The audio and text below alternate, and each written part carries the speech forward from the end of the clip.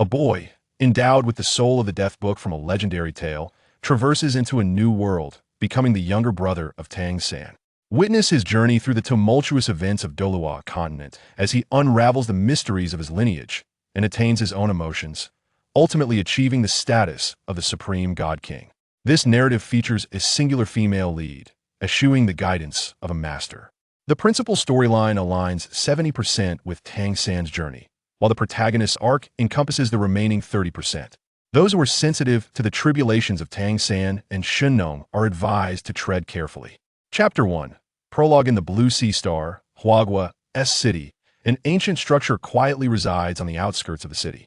This cathedral, bearing the marks of over a century's history, is surrounded by towering ancient trees, lush foliage, and fragrant blossoms. On this sweltering afternoon, only a handful of sparrows sing cheerfully from the branches. The surroundings exude a sense of natural tranquility, yet within this cathedral, there are no priests, no pastors, nor nuns, only a group of orphans and a few dedicated teachers of the orphanage.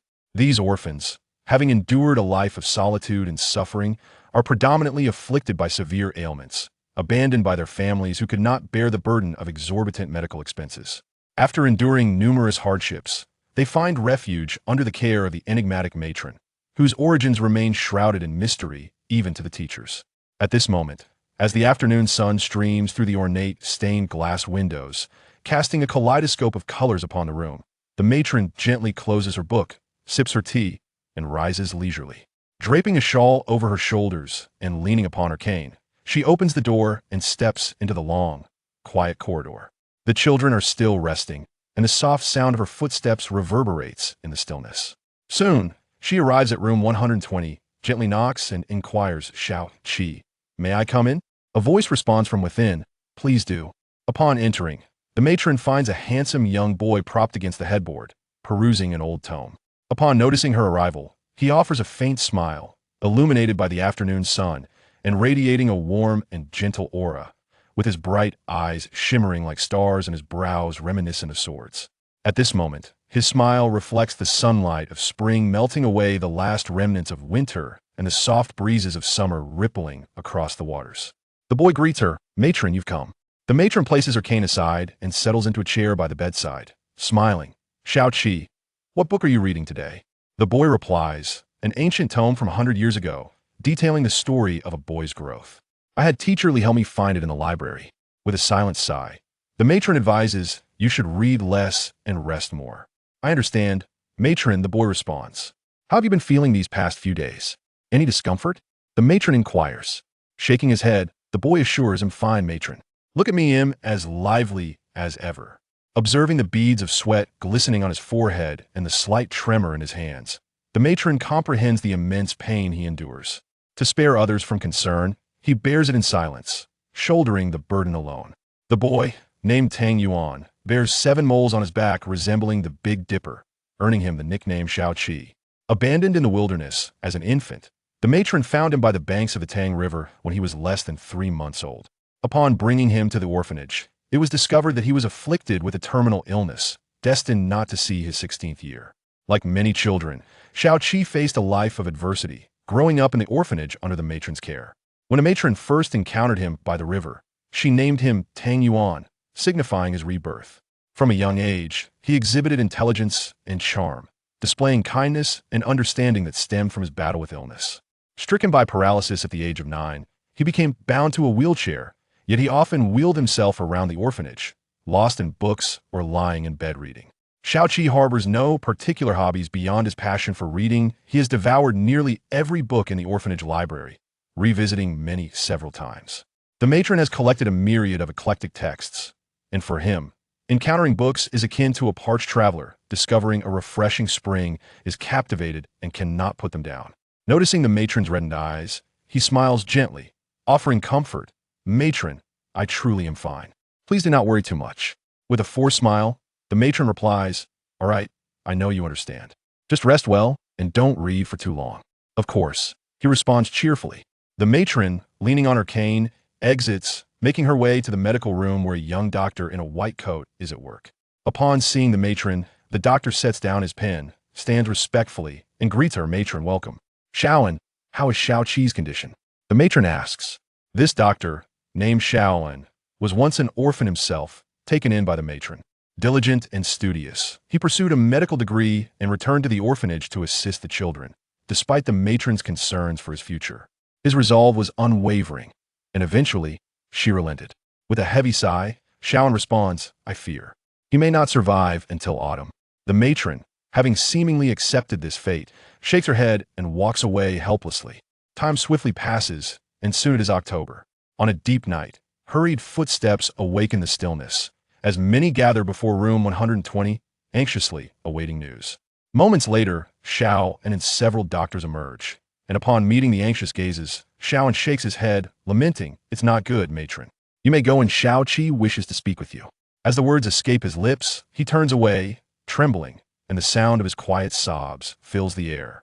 The matron gently pushes open the door and steps inside, finding Tang Yuan lying in bed, pale yet with a hint of color. Understanding this to be a sign of nearing the end, she, as always, sets her cane aside and takes a seat, smiling lovingly. Xiao Qi, why aren't you reading today?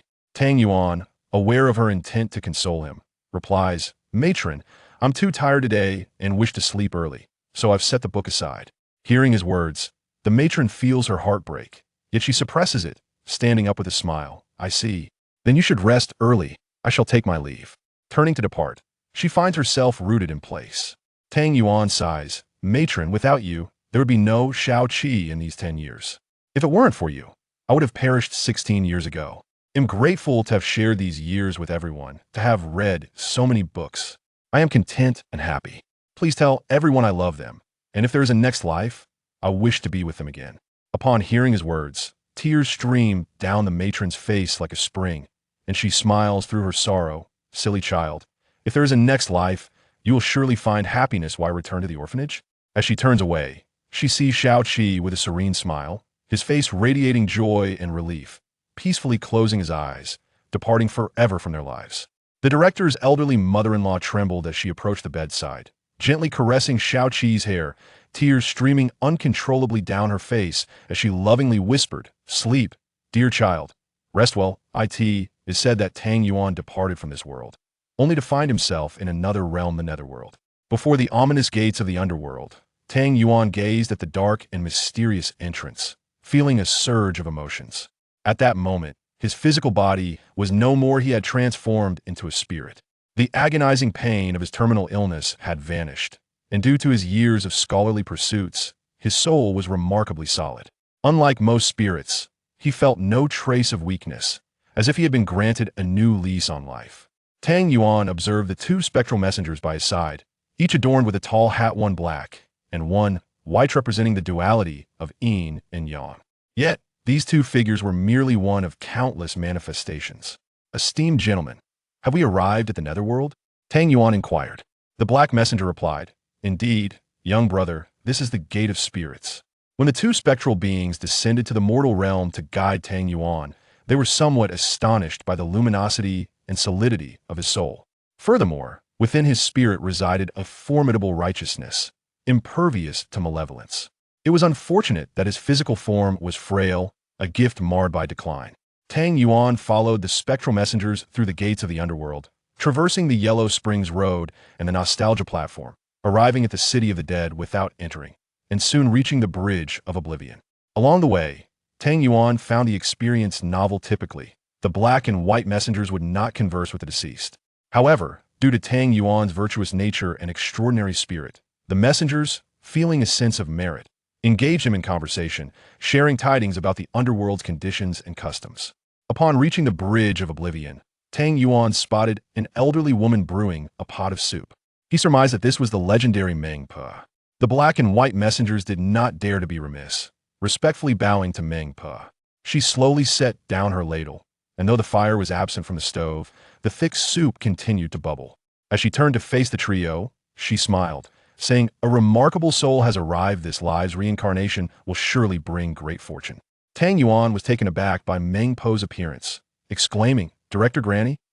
Meng Pe chuckled at his astonishment, saying, Child, I embody countless forms, bearing the weight of the earth. The person you speak of is me, yet also not me. Tang Yuan, though unsure of Meng Pe's meaning, sensed that while she bore a connection to his director's mother, she was not the same individual. As they conversed, Mengpa had already prepared a bowl of thick soup, handing it to Tang Yuan with a smile. "Drink this once you forget your emotions. You shall be reborn." While Tang Yuan felt a flicker of anticipation, reluctant to erase the memories of warmth and kinship from his time in the orphanage, he also harbored hopes for a new life. At that moment, just as he was about to sip Mengpo's brew, a tremendous tremor shook the very heavens, akin to a violent earthquake. Off balance, he inadvertently spilled the soup onto the ground. Mengpa gasped. Who dares invade the netherworld? No sooner had she spoken than the fabric of reality shattered, and a multitude of figures descended from the sky. A resounding voice echoed, "Servants of the celestial demons, annihilate the netherworld." Upon hearing this, the black and white messengers gasped in unison. Celestial demons? Though Tang Yuan did not comprehend the nature of these demons, he sensed the imminent danger should his spirit shatter. He would be lost forever, unable to reincarnate. Turning around, he found that Mengpa had vanished, and looking to the heavens, he saw her soaring, engaged in a fierce battle against the celestial demons. Chaos erupted in the netherworld as countless beings took to the skies, and in an instant, conflict ignited. Tang Yuan noticed that the black and white messengers had also disappeared. All around him, spirits akin to himself were screaming in terror, some struck by beams of light, disintegrating into fragments that scattered through the cosmos. Filled with dread, Tang Yuan sought refuge, striving to maintain his composure. Suddenly, a realization struck him.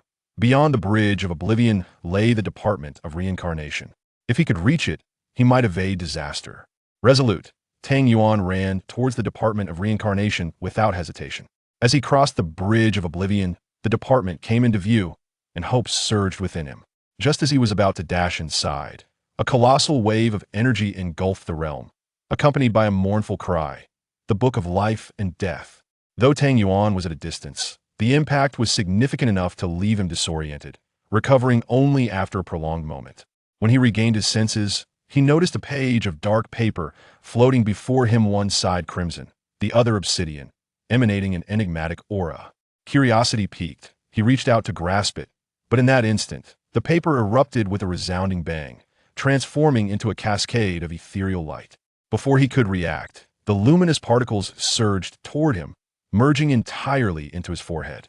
Tang Yuan was taken aback, hastily inspecting himself to find no significant harm, allowing himself a sigh of relief. Though bewildered, survival was paramount, and he turned to flee towards the department of reincarnation. Yet, as fate would have it, another calamity struck. A bolt of celestial fire descended, detonating the department of reincarnation. Tang Yuan was thrown into the air by the shockwave, and before he could land, an overwhelming force began to draw him towards the department. With a cry, he felt the world spin around him, a torrent of chaos enveloping him until, in an instant, darkness consumed his vision, and he lost consciousness. Chapter 2. The Sacrifice. In a towering cliff within the windswept canyon known as the Great Abyss, several vultures, ominously dubbed the Death Vultures, circled above, their cries echoing through the desolate landscape littered with the bones of soul beasts. A wave of energy surged forth, causing the vultures to screech in despair before plummeting to the ground, lifeless. This place, seldom graced by human presence, was today visited by unexpected guests. Among them were two factions. One comprised 3 individuals, while the other consisted of a solitary figure. The aura emanating from both parties was formidable. On the Douluo continent, a profession known as Soul Masters exists, each possessing a unique martial spirit, ranging from avian creatures to terrestrial beasts and an array of weaponry, all diverse and extraordinary. Soul Masters are categorized into various ranks: Soul Scholar, Soul Master, Great Soul Master, Soul Sovereign, Soul Saint, Soul King, Soul Emperor, and Title Douluo, with each rank further divided into 10 levels. Upon reaching level 90, one ascends to the rank of Title Douluo. To progress from levels 10 to 90, one must hunt soul beasts to obtain soul rings. Otherwise, their soul power stagnates. At this moment, the two factions exuded an intimidating and powerful presence. The faction of 3 was led by a man clad in golden armor, wielding a scepter, whose regal aura subtly enveloped the air. The lone figure opposing him had a rugged visage, clad in coarse linen, his expression filled with ire as he glared at his adversary. The man in golden armor was named Qian Xuanji, the Pope of the Spirit Hall on the Douluo continent, accompanied by two elders, both titled Douluo in their own right. The bearded man, Tang Hao, was a disciple of one of the three sects, the Haotian sect, radiating considerable power, albeit inferior to Qian Xuanji. His fluctuating aura suggested a recent breakthrough to level 90, yet he had not acquired his ninth soul ring. Qian Xuanji proclaimed loudly, "Tang Hao, cease your futile struggles. If you surrender the blue-silver emperor, I shall allow you to leave unharmed." Tang Hao, incensed by the words, retorted fiercely, "Qian Xuanji, spare me your empty rhetoric. Aine is my wife. Should you wish to harm her, you must first step over my dead body." Qian Xuanji's expression darkened. "You choose to defy reason. It seems I need not consider the face of the Haotian sect any longer." With that declaration, Qian Xuanji unleashed a mighty roar, his soul power surging forth. And a colossal golden figure emerged behind him, an angel with 6 wings, representing Qian Xuanji's martial spirit. 9 radiant rings of light manifested above him, showcasing a perfect configuration of soul rings. Yellow, yellow, purple, purple, black, black, black, black, black. Simultaneously, the others behind Qian Xuanji summoned their own martial spirits, each exhibiting a similar perfect configuration of soul rings. Refusing to back down, Tang Hao called forth his martial spirit, revealing a massive, pitch-black hammer adorned with flickering blue lightning. The Haotian hammer, a legacy of the Haotian sect. His soul rings emerged. Yellow, yellow, purple, purple, black, black, black, black, black, an optimal configuration, albeit lacking the 9th soul ring, rendering him potentially outmatched against his opponents. With a fierce battle cry, Tang Hao wielded the Haotian hammer, lightning crackling as he charged at Qian Xuanji and his companions. A thunderous clash ensued, shaking the very heavens and earth, as clouds of dust rose in the wake of their confrontation. Not far from the canyon, a serene grove flourished, where a gentle stream flowed and the air was filled with the sweet melodies of birdsong. Nestled by the riverside stood a thatched cottage. Suddenly, the wail of an infant pierced the tranquility, startling the birds from the treetops. Within the cottage, a beautiful woman reclined against the headboard, cradling a newborn in her arms. The infant, just born, lay quietly, his curious blue eyes wide open, taking in the world around him. Where is this? Have I truly been reborn? Why do I still retain memories of my past life? How did I arrive here? I never drank the Mengpa soup. After the Reincarnation Bureau was destroyed, I found myself drawn into this inexplicable space. Fragmented memories surged through the infant's mind. This newborn was none other than Tang Yuan, the reincarnation of Tang San. As Tang Yuan gazed upon the woman before him, he noted her delicate features, the bridge of her nose, her ivory skin, and her dark brows shaped like crescent moons. Her cascading blue hair resembled a waterfall, with beads of sweat clinging to her temples. Her complexion pale, yet possessing a healthy flush.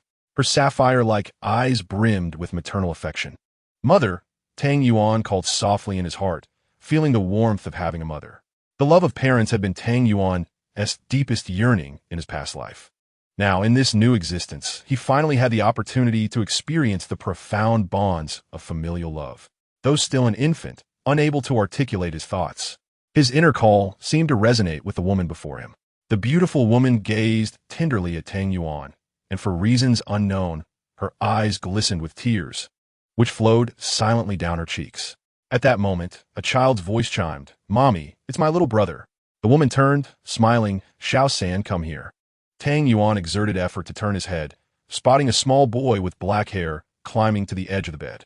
The black-haired boy, beaming with joy, reached out to clasp Tang Yuan's tiny hand, exclaiming in a childish voice, "Brother, brother." Tang Yuan, enchanted by the boy's adorable demeanor, couldn't he help but giggle. The woman affectionately patted the boy's head. "Xiao San, you are now the big brother. Take good care of your little brother." The boy nodded vigorously in agreement. Tang Yuan felt a surge of warmth in his heart as he observed his mother and elder brother. It dawned on him that fate had indeed favored him. In this life, he had attained the familial love he longed for in his previous existence. He vowed to cherish it dearly. Suddenly, an intense pain surged through Tang Yuan's mind, causing him to gasp in alarm. Uncontrollably, he let out a cry, which, to others, sounded like the wailing of an infant. His consciousness began to fade, slipping into a haze as he struggled against the encroaching darkness, ultimately succumbing to confusion and losing all recollection. Now, Tang Yuan was like any other newborn, perfectly normal. Neither the woman nor the little boy noticed the commotion. At that moment, an elderly woman approached, her face alight with joy. "Ain, how do you feel?" The woman was none other than the transformed spirit beast, the blue-silver emperor, Ain, the mother of Tang San and Tang Yuan. Ain replied with a smile, "Grandma, I'm well, nothing to worry about." The old woman chuckled. "That's good to hear. You do have a robust constitution. After giving birth, you seem hardly weakened at all." Ain smiled, but the old woman remained oblivious to the fact that Ain was a formidable soul master who had transformed from a 100,000-year spirit beast. For her, giving birth was as simple as eating or drinking. Although there was a loss of vitality, her soul power compensated for it, making it a trivial matter. The old woman looked at Ain and the two children, her brow furrowing with concern.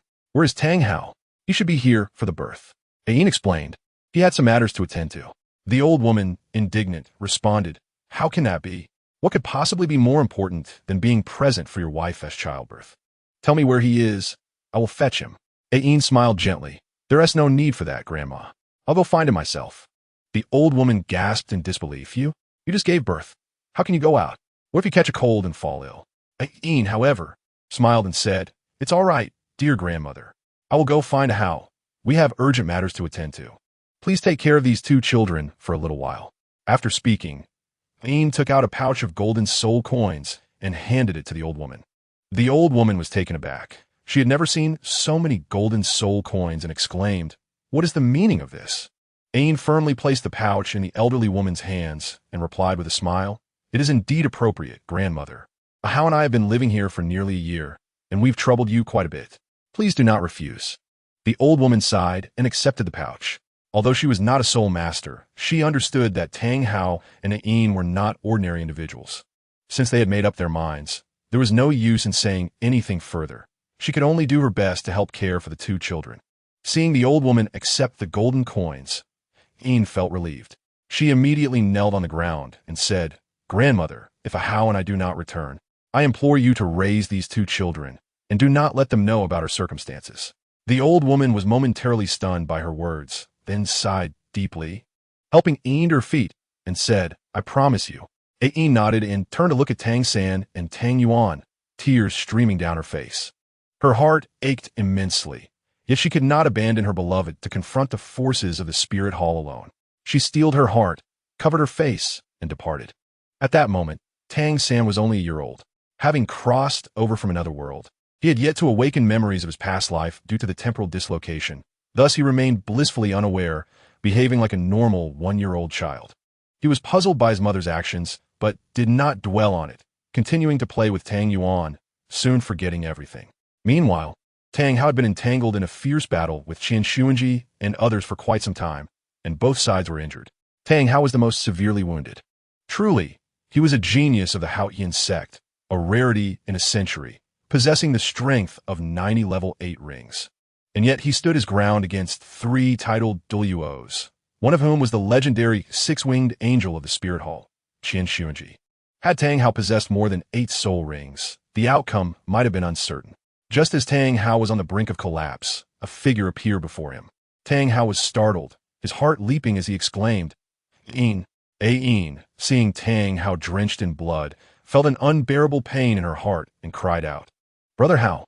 Tang Hao, both shocked and sorrowful, suppressed his grief and shouted, "What are you doing here? Quickly leave." Ain shook her head, stating, "No, I will not leave."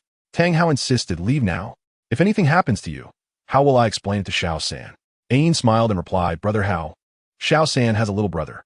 Tang Hao was momentarily taken aback, then joyfully asked, "You mean?" Ain nodded, "Yes, it's a boy. We are waiting for you to return to name him." At that moment, Qian Xuanji and his companions spotted Ain and laughed, "Blue-Silver Emperor, we have finally found you." Hearing this, Tang Hao urgently shouted, "Ain, quickly run." Ain smiled at Tang Hao and stepped forward, speaking with a grave tone. "Qian Xuanji, if you spare my husband and children, I am willing to go with you." "What do you say?" Tang Hao was horrified and shouted, "Ain, no!" Before he could finish, Yin waved her hand to interrupt him and asked, "What do you say?" Qian Xuanji, hearing her words, smirked inwardly. If he spared her husband and children, it would only invite future vengeance, but it was best to placate the blue-silver emperor for now. And once he had secured her, he could deal with Tang Hao later. With that thought, Qian Xuanji declared, "Very well. I promise you. As long as they do not provoke me, I will spare them." Yin smiled. "Good." "No." Tang Hao roared. "Qian Xuanji, you must not." Yin grasped Tang Hao's hand and whispered, "Brother Hao, trust me. I am yours. Even in death, I belong to you alone." Tang Hao was caught off guard by her words, questioning Yin. Yin smiled at him and confidently called out, "Qian Xuanji, come. I hope you will honor your promise." Qian Xuanji, believing her, felt elated. If he could capture the blue-silver emperor, it would mean acquiring 100,000-year soul beast and 100,000-year soul ring, rendering everything else inconsequential. Though Qian Xuanji had already attained his 9th soul ring, his disciples, Bibi Dong, and his daughter, Qian Rinxue, could also use the blue-silver emperor to add to their own. In that moment, Qian Xuanji approached the blue-silver emperor to restrain her and take her away. Suddenly, an unexpected turn of events occurred. As Qian Xuanji drew near, Yin summoned her martial soul, unleashing a powerful soul skill that struck the unguarded Qian Xuanji. Although a Yin soul power level was not as high as Qian Xuanji's, he had just been battling Tang Hao and was already injured. Moreover, he was caught off guard and, in his moment of joy, sustained further injury from a Yin's attack. Enraged, Qian Xuanji prepared to charge at Yin and capture her, but in that instant, a blinding blue light erupted. Yin's body radiated an infinite blue glow as her martial soul surged forth. Her soul ring shattered and coalesced into a brilliant soul ring that soared high towards Tang Hao. Sacrifice. Indeed, Yin had sacrificed herself for Tang Hao. In her final moments, she smiled gently at him and said, "Brother Hao, take good care of our children." Tang Hao was engulfed in sorrow and rage. Having absorbed a Yin's 100,000-year soul ring, he transformed into a god of slaughter, raising the Hao-Yin hammer and charging towards Qian Xuanji and the others. In the aftermath of a Yin's sacrifice, Tang Hao became a harbinger of death, wielding the domain of slaughter alongside the mightiest assault-type martial soul in existence. He unleashed his life force in battle, and Qian Xuanji and his allies could no longer withstand his onslaught. In the fierce clash, one titled Douluo from Qian Xuanji's side fell, while another was gravely injured. Qian Xuanji himself, heavily wounded, managed to escape with the last remnants of his soul power. As he fled, he shouted, "Tang Hao, I will remember this debt today. If I suffer, you shall not find peace either. Prepare for a separation of flesh and blood." He laughed maniacally as he disappeared into the distance. Tang Hao, intending to pursue further, was momentarily halted by Qian Xuanji's words. The murderous intent within him dissipated, and he felt as though cold water had been poured over him, awakening him to the gravity of the situation. He exclaimed, "This is not good." Ignoring his own wounds, he rushed back to the hut, only to find an elderly woman lying on the ground. It was the old woman who had helped them. Upon closer inspection, Tang Hao realized her insides had been crushed. She had already passed away. He was shocked, furious at the spirit hall for even harming the elderly. This kind-hearted woman had aided Tang Hao and Yin greatly, and now she had perished because of him. His heart was filled with both rage and sorrow. Without time to mourn, Tang Hao searched the room but found no trace of the two children. Panic seized him and despair washed over him. At that moment, a powerful aura surged from a distance. Tang Hao dashed out of the hut, sensing that the aura was fleeing away, accompanied by two other auras that resonated with his own bloodline. Without a second thought, he pursued them. Before long, he spotted a figure in a black robe, clutching a boy and a swaddled child, fleeing. This person exuded a formidable aura, already at the soul saint level. Tang Hao closed the distance rapidly, preparing to catch up. He shouted, "You thief! Release the children. I will spare your life." The figure in black quickened his pace upon hearing this. However, Tang Hao, as a titled Douluo, despite his injuries, was not someone a mere soul saint could hope to match. The black-robed soul saint, realizing the danger, hastily discarded Tang San towards the eastern direction and unleashed a burst of soul power. At this moment, Tang San was merely 1 year old, incapable of withstanding the strike of a soul sage. Tang Hao, in shock, hurried to save him. Just as the situation seemed dire, Tang Hao arrived in the nick of time, cradling Tang San in his arms and using his own back to absorb the blow from the black-robed soul sage. With a tremor coursing through his body, it stirred old injuries, causing him to spit out a mouthful of blood. When he turned around, the area was desolate, leaving no trace of the black-robed soul sage. The spirit hall. He vowed not to rest until he avenged this wrong. Having lost his wife and child, Tang Hao bore the sorrow in silence and carried Tang San to a place called Holy Soul Village. Eventually, overcome by both physical and emotional wounds, he collapsed. Upon awakening, Tang Hao found himself lying on a bed in a dimly lit room, with only a kerosene lamp flickering. His guard was immediately raised, and as he attempted to rise and investigate, he noticed Tang San sleeping soundly beside him, which relieved him. At that moment, an elderly man entered the room and smiled. "You are awake." Seeing the old man devoid of any soul power and possessing a simple, kind demeanor, Tang Hao inquired, "Elder, where is this place?" The elder replied, "This is Holy Soul Village, named so because a soul sage once emerged from here. I am Jack, the village chief." Tang Hao nodded. "Chief Jack, you saved me." Jack shook his head. "I merely found you unconscious at the village entrance, cradling a child. I arranged for your return home and summoned a physician, but he could do nothing. Ultimately, it was you who awakened." Tang Hao mused to himself. "Surely, it was the aid of a Yin's 100,000-year spirit ring that saved me. Though my injuries remain, my life is no longer in danger. With some time to heal, I will recover significantly."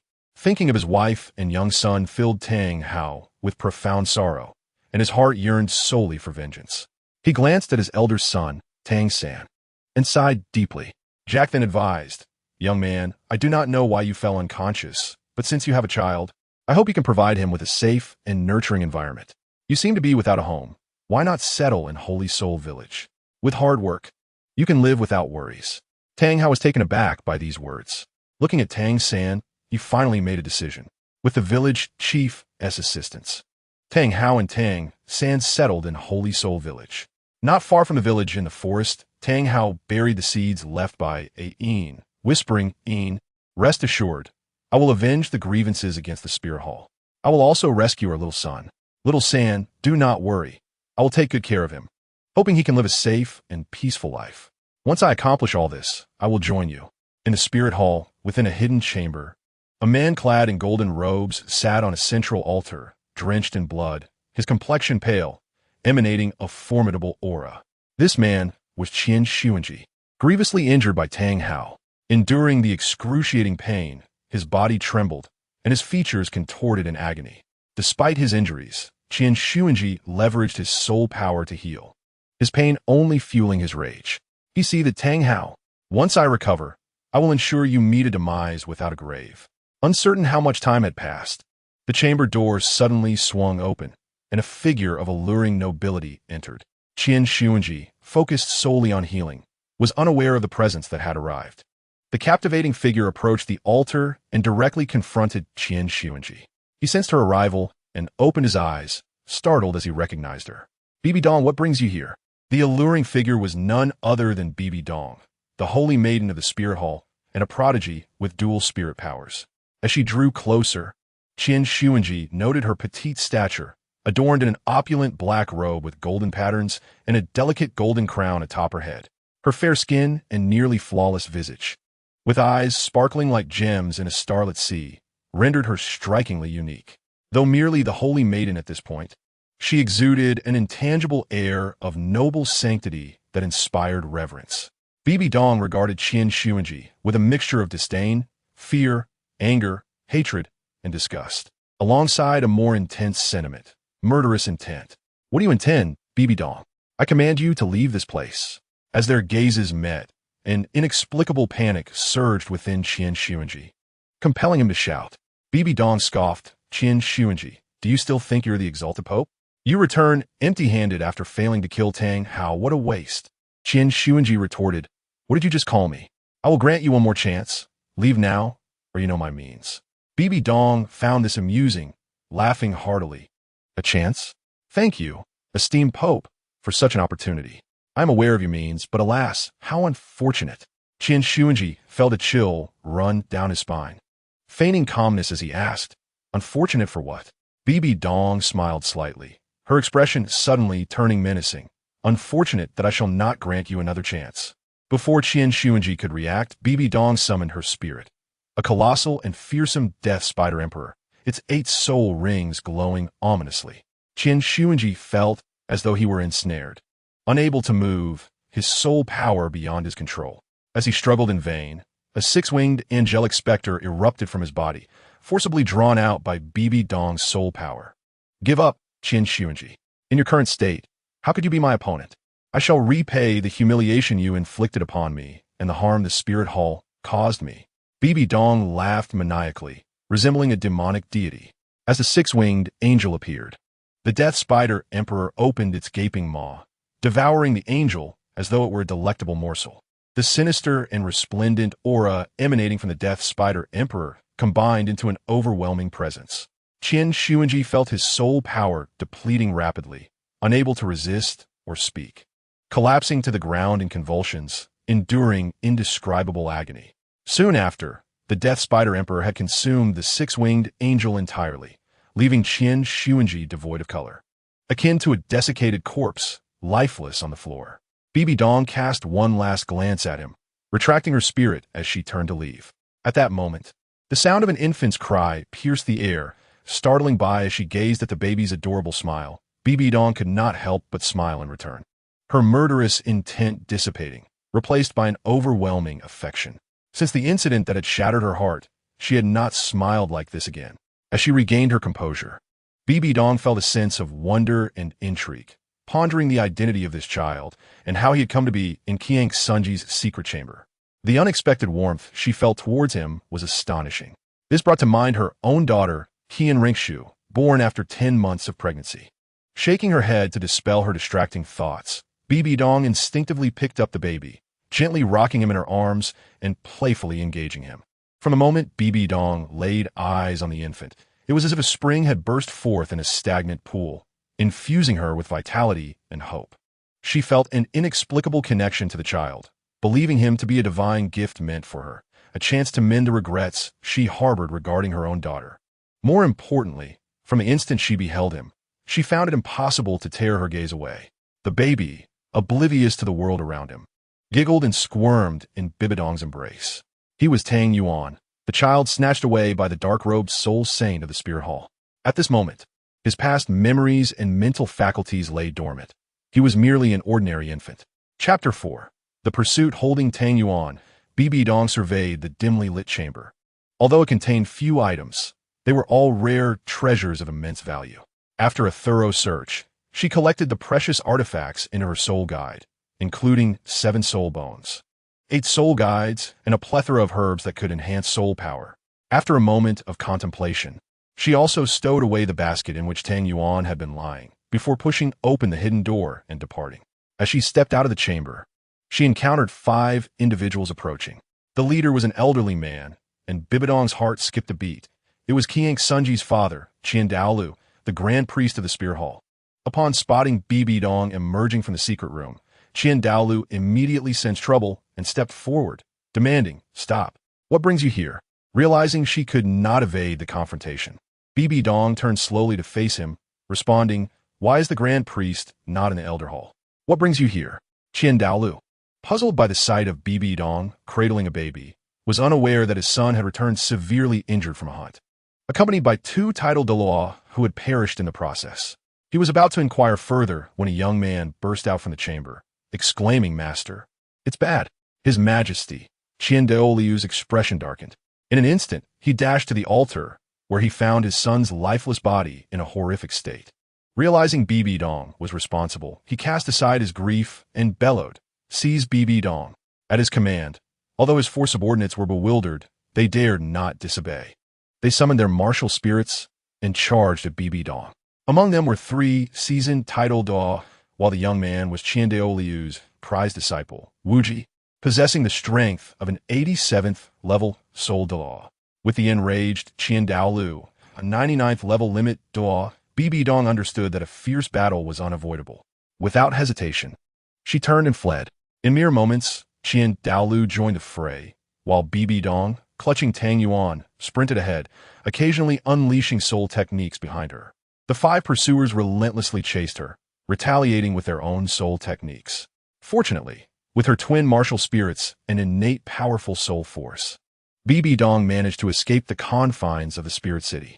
Originally residing in the Spirit Hall, Qian Daolu had retreated to cultivate in seclusion, but now, driven by the grief of losing his son, he disregarded his previous intentions and pursued Bibi Dong relentlessly.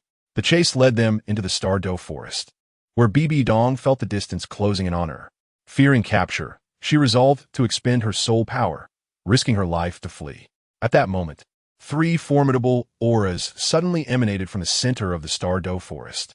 Without hesitation, Bibi Dong propelled herself toward the source.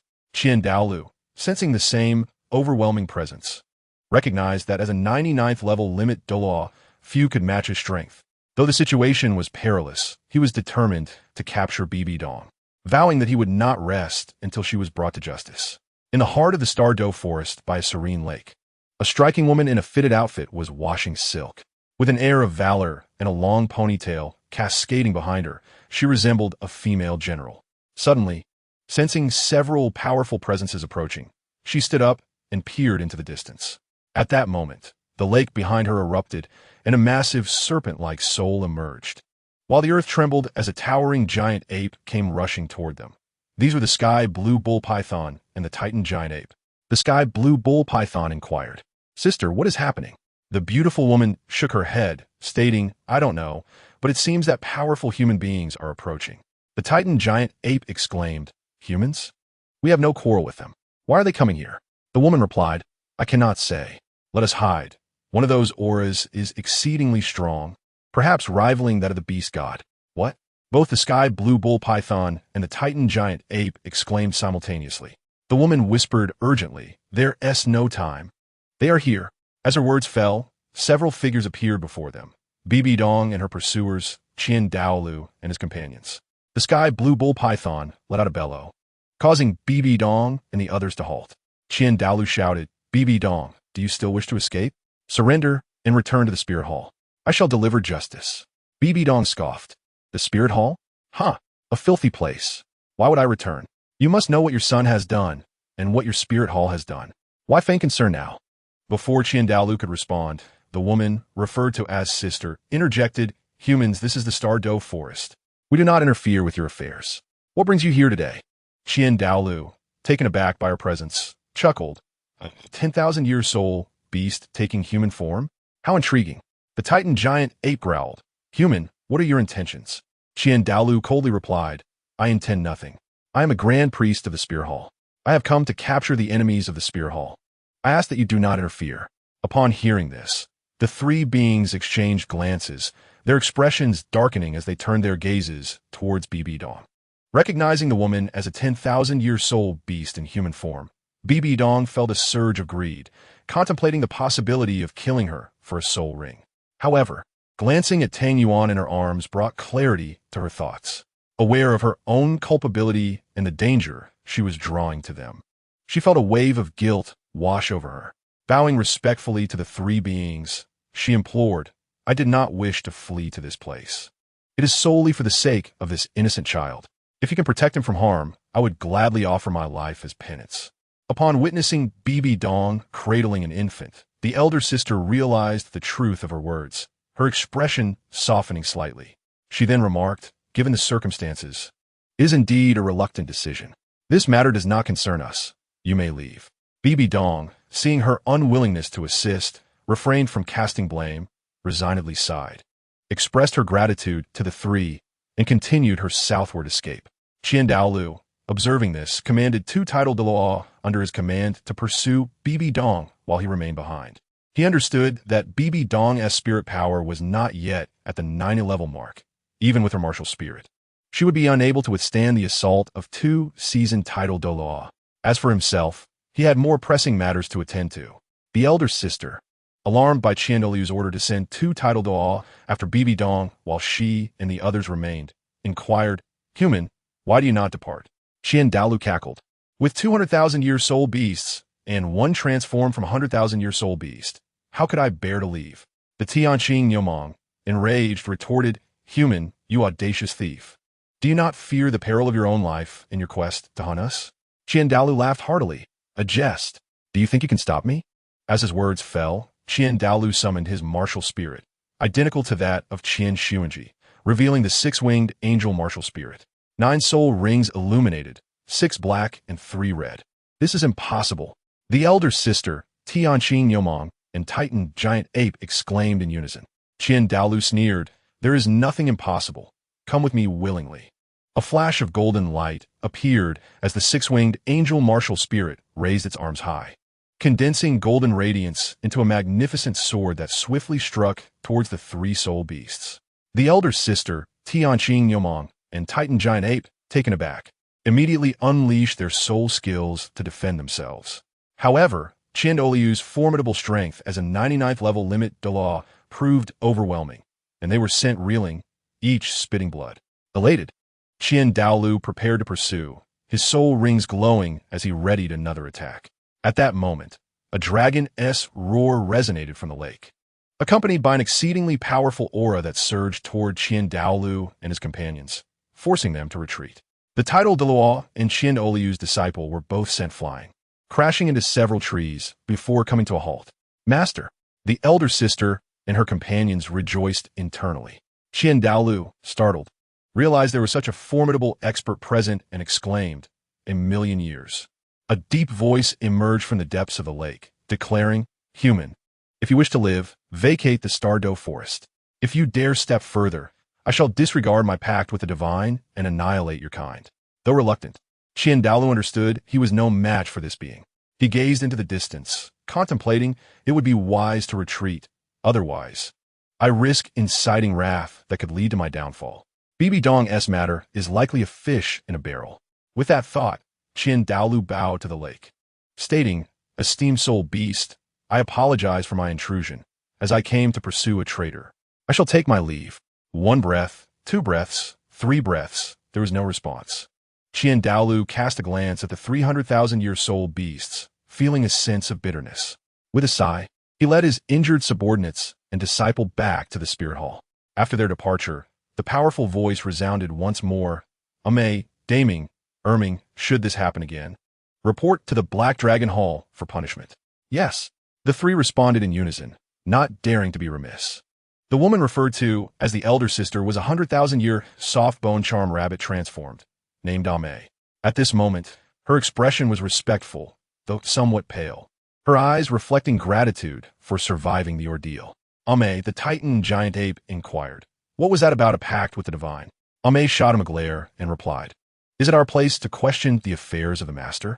The Titan giant ape, abashed, stuck out his tongue and stammered, Yes, I shall not pry." Following this incident, the Douluo forest returned to its former tranquility. In the spirit city of Douluo continent, Qian Daolu circulated his soul power.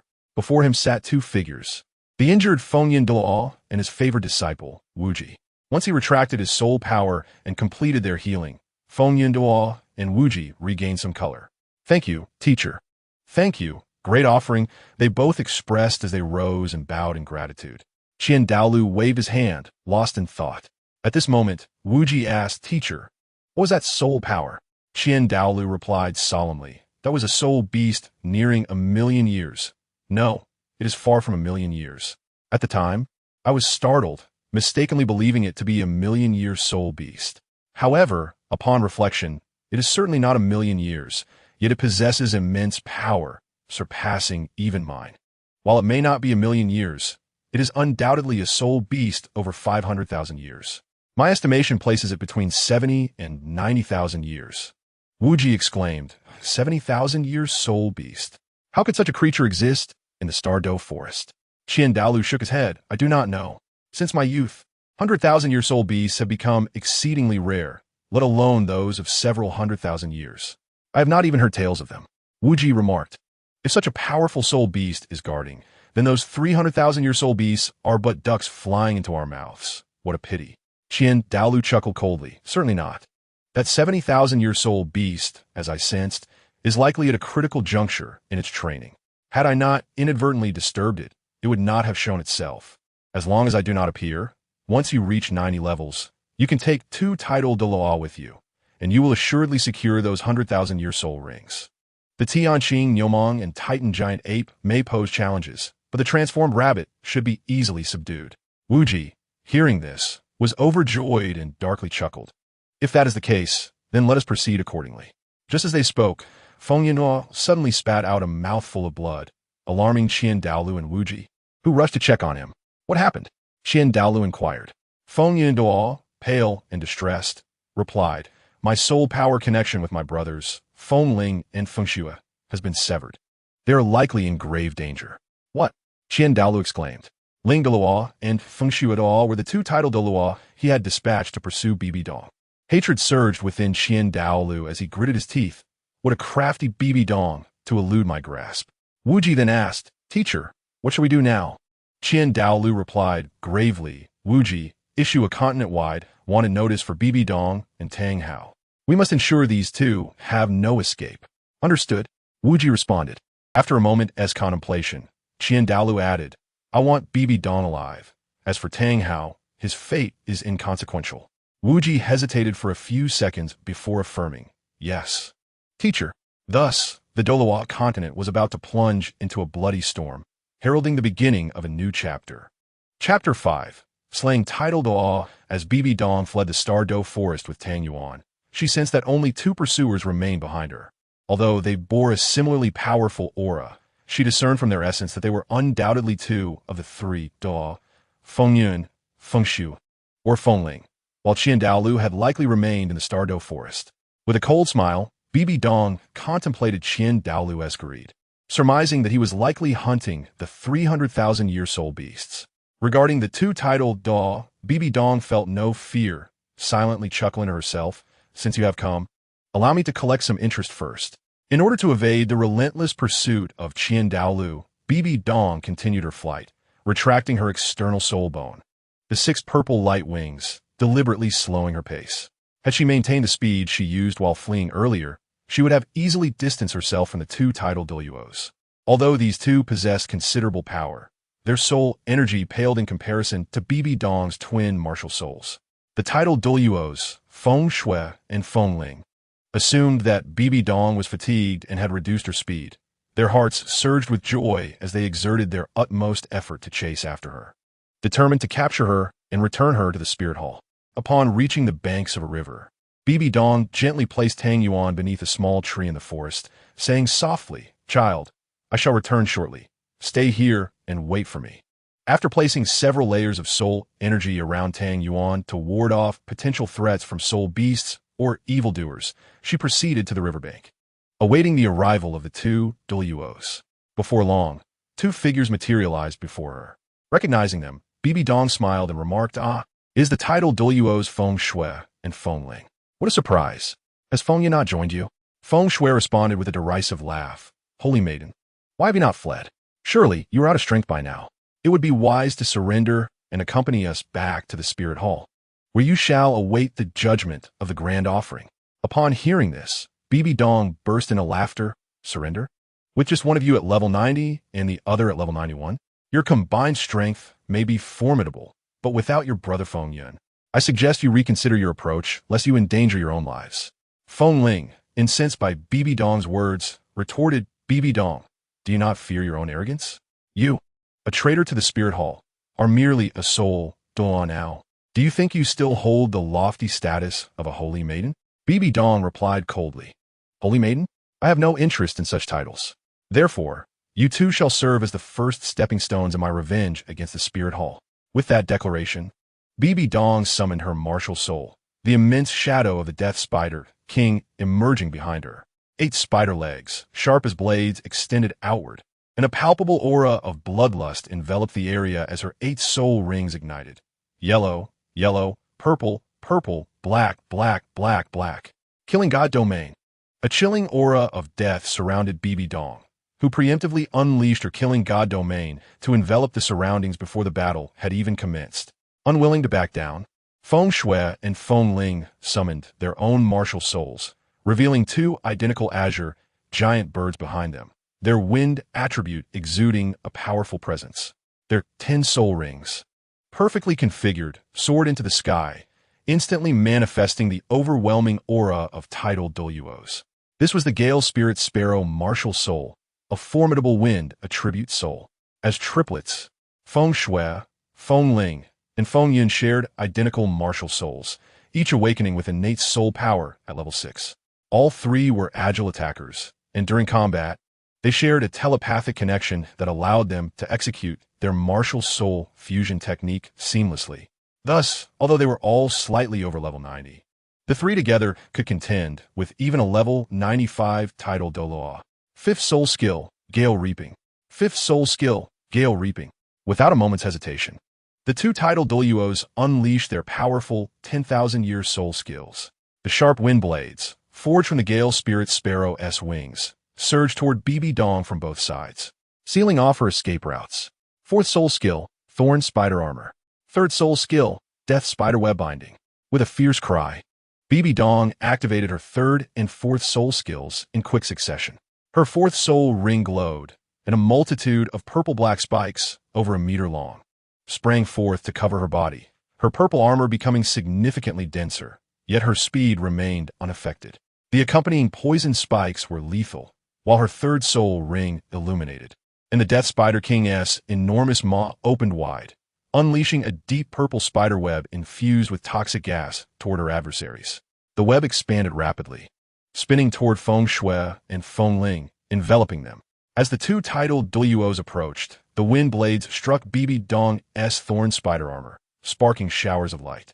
Such trivial skills. Feng Shui sneered. In that moment, Feng Shui and Feng Ling turned swiftly. The Gale Spirit Sparrow maneuvered to slice through the web, reducing it to a cascade of starlight. Devouring Soul Spider King, BB Dong bellowed, summoning her second martial soul. A dark green spider web pattern appeared on her forehead, revealing a massive green Spider King shadow.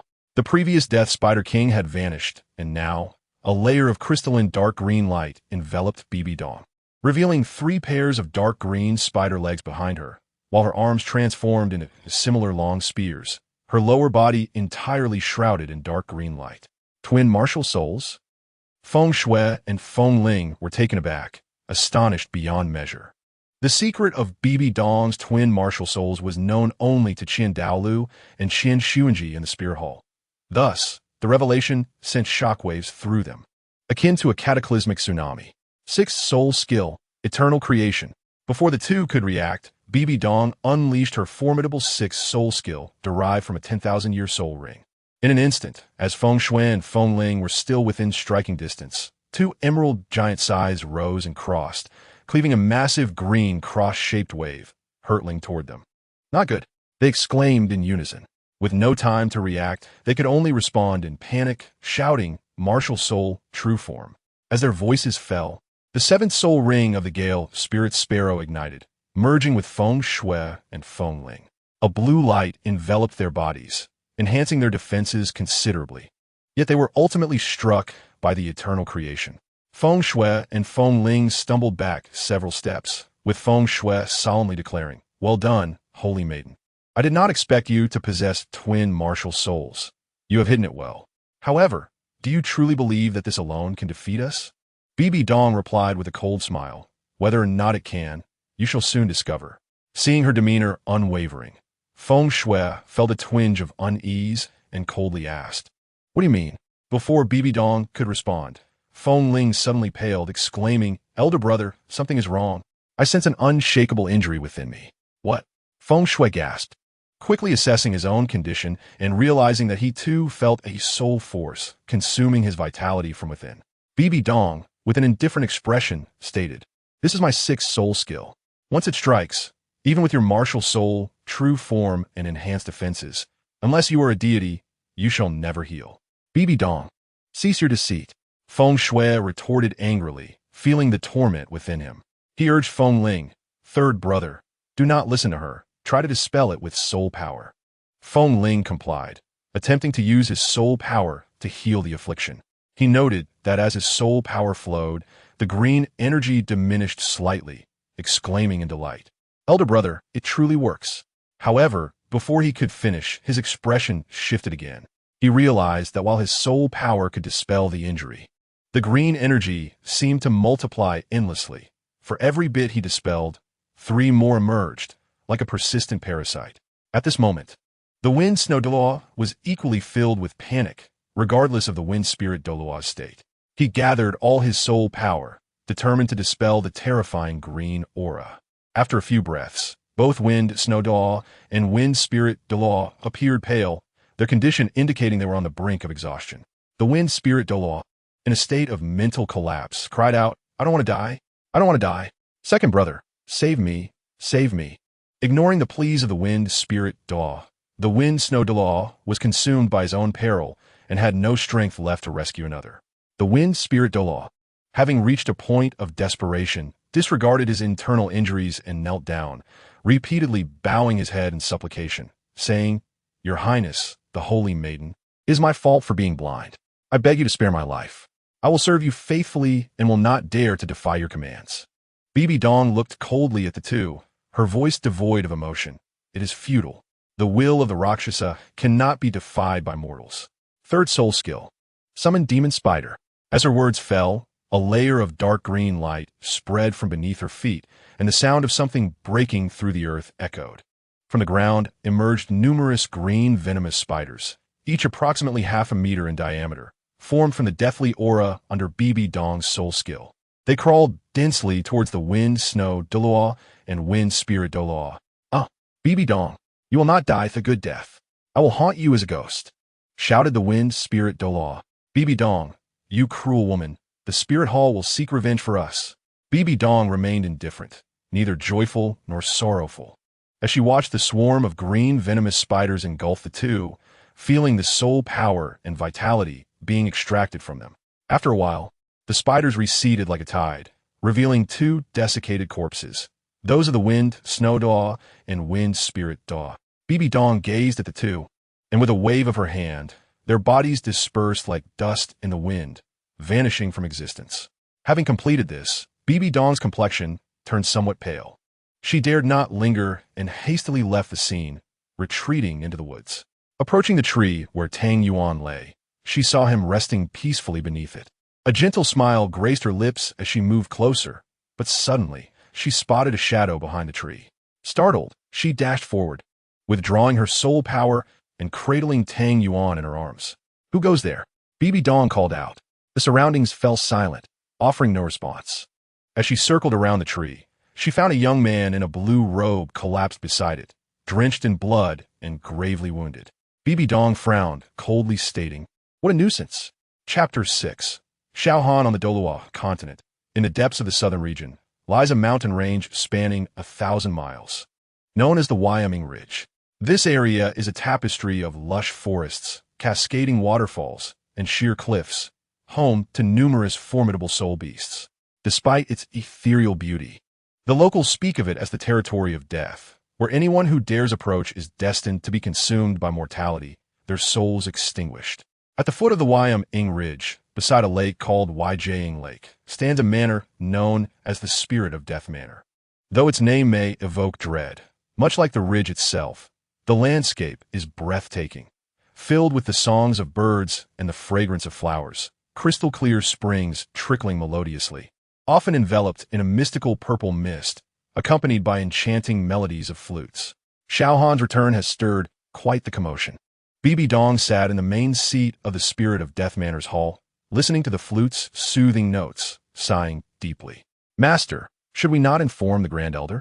inquired a youth beside her, adorned in golden armor, presenting an androgynous appearance, with a voice soft and delicate, reminiscent of a woman's. This individual was the chrysanthemum Douluo, Yu Guan, a rank 91 title Douluo, with the soul spirit of the wondrous golden chrysanthemum. The Grand Elder mentioned by Yu Guan was none other than Shaohan, who was currently playing the flute outside. After Bibi Dong eliminated the wind snow Douluo and wind spirit Douluo, she encountered Shaohan, who lay gravely injured beside a tree, on the brink of death. Initially reluctant to intervene, she reconsidered upon seeing the child in her arms, driven by the desire to perform a good deed, hoping that the child could grow up free of illness. By some twist of fate, Bibi Dong saved Shaohan.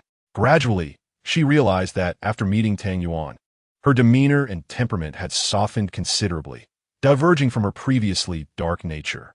After rescuing Shaohan, Bibi Dong intended to depart, yet he insisted on repaying her kindness, expressing his desire to follow her. In a few exchanges, he revealed his background. Xiao Han belonged to the Xiao family of the Tiandou Empire, a once prominent noble family. Although their strength was insignificant to the Spirit Hall, they were still considered formidable by ordinary soul masters. Over 30 years prior, the Xiao family welcomed a visitor, a longtime friend of the family head, the golden crocodile Douluo of the Spirit Hall. For a family like the Xiaos, maintaining a connection with the golden crocodile Douluo was a rare honor, and thus they revered him like a deity. However, due to an inadvertent slip by the family head regarding their heirloom, a soul bone from an 80,000-year-old soul beast, the golden crocodile Douluo, upon hearing this, annihilated the Xiao family that very night to seize the soul bone and conceal his actions. Xiao Han, having been at the academy during the incident, narrowly escaped. Upon returning home, he found his family slain, with the golden crocodile Douluo long gone. His heart sank as he searched desperately, eventually finding a distant uncle who, due to his soul spirit, had managed to cling to life long enough to relay the tragic tale before passing on. Sian Svuda Vengeance, vowing to never live as a mere mortal until he exacted retribution. He trained relentlessly, driven by the ambition to confront the golden crocodile Douluo one day. Blessed with extraordinary talent, he possessed innate 8th-level soul power and inherited the powerful heavenly heart green jade flute as his soul spirit. After over 30 years, he reached the rank of title Daw, yet understanding the golden crocodile Douluo's might, he trained for another decade to attain 95-level title Douluo status. Finally feeling capable of avenging his family, he used his soul spirit to control several title Daw from the Spirit Hall, hypnotizing them to lure the golden crocodile Douluo out of the Spirit City.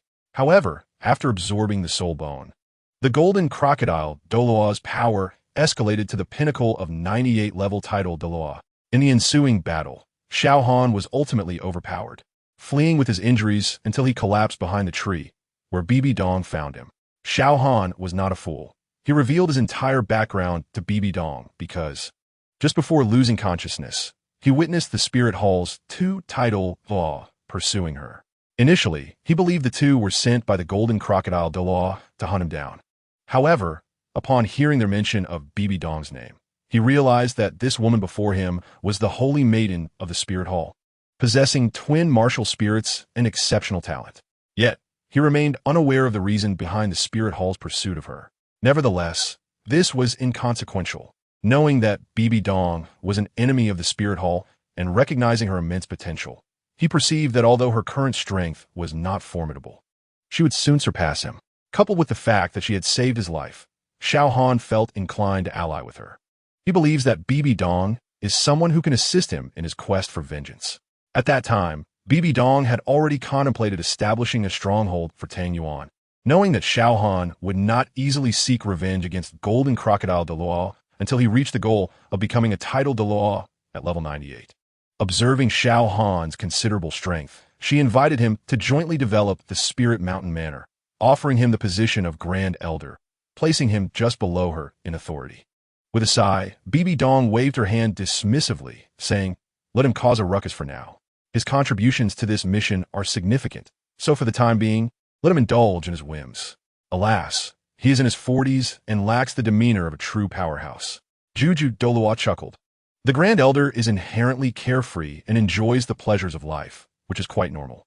The main issue is that the young ladies in our manor are utterly enamored with the Grand Elder and constantly seek ways to approach him. The Grand Elder, however, cannot help it. Those young ladies have diligently improved their cultivation in hopes of winning his favor. At that moment, another figure stood beside Bibi Dong, a pale-faced individual with sunken eyes, appearing somewhat haggard, yet possessing a spirited gaze. Clad in black armor, it was Ghost Dog 8 Mei, a title Douluo ranked at level 91, with a martial spirit of ghostly charm. Both Gue Mei and Yu Guan had escaped from the Spirit Hall, trembling with fear upon hearing of the pursuit order issued for Bibi Dong. They were once her loyal subordinates, and upon hearing the news, they immediately departed from the Spirit Hall, following the route Bibi Dong had taken during her flight. After half a year, they finally located her. By the time they found Bibi Dong, she had already initiated the construction of this secluded paradise. Their unwavering loyalty touched her heart. And to ensure the healthy growth of Tang Yuan, Bibi Dong decided to fortify this location for his safety, agreeing to let Gui Mei and Yu Guan remain as the manor's guardians. Besides Bibi Dong as the manor's mistress and Grand Elder Xiaohan, there were also the two guardians, Gui Mei and Yu Guan, along with several soul Douluos and soul saints, as well as numerous soul emperors, all of whom had been gathered under Bibi Dong's command from the various powers surrounding the Nether Ridge. Aside from these primary forces, there were merely some soul master guards and miscellaneous servants. Just then, a flash of azure light appeared, accompanied by a gentle breeze, as a slender figure entered the main hall. Upon seeing him, everyone recognized Xiaohan. He let out a long sigh, appearing relieved. Bibi Dong teased, "Why do you look so exhausted? The esteemed Grand Elder of the Spirit Mountain Manor. How many young ladies have you serenaded today?" Xiaohan wore a bitter expression, replying, "I say, mistress, you have no idea. The young ladies in this manor are incessantly idle. I dread returning to the manor. If there are any tasks, please assign them to me swiftly." Bibi Dong waved her hand dismissively, stating, "Enough of your cleverness. Many people in the manor would love to have the opportunity you have." Indeed, it was not surprising that the young ladies were constantly pursuing Xiaohan, for despite being in his 60s, his formidable strength and high soul power bestowed upon him the appearance of a refined gentleman in his 30s. What young lady in the bloom of youth could resist such allure? However, a pressing matter lay ahead. Although she initially intended to send Yu Guan, Xiaohan had stepped forward, so she tasked him with another journey. Bibi Dong spoke, "There have been some obstacles in advancing our enterprises in the Star Luo Empire. Take a team with you. Choose your own personnel. Depart the day after tomorrow. Remember, do not reveal yourself initially. Have your subordinates handle the arrangements. If you encounter any titled Douluos obstructing your progress, then you may intervene." Xiaohan nodded in agreement and departed the hall to arrange for the task.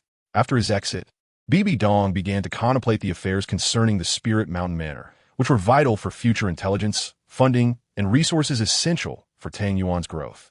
For some reason, Bibi Dong felt she had changed profoundly. Ever since she accepted the legacy of the Rakshasa, or rather, since Qian Xuanji had done such things to her, her heart had been consumed by hatred, rendering her estranged even from her own daughter. Yet upon meeting Tang Yuan, her heart reignited with warmth and hope. Despite having embraced the bloody, merciless, and murderous legacy of the Rakshasa, she found herself repeatedly drawn back into darkness. But in those moments, the image of Tang Yuan's little form and his immensely warm smile would surface in her mind, helping her escape that emotional turmoil. Although she could not fathom why such a transformation occurred, the Rakshasa's legacy continued unabated. For Bibi Dong, Tang Yuan represented hope and warmth, and she cared little for anything else. Now, 2 years had passed since the pursuit by Qian Douluo, during which time Bibi Dong had not only endured the trials of the Rakshasa, but had also acquired her 9th soul ring, a divine soul ring exceeding 10,000 years in age. Chapter 7. 4 years later, a few days later, early in the morning, Bibi Dong summoned Xiaohan and a group of others to the front hall, emphasizing several important matters before sending them off from the manor. She then returned to the hall to attend to other affairs. Weariness appeared upon her face. After all, the manor had only recently been established, and many tasks still required her direct involvement. Before long, a sweet, youthful voice rang out, "Mama, mama." Bibi Dong snapped back to reality, spotting a small figure running toward her, trembling slightly and calling out, followed closely by Yu Guan and Gui Mei.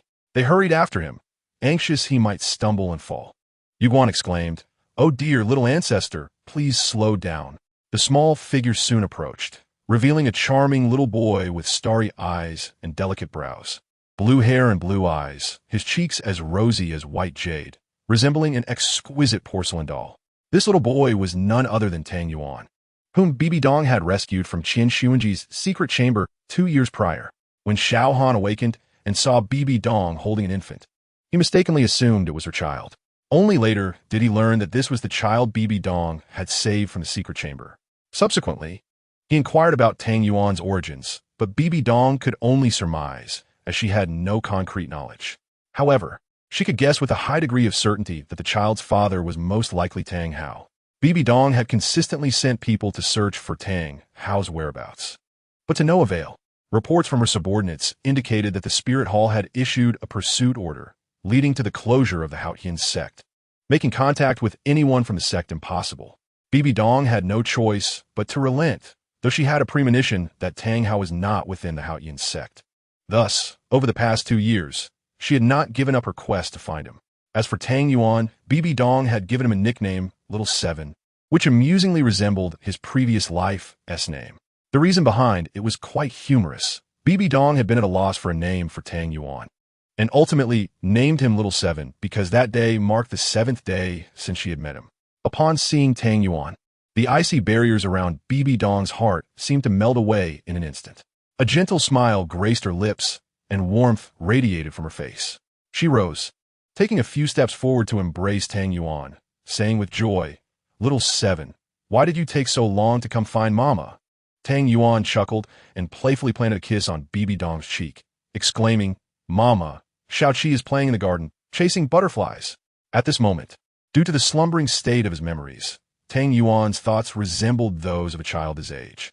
Bibi Dong reached out to wipe the beads of sweat from Tang Yuan's forehead, chiding him gently, "You little rascal, you're all sweaty from playing. Aren't you tired?" Tang Yuan shook his head and replied with a smile, "Not at all. I still want to chase the little butterflies." Bibi Dong glanced at Gue Mei and Yu Guan, who had returned with Tang Yuan, and seeing their disheveled appearance, she couldn't help but laugh. "While you're not tired, you've worn out Uncle Yu Guan and Uncle Gue?" Upon hearing this, Yu Guan chuckled, "Not tired at all. It's a joy to play with Xiao Qi. I'm quite happy, aren't you, old Gue?" Gue Mei nodded, a somewhat stiff smile on his face indeed. Tang Yuan grinned and said, "Mama, look, Uncle Yu Guan and Uncle Gue aren't tired. So why don't you come play with me?" Bibi Dong smiled apologetically. "I'm sorry, Xiao Qi. Mama's been quite busy lately. How about we play together after some time?" She had not spent much time with Tang Yuan recently, as she was at a critical stage of her cultivation, nearing the end of the trials for the inheritance of the Rakshasa god. Consequently, she had to rely on Yu Guan and Gue Mei to watch over Tang Yuan. As for Xiao Han, that fellow had been even more diligent, often telling Tang Yuan bedtime stories late into the night. Though Bibi Dong's apology left Tang Yuan feeling a bit dejected, he was mature for his age and did not wish to burden her, so he nodded with a smile. "All right, it's a promise, let's hook." Bibi Dong smiled with satisfaction. "It's a promise, let's hook." Time flew by, and in the blink of an eye years had passed. During these years, the spirit hall steadily developed, with little change day by day. Xiao Han was still frequently pursued by the ladies, but thankfully, many of them were preoccupied with tasks outside the estate, allowing him some respite. He often seized opportunities to investigate the movements of the spirit hall. Compared to the earlier exaggerated chaos, the current situation had calmed considerably. Yu Guan and Gue Mei continued to seek opportunities to spar with Xiao Han, and now they had reached the rank of title de law at level 93. Xiao Han, advancing further, had reached the pinnacle of level 95, drawing closer to level 96.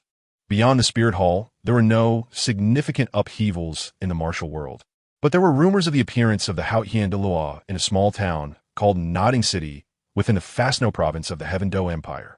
At 6 years of age, Tang Yuan was on the cusp of his awakening ceremony, which Bibi Dong would take him to in a nearby village the following day. In the spirit hall, Bibi Dong sat at the head, inquiring, "Yu Guan, have you gathered the intelligence? When will the spirit hall's soul masters arrive in Haishi village?" Yu Guan, seated at the lower left, responded, "I have found out that a soul master named Grolan from the South Fire City will arrive in Haishi village tomorrow morning." Bibi Dong nodded. "Very well. Although Haishi village is remote, the spirit hall is quite meticulous, still dispatching soul masters to awaken the children's martial spirits. Otherwise, we would have to take Xiao Qi to South Fire City." Gue Mei interjected, "Master, why not let Xiao Han take Xiao Qi? After all, he is from a spirit hall. Even if just a soul master, I fear there may be unforeseen circumstances." Yu Guan added, "Indeed, master. Should we not acquire the awakening stones from the spirit hall and awaken Xiao Qi ourselves? Wouldn't that be more secure?" Bibi Dong waved her hand dismissively. "No need for trouble. The spirit hall poses no significant threat to me at present. I am merely concerned for Xiao Qi's safety, and there must be no variables." Despite her words, Bibi Dong felt uncertain. She was well aware of the spirit hall's formidable foundation, especially in terms of the number of titled Douluos they possessed, which far surpassed her own. Moreover, the awakening stones were tightly controlled by the spirit hall, with only the 7 major sects possessing them. To awaken a martial spirit, One must rely on the spirit hall. Had she known years ago to bring some along, she would not have forgotten about them. Bibi Dong continued, her expression filled with exasperation. Yuan shrugged. Who could have predicted this? Old Gui, and I should have brought a cartload.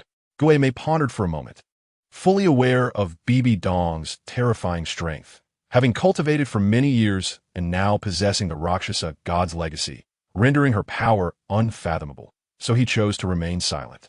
Meanwhile, Xiao Han perked up, raising his hand eagerly. I can do it. I could take Xiao Qi. His main motivation was to escape the incessant attention from the ladies in the estate, even if only for a day. Bibi Dong shot him a sidelong glance, saying flatly, no need. Xiao Han was taken aback, asking why not. It's a short journey. We could return in a day without worry. Bibi Dong shook her head. I'm primarily concerned you might lead Xiao Qi astray.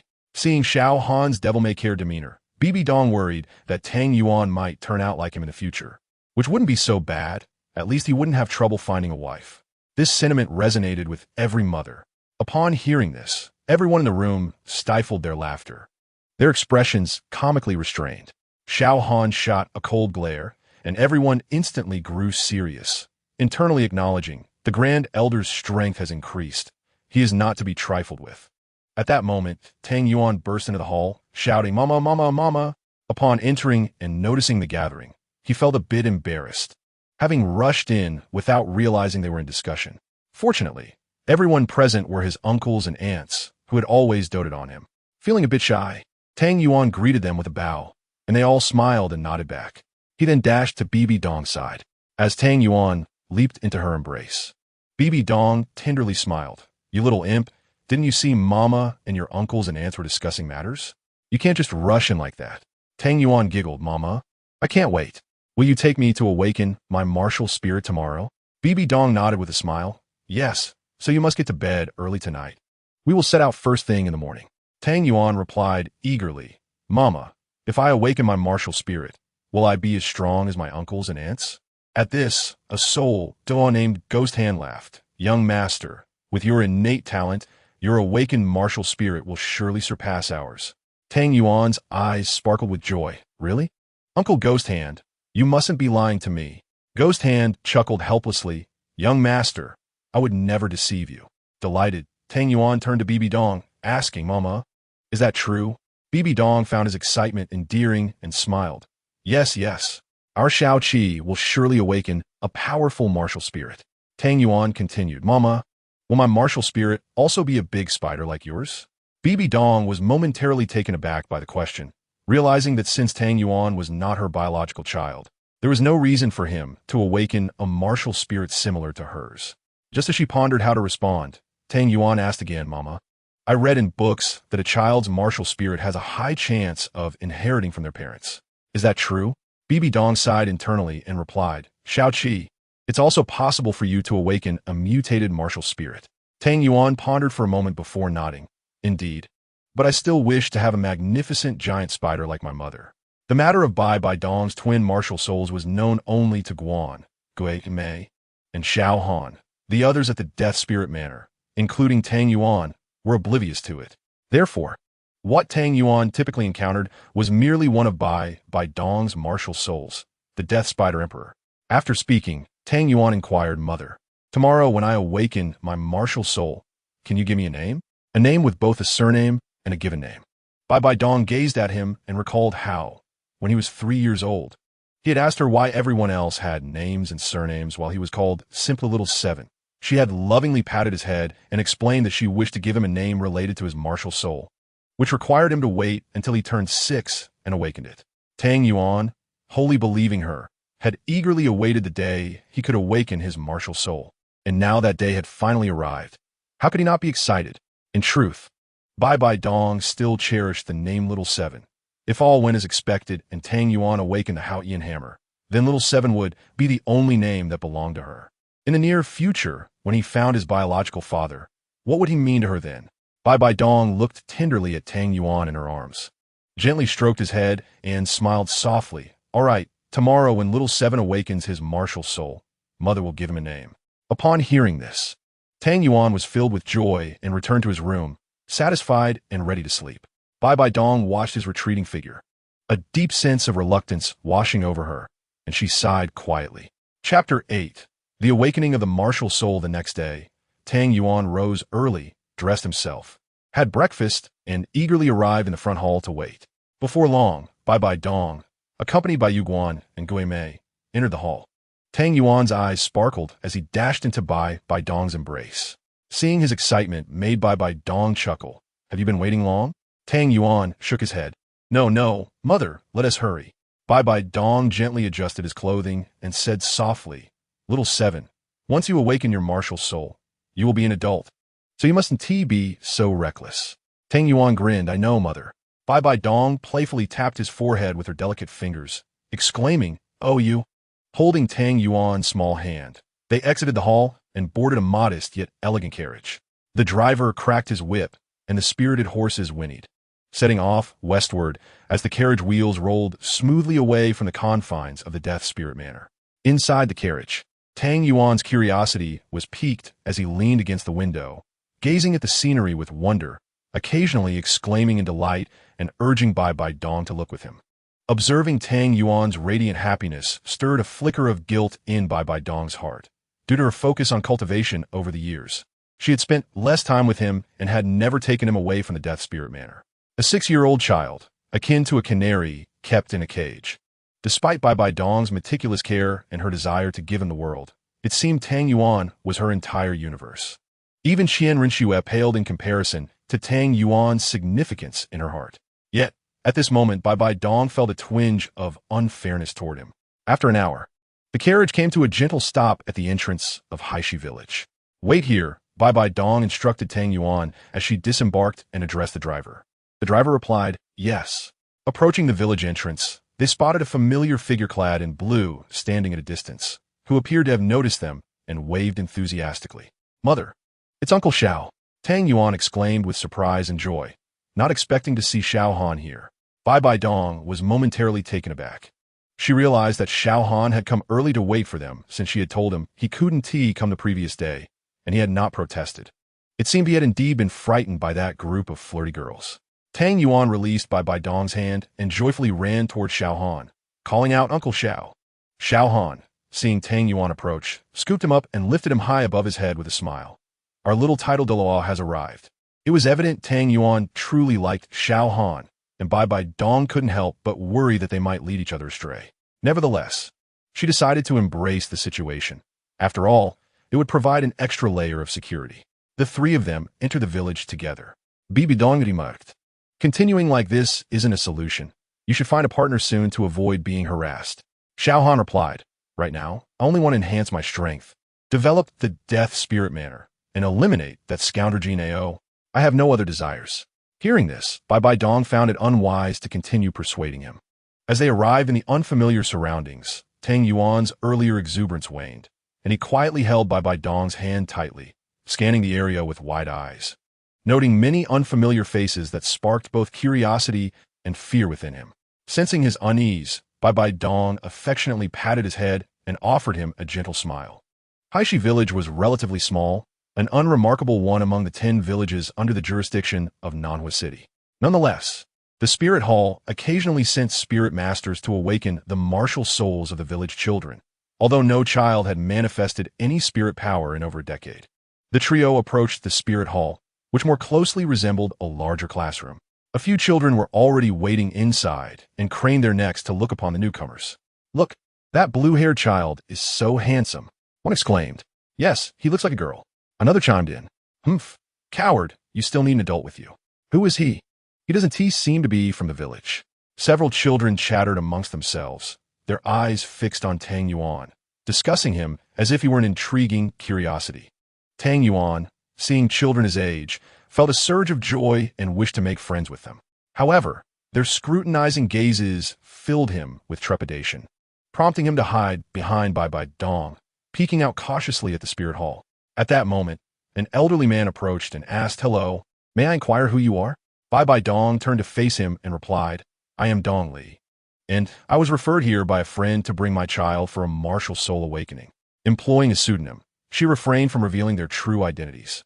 Although she held no fear of the Spirit Hall, Being targeted could pose significant trouble and a threat to Tang Yuan's safety.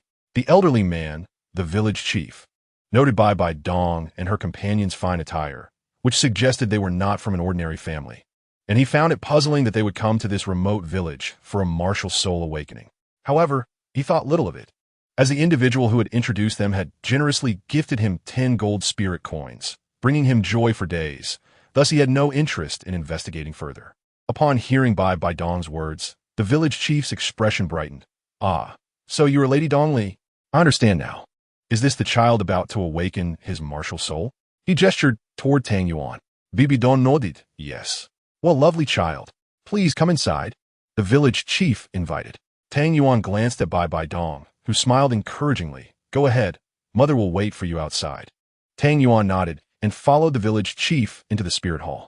After sitting in the Hall of Martial Souls for a while, the children ceased to pay him any attention.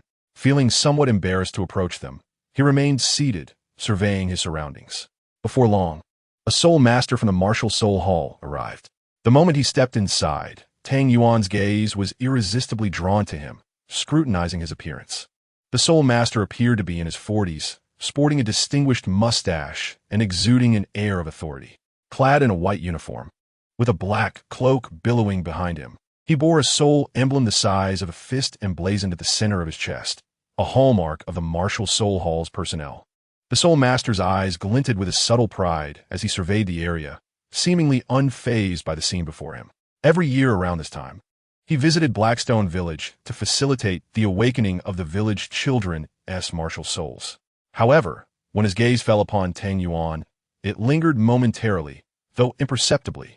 The village chief greeted the soul master, who acknowledged him with a slight nod before unpacking his belongings. He produced 2 items, 6 glossy black stones and a radiant blue crystal orb. Once fully prepared, the soul master stood at the forefront and announced, "I am Glorine, a level 24 battle soul master, your guide today. I will oversee your martial soul awakening. Please line up orderly and approach one by one for the ceremony. Remember, do not be afraid, no matter what happens." Upon hearing Glorine's words, the children instinctively formed a line, with Tang Yuan taking his place at the back. Glorine arranged the 6 black stones in a hexagonal formation on the ground, signaling the first child to step into the center. The child, visibly nervous, approached with trepidation. Glorine reassured him, "There is no need to fear. Close your eyes and feel carefully." As he spoke, Glorine extended his right hand, and a golden light enveloped him. A knight's sword materialized in his palm, an unremarkable weapon akin to an ordinary longsword from a blacksmith's forge, its silvery blade adorned with intricate patterns. 2 radiant rings of light emerged from beneath his feet, swirling around him, one white and the other yellow, both dazzling.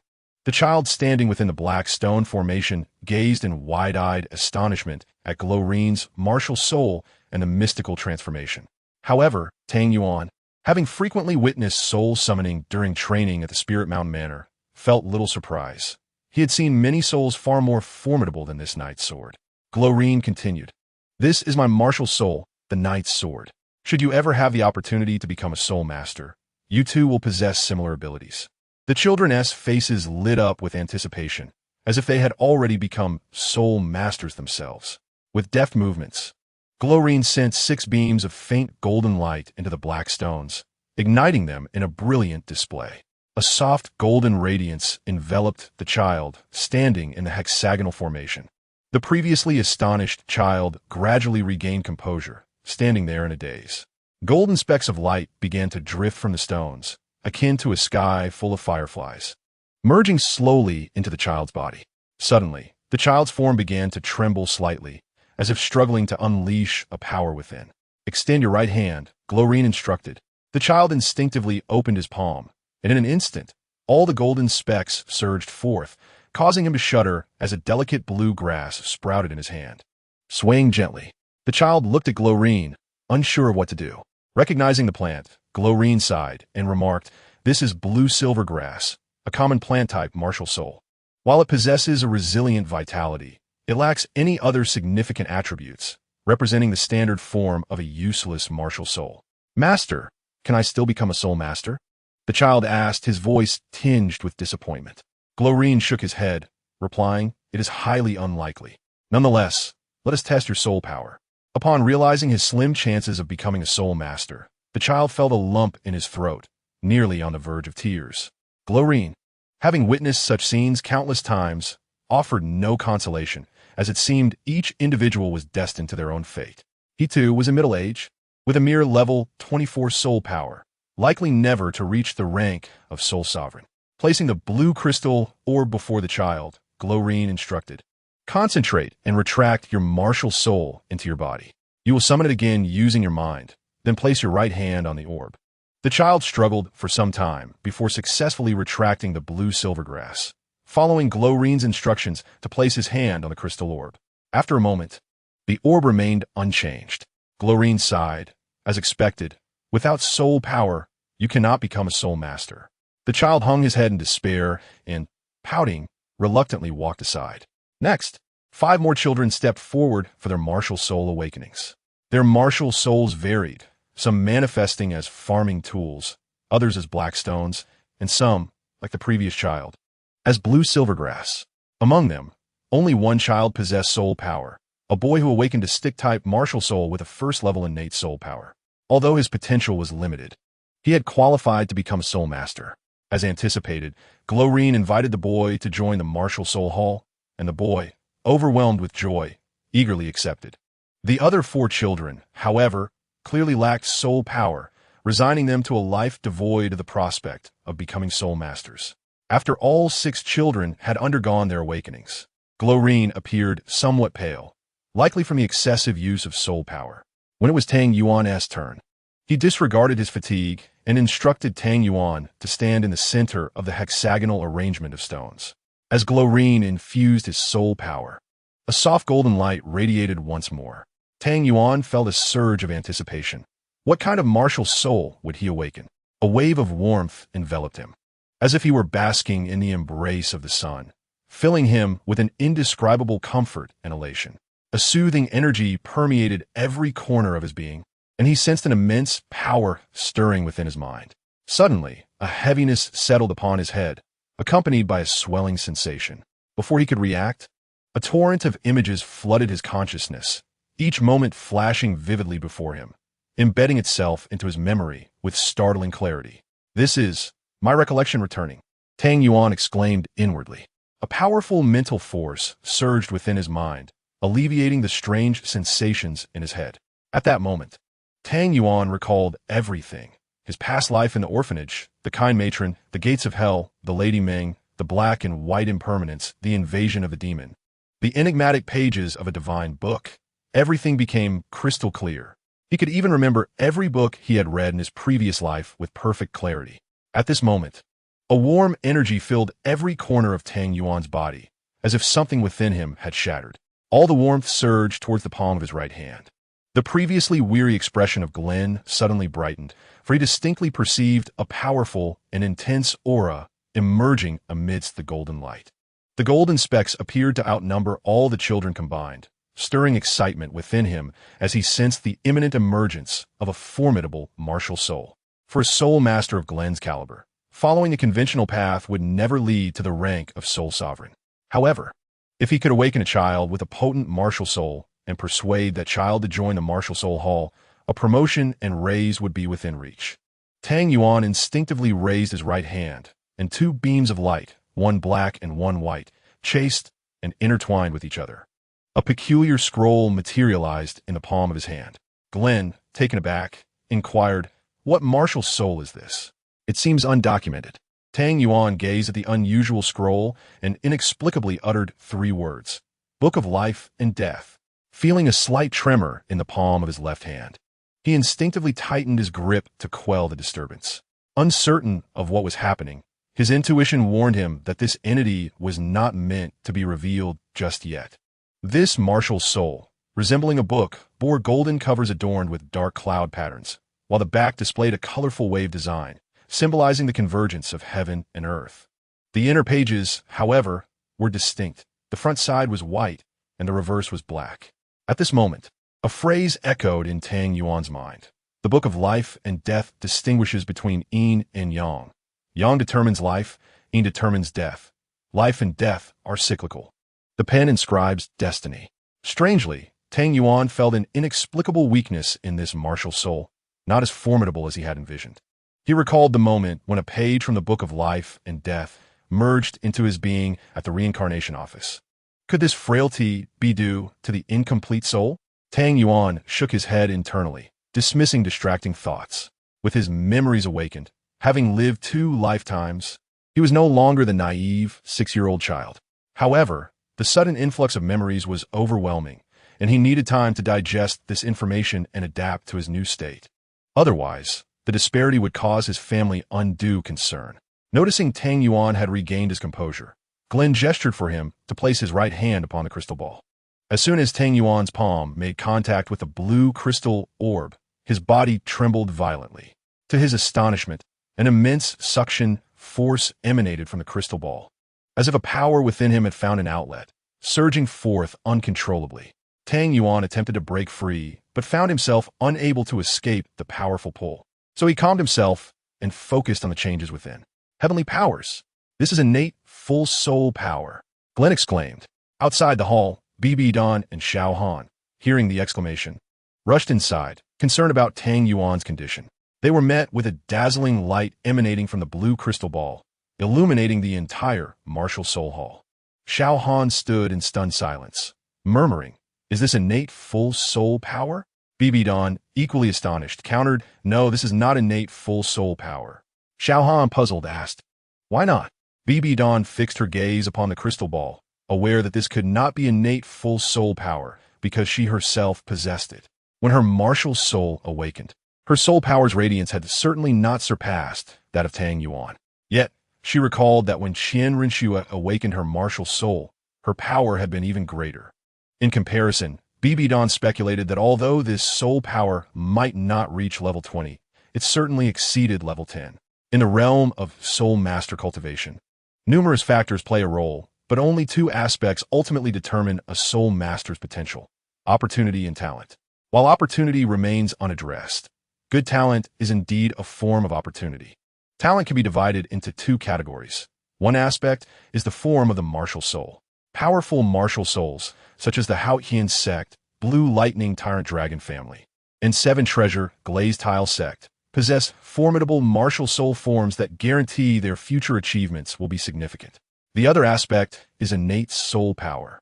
The extent of innate soul power influences the speed of postnatal cultivation. If the crystal ball detects even a flicker of light, congratulations, you possess soul power. Although it may be minimal, it still grants you the potential to become a soul master. However, your cultivation speed will be as painfully slow as that flicker of light. The maximum innate soul power is 10 levels, with level 10 being termed innate full soul power, representing the fastest cultivation speed. Level 9 follows. And while the gap in cultivation speed between levels 10 and 9 can be compensated through effort, opportunity, and external factors, the certainty remains uncertain. Furthermore, the greater the disparity in innate soul power levels, the larger the chasm, making it increasingly improbable to bridge the gap. It was evident that Tang Yuan's innate soul power was anomalous. Just as Bibi Dan had surmised, Tang Yuan possessed innate level 15 soul power, rather than innate full soul power. This was confirmed later when Bibi Dan returned to the Spirit Hall and retested Tang Yuan's soul power level. Under normal circumstances, Tang Yuan should have had innate level 20 soul power, akin to Qian Rinxue. As the Book of Life and Death martial soul was not inferior to the divine, gifted 6-winged angel martial soul. However, due to the Book of Life and Death being merely an incomplete fragment of the true soul, his innate soul power was reduced by 5 levels. As the suction from the crystal ball subsided, Tang Yuan slowly withdrew his right hand, the light fading away, and he exhaled in relief. At that moment, a sudden sound of shattering glass echoed, drawing everyone's attention to the crystal ball. To their astonishment, the orb was covered with numerous cracks, and with a loud bang, it exploded, scattering shards everywhere. Tang Yuan paused, apologetically stating, "I'm sorry, master. I broke your crystal ball. How much do I owe you?" Glenn, still dazed from the brilliance of Tang Yuan's innate soul power, was roused from his stupor when Tang Yuan called him again. "Huh? Oh, no need to compensate. Little one, what is your name?" Tang Yuan replied, "Master, my name is Xiao Qi." Glenn asked, "Xiao Qi, Do you wish to join the Martial Soul Hall? Although Tang Yuan was unaware of the nature of the Martial Soul Hall, he refrained from asking, instead glancing at BB Dawn. Regardless of whether the Martial Soul Hall was good or bad, it was of no consequence to him. What mattered was his mother's opinion. BB Dawn smiled at him, then shook her head. Tang Yuan nodded, turning back to Glenn. I'm sorry, Master, but I do not wish to join the Martial Soul Hall. Thank you for your kindness.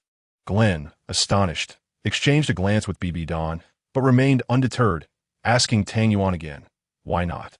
In the Martial Soul Hall, a talent like you can access the best resources. With strong support, you will soon become a powerful individual. Tang Yuan shook his head, stating, I don't know why, but my mother does not want me to join. So I will not. BB Dawn, who had been standing behind, froze at this statement, her heart swelling with emotion as tears welled in her eyes. Gronai expressed a tinge of disappointment, sighing softly, very well, should you change your mind, do not hesitate to seek me out in South Fire City. I am a Soul Master of the Soul Division in South Fire City, and my name is Gronai. Tang Yuan nodded in acknowledgement, replying, understood, Master Gronai. After awakening his martial soul, Tang Yuan did not exhibit the expected joy that BB Dong had anticipated. Instead, he fell into a contemplative silence. Even when Xiao Han recounted amusing anecdotes beside him, Tang Yuan found himself disinterested. Noticing his unusual demeanor, BB Dong asked with concern, Little Seven, what troubles you? Are you feeling unwell? Tang Yuan snapped back to reality, offering a gentle smile as he replied, Mother, I am fine. I am merely a bit fatigued. Relieved, BB Dong smiled back and affectionately ruffled his hair before instructing the coachman to hasten their journey back to the Spirit Manor. It was not physical exhaustion that troubled Tang Yuan. Rather, he was preoccupied with sorting through the memories that had surfaced in his mind. He recalled the blue-haired, blue-eyed woman he had seen upon his birth. Clearly, she was not his current mother, but where had she gone? Why had she abandoned him? Unfortunately, by the time of his birth, the memories of his past life had already slumbered, leaving his intellect akin to that of a typical newborn. The events that followed remained a blur, with only faint recollections of his upbringing in the Spirit Manor. Tang Yuan pondered for a long while, but ultimately found no answers. He decided to let go of these distracting thoughts, resolving in his heart, regardless of the circumstances, this life has granted me a wonderful home. Even if I am not my mother's biological child, her care for me surpasses that of any birth mother. What do I have to be troubled about? She is the most significant person in my world. As for my biological parents, should fate allow, we may meet again, regardless of the outcome. My mother shall always be my mother. With this resolution, he glanced at BB Dong, silently vowing that he would never allow harm to befall the one who had cared for him so diligently over the past 6 years. BB Dong sensed a shift in his gaze and turned to find him looking at her with moist eyes, prompting her to inquire, Little Seven, what is it? Tang Yuan's heart fluttered as he suddenly leaped into BB Dong's embrace, whispering, Mother, thank you. BB Dong was taken aback by his unexpected gratitude, reflecting on how the little one who had once clung to her, chasing butterflies, had now grown. She affectionately stroked Tang Yuan's head, chuckling, silly child. Why would you thank your mother? Hearing these words filled Tang Yuan with warmth, causing him to linger in her embrace, reluctant to rise. You've awakened your martial soul, yet you still seek comfort from your mother, BB Dong teased, feeling a wave of satisfaction. No matter how much Little Seven grew or where he ventured, he would always be her Little Seven. In truth, Tang Yuan was not merely seeking comfort. He was overwhelmed with emotion, fighting back tears. His reluctance to part from her stemmed from a fear of revealing his reddened eyes and nose, a source of embarrassment. Chapter 10. The truth of the past seated in the carriage. Tang Yuan inquired, Mother, is it true that one can possess only a single martial soul? BB Dong and Xiao Han exchanged surprised glances before responding. Little Seven, what brings this question to mind? Tang Yuan extended his left hand, slowly opening his palm, revealing a black hammer that had suddenly appeared. BB Dong and Xiao Han were taken aback by this revelation, exclaiming in unison, the Haotian hammer. BB Dong felt a mix of astonishment and a sense of predestined realization, silently acknowledging, as I suspected, Little Seven is indeed the child of Tang Hao. Xia Hung, observing BB Dong's contemplative expression, surmised her thoughts and sighed inwardly. Though this revelation was anticipated, witnessing it firsthand still made him wish for her to remain untroubled. Tang Yuan, noticing their shock followed by silence, felt a twinge of confusion and asked, "Mother, Uncle Xiao, do you recognize this hammer?" Bibi Dong took a deep breath, understanding that the moment of truth had arrived. Gazing at the child who had called her mother for 6 years, she felt a pang of reluctance. Yet, little Seven deserved to know the truth. This was his right. "What is it?" Tang Yuan felt a surge of anxiety. Although he was already aware that Bibi Dong was not his biological mother, he sensed her internal struggle. If she were to speak the truth aloud, he would find it hard to bear, fearing it might also be too much for her to accept. Tang Yuan smiled, attempting to lighten the mood. "It's just a little hammer. Many people likely have one. It's perfectly reasonable that you and Uncle Xiao would know about it. Mother, I'm feeling hungry. Can you prepare some braised pork when we get home?" Bibi Dong, unaware of Tang Yuan's true feelings, was momentarily thrown off balance by his mention of her cooking. Without thinking, she replied, "Oh, of course." Xiao Han found it curious that Tang Yuan seemed to be changing the subject, but could not fathom why. After all, how could a 6-year-old comprehend such matters? As he pondered this, Tang Yuan cheerfully asked, "Uncle Xiao, earlier you mentioned a child awakening a pig martial soul at the Soul Master Academy. Is that true?" Xiao Han quickly gathered his thoughts and replied, "Indeed. That child wasn't even plump. It was merely when the martial soul manifested." As Xiao Han continued with increasingly amusing anecdotes, Tang Yuan listened, laughing heartily, unable to contain his mirth. Little Seven, Bibi Dong suddenly interjected. Tang Yuan, caught up in laughter, turned to her amidst the jovial atmosphere and asked, "What is it, mother?" With a gentle smile, Bibi Dong stroked Tang Yuan's head and said, "Let me share with you the tale of the Haotian hammer." Both Tang Yuan and Xiao Han were taken aback, their smiles fading as the air around them seemed to still in that moment. Bibi Dong regarded Tang Yuan with affectionate eyes and began, "In the Douluo continent, there exist 7 great sections. These sects are divided into the upper 3 and lower 4. The lower 4 are the White Tiger sect, Wind Sword sect, Elephant Armor sect, and Fire Leopard sect, while the upper 3 comprise the 7 Treasure Glazed Tile sect, the Blue Lightning Tyrant Dragon clan, and the Haotian sect."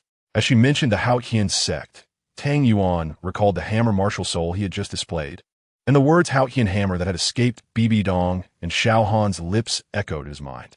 Bibi Dong continued, "This tale unfolds within the Haotian sect. The sect boasts 4 significant auxiliary families: strength, agility, defense, and control, with the direct disciples of the Haotian sect possessing strength that surpasses these 4 families. The previous sect master had 2 sons. The elder, Tang Xiao, is the current sect master, while the younger, Tang Hao, is known as the youngest titled Douluo in history." At this point, Bibi Dong could not help but disdainfully reflect on Tang Hao, thinking, if I had only disseminated the information, it would not have come to this. Bibi Dong continued, "Both Tang Xiao and Tang Hao are prodigies, having made quite a name for themselves in the world at a young age, thanks to their martial souls.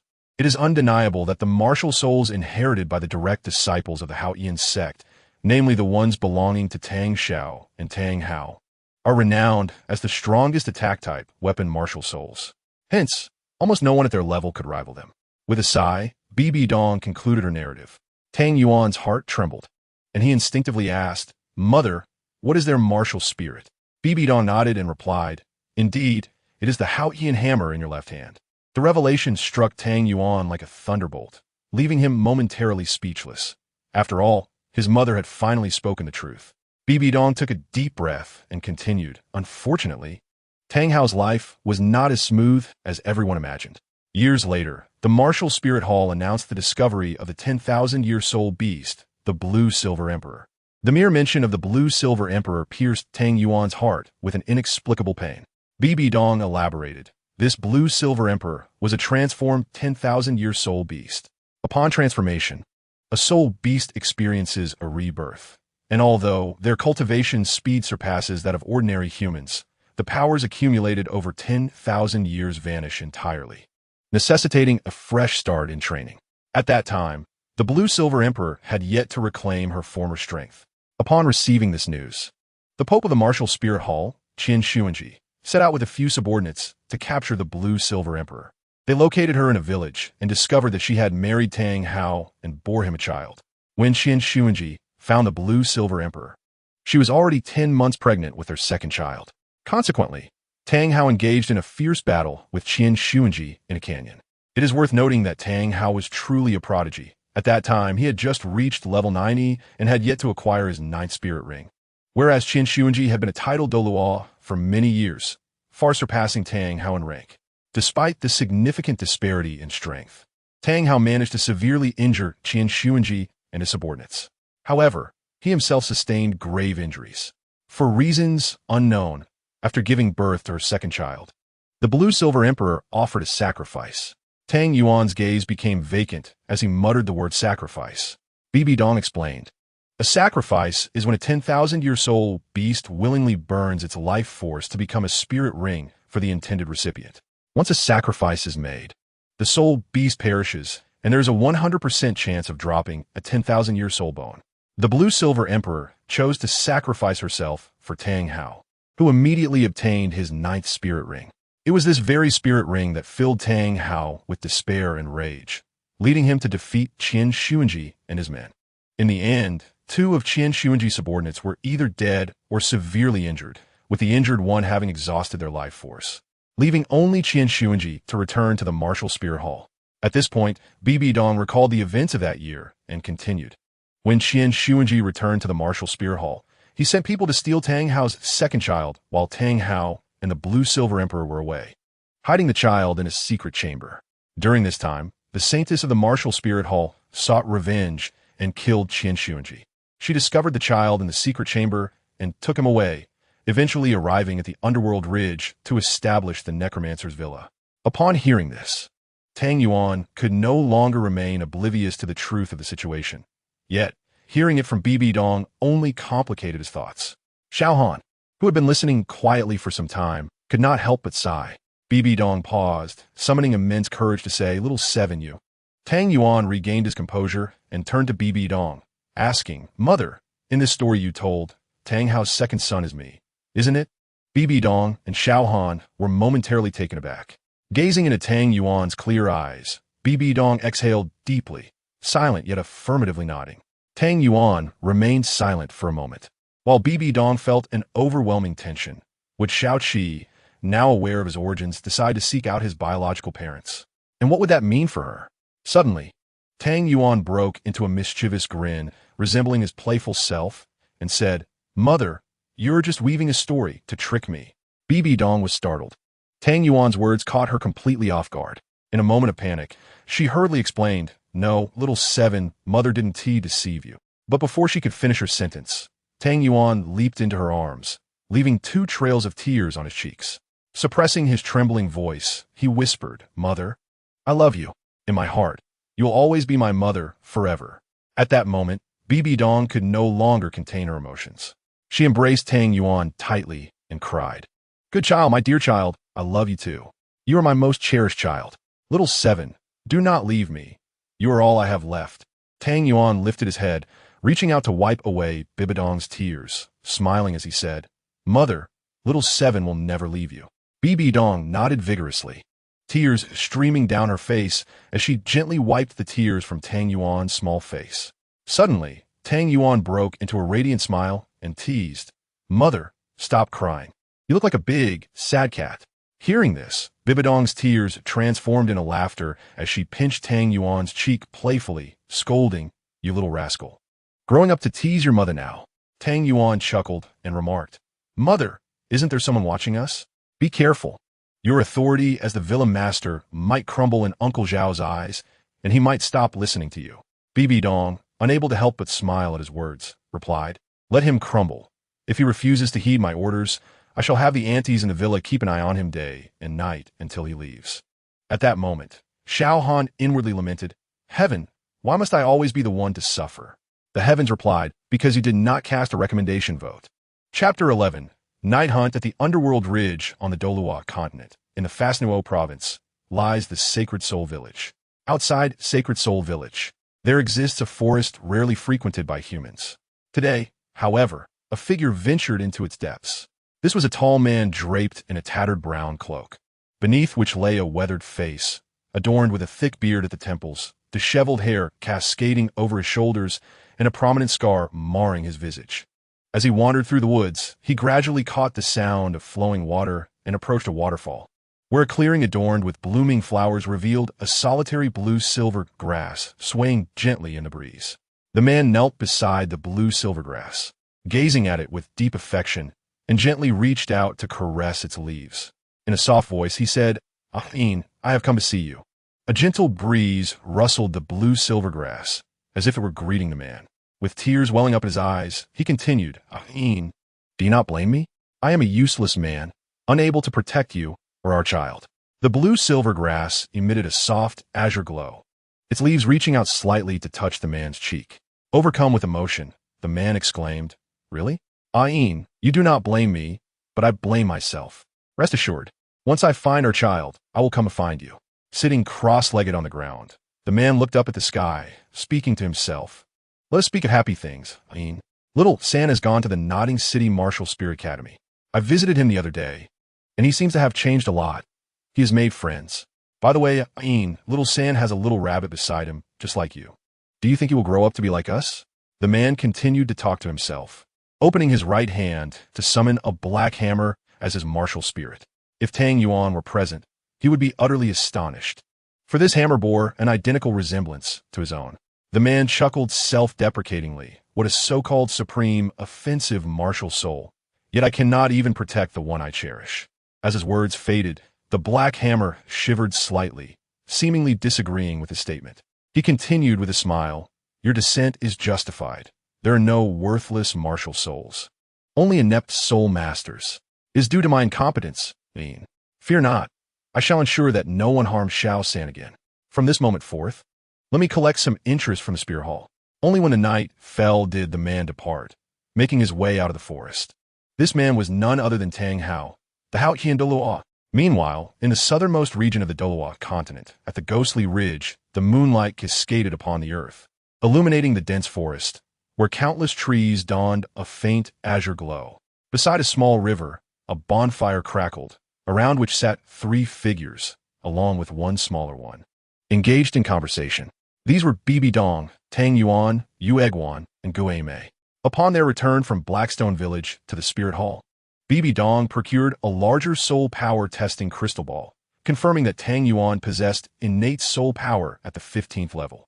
She also imparted a wealth of knowledge regarding innate soul power and martial souls, demonstrating her own Death Spider Empress and Soul-Devouring Spider Empress martial souls. Much to Tang Yuan's astonishment, after a night had passed, the following day, after dinner, Bibi Dong took Tang Yuan to the ghostly ridge to acquire his first soul ring, accompanied by Yu Egwan and Gu Mei. Initially, it was just Yu Egwan and Gu Mei who had intended to bring Tang Yuan for the soul ring hunt. But Bibi Dong insisted on accompanying him, asserting that as a mother, she could not miss her son's first soul ring. Tang Yuan felt elated and subtly anticipative, as he was about to obtain his first soul skill. Regarding his name, on their journey back to the Death Spirit Hall, Tang Yuan had urged Bibi Dong to name him. Although he remembered his name from his past life, he preferred the name given by Bibi Dong, for in this life, she was the one who bestowed upon him a new beginning. Understanding the function of Tang Yuan's martial soul, Bibi Dong said, "Little 7. The Haotian Hammer is a legacy martial soul of the Tang family from the Haotian sect. We shall use Tang as your surname. And since your death book martial soul signifies the essence of life and death, we shall name you Tang Yuan." Coincidentally, the name Bibi Dong chose for Tang Yuan was identical to his previous life, even sharing the same characters. Tang Yuan was somewhat surprised but did not reveal it. He pondered whether using the Tang surname might sadden his mother. Thus he inquired, "Why not share a surname with Mom?" Bibi Dong gently patted his head and replied with a smile, "Mother does not know her surname. She entered the Spirit Hall at a very young age." Tang Yuan countered. But Bibi Dong, perceiving his thoughts, smiled gently, "Little 7, one must not forget their roots. You carry the bloodline of the Haotian sect, and regardless of your name, you will always be my little 7, unless one day you choose to forsake me." Tang Yuan felt both touched and contemplative, softly stating, "Mom, how could I ever abandon you? Never." As the name implies, Ghostly Ridge is abundant with undead soul beasts, most of which are active during the night.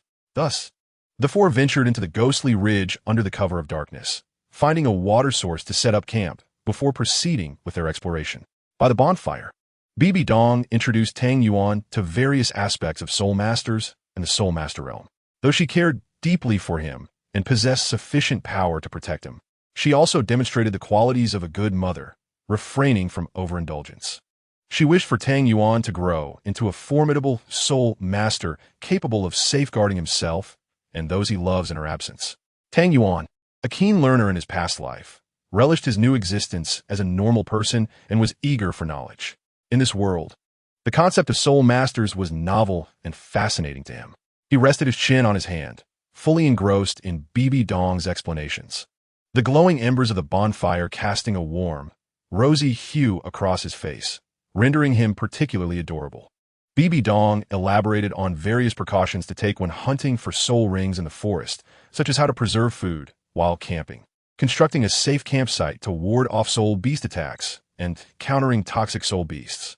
Seeing him listen intently filled Bibi Dong with satisfaction.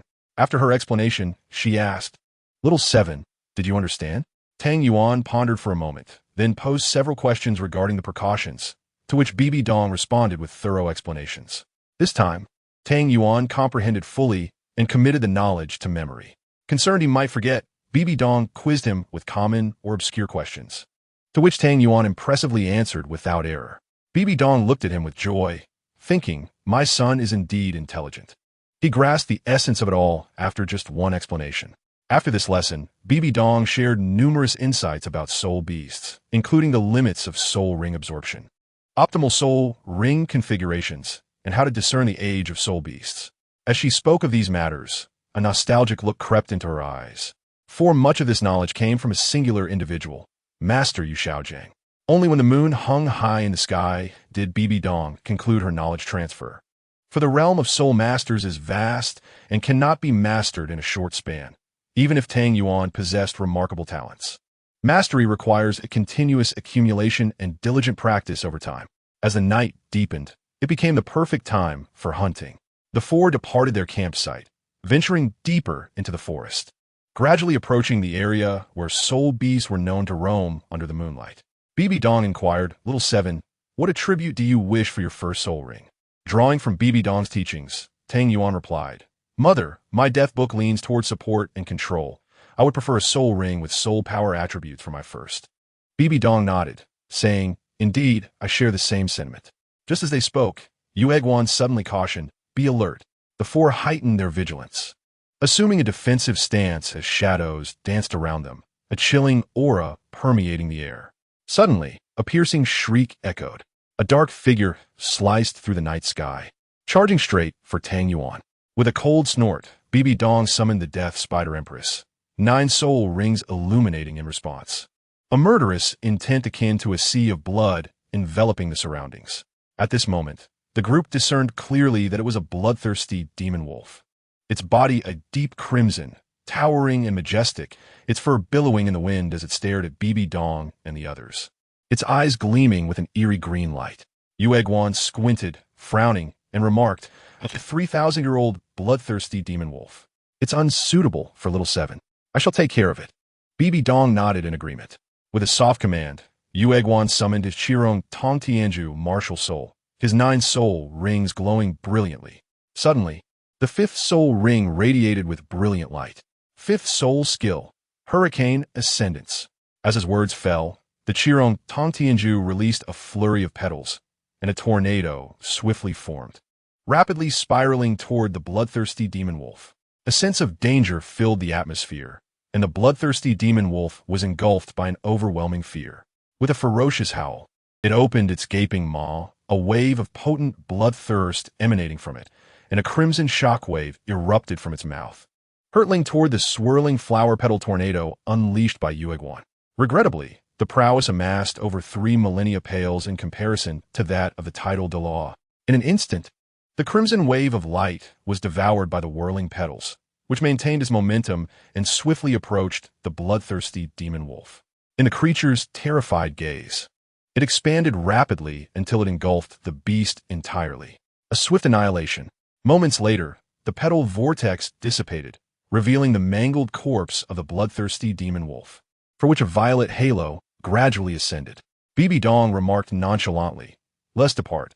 This soul ring is far too advanced for Shao Qi." As the group turned to leave, Tang Yuan's death book martial spirit unexpectedly surged forth, emanating a black luminescence that enveloped the corpse of the bloodthirsty demon wolf. Bibi Dong and her companions were struck with astonishment, perplexed by the nature of Tang Yuan's martial spirit. Yet, in the following moment, their astonishment deepened.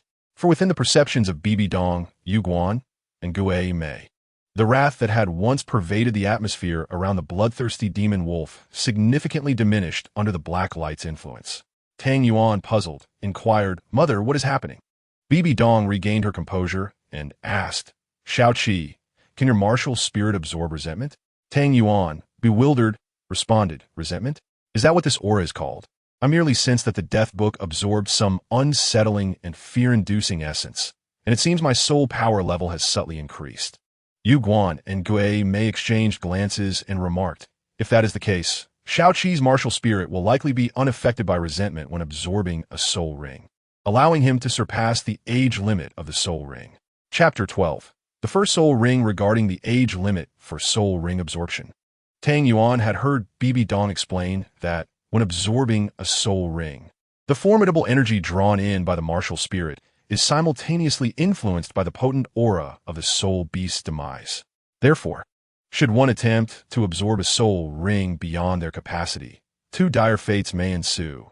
The overwhelming energy could lead to an explosive demise, or the resentment accompanying the energy could invade the individual's consciousness, resulting in a range of consequences from mental incapacitation to complete psychological collapse.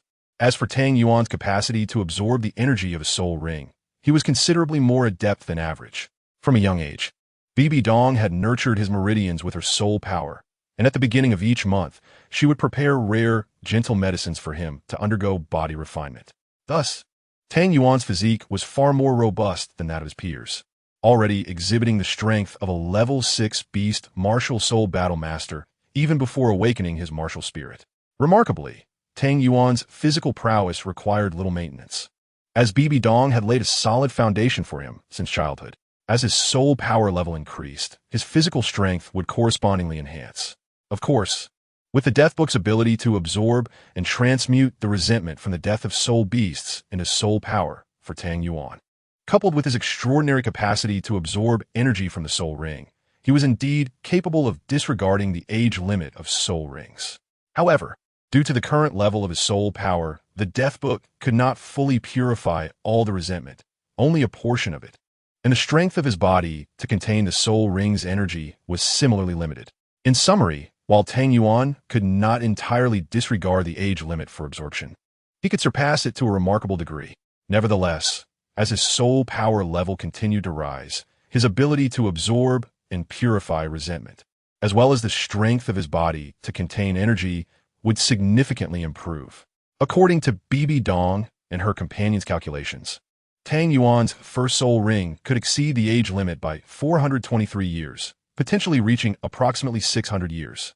Just as they were examining the corpse of the bloodthirsty demon wolf, a sharp cry pierced the air, and a shadow flitted above, landing atop a nearby treetop. The group looked up to see a massive bat, its hind claws resembling human feet, standing upright among the branches, its 6-meter-wide wings casting a shadow over the area. Its crimson eyes fixated on the wolf's remains, akin to a harbinger of doom. Yu Guan scoffed, "A mere 600-year-old blood-sucking bat dares to be so arrogant. It shall serve as Shao Qi's first soul ring." With that, Yu Guan leaped into action, charging towards the blood-sucking bat.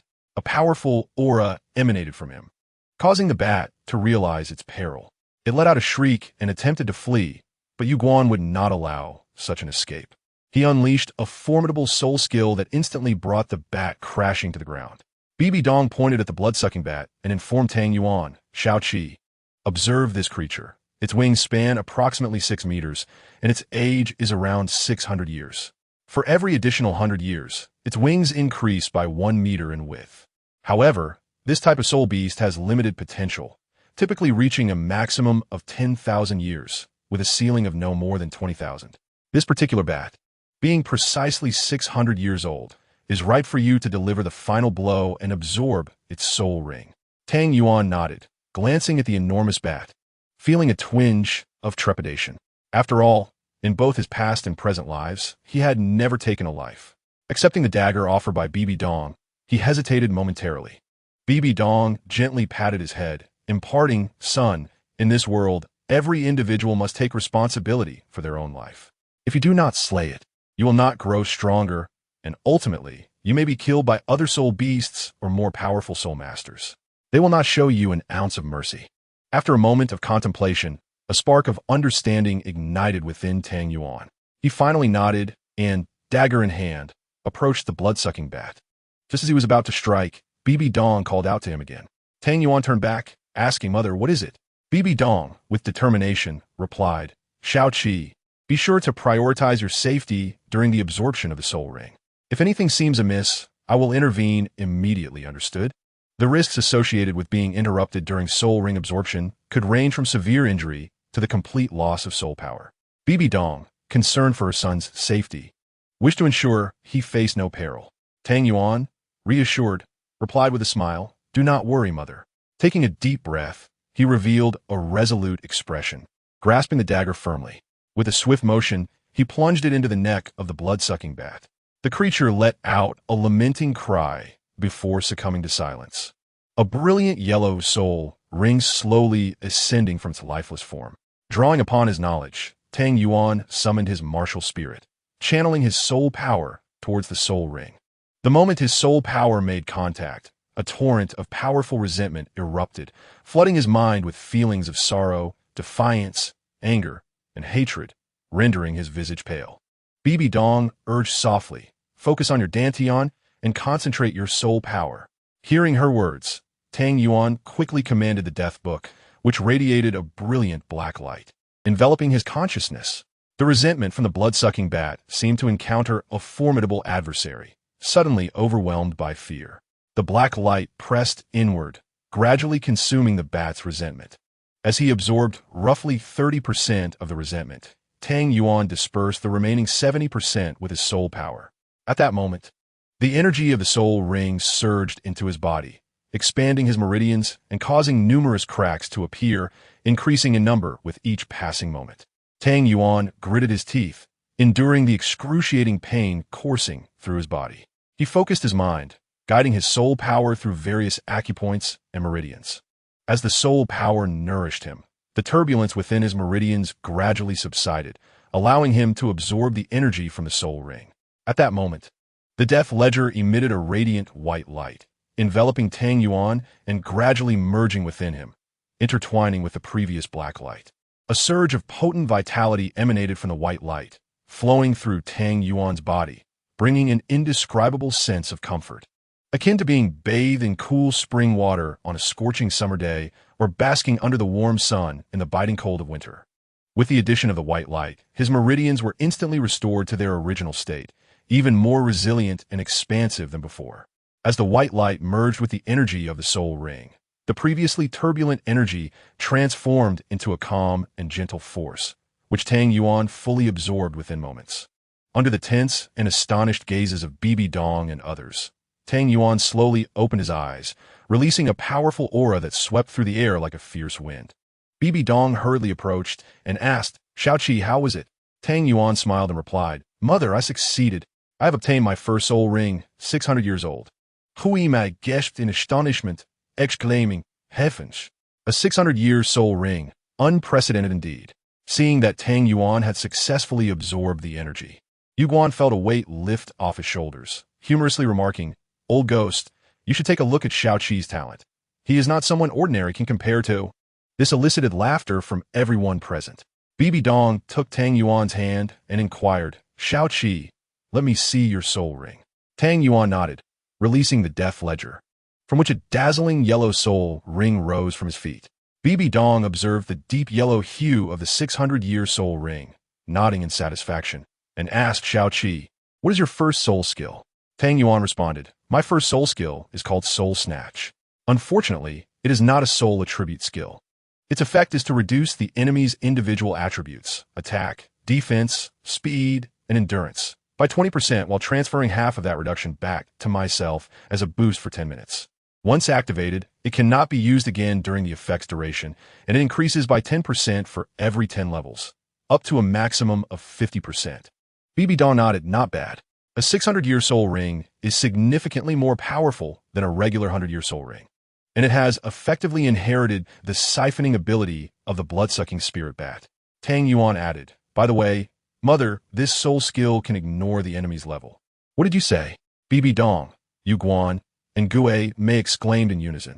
Tang Yuan confirmed, "Yes, for instance, regardless of whether my opponent is a Soul King, Soul Emperor, or title Douluo, using Soul Snatch on them will reduce their physical abilities by 20% and grant me half of that as a boost." Bibi Dong and Yu Guan exchanged glances, stunned by the revelation. Yu Guan then suggested, "Shao Qi, use your first soul skill on Uncle Yu Guan." Tang Yuan hesitated, Isn't that inappropriate? Yu Guan shook his head. "It's fine. Let us test its power." Tang Yuan acquiesced, "All right." With that, the first soul ring of the Death Ledger suddenly lit up, and a black light erupted, enveloping Yu Guan in an aura reminiscent of the ethereal glow of the underworld. Yu Guan instantly felt his body weaken, and as a white light illuminated him, it returned to envelop Tang Yuan. After sensing the changes within himself, Yu Guan swiftly moved and unleashed a burst of soul power against a large tree, noticing a significant decrease in both his speed and soul power. Observing this, Tang Yuan mimicked Yu Guan's movements and directed his soul power at another tree. Bibi Dong and Gue Mei watched closely, noting that Tang Yuan's physical attributes had reached the level of a 30-something soul master, while Yu Guan had indeed experienced a 20% decline in his capabilities. Bibi Dong nodded, clearly impressed with Tang Yuan's first soul skill, and instructed, "All right, Shao Qi, withdraw your martial soul. Based on your martial soul, you can develop either control or support abilities in the future." Tang Yuan nodded, savoring the power of Soul Snatch before retracting the Death Ledger with his mind. Bibi Dong then asked, "Shao Qi, what level is your soul power now?" Tang Yuan assessed his internal soul power and replied, "Mother, I am currently at level 18. Bibi Dong and the others were taken aback, marveling at the 600-year soul ring that had elevated his soul power by 3 levels so swiftly. After discussing some methods to solidify his soul power, they began their return to the camp. Although powerful soul rings could provide immense energy and significantly boost soul power levels, rapid ascension was not without its drawbacks. Thus, Bibi Dong elaborated on the pitfalls of hasty advancement, reminding Tang Yuan to solidify and strengthen his soul power for a robust foundation. Tang Yuan committed this to memory, planning to diligently reinforce his current level of soul power over the next month. Chapter 13. The Yin-Yang Qi Refinement Technique. Elated from obtaining his first soul ring, Tang Yuan returned to the camp, unable to quell his excitement. With the soul ring acquired, the group dismantled the camp and made their way back to the Spirit Hall. Upon reaching the Spirit Hall, it was nearly dawn, the sky adorned with a mist of purple aura. Once back in his room, Tang Yuan's fervor remained undiminished, and with sleep eluding him, he decided to meditate using the method imparted by Bibi Dong. While meditating, a sudden spark of inspiration struck him as he recalled an ancient text he had perused in an orphanage during his past life, which detailed the qi refining techniques of ancient alchemists. The contents of that book vividly resurfaced in his mind, each word and phrase crystallizing with clarity. Hongmeng's celestial radiance condenses the run and du channels. The cosmic purple aura divides yin and yang. The brilliance of the sun and moon intertwines life and death. The dualities harmonize, transcending the mysteries of the universe. Silently reciting the verses, Tang Yuan repeated the over 100-word yin-yang qi refinement technique several times, initiating the flow of his soul power along the prescribed pathways.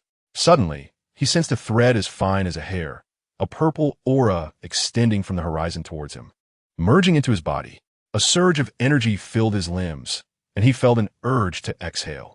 However, recalling the teachings of the yin-yang qi refinement technique, he realized that opening his mouth would dissipate the precious purple aura, rendering his efforts futile. Thus, he clenched his lips, gradually merging his soul power with the purple aura. Sensing the jubilant energy of his soul power, Tang Yuan's heart soared. Moments later, his soul power seamlessly integrated with the purple aura, and after circulating through 36 small cycles, he successfully opened the Ren channel. At that point, the purple aura within his soul power was depleted, returning to normal, and nearly half of his soul power had been consumed in the process. This was largely due to Bibi Dong's nurturing of his meridians with soul power during his childhood. Coupled with various medicinal baths, his meridians were already resilient and expansive, allowing him to effortlessly open the Ren channel while practicing the yin-yang qi refinement technique. At this early hour, the sky still bore a hint of purple, and Tang's soul energy remained abundant. With renewed vigor, he applied the same method once more. And before long, his governing meridian was successfully opened. Upon completing his cultivation, Tang Yuan exhaled deeply. He had mastered the first layer of the yin-yang qi refining technique. Although his soul energy was nearly depleted, he felt no fatigue. Rather, he was invigorated, his body imbued with an indescribable lightness. Suddenly, a peculiar odor wafted through the air. Tang Yuan glanced at himself, noticing a layer of black substance clinging to his skin, akin to grease. Curiosity got the better of him, and he leaned in to sniff it, only to be nearly overwhelmed by the stench. The scent was truly beyond description. Disgusted, he regarded his reflection. The once pristine young master, as clear as jade, had vanished. Determined, he vowed to reclaim that image. Cautiously, he descended from his bed, tiptoeing to the door. Upon opening it, he peered outside. Dawn had yet to break, and only a few servants were preparing the ingredients for breakfast. He poked his head out, hiding his body behind the door, and whispered, "Uncle, uncle, could you come here for a moment?" Startled by the voice calling him, the servant froze then. Upon recognizing Tang Yuan, quickly suppressed his initial shock and hurried over. "Young master, what is your command?" he inquired. Tang Yuan replied softly, "Uncle, I worked up a sweat from my training and would like to take a bath. Could you arrange for a bucket of hot water?" The servant hesitated. It was still early for a bath. Yet, despite his doubts, he did not dawdle and promptly left to fulfill the request. Shortly after, the servant returned with another person, carrying a bucket of warm bathing water. Tang Yuan quickly ducked back inside, instructing them to place it in the side hall. Once the servants set down the water, they asked, "Young master, the bathing water is ready. Do you require anything else?" Tang Yuan replied, "Ah, no need. You may return to your duties." "Thank you, uncles." The two servants bowed and departed, conversing in hushed tones. The young master is truly polite, thanking us commoners. Indeed, he has grown up under my watch. Such a charming boy with a good temperament. It's just his peculiar habits that surprise me. I've never heard of anyone bathing before dawn. As they walked away, Tang Yuan paid little mind to their chatter and eagerly jumped into the water, washing thoroughly as though he had an obsession with cleanliness. After his bath, he emerged with his delicate, rosy complexion restored, and his eyes sparkled with vitality. With the sun now fully risen, Tang Yuan donned his clothes, ready to join Bibidong for breakfast. Bibidong's room was merely a wall away, accessible through an archway, yet the dining area was in the back hall. Thus, upon exiting, Tang Yuan traversed a bamboo path to the left, crossed a corridor, and entered the back garden. Passing through the lotus pond, he soon spotted the back hall. Upon arriving, he found Bibidong already seated at the table, and breakfast was laid out. With a sweet greeting, he took his seat and began to devour the meal. For some reason, after his morning cultivation, he felt insatiably hungry, as if he could consume an entire cow. Bibidong watched him eat voraciously and affectionately chided, "Slow down." Tang Yuan responded with muffled sounds, his mouth full, making it difficult to articulate clearly. Observing his state, Bibidong couldn't help but smile, reaching out to wipe the crumbs from the corners of his mouth. Having polished off the meal in a whirlwind, Tang Yuan casually wiped his mouth and cheerfully declared, "Mother, I'm going back to cultivate." He then skipped away. Bibidong chuckled softly, this child. For the next month, Tang Yuan joined Bibidong, Xiaohan Yuguan, and Gue Mei in studying the theoretical knowledge of the soul master realm by day, while meditating and refining his soul power by night. At dawn, he would practice the yin-yang qi refining technique. After a month, Tang Yuan had reached a significant level in the second layer of the yin-yang qi refining technique. Yet he struggled to ascend to the third layer. In frustration, he decided to focus on consolidating his soul power. Within a few days, his soul energy became exceptionally solid, firmly stabilizing at level 18, its purity nearly on the verge of breaking through to level 19. At this advanced stage of the second layer, Tang Yuan was able to begin training in an ancient technique recorded by the Qi refiners, known as the unchanging soul pursuing steps. This technique was elusive and ethereal, rendering it difficult for enemies to predict his movements, allowing him to traverse at speeds that could rival ghosts. In the following days, Tang Yuan ventured outside, practicing the steps and the flow of soul energy exuberantly running across the mountains.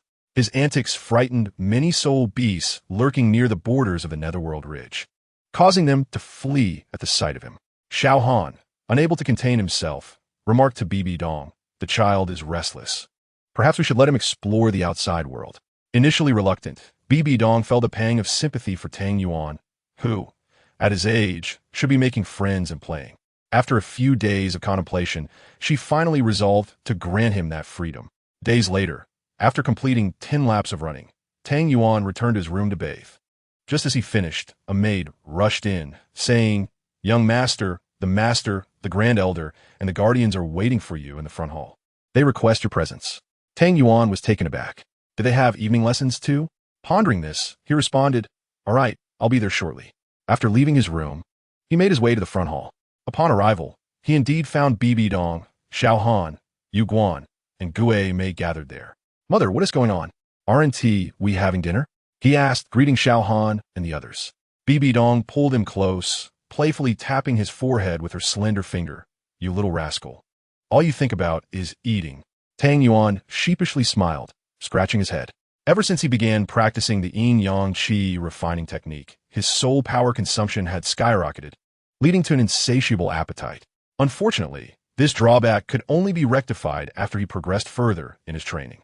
Despite his voraciousness, this heightened demand for sustenance allowed him to better consolidate his soul power, rendering it exceptionally pure. Understanding this, Bibi Dong instructed the kitchen to increase Tang Yuan's daily meat intake by 10 pounds. Reflecting on the ancient techniques recorded by the qi refiners, he had once shared with Bibi Dong that he dreamt of a method involving soul power cultivation, movement techniques, and sword techniques. Bibi Dong was astonished. After witnessing Tang Yuan demonstrate, she became convinced of its authenticity. However, she explained that having reached level 99, further training in those techniques would be an inefficient use of time. Only upon Tang Yuan's strong insistence did she accept one set of the techniques, vowing to keep it secret until he had children of his own, at which point she would personally teach her grandchildren. Tang Yuan wore a look of helplessness as he exclaimed, "But I'm only 6 years old, still just a child." Today, Bibi Dong had summoned him with the intention of enrolling him in the Soul Master Academy. Thus she sought to inquire about his thoughts. "Shao Qi," Bibi Dong began, "I plan to send you to the Soul Master Academy. After discussing with several uncles, I have decided to send you to the Tiando Royal Soul Master Academy. What do you think?" Tang Yuan was momentarily taken aback. "Huh? Mom, are you abandoning me?" Bibi Dong chuckled helplessly, ruffling Tang Yuan's hair. "Silly child. How could I ever abandon you? At your age, you should be making friends with peers. Staying at the manor every day would surely bore you. When the semester ends, I will come to pick you up." Tang Yuan grinned and replied, "Mom, I was just joking. So when do I go? Tomorrow?" Bibi Dong playfully scolded. "You're so eager before even leaving. What? You don't want to stay with your mother anymore?" Tang Yuan laughed. "How could that be? Shao Qi would miss you terribly." Bibi Dong gently tapped Tang Yuan's head and said, "At least you have a bit of conscience. After dinner, pack your things. Tomorrow morning, I, along with a few uncles, will take you to school." Tang Yuan joyfully exclaimed, "That's wonderful. I can finally go to school." Chapter 14. Tiando Royal Imperial Academy. After Tang Yuan left the front hall in a state of elation, only Bibi Dong and a few others remained. Xiao Han observed Tang Yuan as retreating figure and remarked, "Look, Shao Qi is quite enthusiastic about going to school." Bibi Dong sighed. "He seems happy, but he doesn't care about his mother." Xiao Han smiled wryly. "Children grow up and must eventually spread their wings. You can't expect to keep him tied to your side forever. Rest assured, Shao Qi is a child of deep affection, loyalty, and dependence on you. No matter how far he flies, he will always return to your side." Bibi Dong felt considerably uplifted by his words and began to contemplate how, after Tang Yuan began school, she could finally set her plans against the Spirit Hall into motion. "Yu Guan," she inquired, "last time I sent Gui Shou to investigate Tang Hao's whereabouts. Has there been any progress?" Yu Guan stepped forward. "Gui Shou has uncovered some information. Someone in the city of Notting, located in the Fasno province, has reportedly seen Tang Hao. Additionally," Bibi Dong, intrigued, asked, "Additionally what?" Yu Guan glanced at Bibi Dong, hesitated, and then said, "There's also Yu Xiaojang." At the mere mention of Yu Xiaojang's name, Bibi Dong's body trembled imperceptibly. In the blink of an eye, time flew by. And soon it was the day Tang Yuan was to begin school. Early that morning, Tang Yuan packed his clothes and the items necessary for his training into the necklace soul guide that Bibi Dong had given him after he awakened his martial soul. He had even named this soul guide Starlight. Having completed his preparations, Tang Yuan lightened his load and made his way to the front hall, where he found Bibi Dong and others waiting. Upon seeing him, Bibi Dong took his hand, and they boarded a carriage outside the manor. Yu Guan and Gue Mei each rode a tall steed, and together they set off from the Spirit Manor. After several days of traversing the Bala Kingdom and various provinces under the Tiando Empire, they finally reached Tiando City. Upon arrival, Tang Yuan gazed around, taking in the local customs and scenery, which were starkly different from the Spirit Manor. The streets were bustling with people, adorned with magnificent structures that glimmered with opulence, embodying a vibrant atmosphere of earthly delights. Tang Yuan resolved that once he finished his registration, he would explore the city thoroughly. Before long, the carriage arrived at the Tiando Royal Imperial Academy. The grandeur and magnificence of the academy left Tang Yuan in awe, especially when he beheld the entrance. Gaining admission to the Tiando Royal Imperial Academy was a privilege reserved for the affluent and influential. As for Tang Yuan's identity and enrollment paperwork, Bibi Dong had arranged for Gui's show, a soul Douluo, to handle everything. His identity was not as the young master of the Spirit Manor, but as the young heir of Tianbao Tower. This was not a fabricated identity. Bibi Dong had established the Spirit Manor not solely based in the Yomi Ridge, but also created a business called Tianbao Tower to connect with the outside world and facilitate communication. This enterprise spanned the Tiando and Xinglua empires and even had branches in Wuqing. Each branch, though modest in scale, offered rare and precious items. It was rumored that the flagship store in Tiando City displayed a 10,000-year-old soul bone, priced at 10 million gold soul coins. Numerous powerful factions sought to purchase this soul bone, yet the manager of the flagship store claimed it would only be sold to a fated individual, leaving many to wonder who that might be. Many influential figures left in frustration, exclaiming, "What a curious thing. A price is set, yet is not for sale." Setting aside those matters, Tang Yuan proceeded with his enrollment and was subsequently assigned to a private villa dormitory. Upon seeing where he would be staying, Bibi Dong felt an overwhelming sense of worry and reluctance at the thought of Tang Yuan living away from her for an extended time. As if sensing Bibi Dong's inner turmoil, Tang Yuan reassured her, "Mom, don't worry. I will take good care of myself." Bibi Dong sighed and cautioned, "School is not like home. Be more low-key. Above all, ensure your safety. If you miss me, write a letter home, and I will come to see you. Spend freely on what you wish to eat. Do not deprive yourself. When interacting with friends, especially girls, be generous. If my allowance isn't sufficient, just go to Tianbao Tower in Tiando City. They will recognize your starlight necklace, and you can withdraw what you need." Bibi Dong, like many mothers before parting, continued to fuss, fearing she might overlook some detail or instruction. Thus, she spoke in a continuous flow, barely finishing one thought before another sprang to mind. In his past life of 16 years, Tang Yuan had never experienced such care. Now, having a mother, he found it endearing rather than bothersome. Although he eagerly anticipated school life, he felt a pang of reluctance for Bibi Dong. Listening to her maternal concerns, he felt an overwhelming sense of warmth and gratitude. After what seemed an eternity, Bibi Dong finally concluded her advice, gently stroking Tang Yuan's head. "All right, remember all that I've told you. I will leave now, but I will come to pick you up at the end of the semester." "Okay, Mom. Let me see you off," Tang Yuan replied with a nod. Bibi Dong smiled with satisfaction and said, "All right." Reflecting on her earlier instructions, Bibi Dong had anticipated Tang Yuan might grow impatient, yet she was pleasantly surprised to find him attentively listening, bringing her much comfort. Though he was growing up, he still relied on her. After escorting him to the academy gate, Bibi Dong offered a few more parting words before boarding the carriage and departing. Tang Yuan watched Bibi Dong and the others leave, but did not return to school just yet, as it was still early. Instead, he began to wander aimlessly around Tiando City. In the vibrant streets filled with an array of shops, such as clothing stores, restaurants, inns, and weapon shops, Tang Yuan found himself captivated. Despite having been left with 1 million gold soul coins by Bai Dong in his starry light.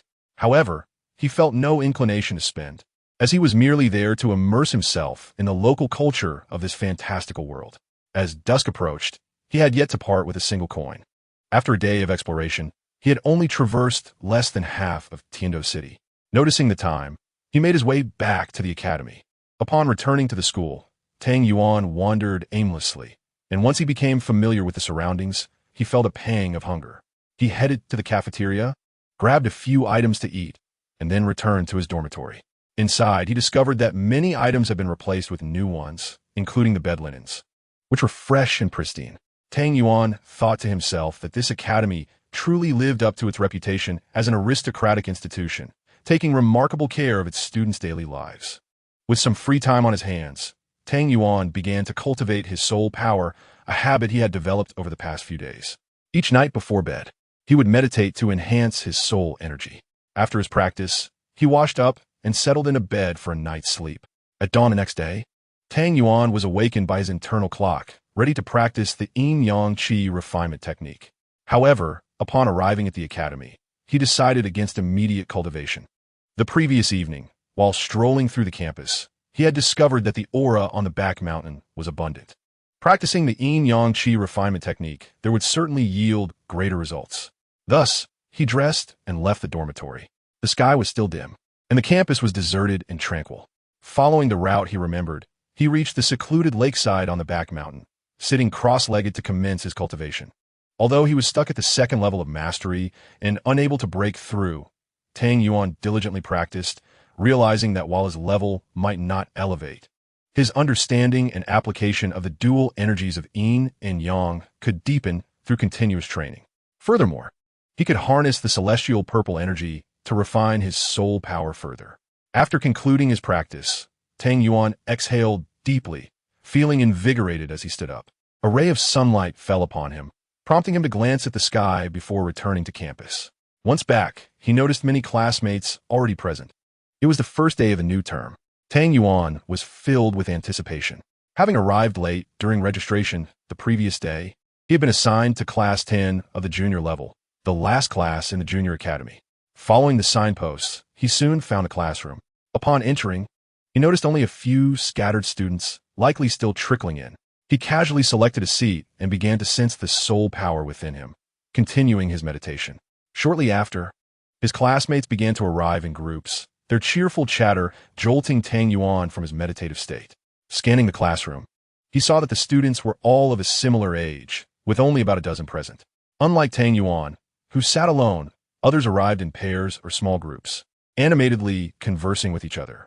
As he resided in a private villa dormitory, he had not met any classmates prior, while the others, sharing double or triple accommodations, had already formed connections. It was evident that these children hailed from noble families. The single dormitory was affordable for their families. However, with numerous children in noble households, it was unnecessary for each to occupy a private villa. As Tang Yuan observed, a young man entered the classroom, undoubtedly the teacher. The moment he stepped in, the room fell silent, all eyes fixed on the podium, signaling the commencement of the first lesson. Tang Yuan's focus sharpened. This was his first experience in classroom, his inaugural lecture, stirring a mix of nostalgia and excitement within him. The young teacher surveyed the students with a gentle smile before releasing his martial spirit with a commanding shout. Flame Lion, manifest! 3 soul rings rose from beneath him, 1 white, 1 yellow, and 1 purple. Gasps of astonishment filled the room, yet the students' eyes sparkled with intrigue rather than fear.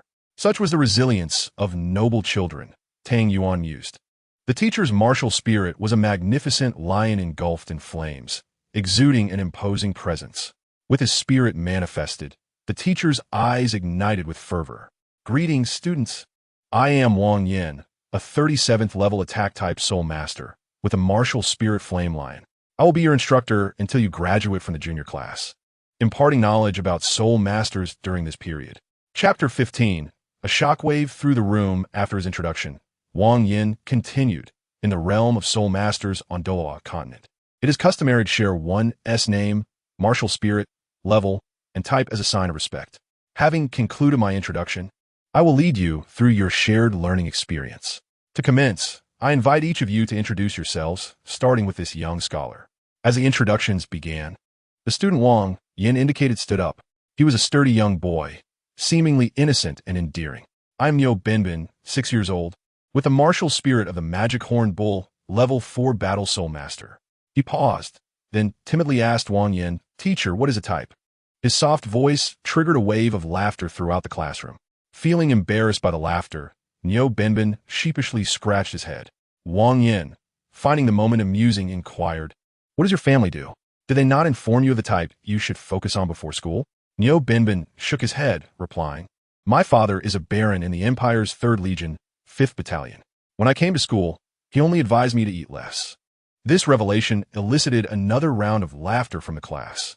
Wang Yin chuckled helplessly, scanning through his notes before stating, "All right, Niu Benbin, you are an attack type. Your father has already provided the necessary information. You may take your seat. And in future, please speak more softly and naturally." Niu Benbin, still feeling bashful, smiled sheepishly and returned to his seat amid the playful teasing from his peers. The introductions continued as classmates took turns sharing their names and martial spirits. "I am Zhang Teng, 6 years old, with the martial spirit of the Flying Mouse, level 4 agility type battle soul master. My name is Wang Lingling, also 6, with the martial spirit of the Bell, level 3 control type battle soul master. I am Zhou Yuan, 6 years old, with the martial spirit of the Great Blade, level 4 attack type battle soul master." As each of the 10 classmates introduced themselves, it became apparent that most were between levels 3 to 7 in soul power and had yet to acquire soul rings. With only a month having passed since their martial spirits awakened, their cultivation time was limited, and their soul power levels primarily reflected their innate abilities. Finally, it was Tang Yuan's turn, seated in the corner as the last to introduce himself. "I am Tang Yuan. You may call me Xiao Qi. I am 6 years old, with the martial spirit of the Book of Life and Death, a level 18 control type battle soul master." As the words fell, a collective gasp echoed throughout the classroom, as if everyone had misheard. The student in question was a battle soul master, yet upon glimpsing the Life and Death book martial spirit in Tang Yuan's hand, accompanied by that yellow soul ring, they realized their grave error. Even Wang Yin, standing on the podium, regarded Tang Yuan with an expression akin to that reserved for a monstrous anomaly. Tang Yuan felt a twinge of unease under the scrutiny of his peers. Yet he dared not take a seat. He observed Wang Yin hastily rifling through documents. Wang Yin discovered Tang Yuan's profile, which indeed confirmed the astonishing details. 6 years of age, the Life and Death book martial spirit, innate full soul power, an 18th level battle soul master, and a century-old soul ring. Each line shimmered with a golden radiance, strikingly brilliant. Wang Yin berated himself for having overlooked the information about this prodigious talent. After a moment of calm, he looked up to find Tang Yuan gazing back at him, and he stammered, Tang Yuan, splendid. Please take your seat. From today onwards, you shall be the class leader." Tang Yuan was momentarily taken aback. Although he was unaware of the responsibilities accompanying the role of class leader, he felt compelled to respond respectfully to his teacher's words, and thus complied, settling into his chair. Once seated, he lowered his gaze but discreetly peered at his classmates. Noticing their varied expressions of jealousy, admiration, shock, and reverence. Ignoring their stares, he focused intently on Wang Yin as he commenced the lesson. Despite having been briefed on the subject matter at home by Dong, who had provided a more thorough and detailed explanation than Wang Yin, Tang Yuan remained attentive, showing no signs of impatience or distraction. Before long, 2 hours had elapsed, marking the end of the morning session. The afternoon held no classes, as the curriculum for the first semester primarily consisted of theoretical lessons, with mornings dedicated to classes and afternoons reserved for free activities. As Wang Yin concluded his lecture and exited the classroom, a wave of excitement surged among the students, who flocked toward Tang Yuan like a tide. "What kind of martial spirit do you possess? It appears incredibly formidable. How did you cultivate it? Why, at our age, have you already become a soul master? Did a senior family member assist you in obtaining your soul ring? A yellow soul ring. It must be a century old, or perhaps even older. You are truly powerful, but I still wish to challenge you. Are you out of your mind, Li Kong? He is an 18th level, and you're merely a 5th level. What do you think you're doing?" Tang Yuan found himself encircled, unable to respond to the barrage of inquiries. Just then, someone called out, "How can the class leader answer all at once with so many questions?" Realizing he had been designated as class leader by Wang Yin, it dawned on him that he bore some responsibility for his classmates. With this in mind, he proposed, "Dear classmates, it's time for lunch. How about I treat everyone? The suggestion was met with enthusiastic cheers as they swarmed toward the dining hall. Unlike the starkly divided dining facilities of the Nodding City Academy, where Tang San studied, the Tian-Do Royal Academy's cafeteria had both first and second floors bustling with patrons, albeit with higher standards of fare. However, the culinary offerings did not match the exceptional quality of those at the Spirit Mountain Manor, where Tang Yuan had been treated like a prize jewel by Dong. Upon arriving at the cafeteria, Tang Yuan opted to guide everyone to the second floor, where they could order dishes la carte, as opposed to the fixed meals available on the first floor. The group of 16 ascended to the second floor, and along the way, Tang Yuan addressed each of their questions. However, he remained tight-lipped about his ancient cultivation methods and the matter of his twin martial spirits and innate soul power. Bai Dong had specifically instructed him to keep such information confidential, knowing that even revealing one of these secrets could provoke global astonishment. While the ancient cultivation methods were invaluable, they would not likely entice major powers to target a mere 6-year-old child, given that each had their own heritage accumulated over many years. However, the existence of his twin martial spirits and innate 15-level soul power would undoubtedly attract the attention of all major powers, particularly the Spear Hall. Should he refuse their overtures or choose one faction over another, the factions left empty-handed would resort to ruthless measures to eliminate him before he could even begin to flourish. Tang Yuan vividly recalled Bai Dong's admonition. "Son, remember my words. Under no circumstances should you reveal your second martial spirit or your innate 15-level soul power. To the outside world, claim that you possess innate full soul power. Additionally, do not share the cultivation methods with anyone. Otherwise, calamity will ensue. And under no circumstances should you attach a soul ring to your second martial spirit without my knowledge."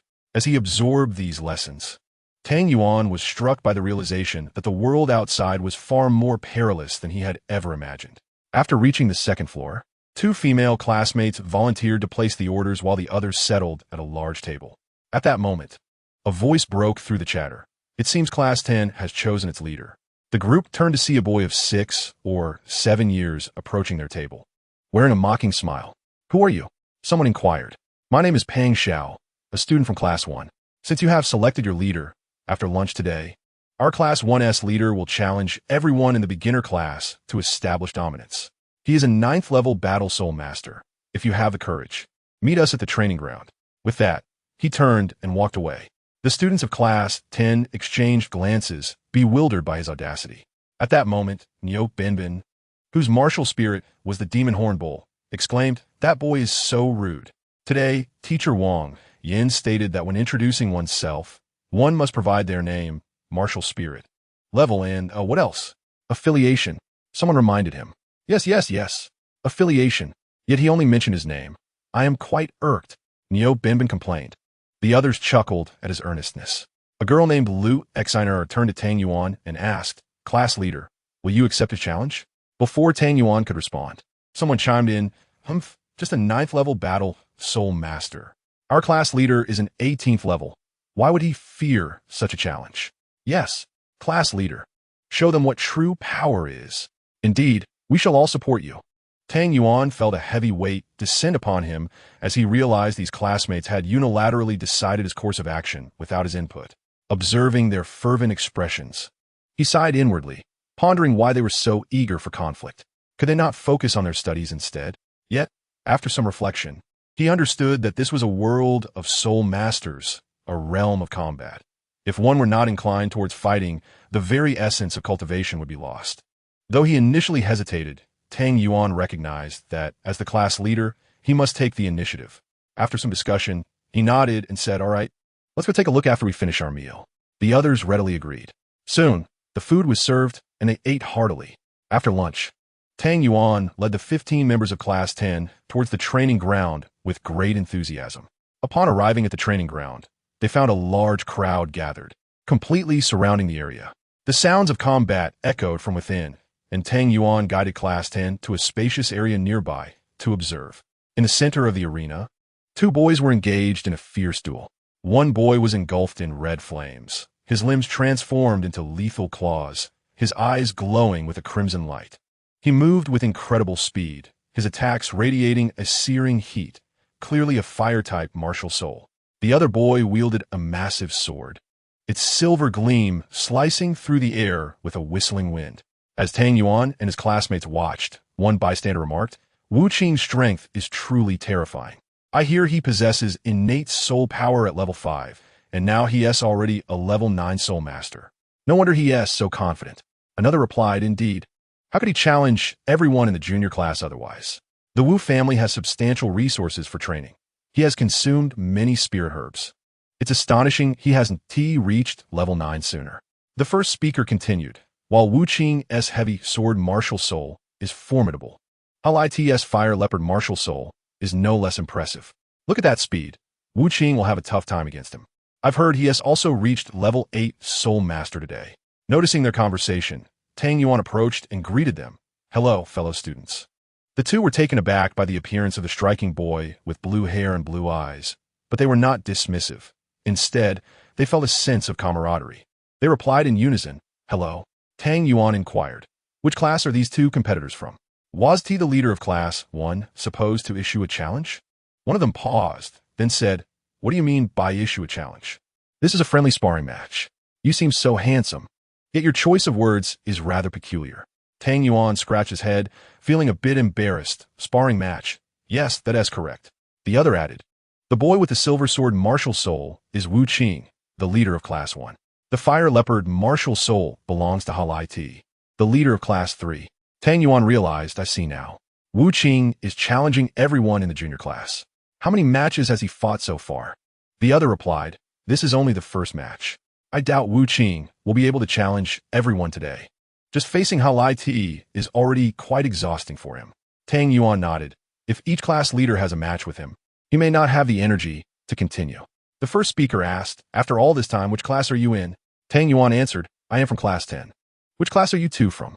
One responded, "I'm from class 7, and he is from class 6. "Who is the strongest in your class?" Tang Yuan replied, "I am a class leader." The class 7 student remarked, "I didn't mean the leader. I meant the strongest person in your class." Tang Yuan hesitated, That would be me." The two exchanged skeptical glances, assessing Tang Yuan, who looked delicate and refined, resembling a girl.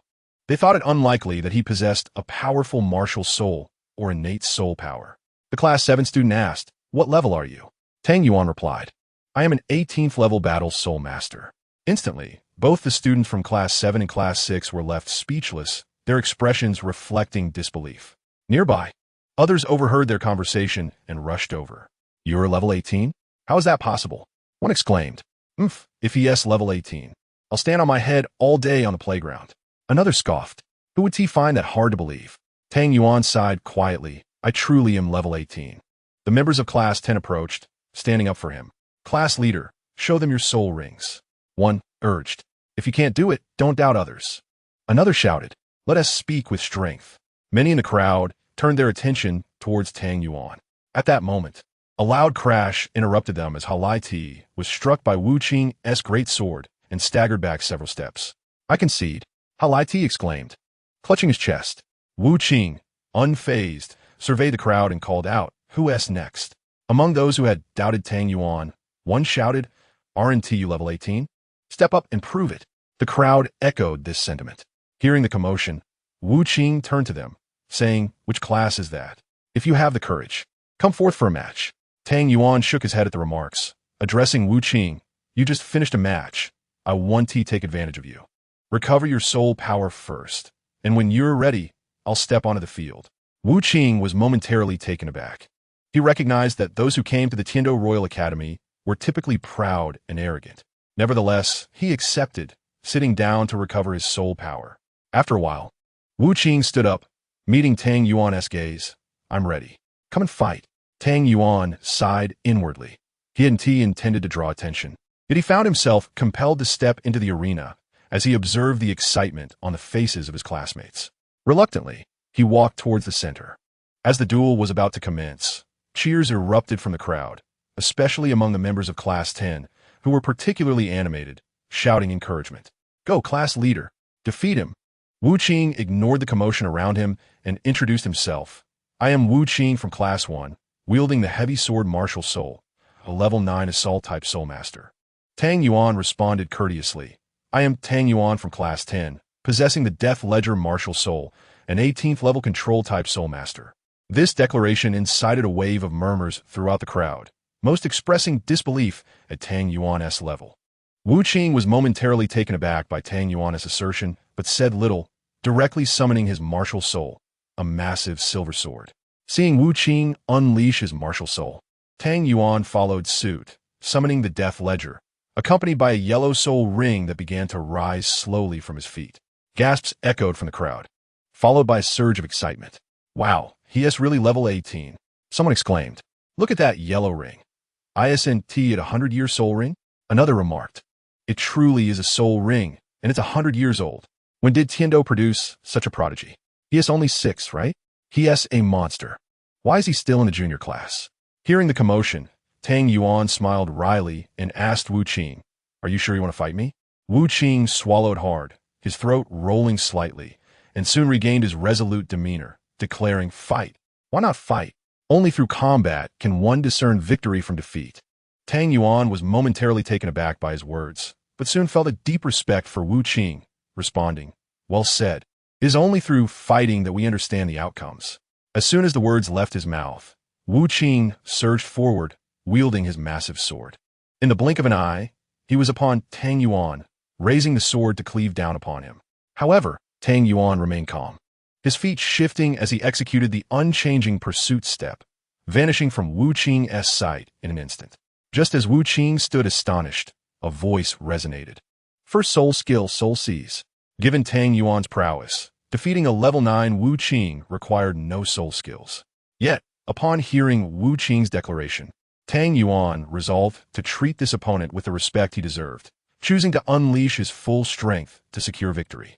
With the activation of his first soul skill, a dark light erupted, enveloping Wu Qing entirely. Before he could react, Wu Qing felt his body grow weak as the darkness seeped into him, only to be replaced by a white light that surged back into Tang Yuan. Gritting his teeth, Wu Qing steadied his grip on the giant sword and swiftly turned to locate Tang Yuan.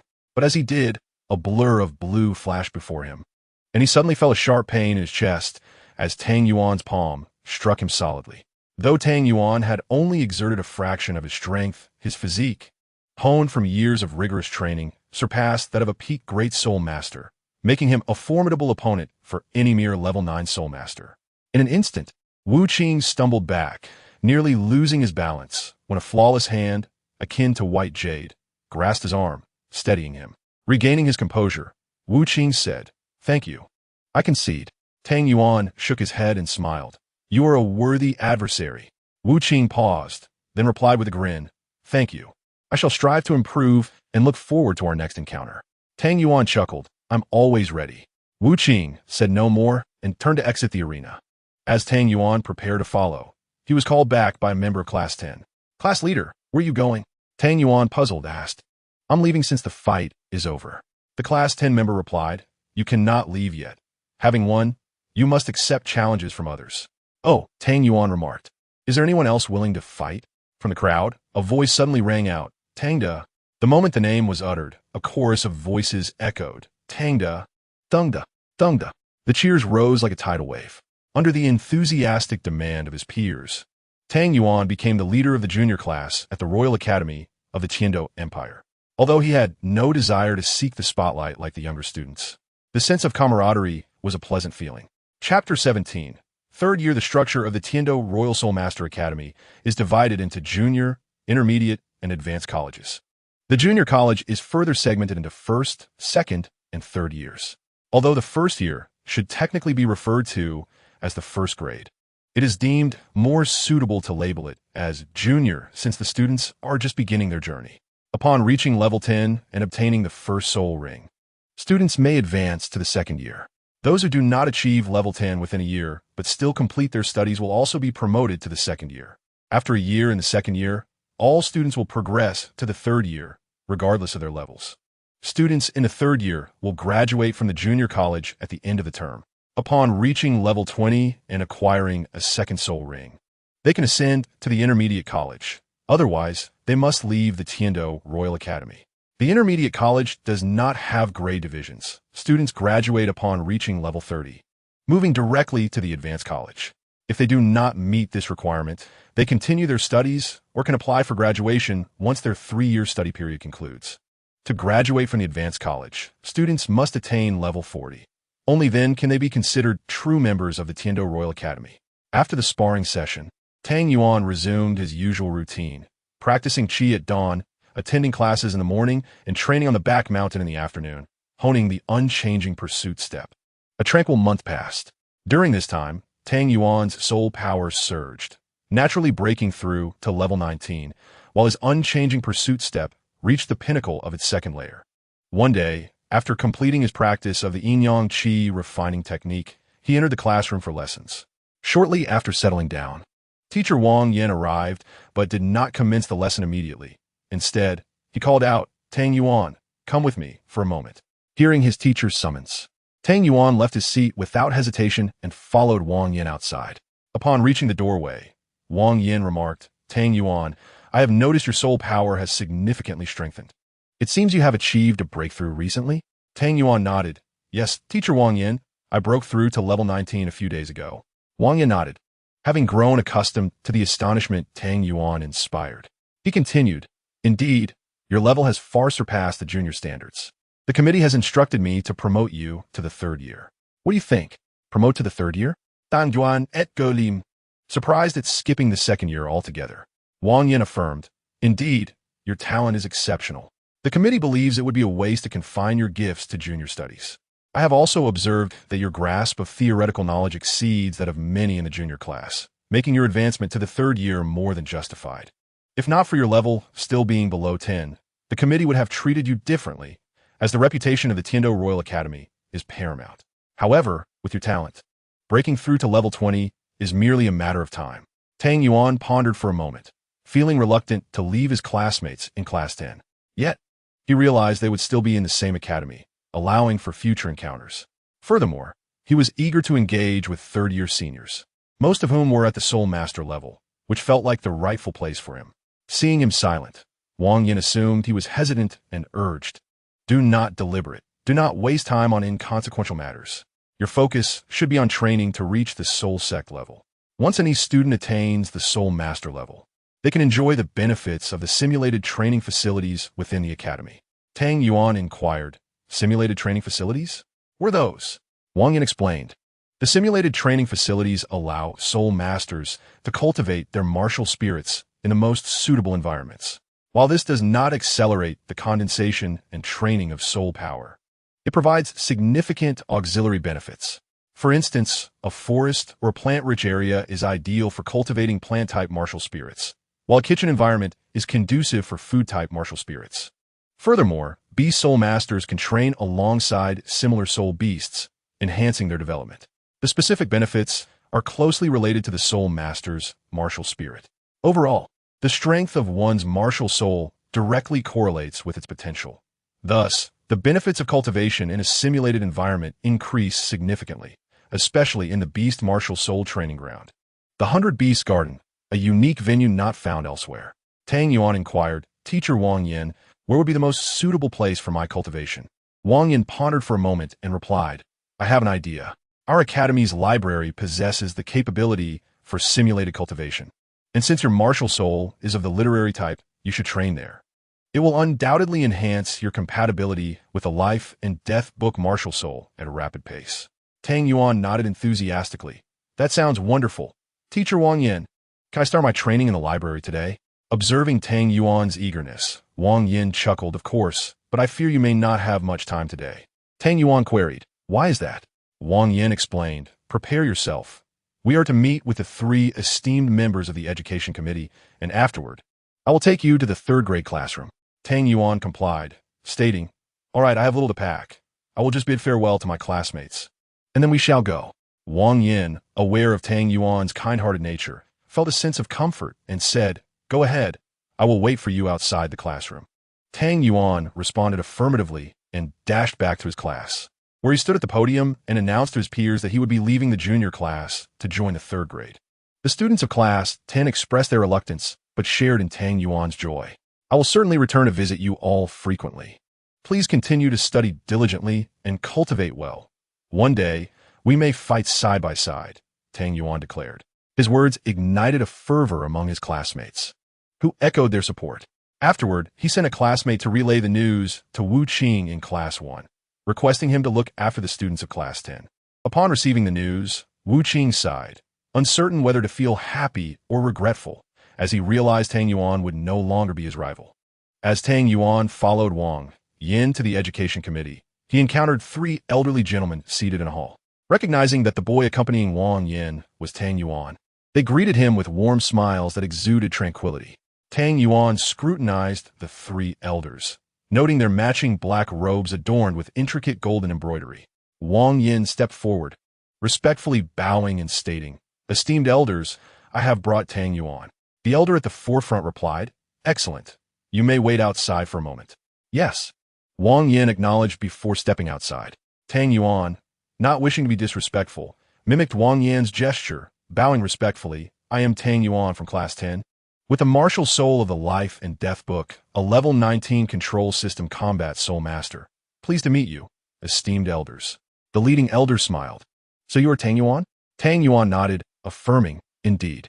The elder continued with a smile, "A remarkable child indeed. Since you have introduced yourself, allow us to reciprocate.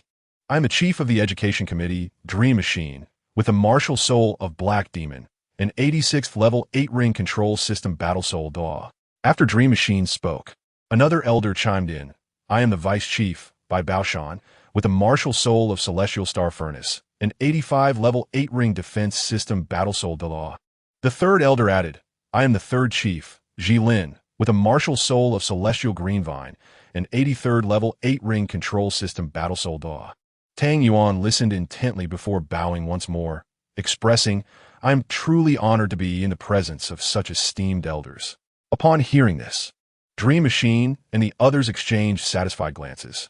Lin remarked, "A fine seedling, gentle and composed, unperturbed by honor or disgrace." Dream Machine nodded in agreement, saying, "Indeed, child, there is no need for formalities. Simply call me Grandpa." Taken aback, Tang Yuan complied without further ado, bowing again, "Very well, Grandpa Dream Machine, Grandpa by Baoshan, Grandpa Lin." The 3 elders nodded, increasingly pleased with the student before them, each harboring thoughts of taking him as a disciple, yet deciding to discuss it further among themselves. After inquiring about Tang Yuan's cultivation progress, Dream Machine summoned Wang Yin back inside, instructing him to escort Tang Yuan to report to Class 1 of the 3rd grade. This class was unlike the junior classes, consisting of only 17 students, and with Tang Yuan, the total increased to 18.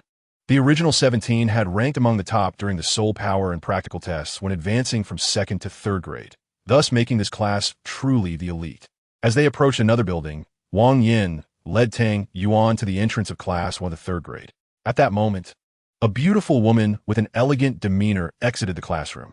Wang Yin seemed momentarily entranced upon seeing her, snapping back to reality as she approached, saying, "Teacher Su Jing, I have brought Tang Yuan as instructed by the education committee." Su Jing nodded, her smile radiant, reminiscent of the fragrant blossoms of a forest. "Thank you for your efforts," she said to Wang Yin. Wang Yin, feeling a bit flustered under Su Jing's gaze, replied earnestly, "It was no trouble at all." While he admired Su Jing greatly, he regarded it merely as admiration. Despite their comparable strengths, many teachers at the academy were enamored with her beauty, leaving Wang Yin feeling devoid of competitive spirit. Su Jing then turned her attention to Tang Yuan, smiling gently. "You must be Tang Yuan, correct? You are quite handsome. It has been a while since I have seen such a charming young boy." Tang Yuan felt a twinge of embarrassment at being described as handsome, a term he thought more fitting for girls. Nevertheless, he chose not to dwell on it, nodding and responding, "Yes, teacher."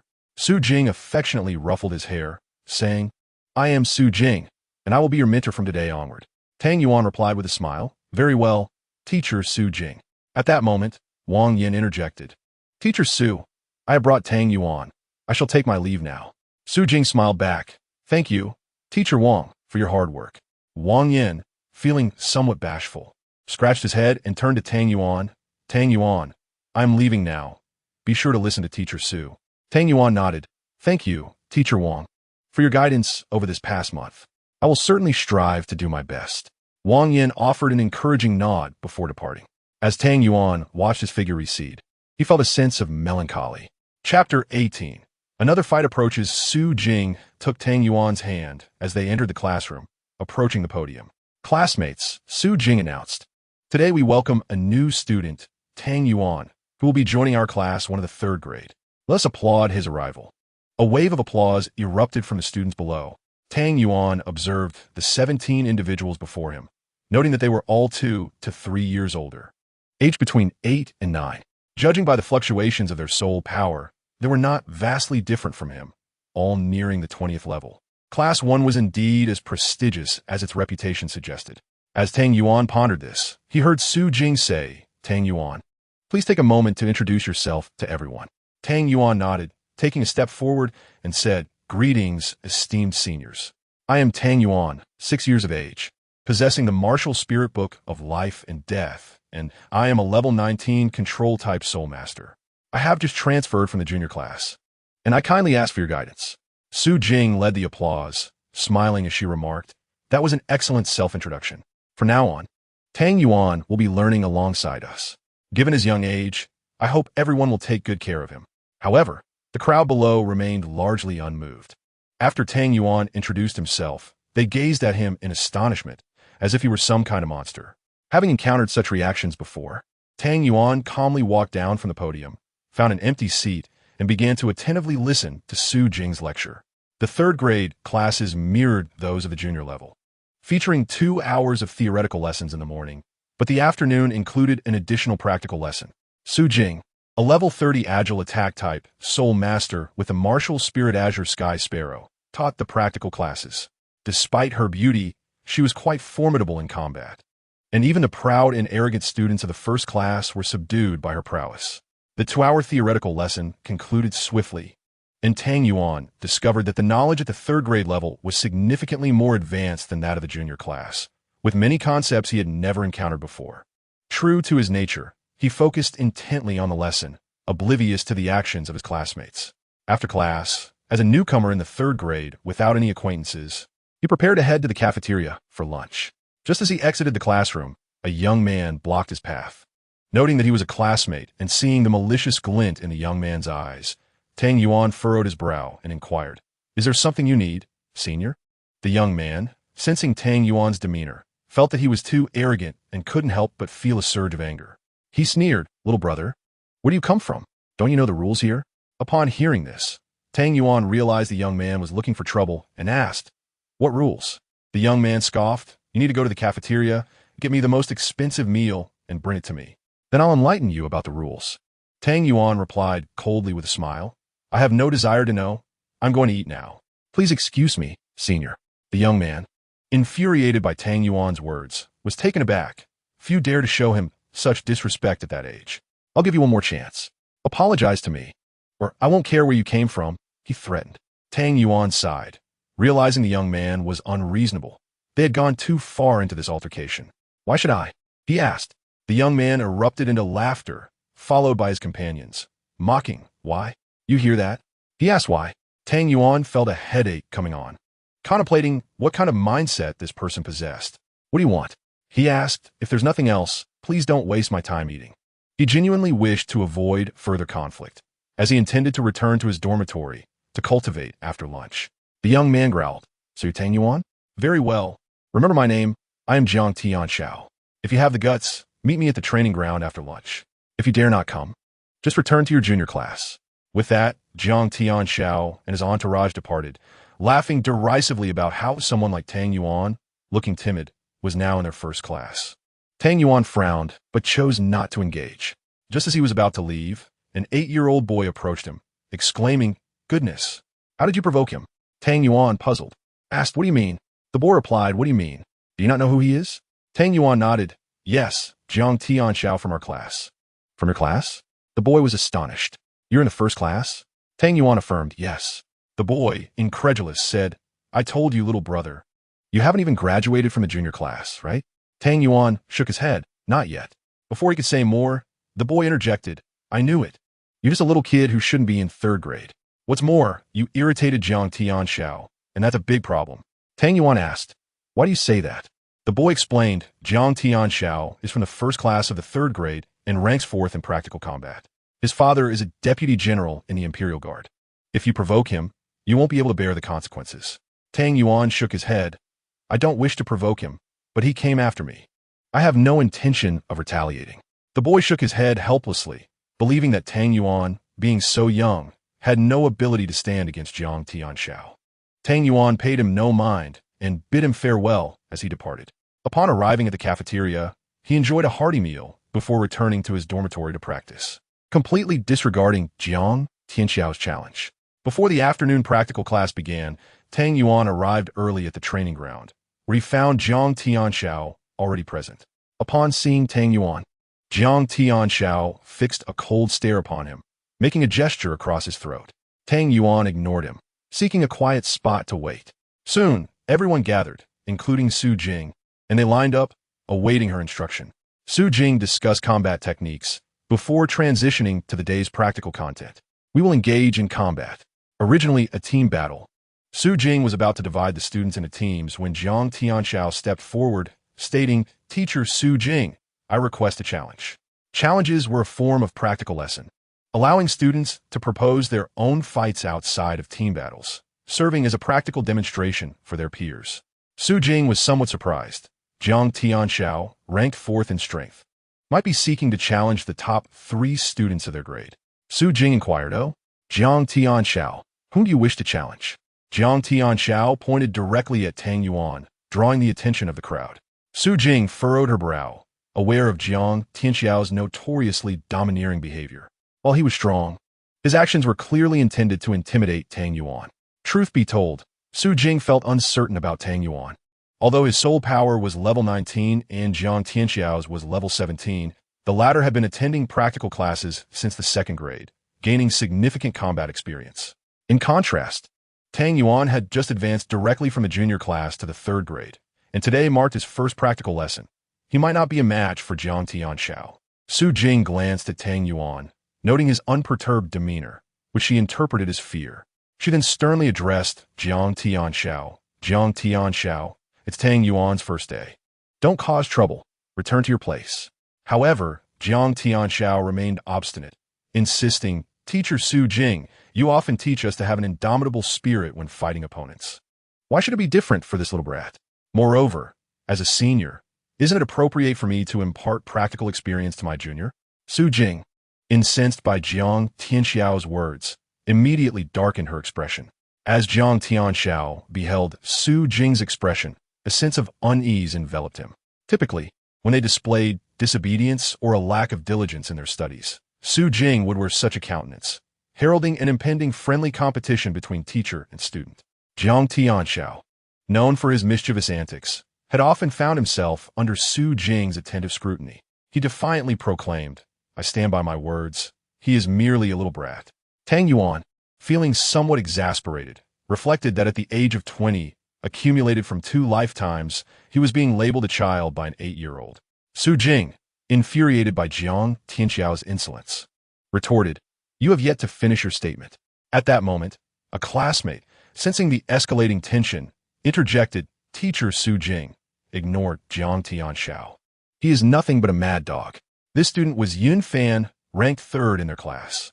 Jiang Tianxiao, incensed by Yun Fan's remarks, recalled his previous narrow defeat at Yun Fan's hands, a memory that lingered painfully.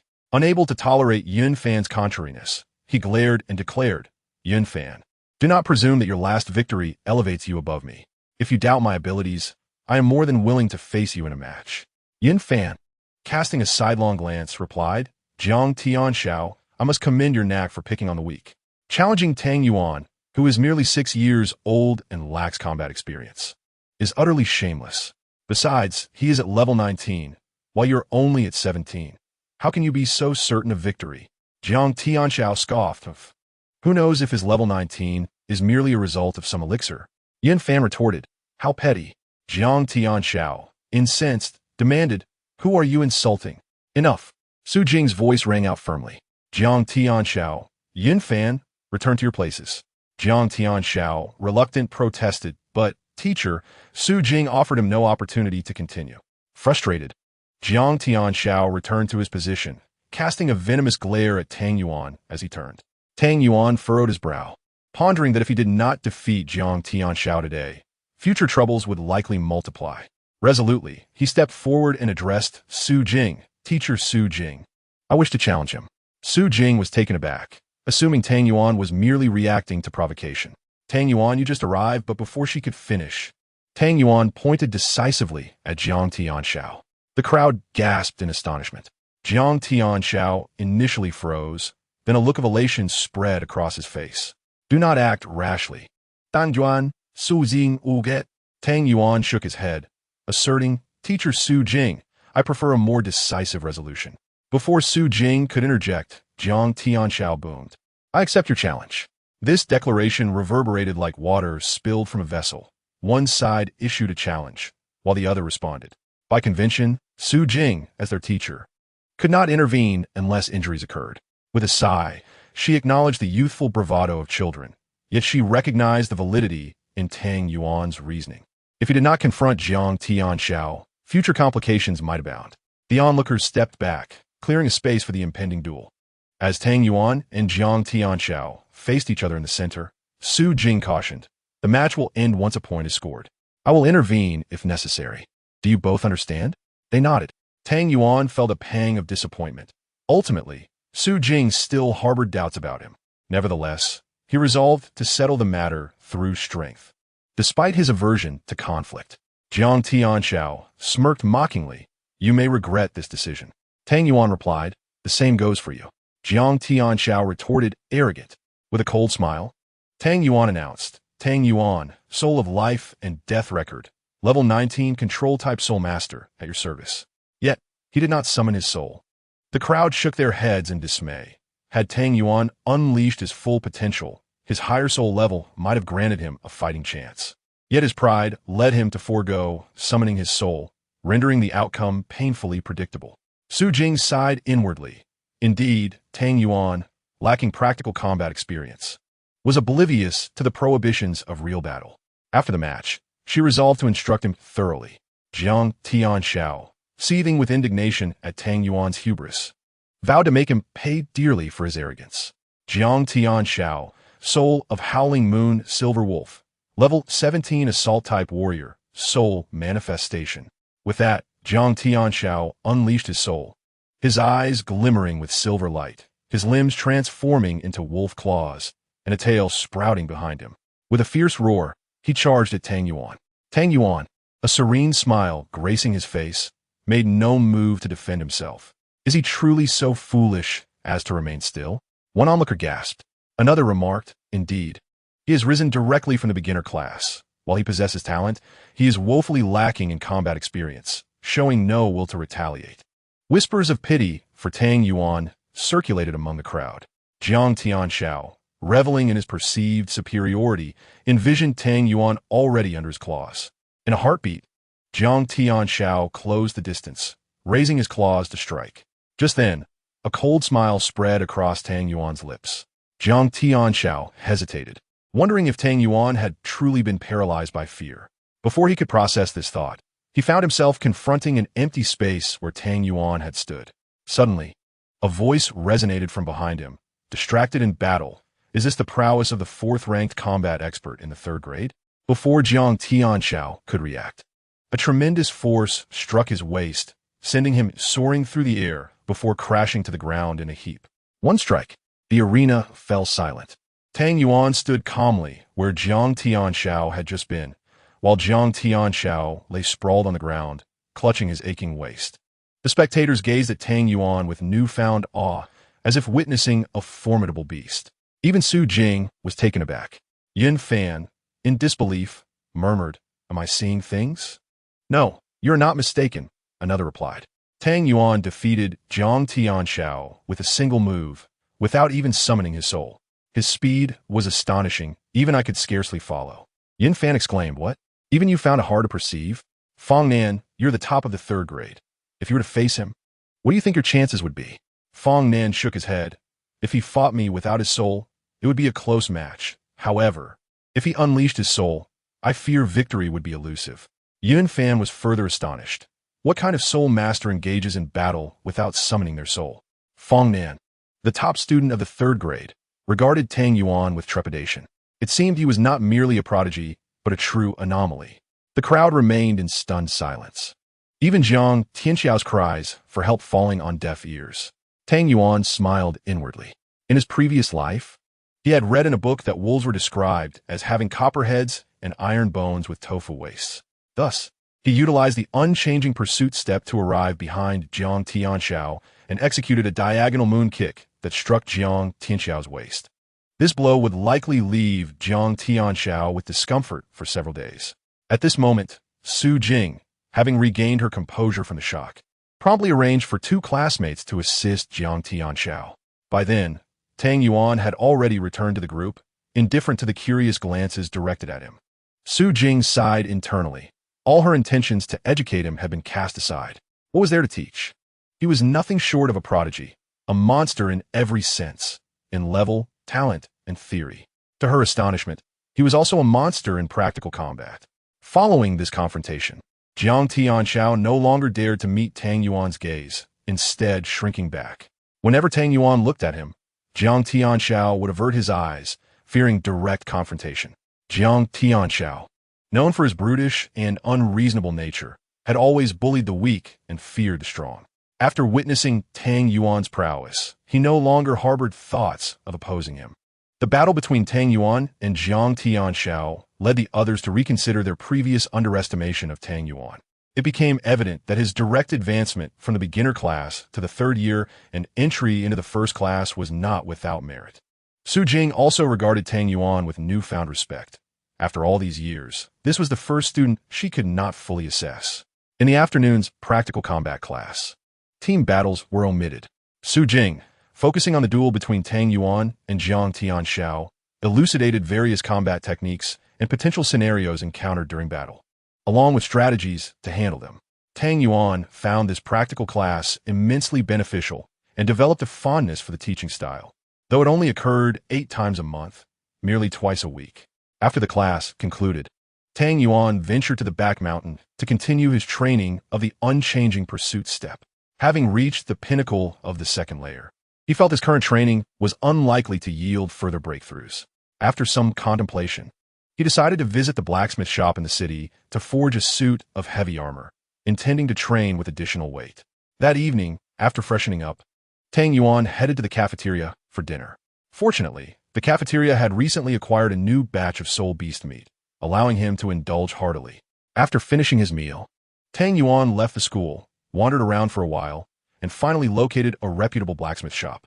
Upon entering, a burly blacksmith noticed the charming blue-haired, blue-eyed boy dressed in luxurious attire and exuding an air of sophistication. Curious about his purpose, the blacksmith inquired, "Young lad, what can I assist you with?" Tang Yuan gazed at the towering forge, retrieved a blueprint from his pocket, and presented it. This design was for heavy armor tailored to his measurements, with a total weight of 50 pounds, equivalent to that of an 8-year-old child. The blacksmith accepted the blueprint, unable to conceal his astonishment upon realizing that the armor was custom-made for someone so small. "Is this what you wish to forge?" he asked. Tang Yuan nodded and asked, "How much will it cost?" The blacksmith, regaining his composure, responded, "Given your size, I will charge you 10 silver soul coins." Tang Yuan shook his head. The blacksmith assumed the price was too steep, and so he insisted, "This is a very reasonable price. Even though the dimensions are small, the materials alone warrant this cost." Tang Yuan replied, "No, sir, I only possess gold soul coins. How about I give you 1 gold soul coin instead?" His assertion was accurate. His star moon light was filled with gold soul coins, and he typically paid for meals and parts, settling the remainder afterward. The blacksmith was taken aback, but soon realized that the boy was not from an ordinary family. He did not wish to take advantage of child, and said, "1 gold soul coin is too much. How about this? I will forge you an additional short sword using the finest materials we have in the shop." Tang Yuan thought it would be advantageous to have a weapon and nodded in agreement. The blacksmith added, "All right, come back in a couple of days to collect it." Tang Yuan replied, "Okay," and then departed. With the evening still young, Tang Yuan recalled the Tianbao building from his home and decided to visit. If he stumbled upon anything beneficial for his training, it would be a welcome discovery. Following the route previously instructed by Bibi Dong, he quickly located the Grand Tianbao building, which radiated opulence both inside and out. Tang Yuan marveled at its splendor, reflecting that he had never encountered such a magnificent structure in his past life, and then stepped forward into the building. At that moment, a tall figure approached him. Tang Yuan instinctively executed the unchanging pursuit step, skillfully retreating a step. The individual seemed to sense Tang Yuan's presence and remarked, "My apologies, little brother. I almost bumped into you." Tang Yuan smiled gently and replied, "It's quite all right."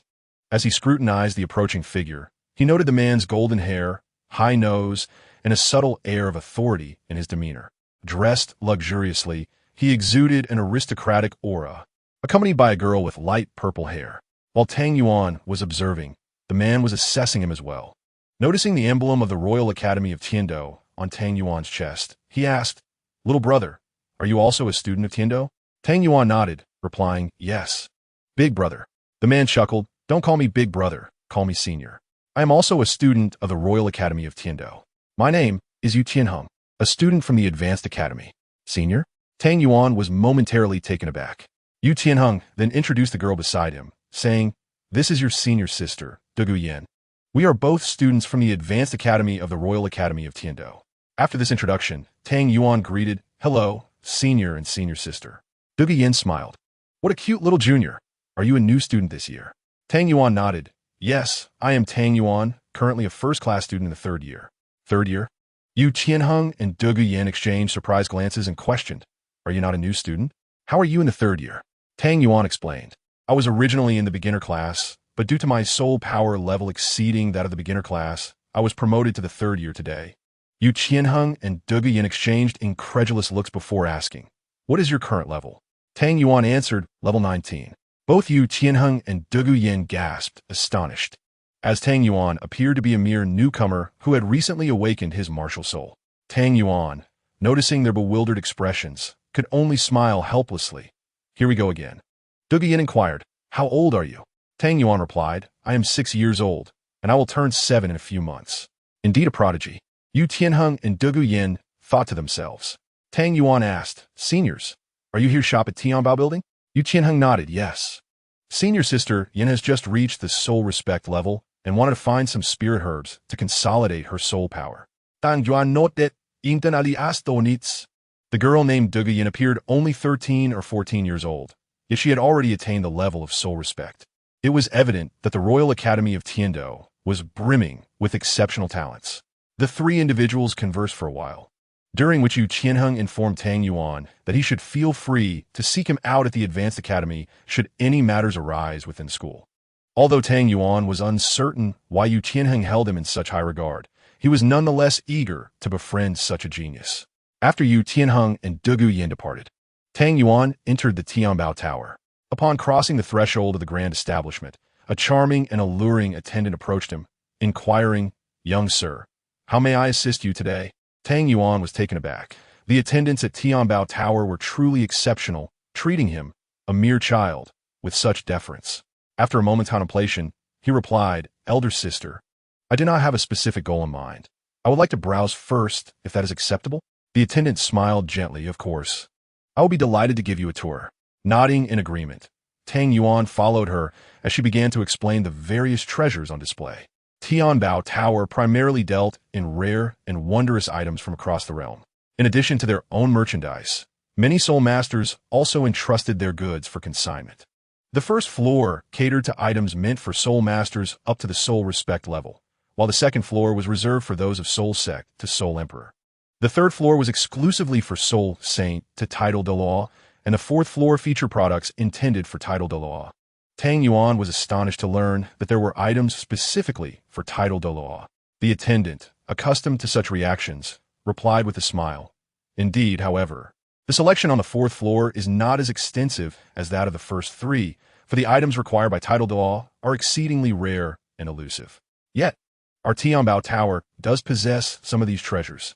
It is worth noting that only those Tianbao Towers located in the capital cities feature a fourth floor. Lesser establishments might only have 1 or 2 levels.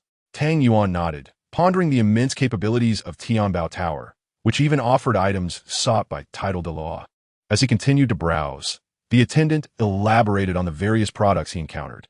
After a while, he stumbled upon a small flower radiating a kaleidoscope of colors. exudant extraordinarily potoha. To his surprise, he sensed that his death book martial spirit yearned for this flower, nearly compelling him to release it uncontrollably. Pausing before the flower, Tang Yuan's interest did not go unnoticed by the attendant, who recognized an opportunity to promote the item. You truly have an eye for beauty. This flower is known as the soul origin treasure flower. While it cannot enhance soul power or elevate one's soul rank, its greatest utility lies in nurturing martial spirits. Even if a martial spirit has suffered significant damage or is shattered, this flower can restore it to health, or even help it to reform. Tang Yuan was astonished and inquired, "Is it truly that miraculous?" The attendant affirmed, "Indeed, this rare flower is a treasure that one may only encounter by chance. Apart from this specimen, I have not heard of another existing in the world." Curious, Tang Yuan asked, "Why then is such a precious item displayed on the first floor?" The attendant sighed and explained, given the value of the soul origin treasure flower, it rightly deserves placement on the fourth floor. However, the soul master who discovered it was unaware of its worth and hastily harvested it within a century, employing improper techniques that hindered its growth. As a result, it only retains the efficacy of a 100-year-old flower, lacking the ability to fully restore or reform a martial spirit. Nevertheless, it remains highly beneficial for soul masters below the 30th rank. For instance, if your martial spirit suffers severe damage, consuming this flower will ensure a swift recovery. Yet, for those beyond the 30th rank, its effectiveness diminishes as their martial spirits grow stronger. Tang Yuan nodded in understanding, reflecting on his own experience awakening his martial spirit. Feeling a certain weakness in the death book, he surmised that the battle in the underworld had left it fragmented, with him possessing only a page, a remnant of the spirit, and that perhaps this flower could restore it to its former glory. Lost in thought, the attendant interrupted, "Young sir, what do you think?" Tang Yuan inquired about the price, to which the attendant responded, "It is merely 1,000 gold soul coins." Tang Yuan considered this. While the price was steep, it was undoubtedly worth it for someone in genuine need. He smiled and said, "Very well, I shall purchase it." The attendant beamed with delight. "Excellent. I will prepare it for you immediately." At that moment, an inappropriate voice interrupted, "I will take that flower." Both Tang Yuan and the attendant turned to see a lavishly dressed young man approaching, accompanied by a heavily made-up young woman. The attendant stepped forward, stating, "Esteemed guest, I regret to inform you that this flower has already been purchased by this young sir." The young man scoffed. "A mere child. Do you truly believe he possesses the means to buy it?" Tang Yuan, intent on acquiring the soul origin treasure flower, wished to avoid conflict and said to the attendant, "Please prepare it for me. I will proceed to the counter to pay." Without waiting for the young man's response, he turned and walked toward the counter. Before he could take more than a few steps, the young man blocked his path, demanding, "Did I give you permission to leave? Are you deaf? I said I want that flower." Tang Yuan smiled slightly and replied, "I'm sorry, but I heard you. However, I require that flower and cannot relinquish it to you." Recognizing the escalating tension, the attendant hurried away to find a manager. The young man, feeling slighted by Tang Yuan's dismissal, retorted angrily, "Well, this is the first time I've heard such words. In the city of Tiandou, aside from the royal family, no one dares to defy me." Pang and Tang Yuan shook his head. "I have no desire to engage in conflict. I simply wish to obtain the flower. As for your identity, I have no interest in knowing." Pang An's expression darkened as he fixed an unwavering glare on Tang Yuan. "Are you certain you wish to oppose me?" Tang Yuan shook his head again. "I have no interest." With a sullen visage, Pang An's companion remarked, "Truly, a young bull does not fear the tiger. Do you not realize who young Masterin is? He is the grandson of the Grand Tutor of the Tiandou Empire. Given your appearance, you do not seem like an ordinary citizen. Be cautious not to bring trouble upon your family." Tang Yuan frowned, recognizing the arrogance of this pompous youth. Pang An scrutinized him closely and, noticing the emblem of the Tiandou Royal Academy hanging from his chest, sneered, "I did not expect you to be a junior from the Tiandou Royal Academy. Since you're also a soul master, let us resolve this in the manner befitting our kind. If you defeat me, the flower is yours. If I defeat you, it is mine." For some reason, the way Pang An referred to junior filled Tang Yuan with immense disdain, contrasting sharply with how Yu Tianheng had used the term. After considering Pang An's proposition, Tang Yuan shook his head. "I'm not interested." Pang An laughed coldly. "What? Are you afraid?" Pang An had initially assumed that Tang Yuan, appearing youthful and likely a newcomer, could not possess more than a 7th-level soul power. Thus, he was confident that his own 15th-level soul power would easily secure him victory. Tang Yuan shook his head and remarked, "This flower rightfully belongs to me. Do you not understand the principle of first come, first served? Why should I squander my time engaging in dueling antics with you?" Upon hearing this, Pang was enraged, his fury evident as he coldly replied, "Very well. You shall fight whether you want to or not. Martial soul, manifest." With that declaration, a flash of crimson light enveloped him, and he transformed, sprouting sharp fangs and hair all over his body, his nose morphing into a dark heart shape, and claws emerging from his limbs, while a phantom of a soul-chasing hound appeared behind him. "Look, he has turned into a dog," someone exclaimed, and Pang, visibly irritated, glanced around as a crowd had gathered due to his altercation with Tang Yuan. A child, astonished, had called out in surprise upon witnessing the manifestation of Pang's martial soul. Chapter 21. Blacklisting the Pang family. Pang's martial soul was known as the soul-chasing hound, a creature renowned for its acute sense of smell, highly sensitive to sense and soul energy, although its offensive capabilities were rather limited, typically residing at the forest's edge. Tang Yuan observed Pang, coolly assessing the soul energy emanating from him, which surprisingly was weaker than his own. Noting Pang's youthful appearance, around 13 or 14, comparable to Yu Qianheng and Duge Yin, yet significantly lacking in soul power, Tang Yuan felt no inclination to engage in battle with him. "Release your martial soul, boy." Pang growled menacingly.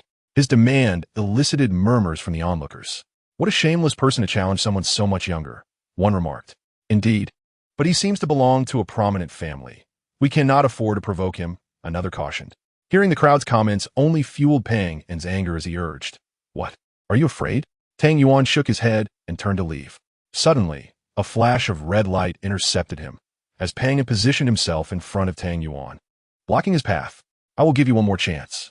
Unleash your martial soul, or I shall not hold back," he threatened. "Get out of my way." Tang Yuan's patience, usually abundant, was wearing thin due to Pang's obstinacy. He had no desire to create a commotion on his own territory. "Very well. You have chosen poorly. First soul skill, soul-chasing bite." Pang roared, his mouth gaping wide, filled with sharp teeth as he lunged at Tang Yuan. Unfazed, Tang Yuan prepared to utilize his unchanging soul-chasing step to evade the attack, when suddenly, a surge of azure light shot forth, striking Pang and sending him crashing violently against a nearby wall. "And Xiao," a girl beside Pang cried out, rushing to his side. At that moment, a middle-aged man arrived, presumably the manager of the Tiando City's Tiando Pavilion. Upon his arrival, he addressed the scene sternly. "Who dares to engage in private combat here?" Pang, rising from the ground, angrily shrugged off the girl's supportive hand and glowered at the manager. "Do you dare to lay hands on me?" He spat. The manager, unperturbed, replied, "According to Tiando Pavilion's rules, once inside, all guests must be treated with respect and cannot engage in violence. How dare you meddle in my affairs? Do you believe I won't have your pavilion torn down?" Pang retorted, his voice dripping with menace. The manager's expression turned to one of disdain as he said, "Whether you can tear it down is uncertain, but if you continue with such threats, I will ensure you leave the Tiando Pavilion in a most unceremonious manner." Feeling the immense aura radiating from the manager, Pang faltered momentarily, attempting to maintain his bravado. "Fine, you all will regret this," he exclaimed, trembling as he and the girl retreated toward the exit. Before they could leave, the manager's voice rang out, "This is an edict from the Tiando Pavilion. Henceforth, all members of the Tiando Pang family are banned from entering any Tiando Pavilion. Violators will be expelled and never employed again." Pang froze, his expression shifting as he quickly fled the Tiando Pavilion. Tang Yuan was taken aback. Such a minor altercation hardly warranted a family-wide ban from the establishment. Moreover, it was the Tiando Pavilion spanning the entire continent. Even if a private duel had occurred, it had not resulted in any severe consequences, making such a penalty unexpected for all present. Once Pang had departed, the manager's demeanor softened as he addressed the remaining guests, esteemed patrons. "I sincerely apologize for the disturbance. Due to the unforeseen incident, all purchases today will receive a 20% discount. Thank you for your understanding and support." Upon hearing this, the crowd rejoiced, expressing their gratitude before happily selecting their desired goods. Once the crowd dispersed, the manager turned to Tang Yuan and instructed, "Please follow me." Though puzzled, Tang Yuan observed that the manager did not appear to harbor any ill intentions toward him. So he complied and followed the manager upstairs. They reached the 5th floor and entered a grand hall, characterized by an ancient elegance, starkly contrasting the opulence of the lower levels. As Tang Yuan surveyed the surroundings, a sudden sound caught his attention. He turned to see the manager kneeling before him. "I pay my respects to the young master," he declared. Tang Yuan was astonished. Had he already recognized him? No wonder he had been so fierce with Pang, and quickly he extended his hand to help the manager rise. "Please, there is no need for such formalities. You are my elder. It is inappropriate to bow so deeply." The manager stood and smiled. "Such courtesy must not be neglected. Your kindness and exceptional handling of affairs are commendable, earning my utmost respect." Tang Yuan, feeling slightly embarrassed, replied, "You flatter me. By the way, young master, my name is Yu San. My martial soul is the Golden Blade, and I am a level 73 battle spirit saint, currently managing the Tiando Pavilion in Tiando City. You may simply call me Zhu San," he introduced. Tang Yuan shook his head. "You are an elder. I shall call you Uncle Zhu. How did you recognize me?" Zhu San chuckled, pointing to the necklace around Tang Yuan's neck. Realization dawned on Tang Yuan, and he laughed. "Ah, I had forgotten about that." Just then, a knock echoed at the door. "Come in," Zhu San called. Tang Yuan turned to see the earlier attendant entering with a delicate jade box. She approached Zhu San and Tang Yuan, addressing Zhu San, "Greetings, sir. The Soul Yuan treasure flower has been retrieved." Unaware of Tang Yuan's true identity, she was astonished that this young boy, unknown to her, had garnered such favor from Manager Zhu to be brought to the 5th floor. Tang Yuan offered her a gentle smile, saying, "Thank you for your hard work, elder sister." The attendant quickly responded, "You honor me, sir." Zhu San then instructed, "You may leave now." After she exited and closed the door, Zhu San handed the jade box to Tang Yuan. "Young master, here is the Soul Yuan treasure flower you requested. Today's events reflect my mismanagement, and I hope you will pardon me." Tang Yuan shook his head. "It is no matter. Uncle Zhu, this is not a significant issue. However, do you think the ban on all members of the Tiando Pang family from entering any Tiando pavilion is too harsh?" Zhu San replied, "Young master, you may not be aware, but the Tiando Pang family has long been overbearing and unreasonable. Pang Taisher, the head of the Pang family, has consistently sought to exploit the Tiando pavilion's resources, and we have not acquiesced to his demands. This incident merely provided a convenient excuse to address his persistent harassment of us." Tang Yuan pondered, "I see. Yet, will this enmity with Pang Taisher affect our business at the Tiando pavilion within the Tiando Empire?" Upon hearing Tang Yuan's words, Zhu San nodded with satisfaction, reflecting on the young master's remarkable intellect. Despite his youth, he was capable of such profound thoughts. Zhu San replied, "Not at all. For we are in a strategic partnership with the 7 Treasure Glazed Tile School, and we also have the support of His Majesty the Emperor of the Heaven Do Empire. That arrogant Master Pang is oblivious to these facts, yet we have no fear of him." Tang Yuan nodded in understanding. After a brief conversation, Zhu San wished to invite Tang Yuan to dinner at the Tianbao building.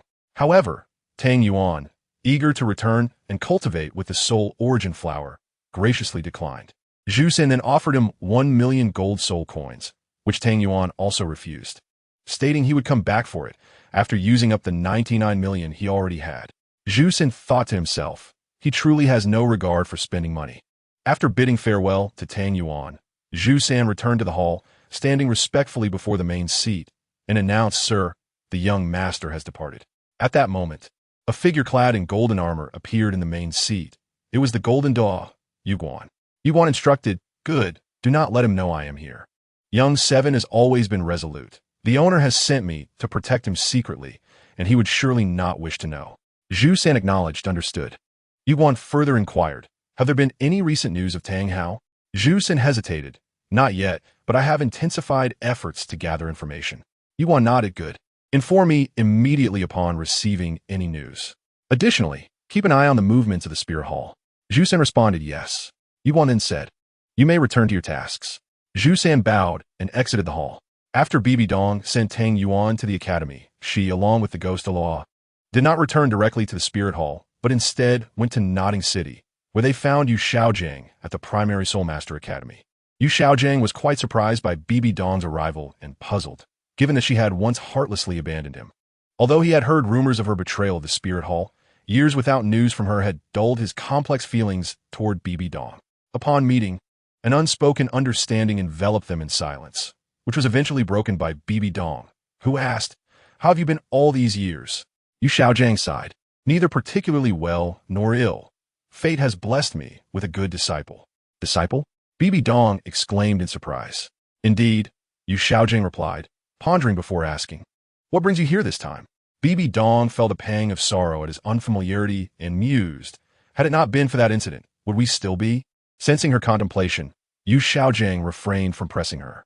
Bibi Dong continued, "Back then," but Yu Xiaojing swiftly interrupted, "Let us not revisit the past." Bibi Dong bit her lip. Managing a bitter smile, "Xiaojing, it seems you still hold resentment against me." Yu Xiaojing shook his head. "It is neither resentment nor forgiveness. I admit I once harbored intense hatred for you for leaving me, but now I feel nothing." Hearing this, Bibi Dong was struck by a wave of melancholy, yet felt a strange relief. Yu Xiaojing fell into silence. After a moment, Bibi Dong finally asked, "Have you seen Tang Hao? I've heard he's been spotted in Notting City." At the mention of Tang Hao, Yu Xiaojing's expression shifted. "Tang Hao?" Bibi Dong affirmed. "Yes, the Haotian Douluo, Tang Hao." Yu Xiaojing's heart was filled with uncertainty. He could not fathom Bibi Dong's intentions behind inquiring about Tang Hao. Unaware of Tang Hao's family circumstances or the connection between Bibi Dong and Tang Yuan, he knew only that Bibi Dong had been wanted for her betrayal of the Spirit Hall. However, he understood her cunning nature and wondered what she was scheming. After a moment of contemplation, he replied, "It is said that the Haotian Douluo is being pursued by your Spirit Hall and is elusive. How could I possibly know his whereabouts?" Unexpectedly, Bibi Dong's expression darkened. "I have severed ties with the Spirit Hall.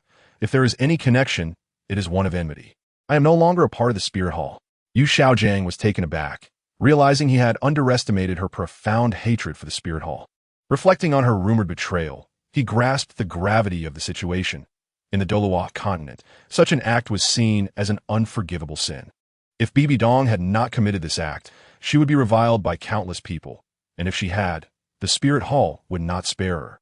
Seeing the deep resentment in her expression, Yu Xiaojing sighed internally, feeling inclined to trust her, yet he withheld information, stating, "I do not know the whereabouts of the Haotian Douluo." Bibi Dong sighed. "Very well, then." Noticing her disappointment, Yu Xiaojing asked, "Did you come to see me solely for this matter?" Bibi Dong, gazing at him, inexplicably thought of Tang Yuan. With Tang Yuan in her life, her focus had shifted entirely. As long as he grew up healthy and happy, she would be content. Unbeknownst to her, Yu Xiaojing's image in her mind began to fade. Yu Xiaojing, oblivious to her internal shift, hesitated before asking, "Could you tell me what your purpose is in seeking the Haotian Douluo?" Bibi Dong snapped back to reality, fixing her gaze on Yu Xiaojing, causing him to feel uneasy. Clearing his throat, he added, "If you prefer not to share, it is of no consequence." Bibi Dong shook her head, understanding Yu Xiaojing's character. However, in her heart, Tang Yuan's safety took precedence over everything else. Until she found Tang Hao, she would reveal nothing. Yu Xiaojing, taken aback by her reticence. Once, Bibi Dong had shared everything with him. Now, since that fateful day, it seemed as if everything had changed. He refrained from pressing her further, saying, "Very well, I have another question." Bibi Dong replied, "Speak." Yu Xiaojing pondered briefly before asking, "I have been researching the topic of twin martial souls, specifically regarding the backlash experienced by soul masters absorbing soul rings. Have you resolved this issue?" Without suspicion, Bibi Dong nodded. "Yes, it is merely a matter of physical strength, as long as one's physical fortitude is sufficient. Whether twin martial souls, or even triple martial souls with complete soul rings is not a challenge." Yu Xiaojing inquired further, "What level of strength qualifies as sufficient?" Bibi Dong contemplated for a moment. "Soul bones." "Soul bones?" Yu Xiaojing echoed. Bibi Dong affirmed, "Indeed. If one's physical strength can match that of a body refined with soul bones, then twin martial souls pose no problem. And the same applies to possessing a complete set of soul bones." Yu Xiaojing considered this for a while before nodding with delight. "I understand. Thank you." Bibi Dong offered a slight smile and shook her head. After this encounter, many things between Bibi Dong and Yu Xiaojiang felt significantly diminished, leaving them with an indescribable sense of estrangement. Yu Xiaojiang's thoughts mirrored Bibi Dong's. She was unaware that her feelings toward him had also become vague. Previously, every memory of him was filled with longing and regret, but with Tang Yuan in her life, that sentiment had waned considerably. This remained true even after their meeting today. The pleasantries were few, and before long, Bibi Dong departed from the Nodding City Junior Soulmaster Academy. Yu Xiaojiang made no effort to retain her, refraining from uttering even the casual invitation to stay for dinner, treating her like an ordinary guest as he escorted her to the door. After her departure, Bibi Dong felt an unprecedented tranquility within her, in stark contrast to the turmoil she had experienced before. She left Yueguan in Tiando City to protect Tang Yuan while keeping a vigilant eye on news concerning Tang, Hao, and the Wuhuan Temple. Furthermore, she instructed the personnel at the Tiando Tower branch in Nodding City to closely monitor Yu Xiaojiang's situation, mandating immediate reports to the Death Spirit Manor upon any discovery related to Tang Hao. Subsequently, she returned to the Death Spirit Manor accompanied by Guay Mei. At the Tiando Royal Academy, Tang Yuan remained oblivious to the extent of Bibidong's efforts on his behalf. At that moment, he was admiring the Soul Yuan treasure flower he had acquired earlier that day in his dormitory. The flower radiated a spectrum of vibrant colors, and Tang Yuan found it difficult to part with it, hesitating to absorb it. However, sensing the weakness of the Book of Life and Death, he suppressed his yearning, prepared himself, and sat cross-legged. He gently placed the Soul Yuan treasure flower before him and summoned the Book of Life and Death. Instantly, the book emanated intertwining black and white lights, and Tang Yuan's soul power began to circulate within him, gradually pouring forth from the book and extending toward the Soul Yuan treasure flower. A powerful pull emanated from Tang Yuan's soul power, causing the flower to release a dazzling array of colors that intertwined with the black and white lights of the book. The Book of Life and Death, as a martial soul, seemed to revel in this connection, emitting low, melodious hums. At that moment, Tang Yuan experienced an unparalleled warmth and comfort, akin to an infant cradled in its mother's embrace. The energy of the Soul Yuan treasure flower gradually intertwined with Tang Yuan's soul power, leading it into the Book of Life and Death, where the two lights, one black and one white, danced joyfully around him. Meanwhile, the Soul Yuan treasure flower began to wither as it was drained. Tang Yuan sensed the Book of Life and Death regaining its strength, transforming from a state of frailty to solidity. Before long, the vibrant colors of the flower faded entirely, leaving behind a withered bloom that lay before Tang Yuan, who was now acutely aware of the changes occurring within the Book of Life and Death. Suddenly, an intense pull surged from the martial soul, causing Tang Yuan's soul power to rush toward the book like a tidal wave. Alarmed, he attempted to regain control over his soul power, but found it utterly unresponsive. Turning his focus to the Book of Life and Death, he felt its desperate need to absorb his soul power. With a resigned sigh, he realized that while the Soul Yuan treasure flower had restored the essence of the book, it remained too weak and required a substantial amount of soul power to fully recover. Accepting this, Tang Yuan relinquished control over his soul power, allowing the Book of Life and Death to absorb it freely. Time passed unknowingly, and Tang Yuan's soul power was completely drained, while the book continued its relentless consumption, even drawing from his physical essence. His complexion grew pale, and he felt on the verge of collapse when he noticed the absorption rate of the Book of Life and Death gradually slowing, until it ceased entirely. Upon assessing his condition, Tang Yuan recognized the depletion of his soul power and the profound weakness afflicting his body. He could not help but chuckle wryly, realizing that he would need to spend a considerable sum on medicines to restore his essence. Even so, he understood it would take at least a month to fully recuperate, and to his dismay, his soul power level had dropped by 2 ranks, now at the 17th level. Shaking his head in exasperation, he thought to himself about the insatiable nature of the Book of Life and Death. With a flicker of thought, he examined the book in his right hand and was pleasantly surprised to find it devoid of any lingering weakness, now remarkably solid and robust, rivaling even the divine souls bestowed by the heavens. Attempting to restore his soul power, he was further elated to discover that while the rate of cultivation had diminished compared to before, the quality of the absorbed soul power was exceptionally high.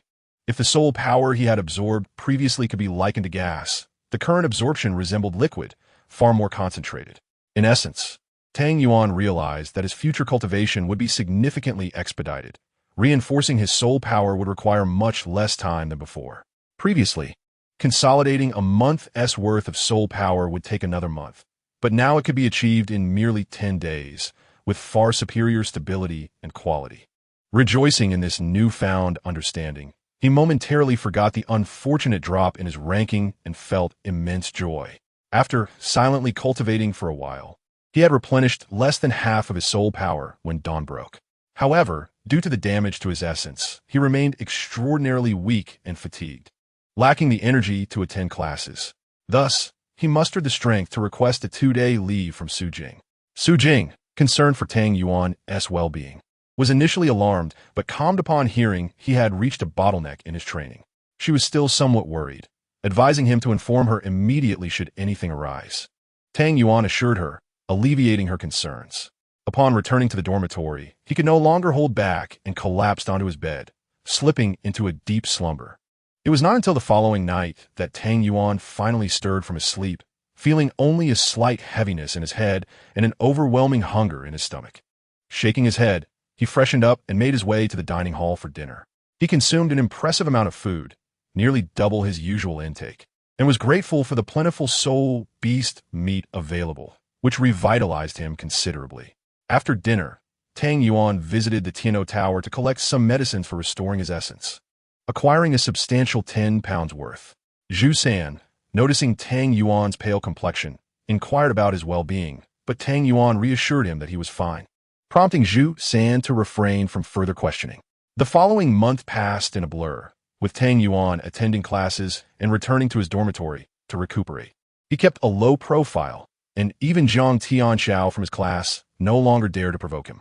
One evening, after finishing his training in the dormitory, Tang Yuan let out a long sigh, feeling the long-lost powerful aura within him and rejoicing immensely. After a month of nurturing, his essence had finally recovered, and he had once again reached the 19th rank, with his soul power now more stable and solid than ever.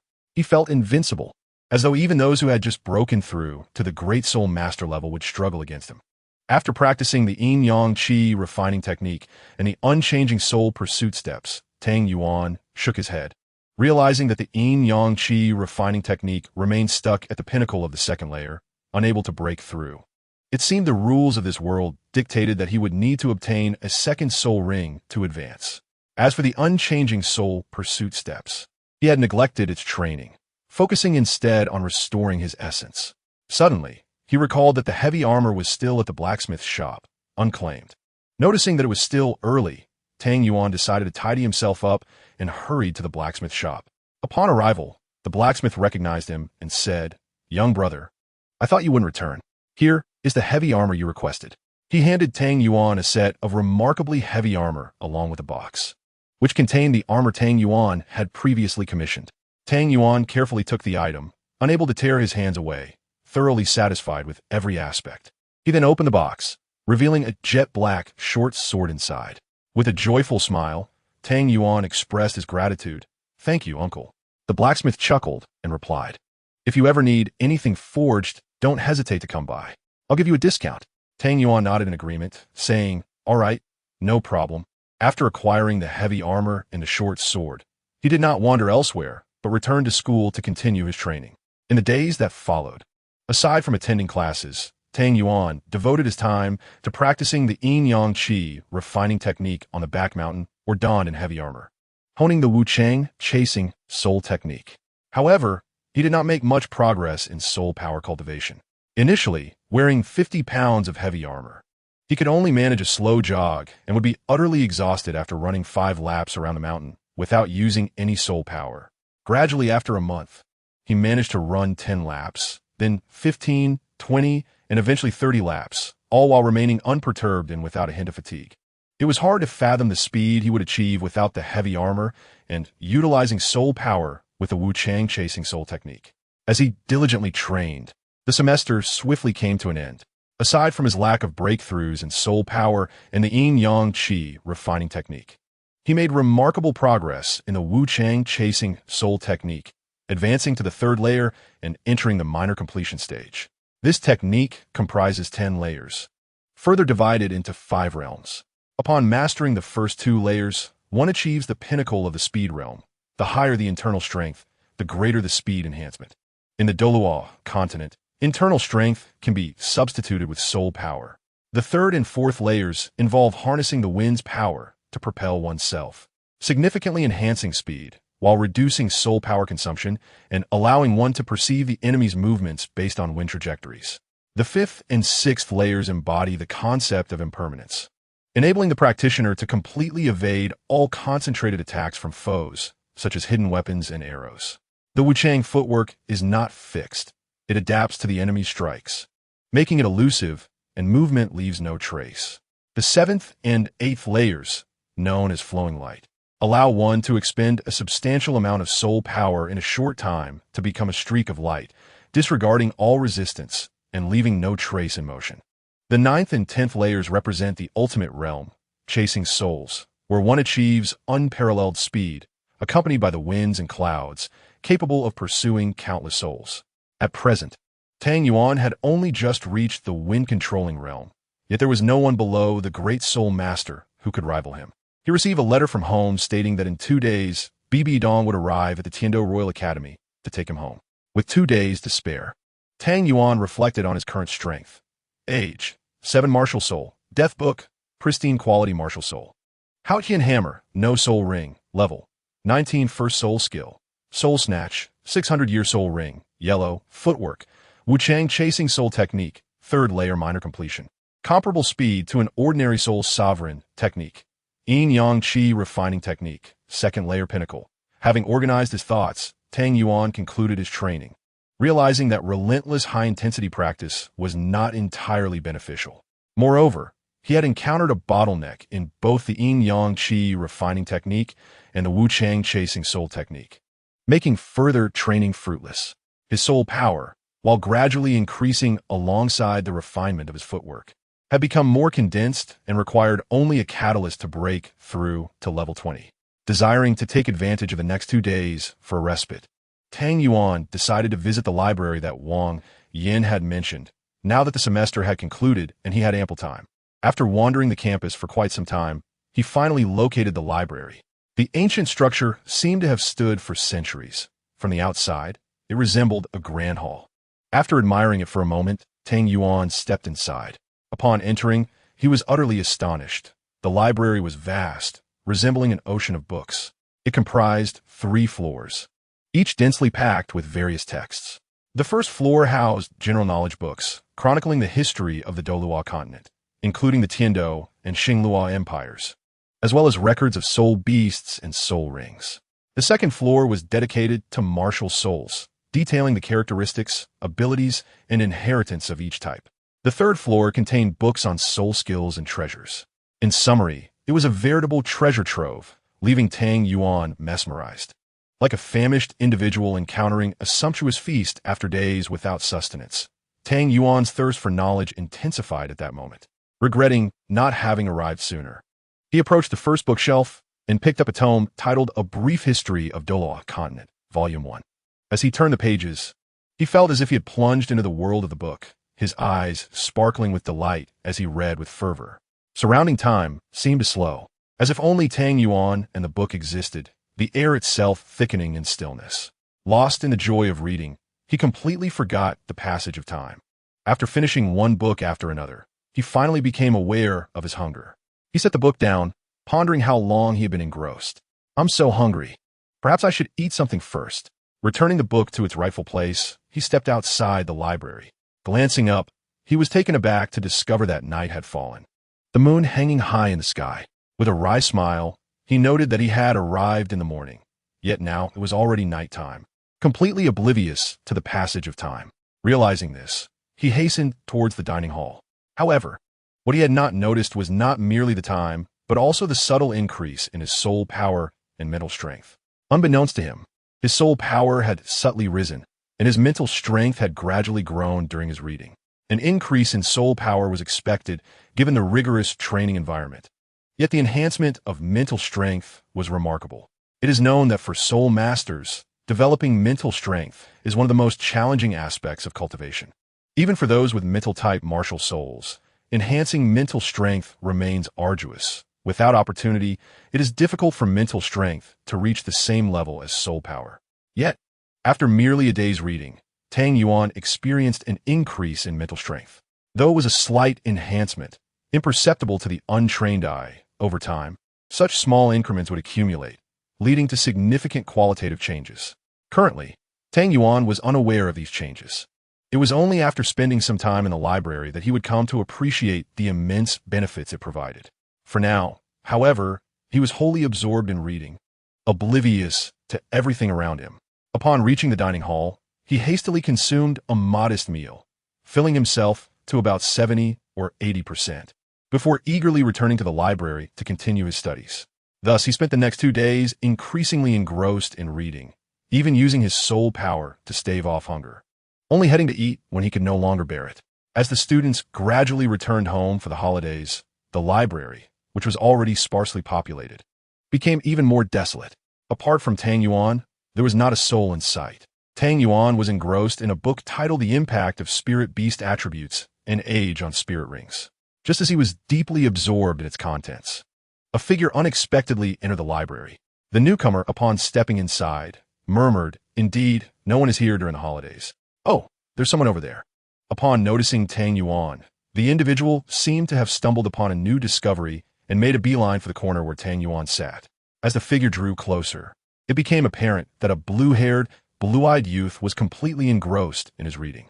Upon recognizing Tang Yuan, the newcomer exclaimed joyfully, "So it's you, Xiaoqi."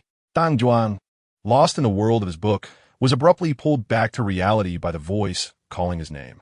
Looking up, he was greeted by the tall and handsome figure of Yu Tianheng, and a smile spread across his face. "Tianheng, is that you?" he replied. Yu Tianheng chuckled. "I called your name several times, but you were so absorbed that you didn't hear me. I hope I didn't disturb you." Tang Yuan shook his head. "Not at all." "Tianheng, what brings you here?" Yu Tianheng explained. "For some reason, my spirit power hasn't been progressing much lately, so I came here to find a few books to enrich my theoretical knowledge." Tang Yuan nodded, knowing well that the books here were treasures. Yu Tianheng then inquired, "And you? Why aren't you going home for the holidays?" Tang Yuan replied, "My home is far away, and my mother is coming to pick me up. She should arrive in a couple of days." Yu Tianheng responded, "I see. I'm hosting a small gathering today with some classmates from our school, including your seniors. Would you be interested in joining us tonight?" Tang Yuan hesitated. While he wasn't particularly fond of gatherings, he found Yu Tianheng to be quite amiable. Since their encounter at Tianbao Tower, they had crossed paths several times at school, where Yu Tianheng had kindly answered many of Tang Yuan's questions about spirit power cultivation. Over time, Tang Yuan felt a deep kinship with his older brother, who was 8 years his senior, and their titles for each other had evolved from senior and junior to Tianheng and Xiaoqi. Thus, Tang Yuan was reluctant to decline Yu Tianheng's kind invitation. However, gazing at the sea of books before him, he yearned to remain immersed in this literary sanctuary, leaving little time for a gathering. Observing Tang Yuan's indecisive demeanor, Yu Tianheng reassured him, "Xiaoqi, don't feel pressured. If you don't want to go." Tang Yuan interjected with a smile, "Of course I'll go, Tianheng. I never said I wouldn't." Yu Tianheng paused for a moment before joyfully exclaiming, "Great. I'll come to your dorm later to take you with me. It's your first time, so you might not know the way." Tang Yuan nodded enthusiastically, "All right," though he had intended to continue reading over the next few days. He realized that the books here would take a long while to finish. Since Yu Tianheng had sincerely invited him, it would be a wonderful opportunity to meet some seniors. In this new life, apart from Yu Tianheng, he had not formed many close friendships. As the afternoon waned, Tang Yuan returned the book to the shelf and exchanged greetings with Yu Tianheng, who was still searching for books, before leaving the library and heading back to his dormitory. After a refreshing nap, he awoke to find it nearing evening. He quickly took a shower and changed into a cleaner outfit, not wishing to attend the gathering looking disheveled. Just as he finished getting ready, a knock echoed from the door. "Xiaoqi, I'm here," came Yu Tianheng's voice. Tang Yuan hurried to open the door, revealing Yu Tianheng and Dugu Yin waiting outside, alongside a parked carriage. "Tianheng, Yin Yin Jia, you've arrived," Tang Yuan greeted with a smile. Dugu Yin, having frequently accompanied Yu Tianheng, was familiar with Tang Yuan, as Yu Tianheng often praised this junior. She stepped forward, ruffled Tang Yuan's hair, and said, "It's been a while since I last saw you, Xiaoqi." You become even more adorable. Come, let us get in the carriage. Tang Yuan couldn't help but chuckle inwardly at the irony of being treated like a doll by this girl, who was still younger than him. Fortunately, at just 16 years of age in his previous life, he had little worldly experience, having only been to the orphanage, and thus his social skills were likely less developed than Dogu Yan's. Dogu Yan exuded an air of authority, resembling an older sister, and over time, he adapted to this dynamic, genuinely viewing her as an elder sister. Once the three of them boarded the carriage, they departed from school. The carriage glided through Tiando City, soon arriving at a magnificent complex. This was none other than Yu Tianheng's family residence, the Blue Lightning Tyrant Dragon Clan, one of the three major sects in Douluo continent. As the carriage slowed, Dogu Yan enthusiastically began to introduce Tang Yuan to the Blue Lightning Tyrant Dragon Clan, while Yu Tianheng occasionally corrected her errors, causing Dogu Yan to blush in embarrassment as she playfully hit Yu Tianheng with her tiny fists, demanding he stop. Tang Yuan watched the two with a bemused expression, though he had grown accustomed to their playful banter. Soon, they reached the main hall of the Blue Lightning Tyrant Dragon sect. Upon entering, Tang Yuan noticed two elderly gentlemen engaged in conversation. As he pondered their identities, Yu Tianheng approached, bowing respectfully to the elder in blue robes on the left. "Grandpa, I'm back," he announced, then turned to the elder in green robes on the right, adding, "Uncle Dogu." Both elders nodded in acknowledgement. The elder in blue robes was Yu Yuanjin, the previous sect master of the Blue Lightning Tyrant Dragon sect, and Yu Tianheng's grandfather. The elder in green robes was Dogu Bo, the poisoned Douluo. At that moment, Dogu Bo glanced at Dogu Yan, who appeared ready to flee, and playfully chided, "Yin Yin, why do you look as if you've seen a ghost upon seeing your grandfather?" Dogu Yan sheepishly turned, sticking out her tongue as she approached Dogu Bo, affectionately saying, "Oh, Grandpa, I only came to join my classmates for a gathering. Why are you here monitoring me?" Dogu Bo's face turned slightly red at this remark. "I'm not monitoring you. I came to discuss matters with your Grandpa Yu," he retorted. Dogu Yan then turned to Yu Yuanjin, asking Grandpa Yu, "Is what my grandfather said true?" Yu Yuanjin chuckled heartily, stroking his beard. "I told you, old Dogu, your granddaughter is growing up. You can't keep a watchful eye on her forever." Dogu Bo replied with a huff, "I'm just worried that my precious granddaughter might be lured away by that little electric dragon of yours." At this, Tang Yuan looked at Yu Tianheng, who merely smiled awkwardly. "Grandpa," Dogu Yan exclaimed, her face flushed, playfully declaring, "If you keep saying that, I won't talk to you anymore." Yu Yuanjin laughed heartily, while Dogu Bo wore a resigned expression, realizing he had no power over his beloved granddaughter. However, he couldn't deny that Dogu Yan and Yu Tianheng had grown up together, and with Yu Tianheng's exceptional talent and good nature, he would indeed make a fine match for Dogu Yan, though for now, he felt it was still premature. As Dogu Bo pondered this, he noticed a small figure standing beside Yu Tianheng, with sparkling blue eyes darting around curiously. One exquisite child. Whose is this? When did Yin manage to bring him along? Or was it that little rascal Tianheng? Dogu Bo inquired. Yin, who is that little one? Aren't you going to introduce him to your grandfather?" Upon hearing this, Dogu Yan beamed. "Oh, I almost forgot." Upon completing her words, she hurriedly approached and took Tang Yuan's hand, leading him in front of Yu Yuanjin. "Grandpa Yu, this is Tang Yuan, my junior and a classmate of Brother Tianheng." After that, Dogu Yan turned to Tang Yuan and said, "Little Seven, this is Brother Tianheng's grandfather, so you should call him Grandpa Yu." Tang Yuan nodded and respectfully greeted. Little Seven pays respects to Grandpa Yu. Yu Yuanjin nodded, stroking his beard, and remarked, "What a perceptive young lad." Then, Dogu Yan took Tang Yuan to Dogu Bo, pouting. She said, "Little Seven, this is my grandfather. He is the bad grandpa, so just call him that." "Huh?" Tang Yuan was momentarily taken aback, feeling it was inappropriate. At that moment, an overwhelming pressure enveloped him, causing his face to turn pale. He had only felt such formidable soul power pressure from his mother, Uncle Xiao, Uncle Yuiguan, and Uncle Guimei. Tang Yuan trembled all over, cold sweat trickling down his forehead. Just then, both Dogu Yan and Yu Tianheng were taken aback, not expecting Dogu Bo to exert such pressure. Dogu Yan exclaimed, "Grandpa, what are you doing?" Hearing this, Dogu Bo suddenly withdrew his soul power pressure and said, "Truly, a granddaughter has her own ideas. Have you forgotten to introduce your grandpa?"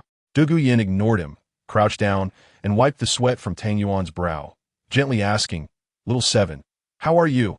Tang Yuan shook his head and replied, "Sister Yan, I am fine."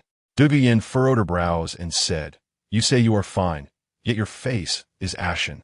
Tang Yuan shook his head again, smiling. "Sister Yin, I truly am fine."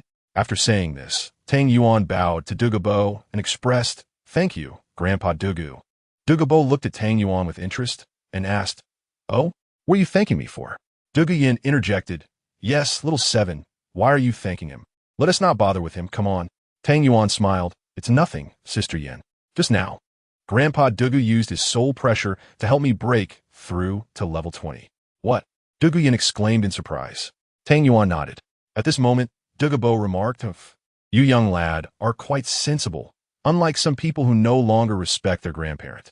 Dugu Yin realized she had misunderstood Dugu Bo and understood the meaning behind his words. She then looked at Yu Qianheng, stuck out her tongue, and made a silly face. Yu Qianheng scratched his head awkwardly with a smile. "Dugu Bo edres Tang Yuan. You are Tang Yuan, right? How old are you this year?" Tang Yuan replied, returning to Grandpa Dugu, "I'm 7 years old this year." 7 years old? Both Yu Yuanjin and Dugu Bo were astonished. Achieving level 2 at such a young age was indeed extraordinary. Dugu Bo continued, "Are you also a student at the Tiando Academy? Where's your home?" Tang Yuan nodded, recalling the instruction from Bibi Dong before school began, advising him not to disclose the location of the spirit hall, lest it jeopardize his safety. Just as Tang Yuan was pondering how to respond, Dugu Yin angrily interjected, "Grandpa, are you interrogating a criminal?" Dugu Bo chuckled and said, "Grandpa is merely curious." "All right, take your junior and go play with you. Your grandpa and I have matters to attend to." Tang Yuan felt a wave of relief. To be candid, he found it hard to respond earlier, given the sensitive nature of the spirit hall. If he answered, it could lead to trouble. If he didn't, it would seem dishonest, especially after Dugu Bo had shown him such respect.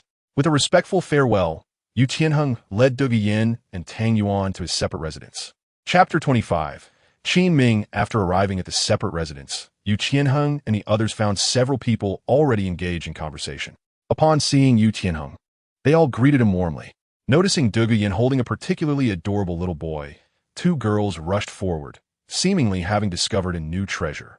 A black-haired girl exclaimed excitedly, "What a cute little boy! Yin Yin, is this your brother?" Dugu Yin nodded, "Yes, my brother. Isn't he adorable?"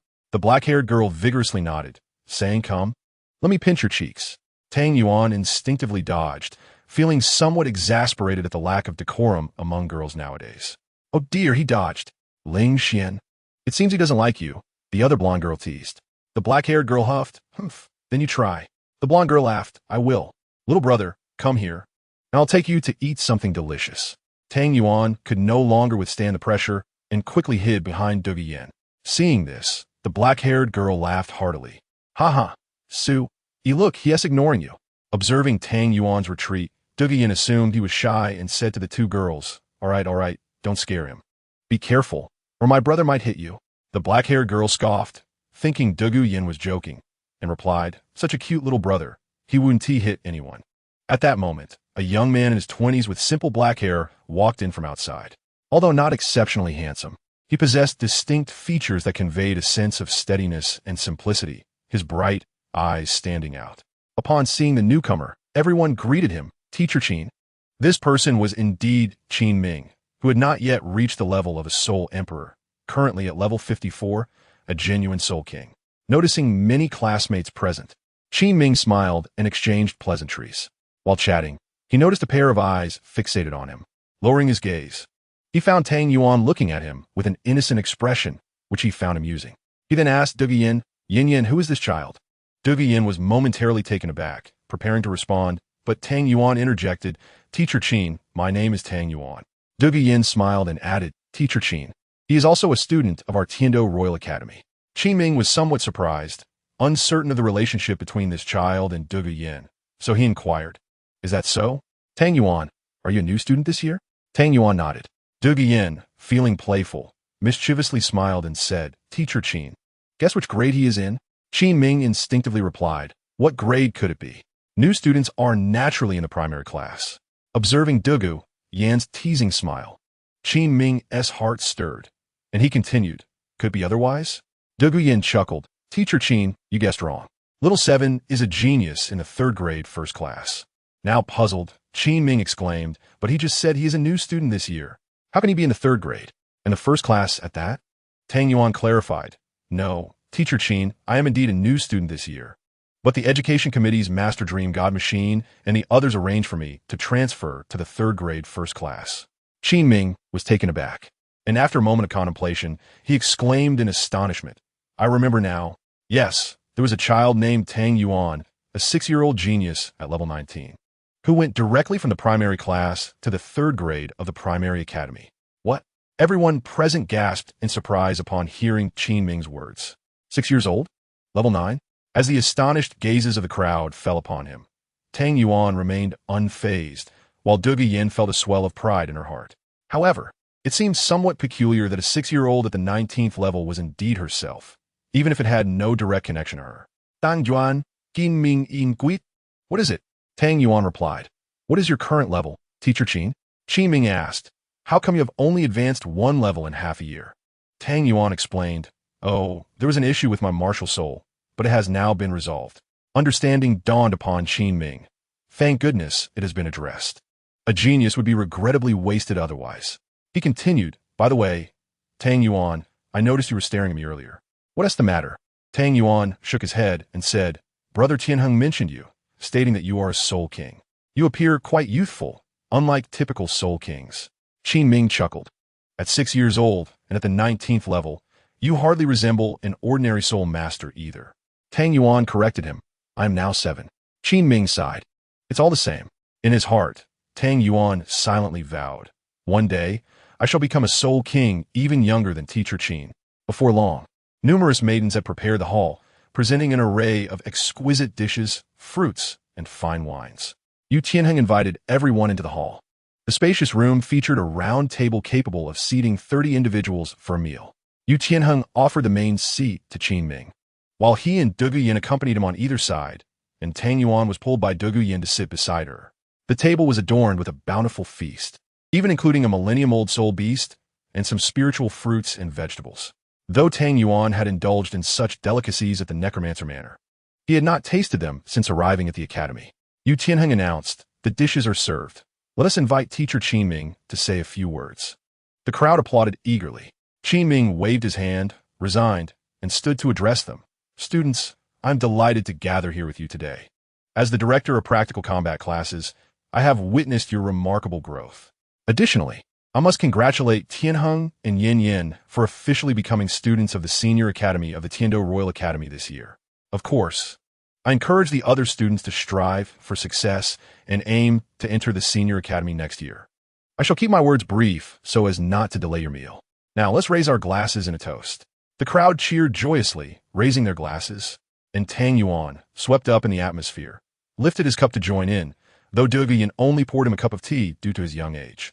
As the gathering progressed, toasts were exchanged among the attendees, all of whom were soul masters with superior physiques, and their capacity for alcohol was remarkable. Even the girls were relentless, drinking continuously. However, the wine at Yu Tianheng's home was no ordinary brew. It was fragrant and rich. Before long, the atmosphere grew lively, with everyone flushed and intoxicated. Qin Ming found himself quite inebriated, with students frequently toasting him, and he drank more than anyone else. Fortunately, he discreetly expelled some of the alcohol using his soul power, regaining his composure. In a gathering of soul masters, aside from drinking, the primary activity was combat. Once satiated, someone suggested a sparring session, seeking guidance from Teacher Qin Ming. The group rose and made their way to the courtyard, which was spacious enough for them to engage freely. Douluo Yin turned to Tang Yuan and asked, Little 7, are you full? Tang Yuan nodded, responding, Sister Yin Yin, I am full. Douluo Yin smiled. Good. Sister will take you to watch the matches. With that, she took Tang Yuan's hand, and they exited the hall into the courtyard. In the center of the courtyard, 2 young boys faced each other. One was handsome, petite, and donned in flowing white garments, while the other was robust, with short black hair, resembling a humanoid soul beast. Both dissipated their inebriation with soul power. The handsome boy stepped forward, declaring, I am Yu Feng, Martial Soul Wind Bellbird, level 27 Agility Attack System Soul Master. Please offer your guidance. With that, 2 yellow soul rings rose slowly from beneath him. The sturdy boy also advanced, stating, I am Shimo, Martial Soul Black Tortoise. Level 28 Defense System Soul Master. Please offer your guidance. Similarly, 2 yellow soul rings ascended from his feet. Martial Soul, manifest! Martial Soul, manifest! They shouted in unison, activating their martial souls. Yufeng underwent no significant change, save for the sudden emergence of a pair of brown wings from his back, allowing him to ascend gracefully. In contrast, Shimo revealed a green tortoise shell on his chest and back. First soul skill, Blade of Wings. Yufeng shouted, as the brown wings unfurled, gleaming with silver light. And he dove toward Shimo. Shimo responded with first soul skill, Hard Shell. The 2 green tortoise shells radiated brilliant light, bracing for Yufeng's attack. A muffled thud resonated as Yufeng staggered back, while Shimo trembled slightly. It was evident that Yufeng's assault had not succeeded. Next, Yufeng unleashed his second soul skill, and Shimo mirrored this with his own. They exchanged blows for dozens of rounds, a relentless back and forth of offense and defense, yet neither could gain the upper hand. Yufeng, now grounded and panting heavily, declared, "Let's stop. I can't continue." Shimo, drenched in sweat and having retracted his tortoise shell, was equally exhausted. Although Yufeng had depleted most of his soul power, Shimo was also fatigued, needing considerable power to withstand Yufeng's fierce attacks. Thus, both had expended significant amounts of their soul power. At this moment, Qin Ming stepped forward, stating, "Well done, both of you have effectively utilized your strengths in battle. However, it is difficult for a defense-type soul master to showcase their full potential in a one-on-one duel. In team battles, though, defense-type soul masters play a crucial role. Yufeng's agility attack is not as formidable as a strong attack type. Thus, it is naturally challenging to penetrate a defense-type's fortifications. Nonetheless, you both performed admirably. As agility attack type, soul masters primarily emphasize speed, with offense as a secondary focus. After Qin Ming's words, Yufeng and Shimo recognized their shortcomings and gained new insights, both expressing their gratitude. "Thank you, Teacher Qin." Following the matches between Yufeng and Shimo, several other pairs engaged in duels. Chapter 26, Sparring. Tang Yuan observed with great interest. Although he was only at level 20, the lowest among the attendees was level 25. Nevertheless, he gleaned valuable practical experience. The 25-level senior, being an agility attack type soul master, instilled confidence in Tang Yuan. He believed that if he faced her, his speed with the unchanging pursuit would likely render him untouchable.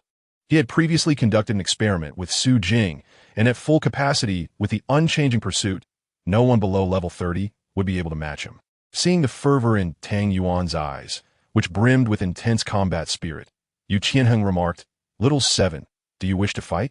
After a moment of contemplation, Tang Yuan nodded, "Yes, I want to ascertain my current level of practical combat."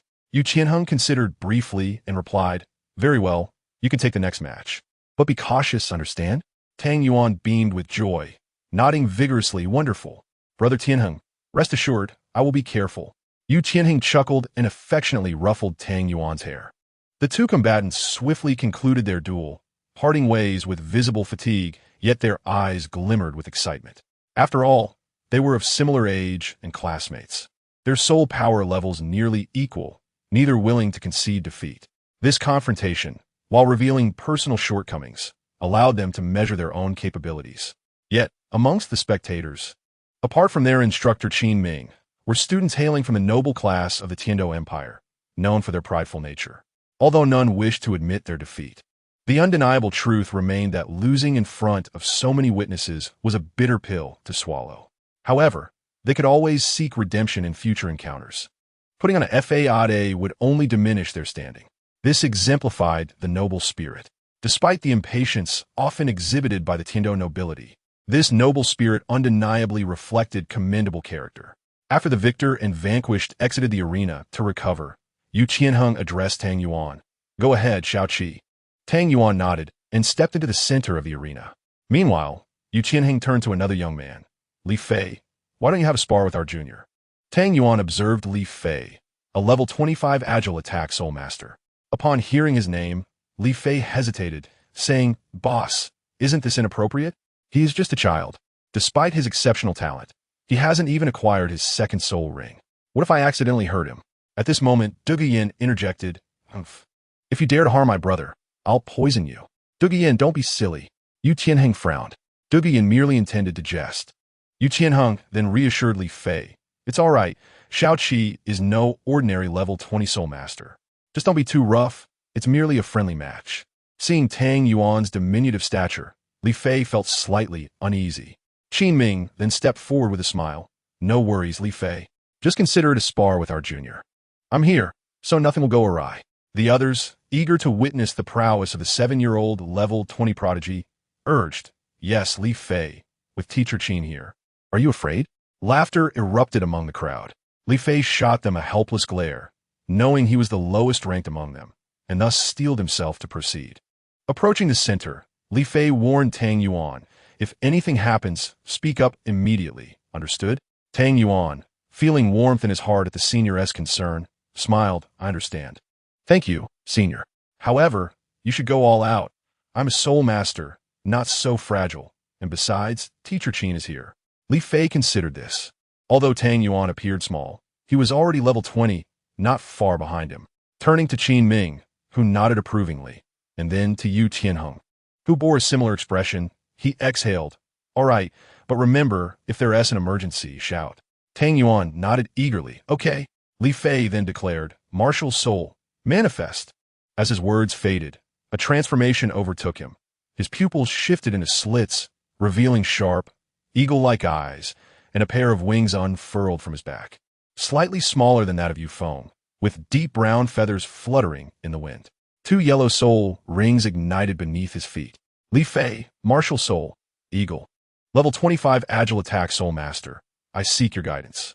Tang Yuan, unyielding, opened his right hand, producing a scroll that radiated a potent aura of soul power. Golden light enveloping him.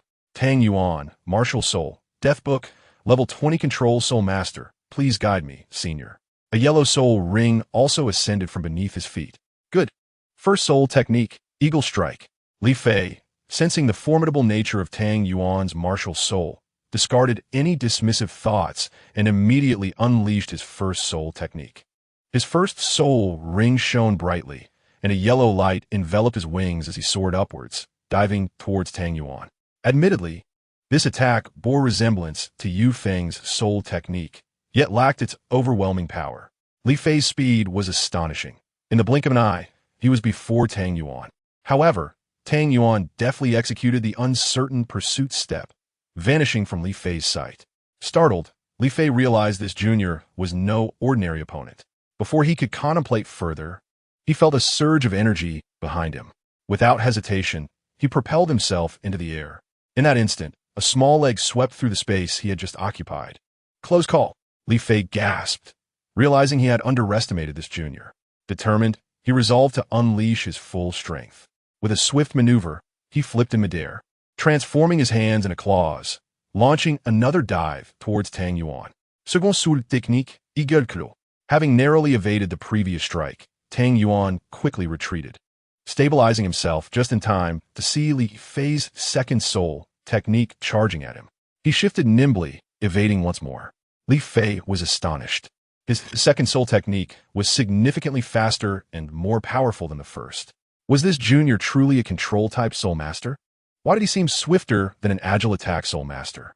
As he processed this, Li Fei's first attack had missed, and he heard Tang Yuan's voice boom. First soul technique, soul snatch. Tang Yuan cried out, as a black light emanated from the death book, enveloping Li Fei midair. Suddenly, Li Fei felt a wave of weakness wash over him. Before he could react, a white light erupted from him, surging towards Tang Yuan and engulfing him. In the blink of an eye, Tang Yuan's figure flickered and vanished. Not good, Li Fei exclaimed, quickly shouting, First soul technique, eagle strike. Li Fei felt his attack power, defense, and speed diminish considerably, while Tang Yuan's speed had significantly increased. Tang Yuan had already disappeared from Li Fei's view. Without hesitation, Li Fei activated his previous soul technique. Although the eagle strike lacked the force of Li Fei's second technique, it granted a boost in speed, allowing him to evade Tang Yuan's pursuit. Tang Yuan, now moving at high velocity, was equally astonished. The talented students of the Tiando Royal Academy were indeed formidable, their combat awareness far surpassing his own, swiftly devising countermeasures. But it wasn't enough. Tang Yuan summoned all his strength, reaching peak speed, and soon caught up with Li Fei. With a powerful leap, he grasped Li Fei's ankle. Li Fei was taken aback, unable to react.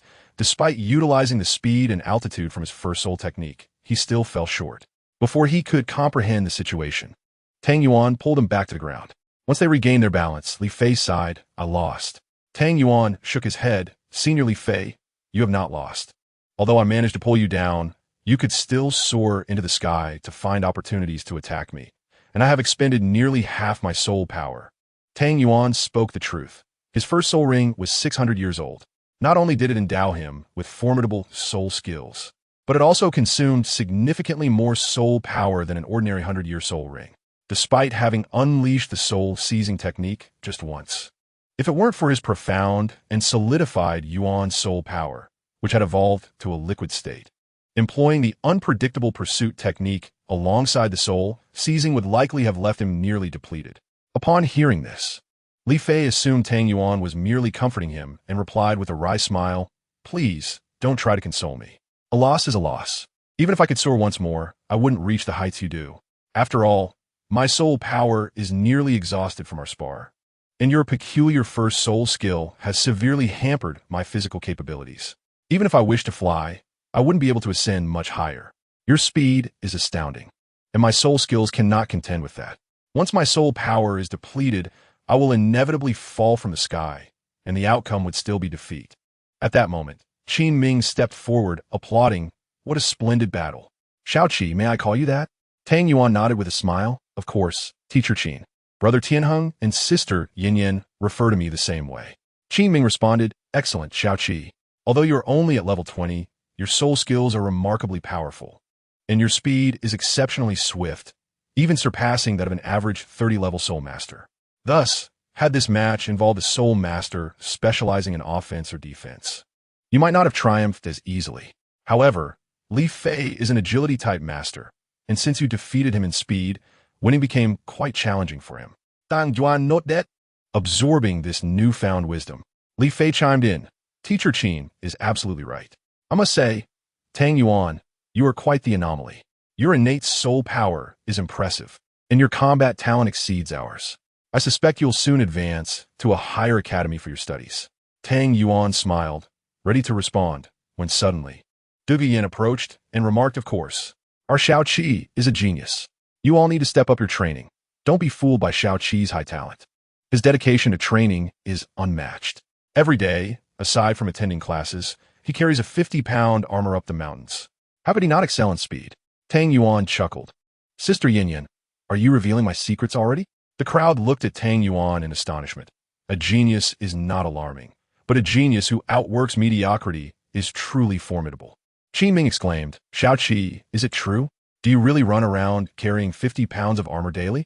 Before Tang Yuan could respond, Duguyan interjected, "Yes, Teacher Qin. And he does it without using soul power. He relies solely on his strength. While 50 pounds of armor may not seem particularly heavy to the others, especially for someone like Yu Qianheng, a powerful attack-type soul master, the idea of a 7-year-old child carrying such weight without using soul power was indeed astonishing. The armor was originally donned solely for training the unpredictable pursuit technique, but now its effect had diminished. Tang Yuan believed he should wear it regularly, as it would not only enhance his endurance, but also, once accustomed to the weight, allow him to achieve remarkable speed upon removing the armor, significantly aiding in a refinement of his soul power. However, he considered forging a new one weighing 100 pounds, made from superior materials, enabling it to be worn like a normal light armor without sacrificing weight. This would require special materials and techniques, something beyond the capabilities of the previous blacksmith shop. At that moment, Qin Ming remarked, "It seems the most terrifying aspect is not the genius itself, but rather a genius who is incredibly diligent." The crowd nodded in agreement, and Tang Yuan felt a bit embarrassed by the praise, especially since most of them were unfamiliar faces. Qin Ming offered further encouragement, urging everyone not to waste this vacation and to strive for advancement, aiming to reach level 30 like Yu Qianheng and Duguyan to enter the higher academy for their studies. With Qin Ming's words lingering in the air, the group concluded their discussions and returned to the table for drinks. The dishes had cooled during their sparring sessions, prompting Yu Tianheng to call for the maid to bring out a fresh spread. Late into the night, Everyone became inebriated and retired to their respective rooms to rest. Considering the evening's festivities, Yu Tianheng had arranged several guest rooms for everyone to ensure they could enjoy themselves without concern for their return home. Tang Yuan initially intended to head back to the academy, but as night fell, Yu Tianheng insisted he stay for the night, promising to send him back in the morning. After some contemplation, Tang Yuan decided to accept the offer, reasoning that he wouldn't be practicing tonight, and with an early return to the academy, he would likely find his mother had arrived. Under the guidance of a maid, Tang Yuan entered the lavish room prepared for him by Yu Tianheng. Upon opening the door, he was greeted by opulence. Crystal chandeliers and jeweled decorations almost dazzled his eyes. A steaming tub filled with hot water awaited him, leading Tang Yuan to think how considerate the Blue Lightning Tyrant Dragon sect was in its hospitality. Feeling fatigued, he shed his robes and stepped into the tub, enveloped in soothing warmth that quickly alleviated his exhaustion, leaving only comfort and tranquility in its wake. Unbeknownst to him, his mental acuity subtly improved at that moment, albeit imperceptibly. After his bath, Tang Yuan lay on the bed, reflecting on his shortcomings during the battle with Li Fei and the advantages Li Fei possessed. Through meticulous contemplation, his understanding of agility-type soul masters deepened, and before he realized it, he fell into a deep slumber. The following morning, Tang Yuan awoke early, washed up, dressed, and exited the room. Outside, the maid awaited him and led him to the courtyard gate, where a carriage stood ready, as arranged by Yu Tianheng the previous night. Knowing that Tang Yuan needed to return to school early. Upon boarding, Tang Yuan noticed breakfast had been prepared inside the carriage, and he smiled, appreciating Yu Tianheng's thoughtfulness. As the carriage rolled along, Tang Yuan enjoyed his breakfast, and soon they arrived at the Tiando Royal Academy. Having finished his meal, he alighted and instructed the driver to convey his regards to Yu Tianheng before heading towards the school. Upon reaching his dormitory and finding it empty, he began to tidy up. He decided against taking the heavy armor with him, as it no longer served its purpose in his training, and packed some clothes into the starry moonlight. After completing his preparations, he intended to visit the library for some reading, but as he stepped outside, he spotted someone approaching from a distance. His keen eyes quickly recognized that it was none other than the Douluo Xiaohan. Filled with joy, having not seen family for half a year, Tang Yuan called out exuberantly, "Uncle Xiao." Xiaohan, upon hearing the call, quickened his pace towards Tang Yuan. Upon reaching him, he enveloped Tang Yuan in a bear hug, exclaiming, "Well, young man, you've grown quite a bit. Have you missed your uncle?" Tang Yuan chuckled, "Of course, Uncle Xiao. You're not here again to avoid Aunt Qianqian, Aunt Xiaoyu, Aunt Lily, and Aunt Suzai, are you?"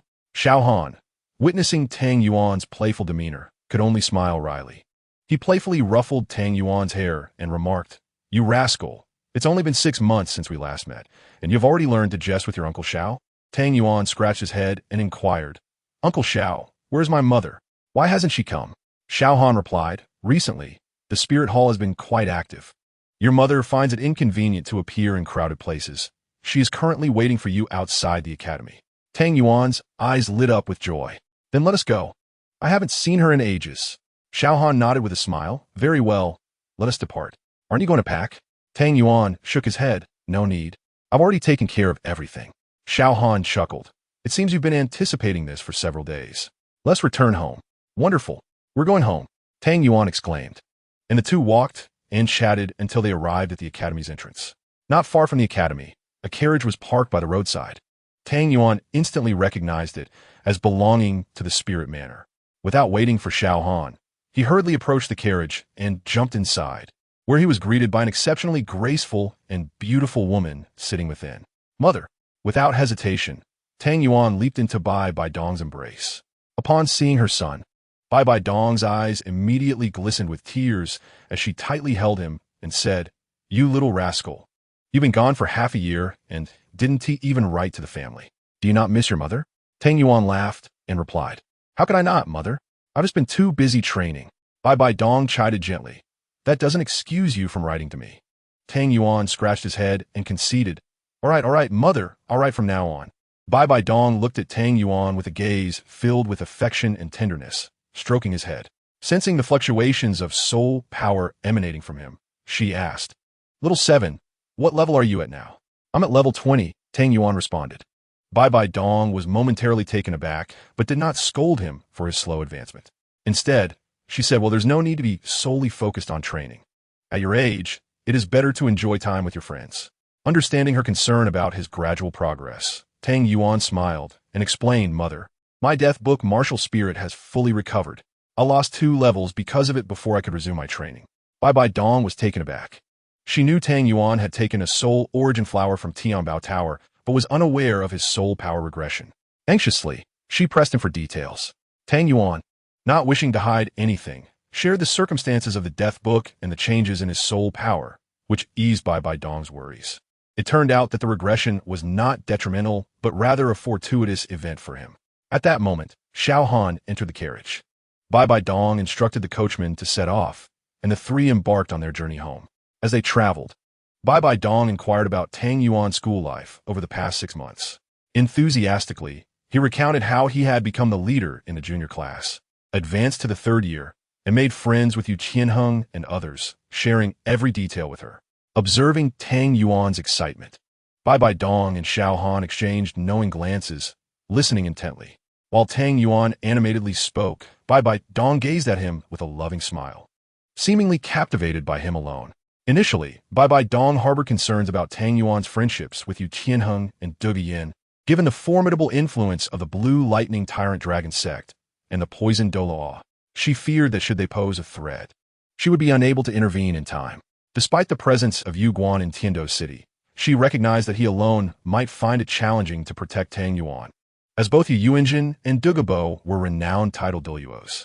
However, when Tang Yuan mentioned how well Yu Qianheng and his friends treated him and that he had not revealed his true identity, Bai Dong felt a wave of relief. She understood Xiao Han's point, that children must carve out their own paths as they grow, and overly restricting Tang Yuan's development would not be beneficial. Moreover, with Yu Guan constantly watching over him, she felt reassured about Tang Yuan's safety even in the face of potential danger. With this thought, her worries began to dissipate. As the carriage progressed, 5 days swiftly elapsed. Upon reaching Nanhua City, which was not far from the Spirit Manor, Bai Dong instructed the coachman to halt for a brief respite. The dry rations had become rather monotonous, so Bai Dong and Xiao Han took Tang Yuan into the city to explore and enjoy some food. Passing by the Nanhua City Junior Soul Master Academy, they observed students bustling about, prompting Tang Yuan to voice his curiosity.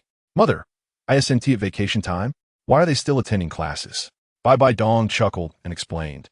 Little 7, most Soul Master Academies only grant vacations after a year of study. The Tiando Academy is unique. Being a royal academy, students are primarily nobles. Consequently, they receive a month-long break once a year to return home and learn about family management. If they spend all their time in the academy, they would struggle to understand family matters, which could hinder their ability to inherit their family's legacy. Tang Yuan nodded in understanding. After their meal, the trio continued their journey back to the Spirit Manor, finally arriving the following afternoon. Upon returning home, Tang Yuan felt an overwhelming sense of comfort. After a light dinner, he retreated to his room, realizing that he did not need to train that night. Lying on his bed, he felt utterly relaxed, and as soon as his head touched the pillow, he slipped into a deep slumber. The next morning, adhering to his usual routine, Tang Yuan awoke early. After practicing the yin-yang qi refining technique for several cycles, he began organizing his supplies, including tents, medicinal herbs, and weapons. He had previously agreed with Bai Dong that he would head to the Underworld Ridge to acquire his 2nd soul ring that day. In his starlit vision, Tang Yuan always kept emergency supplies for outdoor excursions. However, he preferred to check them thoroughly before setting out, ensuring he had everything he needed. Since learning vital survival skills from Bai Dong during his 1st soul ring acquisition, Tang Yuan had committed them to memory, preparing diligently without waiting for her reminders. After breakfast, Bai Dong and Xiao Han accompanied Tang Yuan to the Underworld Ridge. Upon entering, Bai Dong asked Little 7, "Have you considered which direction you want to take for your 2nd soul ring?" This was a question Tang Yuan had contemplated, particularly after his battle with Li Fei. He had realized that his soul ring was rather aged, and his soul power consumption was significant, leading him to strongly desire a soul ring that would enhance his soul power. He expressed to Bai Dong his intention to aim for a soul ring with an age of around 1,000 years. Given the typical limits for soul ring absorption, the 2nd soul ring should ideally be around 764 years. However, considering the unique properties of his death book, martial spirit, which could mitigate the resentment of soul beasts at the time of their death, as well as the training he had undergone to increase his soul power capacity and physical endurance. Tang Yuan believed he could meet the standards for absorbing a 1,000-year soul ring. Yet, Bai Bai Dong remained somewhat apprehensive. Acknowledging her concern, Tang Yuan articulated his thoughts, drawing upon the theoretical knowledge he had accumulated over the past 6 months to analyze the situation comprehensively. After listening, Bai Dong reminisced about the scene when Tang Yuan first absorbed his soul ring. After a moment of contemplation, she agreed, acknowledging that Tang Yuan was now a legitimate soul master. His innate talent was exceptional, and his theoretical knowledge had significantly advanced over the past 6 months, which alleviated her concerns. Additionally, Xiao Han interjected reassuringly, stating that he could assist Little Seven during the absorption process, utilizing his martial soul to mitigate the resentment from the soul beast's death. Bai Dong nodded and ultimately consented to Tang Yuan's request. Overjoyed, Tang Yuan cast a grateful glance at Xiao Han, who returned the look with a smug expression, as if they had conspired together, an observation Bai Dong feigned ignorance of. With ample time ahead, the trio ventured around the outskirts of the Netherworld Ridge, encountering several soul beasts that were unsuitable for Tang Yuan. Fortunately, the soul beasts sensed the presence of Bai Dong and Xiao Han and fled in terror, avoiding any confrontation that could have resulted in their demise, which Bai Dong would have undoubtedly brought back to replenish the supplies at the Necromancer's Manor. As they traversed deeper into the dense forest, they arrived at the riverbank, where Tang Yuan suddenly felt his soul power depleting rapidly, startling him. He attempted to control the flow of his soul power, only to discover that it was slipping away uncontrollably, as if an unseen force was siphoning it away. Alarmed, he called out, "Uncle Xiao, do you feel the loss of soul power?" Bai Dong and Xiao Han exchanged bewildered glances before checking their own soul power levels and shaking their heads in unison. Tang Yuan, perplexed, remarked, "This is strange." Understanding that Tang Yuan was not one to speak aimlessly, Bai Dong inquired, "Little Seven, what's wrong?" Tang Yuan replied, "I don't know why, but as soon as I reach this riverbank, I sense my soul power draining, yet I haven't used any."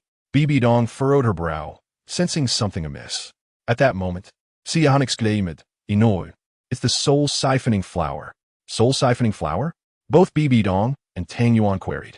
Xian did, explaining, "Indeed, the soul siphoning flower emits an energy that affects any creature within its vicinity, drawing upon their soul power.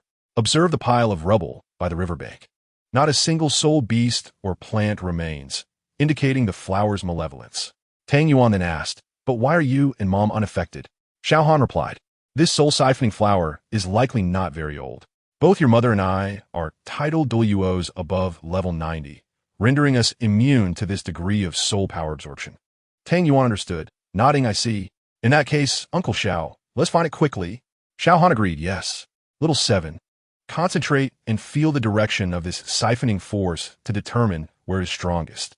Tang Yuan complied, sitting cross-legged and focusing his mind. After a while, he suddenly opened his eyes and pointed to his right, exclaiming, "Over there." As soon as he spoke, Tang Yuan sprang to his feet and dashed in that direction, with Bai Dong and Xiao Han closely following. Not far ahead, they spotted a massive, pitch-black flower swaying in the wind, surrounded by barren ground littered with stones. "The soul-siphoning flower." Xiao Han gasped. Bai Dong confirmed, "Indeed, it is the soul-siphoning flower." Tang Yuan stared in awe at the flower before him, remarking, "So this is the soul-siphoning flower.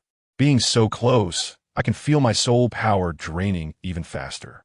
The flower, entirely black and emanating a faint, eerie glow, boasted 6 petals and was larger than an ordinary tree. 1, 2, 3, 4, 5, 6, 7, 8, 9, 10. Xiao Han counted the leaves, stating exactly 10 leaves, indicating it is over 1,000 years old. "Little Seven, your second soul ring is within reach." The soul-siphoning flower possesses the innate ability to absorb soul power. A 100-year-old flower can draw power from all creatures within a 100-meter radius, while a 1,000-year-old flower can extend this effect to a kilometer. A 10,000-year-old flower can absorb soul power within a 10-kilometer radius, leaving no life in its wake. With each century of growth, the flower gains an additional leaf. And this particular specimen, with 10 leaves, exceeds a millennium. Regrettably, no instance of a 10,000-year-old soul-siphoning flower has been recorded. Only the rare soul-siphoning flower king has the potential to reach that age, and ancient texts suggest that such a king has not been seen in many years. This flower's abilities and age aligned perfectly with Tang Yuan, who, feeling the continued loss of his soul power, resolved to absorb the soul ring immediately. Bibi Dong encouraged him. Go ahead, little 7. Let this soul-siphoning flower become your second soul ring. Tang Yuan nodded, skillfully retrieving a long dagger from the moonlight and thrusting it into the soil, seemingly piercing the flower's root. Unlike animal soul beasts, plant soul beasts lack the capacity to resist. Thus, as Tang Yuan pierced the root, the flower could not fight back. Its life force dissipated rapidly, and with it, the soul power absorption within a kilometer radius ceased. Tang Yuan felt his soul power loss slow considerably, eventually returning to normal. At that moment, the soul-siphoning flower began to wither at a visible pace, ultimately collapsing as a purple soul ring slowly rose from it. Without hesitation, Tang Yuan commenced the absorption process.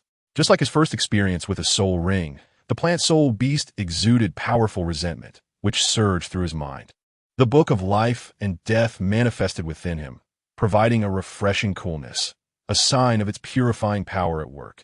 Simultaneously, an immense energy flowed from the soul ring, infusing Tang Yuan's limbs and bones. As this energy entered his body, it seemed to open a release valve, crashing against Tang Yuan's barriers like a tidal wave. He felt as though something within him shattered with a pleasant sound.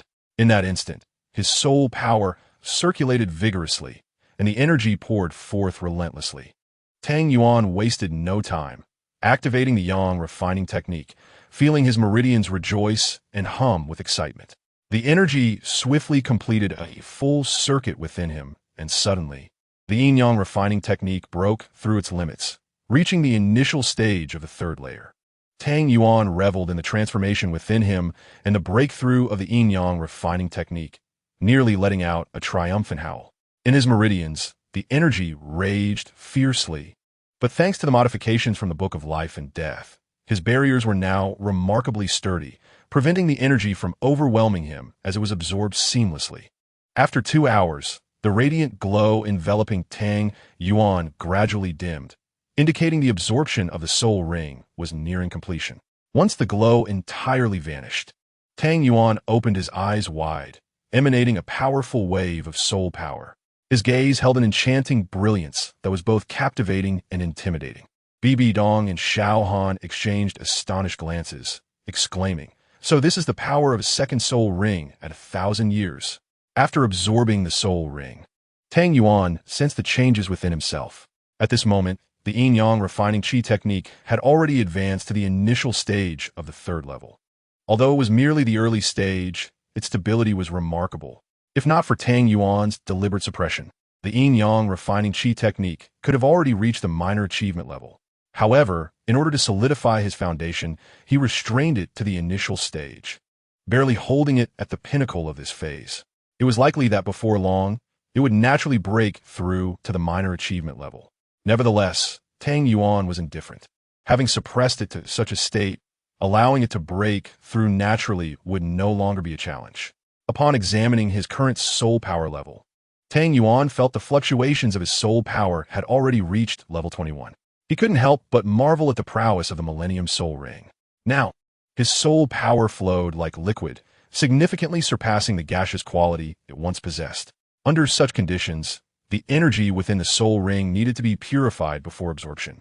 As a result, while the quality improved, the quantity diminished, yet it still allowed Tang Yuan to advance a level. Truly extraordinary. Had he absorbed this Millennium Soul Ring with his previous soul power, he would have likely surged directly to level 23, elevating 3 levels at once. The purification process also contributed to his advancement, presenting an unexpected delight. After everything concluded, Tang Yuan rose to his feet. Bibi Dong hurriedly approached him, her face still etched with concern, and asked, "Little 7, are you all right?" Tang Yuan, noticing her worry, smiled and shook his head, reassuring her, "Don't worry, mother. I am fine." Upon hearing this, Bibi Dong sighed in relief.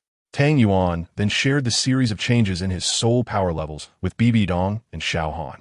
simultaneously summoning his martial spirit. As he did so, two radiant soul rings slowly ascended from beneath his feet, one yellow and one purple. Bibi Dong and Xiao Han glanced at the Book of Life and Death, which had grown significantly larger. As the pages turned, a faint floral fragrance wafted through the air. Under the influence of this aroma, Bibi Dong and Xiao Han felt their soul power subtly diminish. Bibi Dong then inquired, "Little Seven, what is your second skill?" Tang Yuan replied, "My second soul skill is called Soul Hook. Unlike the first soul skill, this one pertains to soul power attributes. Its effect is to reduce the enemy's individual soul power by 20%, with half of that reduction being restored to me, allowing me to recover the siphoned soul power. The cooldown period is 5 minutes, increasing in potency by 10% for every 10 levels, while also reducing the cooldown by 1 minute. The maximum amount of soul power I can absorb from the opponent is 50%, with the cooldown potentially reaching a minimum of 1 minute." Bibi Dong and Xiao Han gasped in astonishment, exclaiming that this seemed like cheating. If a titled Douluo were to suddenly lose 50% of their soul power, many of their formidable skills would become unusable. Contemplating this, Bibi Dong asked, "Little Seven, does your soul skill disregard the opponent's level like the first one?" Tang Yuan shook his head, stating, "Not exactly. However, as long as their level is not more than 30 levels higher than mine, I can normally absorb their soul power. If they exceed my level by more than 30, absorption is still possible, but the effectiveness diminishes significantly." Bibi Dong paused, realizing that this was still an extraordinary ability. Xiao Han nodded in agreement, remarking that Tang Yuan had perfectly inherited the capacity to absorb soul power from the soul-devouring flower. And the soul skill granted by the Millennium Soul Ring surpassed his expectations. Bibi Dong said, "Little Seven, use your second soul skill on me." Understanding her intent to test his newly acquired ability, Tang Yuan nodded and declared, "Second soul skill, Soul Hook." As those words left his lips, the Book of Life and Death radiated golden light, and Tang Yuan's second soul ring shone with a brilliant purple glow. Suddenly, a wave of floral fragrance enveloped the area. Bibi Dong caught a whiff and felt a slight fluctuation in her soul power, approximately 1% gradually dissipating, as she sensed a pulling force emanating from the Book of Life and Death. After absorbing the essence for a moment, Bibi Dong nodded and asked, "Little Seven, how do you feel?" Tang Yuan replied, "Mother, I feel as though I have absorbed a substantial amount of your soul power. My soul power is now incredibly abundant.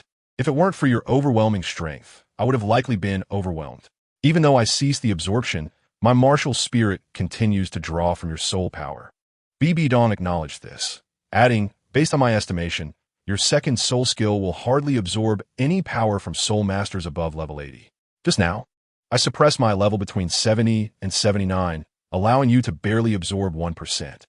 If it were against someone between 60 and 69, you could absorb 5%. Between 50 and 59, 10%, and against opponents below 50, you could fully absorb 20% of their soul power." Tang Yuan felt elated, realizing that it was indeed effective against those below level 50. Truly remarkable. Bibi Dong continued, "However, the cooldown duration of your skill is quite lengthy. Even if you can completely absorb 20% of a foe's soul power below level 50, the 5-minute cooldown is ample time for them to utilize the remaining 80% effectively." Tang Yuan felt somewhat disheartened, recognizing that if his opponent were 10 or 20 levels higher, even losing 20% of their soul power would not guarantee his victory, as they could still defeat him with whatever power remained. Sensing Tang Yuan's disappointment, Bibi Dong found it amusing that he was dissatisfied with such an extraordinary skill. She affectionately ruffled his hair and said, "Little Seven, the impact of this skill surpasses your imagination, and mine as well. Though it may not be as effective against much higher-level soul masters, you already hold an unbeatable position among those of the same level. With your speed and both your first and second soul skills, even a 30-level soul sovereign would struggle against you." Tang Yuan was taken aback and asked, "Is that really true?" Bibi Dong replied with a smile, "Absolutely. Just think, when you use your first soul skill to diminish the enemy's physical capabilities and then restore that power to yourself, it's as if you were twice as strong. With your second soul skill diminishing their soul power as well, it feels like you are again twice as strong. Imagine if you reach the level of a 60th level soul emperor. At that point, both your skills would reduce the enemy's physical capabilities and soul power by 50%. and it would apply equally to title Douluo. They would surely regard you with great caution. Thus, you must protect yourself and avoid exposing your prowess while you are still growing. Tang Yuan smiled and replied, I understand, mother. Bibi Dong gazed at him, her heart warmed by his restored smile, and said, Of course, even with great strength, one must not underestimate their opponents, for everyone has their own opportunities and hidden cards. Tang Yuan nodded vigorously, affirming, Rest assured, mother, I have learned from you since childhood that one must use their full strength even against the weakest adversary. Bibi Dong chuckled. That's good to hear. It was still not yet dusk, and the three of them took advantage of the dawn to return to the Spirit Hall. The Yuming Ridge was not far from the Spirit Hall.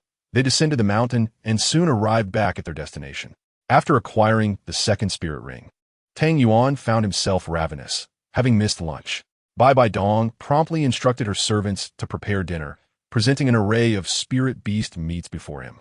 Without hesitation, Tang Yuan began feasting on a fire pig bone in his left hand and a colorful chicken leg in his right, savoring each bite with unabashed delight. Observing his gluttonous demeanor, Bai Dong affectionately cautioned him to slow down, while ladling soup for him. Once dinner was concluded, Tang Yuan, with a full belly, retreated to his room to cultivate. The abundant spirit beast meat within him had amassed a considerable amount of energy, and he was determined to seize the moment before it dissipated to refine his spirit power. At this juncture, his sole focus was on cultivation. With only a month of vacation, Tang Yuan spent his time at home not only engaging in conversations and meals with Bai Dong, but also diligently practicing. His routine comprised morning sessions of the yin-yang qi refining technique, afternoon combat training with Xiaohan or Bai Dong, and evenings spent either conversing with Bai Dong or continuing his cultivation in solitude. Day after day, this regimen bore fruit, and, after a month, Tang Yuan successfully advanced to the third minor realm of the yin-yang qi refining technique, reaching its pinnacle. His spirit power, however, remained at the peak of level 21, just shy of level 22. Additionally, his unchanging pursuit step had reached a bottleneck, still at the third minor realm. Tang Yuan's current status was as follows. Age, 7, martial soul, death note, a flawless quality martial soul. Haotian hammer, no spirit rings. Level, 21 great soul master. First soul skill, soul snatch, 600-year spirit ring, yellow. Second soul skill, soul hook, 1,000-year spirit ring. Purple, step technique, unchanging pursuit step, third minor realm. Comparable to an ordinary soul sovereign speed, cultivation technique, yin-yang qi refining technique, third minor realm pinnacle. 4 years later, after the vacation concluded, Tang Yuan returned to the academy, while Bai Dong and others continued their relentless search for Tang Hao. For Bai Dong, Tang Yuan represented everything to her, her hope and the profound affection she could not sever. Despite her desire to keep him by her side, she was resolute in her determination to reunite him with his biological father. Such is the nature of a mother's selfless love, transcending blood ties. Tang Yuan, though not her own, felt even closer than a biological child.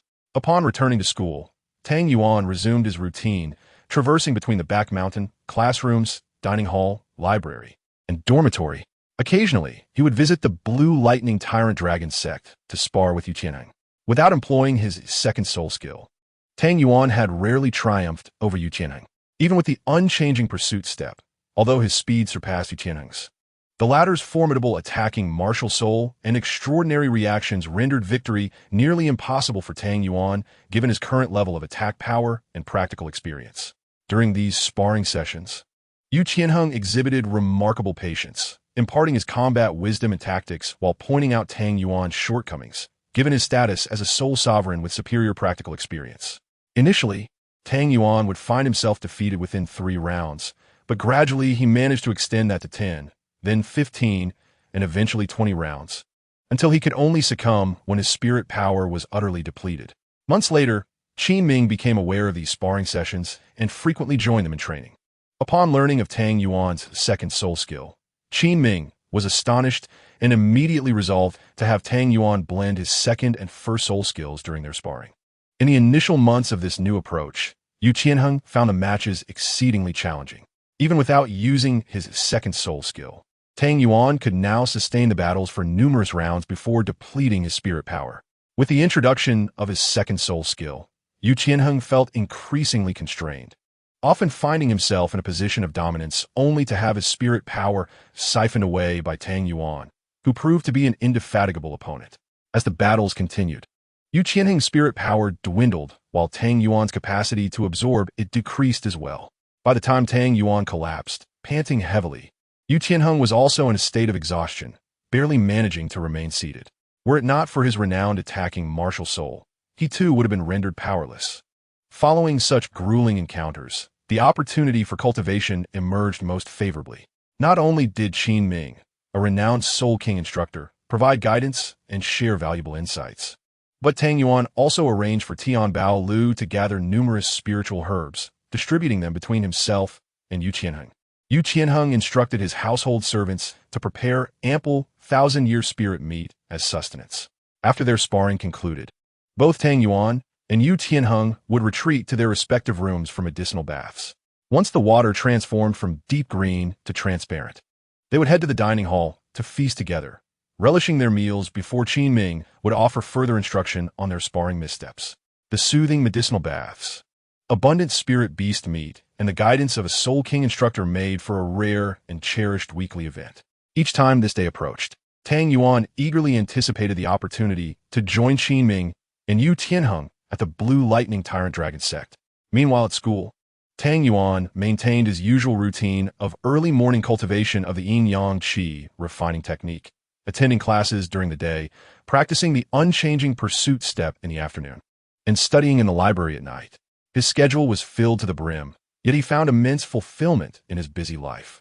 As the years passed, the seasons changed, and time swiftly carried forth 4 years. On the Douluo continent, within the Heaven Do Empire, at the Blue Lightning Tyrant Dragon sect, 2 figures lay sprawled on the ground in the courtyard of Yu Tianheng's estate. One figure, tall and robust, lay on his back, golden hair fanned out, gasping, "Shao Qi, you monster! I can't fight anymore. I'm out of strength." The other figure, tall and slender, with blue hair cascading around him, smirked slightly and replied breathlessly, "I can't fight anymore either. Tianheng, you're just too resilient." Nearby, a middle-aged man looked at the 2 sprawled figures with an amused expression. "Enough.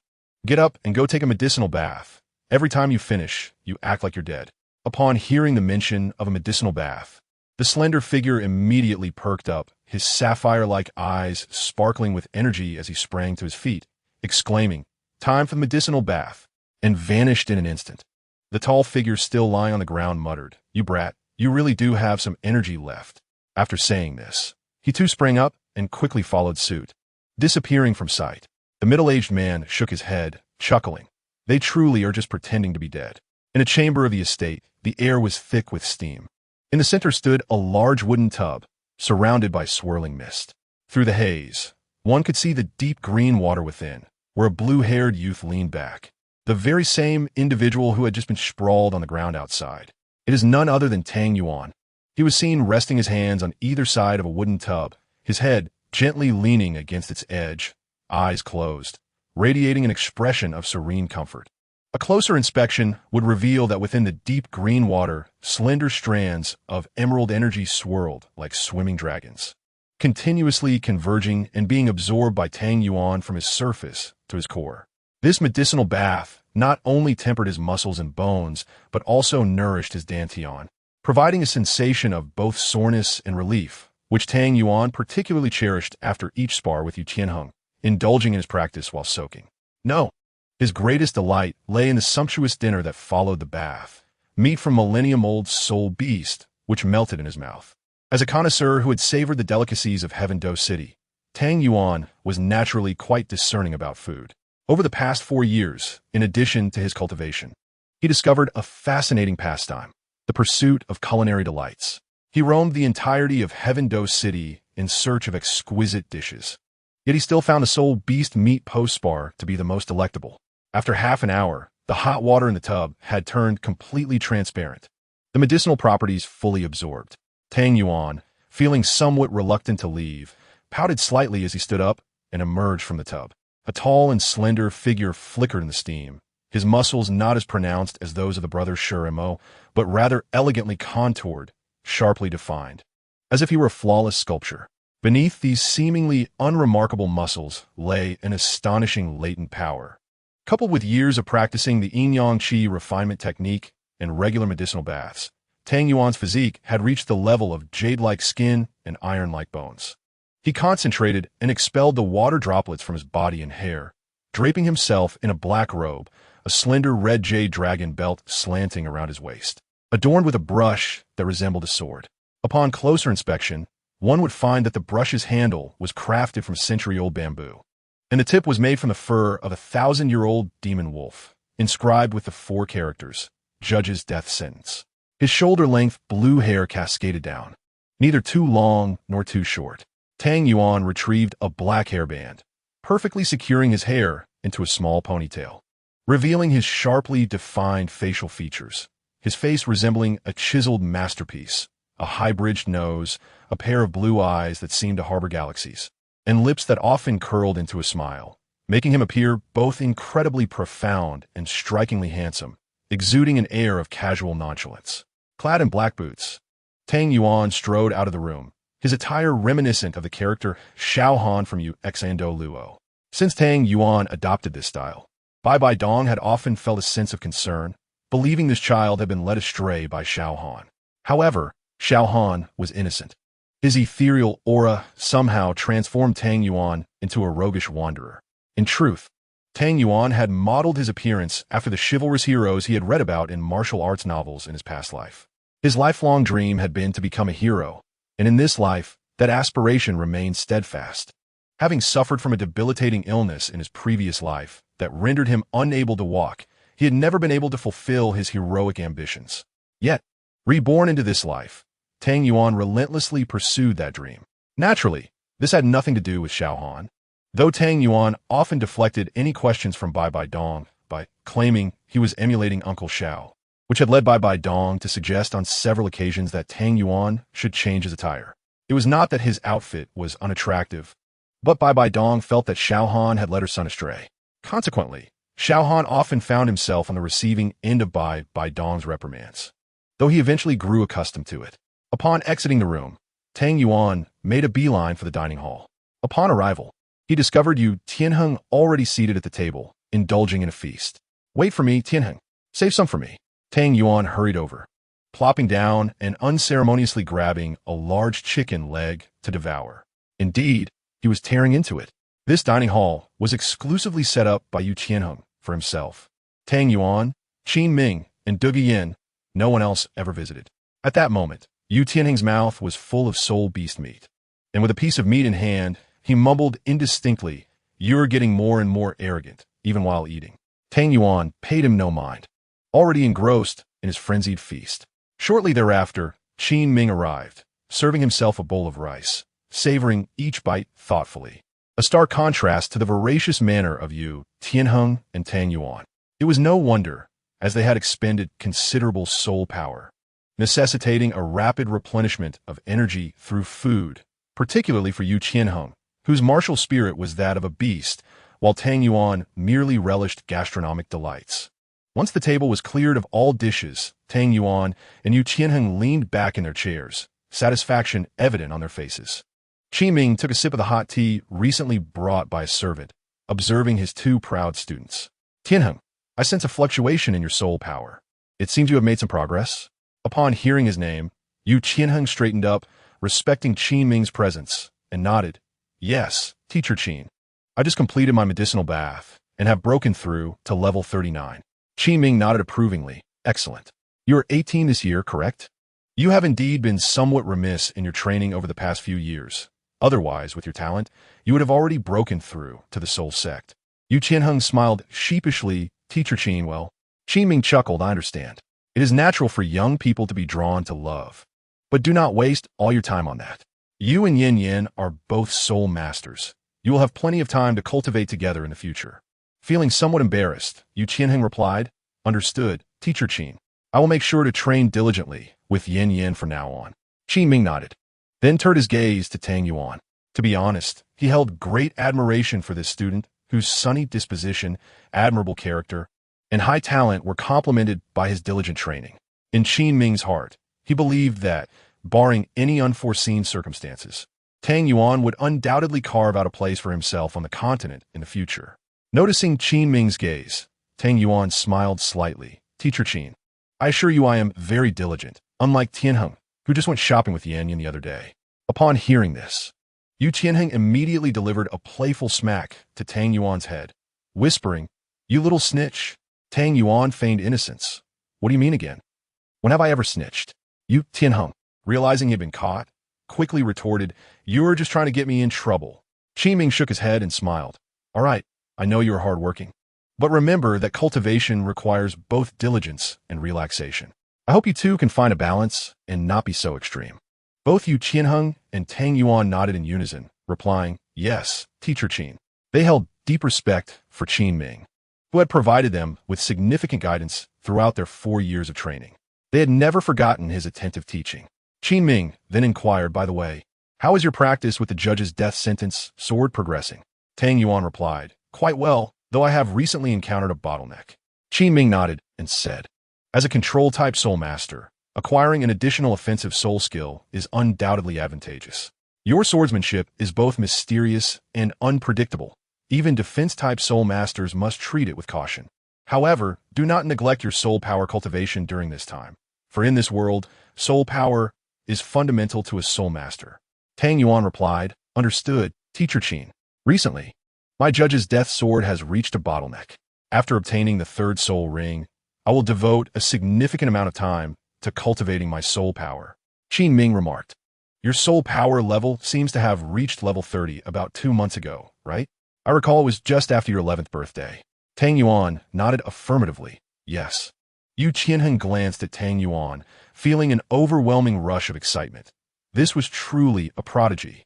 Achieving level 30 at the tender age of 11. How could we possibly compete?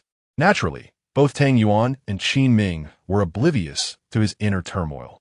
Qin Ming continued, How about I accompany you to obtain your soul ring in the next few days? Coincidentally, the school is on break for the finals, providing us with ample time. Tang Yuan shook his head with a smile. No need, Teacher Qin. My mother has asked me to return home for the holidays. She will take me to find a soul beast that suits me. Qin Ming replied, Very well. Once you have acquired your soul ring, I will apply to the education committee to elevate you from the intermediate academy to the advanced academy before the next semester begins. Tang Yuan's eyes lit up with excitement. Really? If that happens, I can attend school with Brother Tianheng.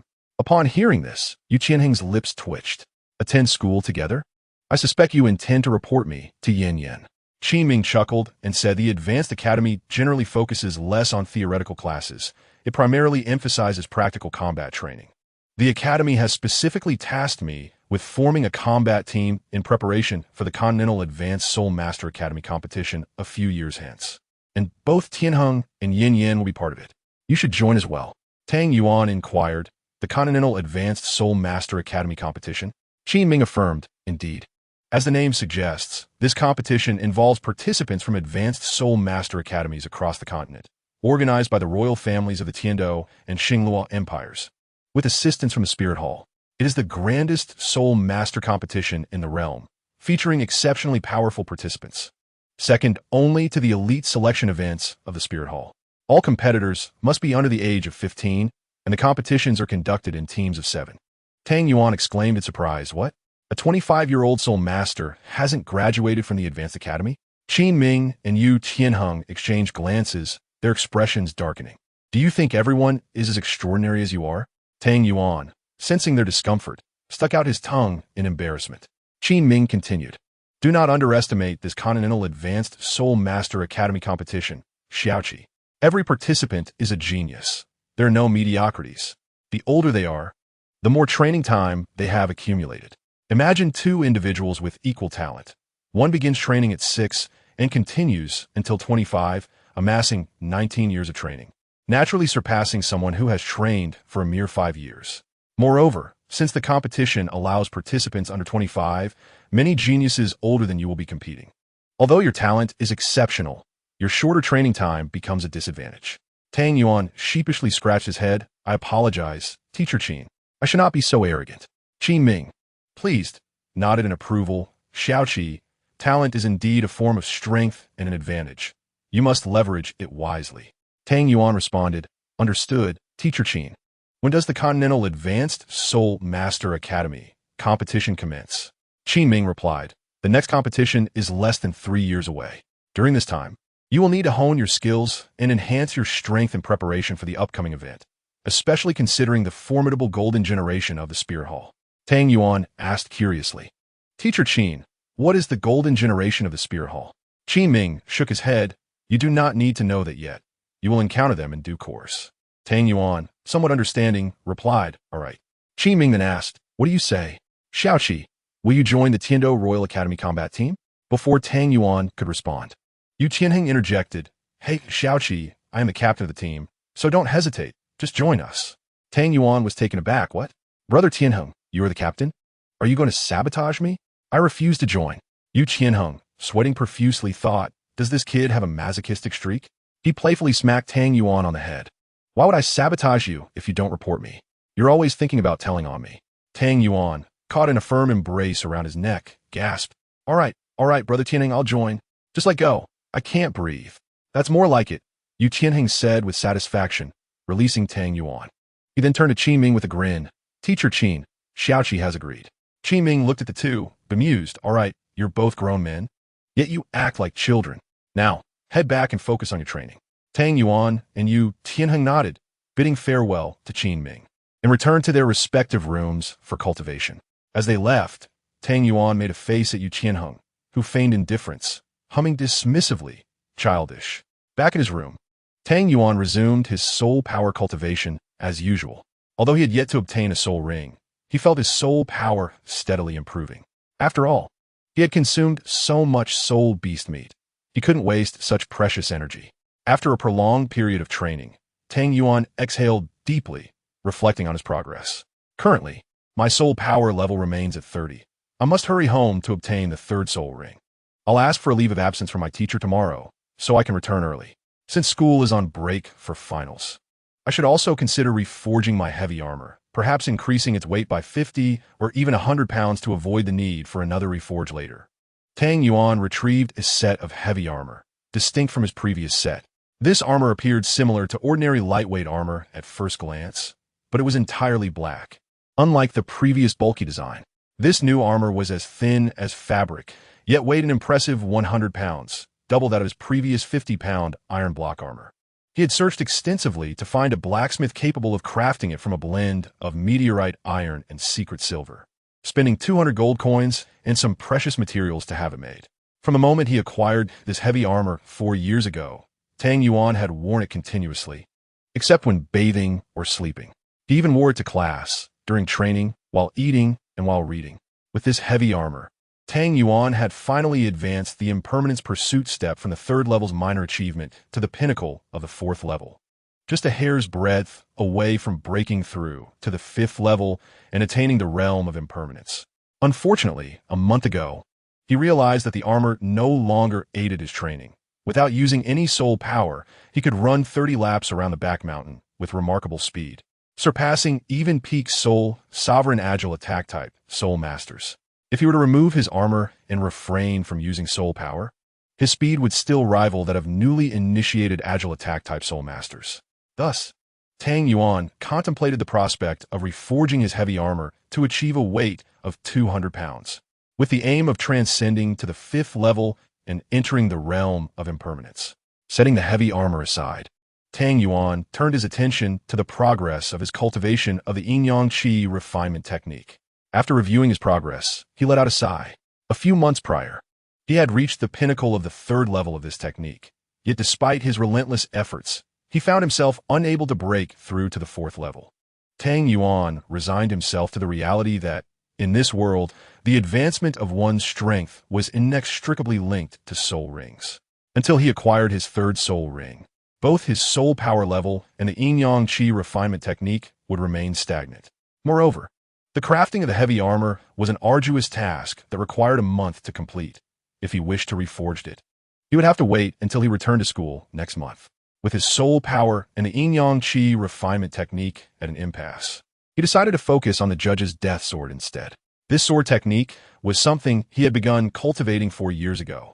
It was recorded among the ancient methods of qi refiners, but mastering this technique necessitated a foundational understanding of qi refinement. Therefore, Only after reaching the third level of the yin-yang qi refinement technique could Tang Yuan meet the criteria required to practice the Judge's Death Sword. The Judge's Death Sword comprises 5 distinct realms: annihilation of form, severing of the soul, intent to kill, absolute power, and divine slaying. The annihilation of form signifies a mastery of swordsmanship, enabling one to cleave tangible entities with the power of the sword. Tang Yuan devoted 4 years to refining his swordsmanship, achieving fluidity in his movements, akin to flowing clouds and flowing water. However, this was merely the first realm. The annihilation of form was merely an empty shell. An ordinary individual, through a decade of diligent training, could attain this level without possessing any soul power. Upon reaching the second realm, severing of the soul, one requires extraordinary comprehension and a nuanced feel for the sword. At this stage, the sword's power could inflict harm upon the soul, affecting not only conscious beings but also inanimate objects. For instance, if an opponent's martial soul was comparable to Tang Yuan's, upon attaining the severing of the soul realm, he could injure their martial soul with the Judge's Death Sword, much like the injury sustained by the Death Registry, which could jeopardize a soul master's career. The third realm, intent to kill, utilizes intention as the sword, employing formless sword intent to vanquish foes. At this level, one can condense a domain of the Judge's Death Sword, referred to as the sword domain. The fourth realm, absolute power, sees the sword intent evolve into sword power, capable of annihilating everything. At the pinnacle of this realm, one need not even unsheath the sword. A mere glance or gesture suffices to extinguish all vitality and sever the soul, leaving no trace of life under its overwhelming presence. The final realm, divine slaying, as the name implies, denotes that even deities would fall to this sword. However, for Tang Yuan, this realm remained a distant aspiration, one he could not yet comprehend. Presently, he had achieved the consummate state of the annihilation of form realm in the Judge's Death Sword. He retrieved the Judge's pen from his waist, gently caressing it. Since he commenced the study of the Judge's Death Sword, he had carried this pen with him, a product of materials collected by Tianbao Tower. At this moment, Tang Yuan's progress in the Judge's Death Sword had also stagnated. Recalling what Qin Ming had mentioned during dinner, Tang Yuan realized that while cultivation was indeed his fervent desire, one must balance diligence with relaxation.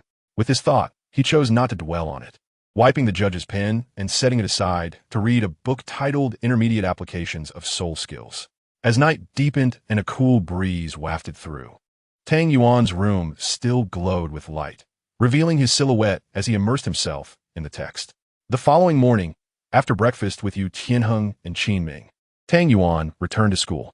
Upon reaching the academy's entrance, he refrained from entering, instead carrying his heavy armor to the blacksmith shop where it was crafted. Upon arriving at the blacksmith shop, the proprietor was busy forging. Tang Yuan greeted him, "Boss." The blacksmith looked up, wiping the sweat from his brow, and upon seeing a young man in a black robe with blue hair, felt a pang of familiarity but could not recall where he had seen him before. Suddenly, a realization struck him, and he smiled. "Ah, it's you, young brother. What brings you here this time?" Tang Yuan presented the heavy armor, stating, "I need to have this heavy armor reforged." The blacksmith paused in surprise, then chuckled. "Isn't it too heavy? When you first came to forge this 4 years ago, I told you it was too much weight for you, but you insisted. Hand it over. I'll make it lighter for you. However, the cost remains unchanged." Tang Yuan shook his head. "No, boss, you misunderstand. I want to increase its weight." The blacksmith exclaimed, "Oh, you wish to increase the weight? Wait, what? Did I hear you correctly? You want to increase the weight?" Tang Yuan nodded affirmatively. "You heard correctly. I wish to add weight." The blacksmith expressed his astonishment. "Young brother, judging by your school badge, you must be a student of the Tiando Royal Academy, right? Truly a prodigious talent. Though you are a strong assault system soul master, you possess such might at such a young age. Your future is boundless." The blacksmith evidently assumed Tang Yuan to be a strong assault system soul master due to the nature of his martial soul, which typically endows individuals with greater physical prowess.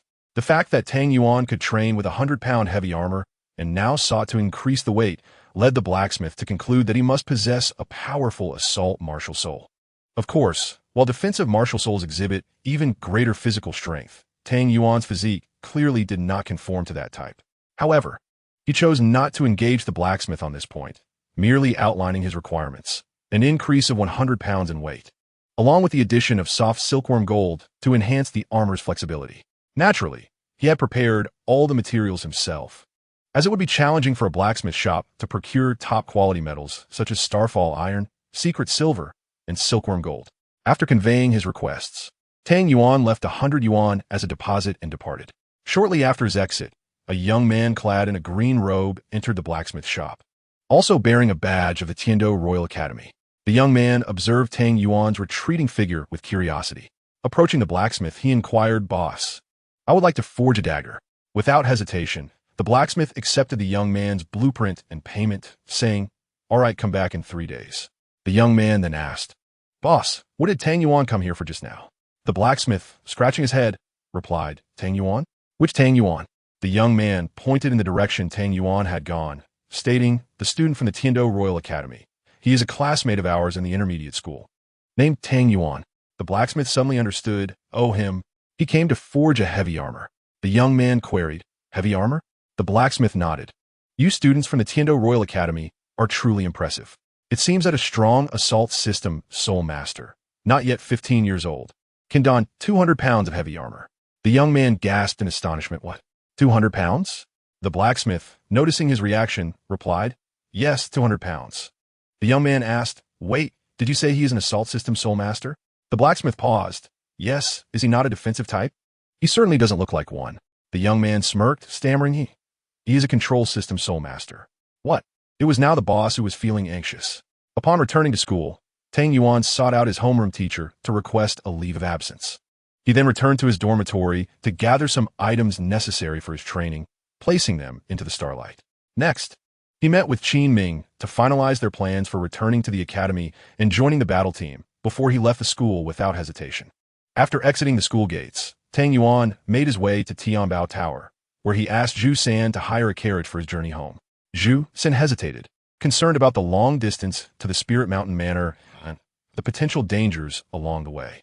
However, Tang Yuan was resolute in his desire to not be constantly shielded by his family's protection, clearly expressing his intentions.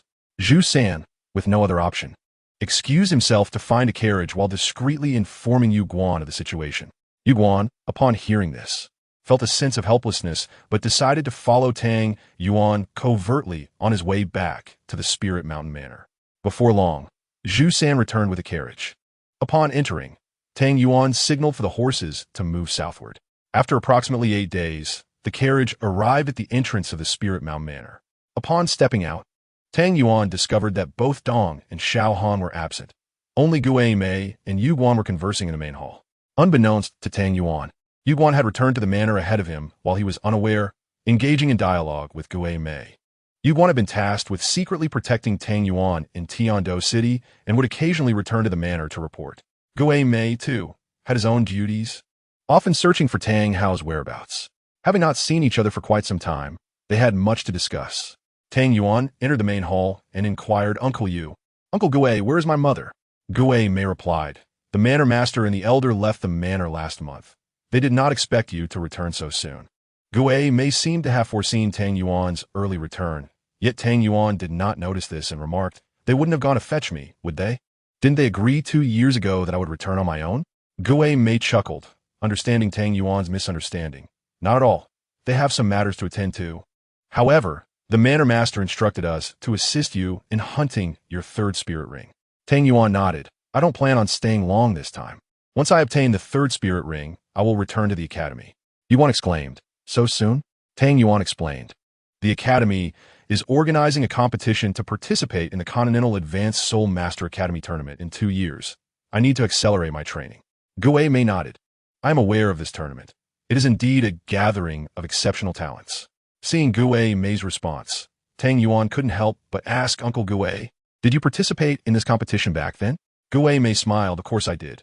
At that time, we were also warriors. Your Uncle Yu participated as well." Tang Yuan turned to Yu Guan, his eyes sparkling with excitement. Yu Guan cleared his throat and stated solemnly, "Indeed. The Continental Advanced Soul Master Academy tournament is truly a nostalgic event." Tang Yuan joyfully exclaimed, "Uncle Yu, Uncle Gue, please tell me about your experiences during the competition." Gue Mei looked at Tang Yuan with a gentle smile, recounting the events of that year's tournament in vivid detail. 3 days later, amidst the ghostly ridge. The sun was high in the sky. Deeper within the outskirts of the ghostly ridge, three figures were weaving through the forest. Ahead of them, a massive purple-black bird-like spirit beast was frantically fleeing. This purple-black bird was known as the two-headed ghost sparrow, its plumage shimmering with an eerie glow. Possessing the body of a bird and the tail of a crocodile, with two grotesque heads nearly identical atop its neck. This spirit beast typically fed on recently deceased or dying creatures, absorbing the deathly aura for its cultivation. The plumage of this particular two-headed ghost sparrow was predominantly purple, suggesting it was between 3,000 and 4,000 years old. If it were to advance to a 10,000-year spirit beast, its feathers would turn a deep, inky black, but had not yet reached that stage. Ordinarily, this spirit beast was quite ferocious. It posed no threat as long as it was not provoked. However, if someone dared to disturb it, it would immediately seek to kill the offending party, relishing the terror and despair emanating from its prey, a delicacy for the two-headed ghost sparrow. Yet, in this instance, the scene unfolding was perplexing. The two massive heads of the two-headed ghost sparrow displayed signs of fear, its wings glowing ominously as it desperately fled. Hot on its heels were the three figures, who would soon catch up if nothing unexpected occurred. These three were none other than Tang Yuan, Yu Guan, and Gue Mei. Earlier that morning, after entering the ghostly ridge, Tang Yuan had spotted the two-headed ghost sparrow preying on a spiny porcupine. It was indeed a stroke of luck for Tang Yuan. While others typically struggled for days to find suitable spirit beasts, he had managed to secure his first spirit ring in less than 2 days. The same was true for his second spirit ring, and now, having reached level 30, he had not ventured far into the ghostly ridge before encountering this two-headed ghost sparrow. If Tang Yuan was fortunate, then the two-headed ghost sparrow was decidedly unfortunate. After 2 days of hunger, it had finally managed to kill a spiny porcupine and was savoring its death aura when 3 humans appeared before it. To make matters worse, 2 of them exuded an aura nearly equivalent to a 10,000-year spirit beast. Clearly, they were titled Douluo. The two-headed ghost sparrow felt an urge to take its own life. It had barely begun to enjoy its tasty meal before encountering human titled Douluo. Realizing that it was being pursued, the creature had no choice but to flee, its soul power draining away like water. Before long, the two-headed ghost sparrow had exhausted its strength, anger boiling within it. It had never encountered such relentless pursuit. 2 titled Douluo clearly could have caught up quickly, but chose to toy with it instead. Little did it know that Gue Mei and Yu Guan were deliberately slowing down to assess Tang Yuan's speed. The two-headed ghost sparrow, now utterly fatigued and enraged, resolved to stop fleeing and confront its pursuers. With that determination, the two-headed ghost sparrow executed a swift maneuver, turning mid-air. As it did, it prepared to unleash a barrage of curses, though it could not speak human language. Just as it completed its turn, it spotted a massive golden chrysanthemum hurtling toward it like a barrage of blades. The bird's body trembled as an overwhelming force surged within, and before it could even articulate a complaint, darkness enveloped its vision as it crashed to the ground. Just before losing consciousness, it faintly heard a voice exclaim, "Uncle Yu, wasn't it agreed that I would practice my skills?" The two-headed ghost sparrow's mind raced with 1,000 thoughts of despair. What kind of world was this? And then, it succumbed to oblivion. Yu Guan felt a bit embarrassed and sheepishly remarked, "I got a bit carried away in the moment. That arrogant bird just looked too pompous." Gue Mei rolled his eyes. "You're a titled Douluo. How can you not control your strength?" Yu Guan, oblivious to Gue Mei's expression, continued, "Little 7. Go ahead and kill it to obtain the spirit ring. Nightfall is approaching." Both Gue Mei and Tang Yuan were momentarily taken aback, lifting their heads to glance at the sky. The sun still lingered overhead, with 2 or 3 hours remaining until sunset. How could it be nearing darkness? However, Tang Yuan dismissed such thoughts. Since the two-headed ghost sparrow had lost its fighting capability, he wasted no time. Grasping the judge's pen, he swiftly advanced and skillfully ended the life of the two-headed ghost sparrow. A purple soul ring gradually emerged from the creature, and Tang Yuan was filled with delight. He immediately settled into a meditative position, focusing his soul energy and gently directing it towards the purple soul ring. Upon contact, a surge of potent energy flooded into his body. Experienced in such matters, Tang Yuan utilized the Book of Life and Death to dispel the overwhelming resentment flooding his mind. commencing the absorption of the soul ring's energy. Yet, the resentment of the two-headed ghost sparrow was formidable, requiring Tang Yuan considerable time to nearly cleanse it. As he absorbed the soul ring, Tang Yuan felt his soul energy swell within him, more potent than the energy from the soul-devouring flower he had previously encountered. Thus, he dared not be negligent and promptly employed the yin-yang qi refinement technique to assist in the absorption process. Just as he was gradually absorbing the soul ring, an unforeseen event transpired. The already immense energy within the purple soul ring suddenly became frenzied, swelling further, surging like a torrent that broke through barriers, rampaging within Tang Yuan's body. Were it not for his exceptional physique and resilient meridians, he would have perished in that moment. Was this the retribution of the two-headed ghost sparrow? Tang Yuan was alarmed. The excruciating pain radiating from within him tormented him greatly. As he diverted a significant amount of soul energy to suppress the tumultuous energy within, the resentment in his mind began to revolt, filling him with despair and rage, which caused his consciousness to waver. A violent wave erupted, transforming into a tempest that swept outward. Meanwhile, Yu Guan and Gue Mei, waiting nearby, sensed the overwhelming and chaotic soul energy emanating from Tang Yuan. Seeing his trembling form and contorted expression, they immediately recognized the gravity of the situation, their faces paling in alarm. "This is bad," Yu Guan exclaimed, rushing forward, his soul energy coalescing instantly, revealing the extraordinary chrysanthemum martial soul. Without a moment's hesitation, he sought to rouse Tang Yuan from his absorption. At that moment, a large hand suddenly appeared, blocking his path. Yu Guan turned in shock and fury, exclaiming, "Old ghost, what are you doing?" Gue Mei shook his head. "Give him a little more time." "Time? If this continues, something terrible will happen," Yu Guan shouted. Gue Mei sighed. "We must have faith in him." With gritted teeth, Yu Guan retorted, "You're talking about faith at a time like this? If something happens, how will you face the lord of the manor? How will you face Shao Qi?" Gue Mei was taken aback by his words, responding loudly. "Do you think I am not worried? Shao Qi has been raised by us. Do you think my concern is any less than yours?" Yu Guan barked. "If that's the case, then let me go. If it's too late, Shao Qi will be in danger." Seeing Yu Guan's stubbornness, Gue Mei replied coldly, "If you wake Shao Qi now, in this critical moment, even if he survives, he will be crippled." Yu Guan argued desperately, "Being crippled is better than dying. Step aside." Gue Mei glanced at Tang Yuan, gritting his teeth. "No way." Yu Guan was taken aback and then shouted in rage, "Fine, then I will force you to step aside." Fifth soul skill, Hurricane ascends. As he spoke, an endless wave of petals surged forth, forming a small whirlwind that raced towards Gue Mei with lethal intent. Seeing the powerful whirlwind approaching, Gue Mei's eyes filled with astonishment and anger, incredulously shouting, "Chrysanthemum Guan, have you lost your mind?" Before he could finish, the whirlwind was upon him. Without hesitation, Gue Mei moved, transforming into a shadow to evade the attack. Yu Guan's gaze was sharp as he fixed his eyes on Gue Mei. "If you obstruct me again, I will truly lose my mind." Gue Mei, hearing this, steeled himself, gritting his teeth. "Fine, but don't blame me." Fifth soul skill, Ghostly Shadow Grasp. Gue Mei unleashed his soul energy, raising a hand that morphed into a fearsome claw, forcefully slamming it into the ground. Suddenly, a vast expanse of shadows appeared beneath Yu Guan's feet, black tendrils reaching out to ensnare his ankles.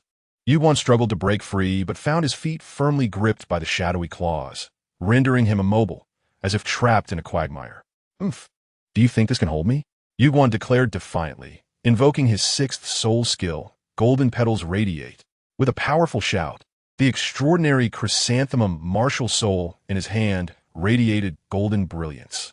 In that instant, the sixth black soul ring beneath his feet flared to life, causing the surrounding trees to burst forth with golden light. Golden flowers bloomed from the branches, channeling immense soul energy into the chrysanthemum, transforming into a cascade of golden light that surged towards Gue Mei. Seventh soul skill, True Form of the Ghost. Realizing the ferocity of Yu Guan's attack, Gue Mei immediately activated his seventh soul skill, Ghostly True Form. Enveloped in swirling black mist, he transformed into a shadow, gradually fading into a state of nothingness. Just as he did, the golden flowers, now resembling shooting stars, hurtled towards him. Though Yu Guan could not move, the soul skills he unleashed were extraordinary. Hui Mei, appearing almost illusory, deftly evaded each of Yu Guan's attacks. Neither could gain the upper hand, and after exchanging blows for several rounds, Yu Guan, concerned for Tang Yuan, shouted, "Old ghost, will you let me pass or not? Not letting. Will you let me pass or not? Not letting." Just as they were locked in their struggle, a strained voice suddenly emerged. "Stop fighting."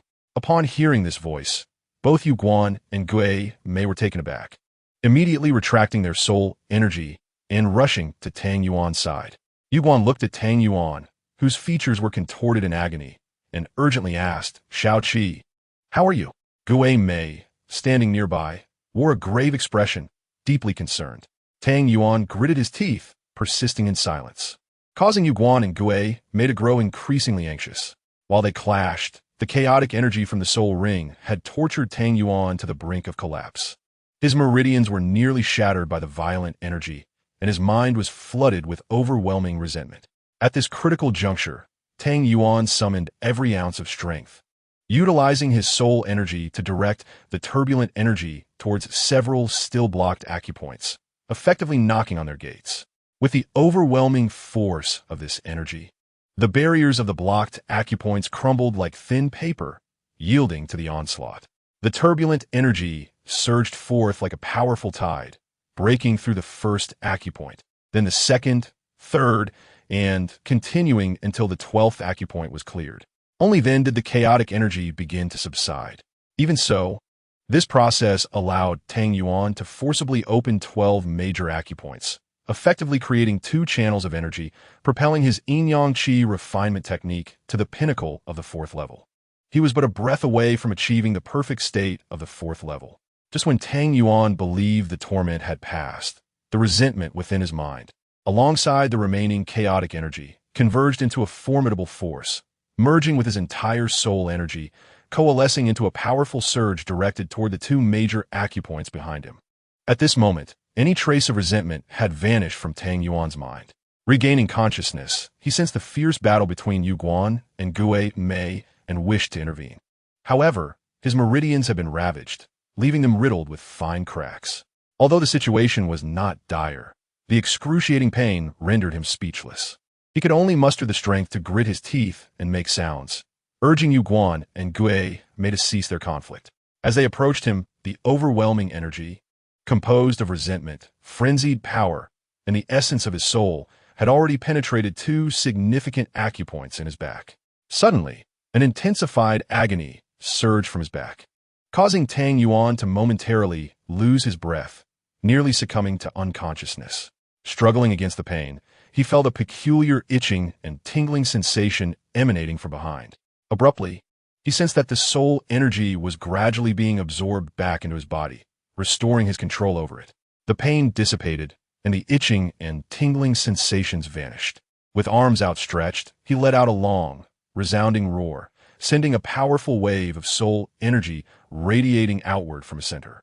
Yu Guan and Gui Mei were taken aback, instinctively stepping back. At that moment, the upper half of Tang Yuan's black robe disintegrated into fragments, revealing his exquisitely sculpted form. Suddenly, a dazzling light of black and gold erupted from his back.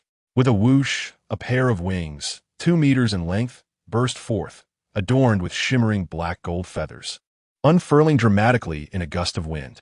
Yu Guan and Gui Mei gasped in astonishment, exclaiming in unison, "External soul bone." Struggling to his feet, Tang Yuan was yet to realize the transformation behind him. He merely felt a complete depletion of his soul power, as if all had been siphoned away, accompanied by unbearable pain coursing through his meridians. He thought to himself, "This is serious. I might need a month to recuperate, and I fear I won't make it back to school in time," leaving teacher Qin Ming in the lurch. Turning around, he was startled to glimpse a shadow of a black gold object, but as he spun back, it vanished, revealing Yu Guan and Gui Mei, their expressions frozen in disbelief as they stared at him. "Uncle Yu, Uncle Gui, what is the matter?" "Tang Yuan in Gui Pu Dao." Snapping back to reality, Yu Guan stammered, "Little 7, look at your back." Confused, Tang Yuan asked, "What is wrong with my back?" As he turned, he exclaimed, "Ah, what is this ghastly thing?" His gaze traveled over his shoulder, and he was taken aback by the sight of the 2-meter-long wings. Yu Guan and Gue Mei exchanged incredulous looks. For what lay before Tang Yuan was the dream of every soul master, an external soul bone. Yet to him, it had become a ghastly thing. Wait, ghastly thing? Gue Mei's expression darkened further. Tang Yuan, overwhelmed by his transformation, anxiously questioned Yu Guan and Gue Mei, Uncle Gue, what has happened to me? They inhaled deeply, fully aware of the preciousness of soul bones, especially external soul bones, which were exponentially rarer than ordinary ones. While the chance of obtaining a regular soul bone from a soul beast was 1 in 1,000, the probability of acquiring an external soul bone was even less than 1 in 10,000. Moreover, external soul bones were uniquely special. One could only acquire them by absorbing a soul ring from the same soul beast simultaneously. In other words, if Tang Yuan had not absorbed the soul ring of the 2-headed ghost sparrow, he would not have obtained its external soul bone. Additionally, external soul bones could not be discarded, unlike ordinary soul bones that could fall from soul beasts and be transferred or sold. An external soul bone would vanish with the soul master upon their death. Thus, even if someone were to slay Tang Yuan, they could not claim his winged external soul bone. Yu Guan exclaimed, Little 7, this is wonderful. You have obtained an external soul bone. Upon hearing this, Tang Yuan was initially shocked, but then filled with elation. An external soul bone. Is it truly an external soul bone? He was aware of the distinctions between external and ordinary soul bones, having read a book on the subject in the library years ago. The text noted that the value of external soul bones was second only to the nearly unattainable 100,000-year soul rings. Just as he was about to celebrate, a movement elicited a sharp pain within him, causing him to gasp. Gue Mei rushed forward to support him, asking, Little 7, are you all right? Tang Yuan managed a faint smile, replying, Uncle Gue, I'm fine, but it seems I will require at least a month of recovery. Yu Guan inquired, what happened? Why did? Noticing the concern etched on their faces, Tang Yuan recounted the events that had transpired. After he finished, Gue Mei expressed his relief, saying, Fortunately, we didn't let Uncle Yu interrupt you earlier. Otherwise, you would have missed this opportunity. Yu Guan retorted, Opportunity?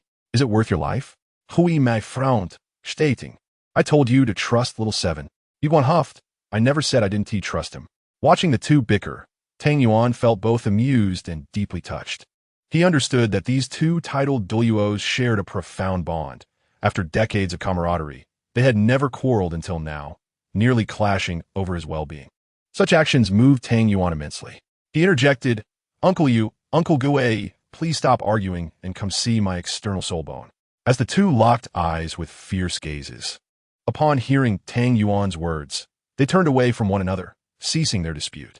Now, both turned their attention to the majestic wings on Tang Yuan's back, which emanated a powerful aura.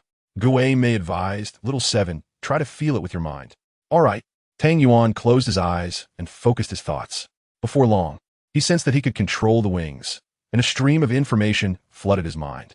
The black gold wings fluttered slightly before transforming into a beam of light and merging into his back. Chapter 35. Dazzling radiance of the ethereal wings, feeling the immense power coursing through his back, Tang Yuan was overjoyed, momentarily disregarding his pain, and with sparkling eyes, he asked, Uncle Gue, Uncle Yu, what abilities does my external soul bone possess? Although he had perused literature on external soul bones, it only provided general descriptions and types. The true essence of each external soul bone could only be experienced by the soul master who possessed it. Certainly, the winged external soul bone would grant him the ability to fly, an aspect noted in the texts. However, beyond that, he was uncertain and sought clarification from the two titled Douluos. Gue Mei pondered for a moment before responding, I have only encountered a few external soul bones, and including yours, I have seen a total of 3. I'm not particularly knowledgeable about them, as each external soul bone's abilities vary and are closely tied to the soul master. However, I can assure you that your external soul bone has the potential to evolve. To evolve, Tang Yuan nodded, acknowledging the truth in Ghostly's words. The allure of the external spirit bone lay in its potential to evolve alongside the growth of the soul master. However, Yu Guan interjected, stating, this is no great challenge. Once the owner returns, she can assist you. While we may not discern the abilities of your external spirit bone, the owner undoubtedly can. Tang Yuan, perplexed, inquire my mother? Ghostly, realizing, exclaimed, indeed, I completely forgot. The owner possesses an external spirit bone as well. Tang Yuan gasped, what?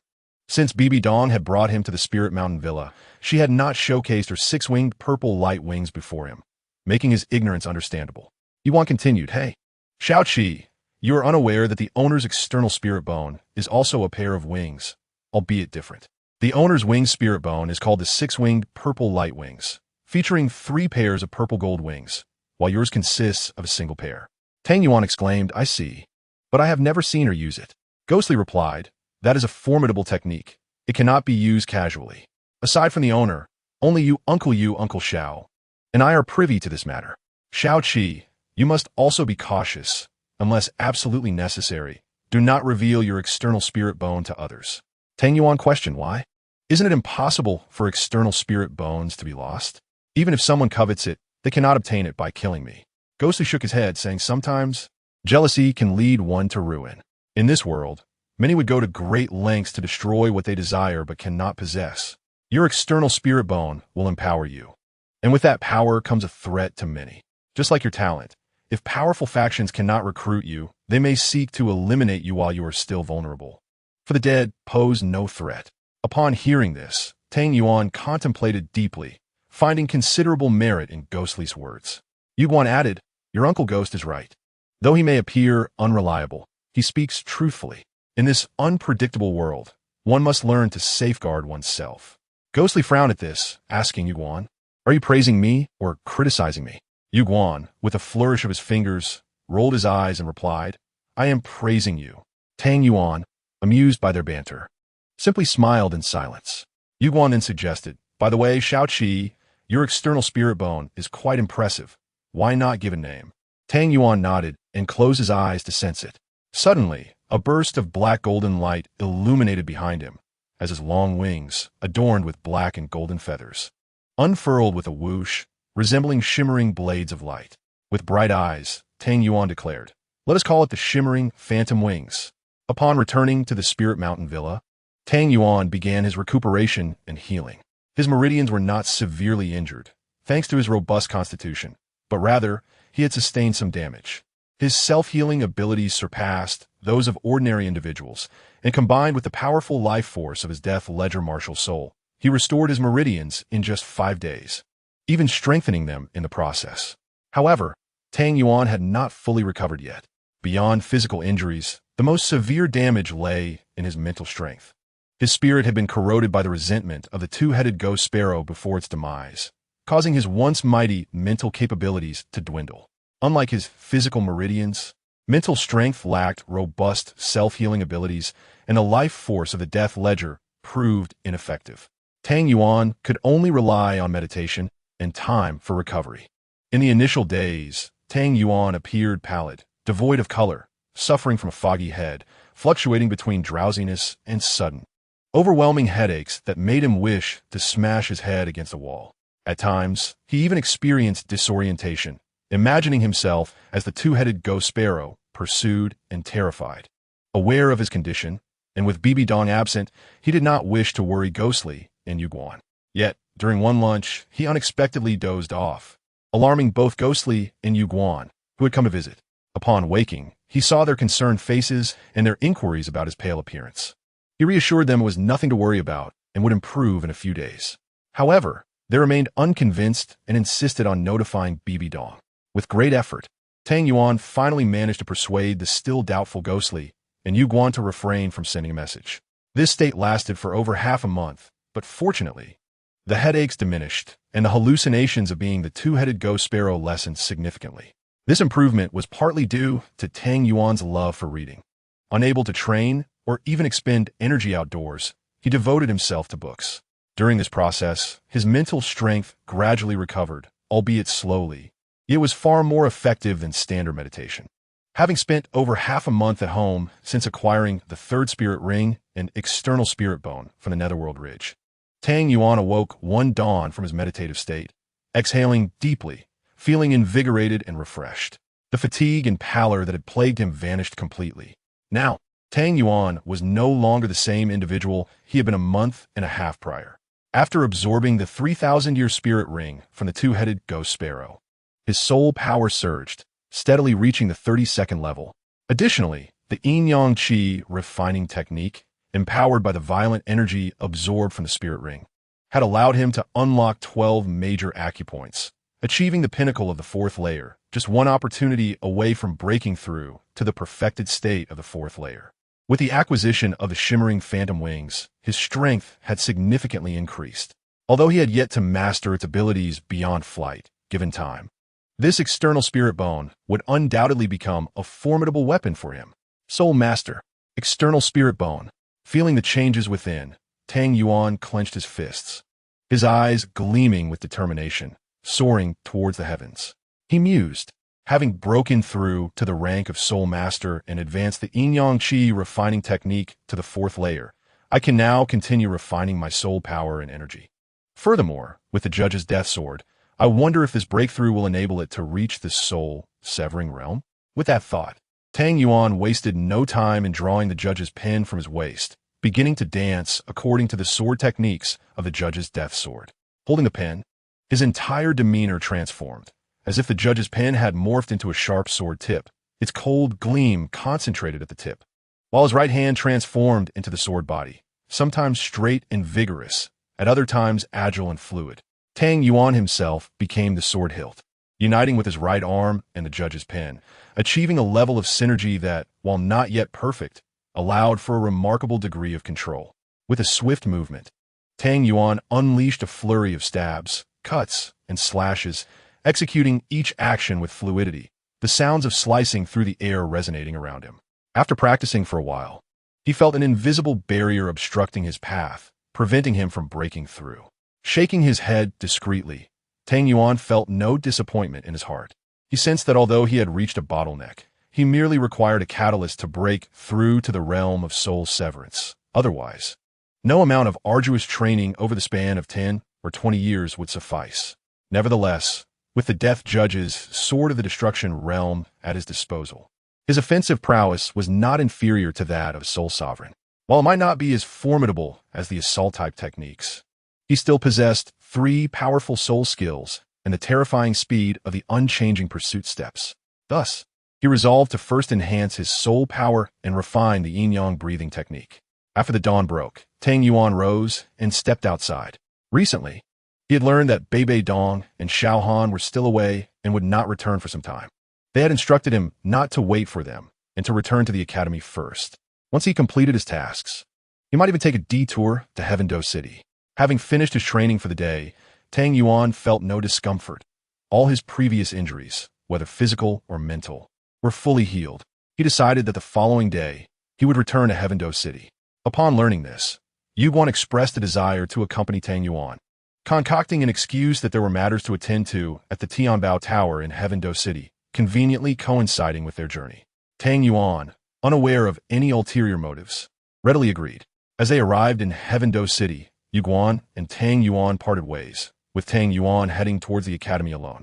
True to his nature, Tang Yuan had no intention of returning directly to the academy. After calculating the days until his appointment with Qin Ming, which was set for the day after tomorrow, he decided to take his time and leisurely explore the city. He stopped by a familiar restaurant, the Jiwei Tavern, and indulged in a hearty meal before continuing on his way.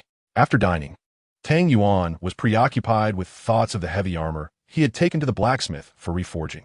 Although they had agreed on a 1-month timeline for its completion, with still 7 or 8 days remaining, Tang Yuan felt a sense of curiosity and decided to check on its progress. Upon leaving the tavern and making his way to the blacksmith, he noticed a commotion by the roadside.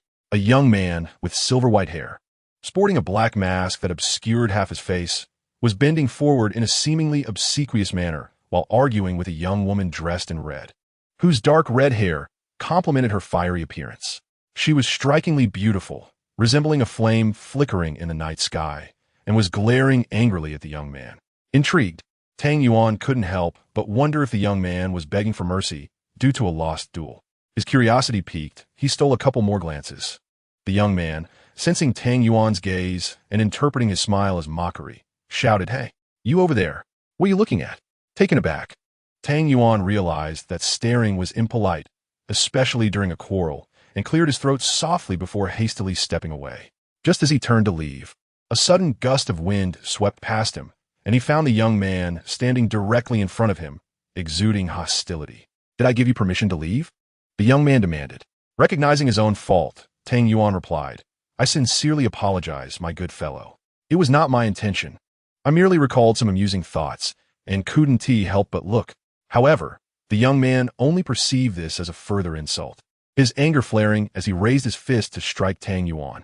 Surprised, Tang Yuan sidestepped the punch effortlessly, feeling aggrieved that he had already apologized. Yet the young man would not relent, resorting to violence.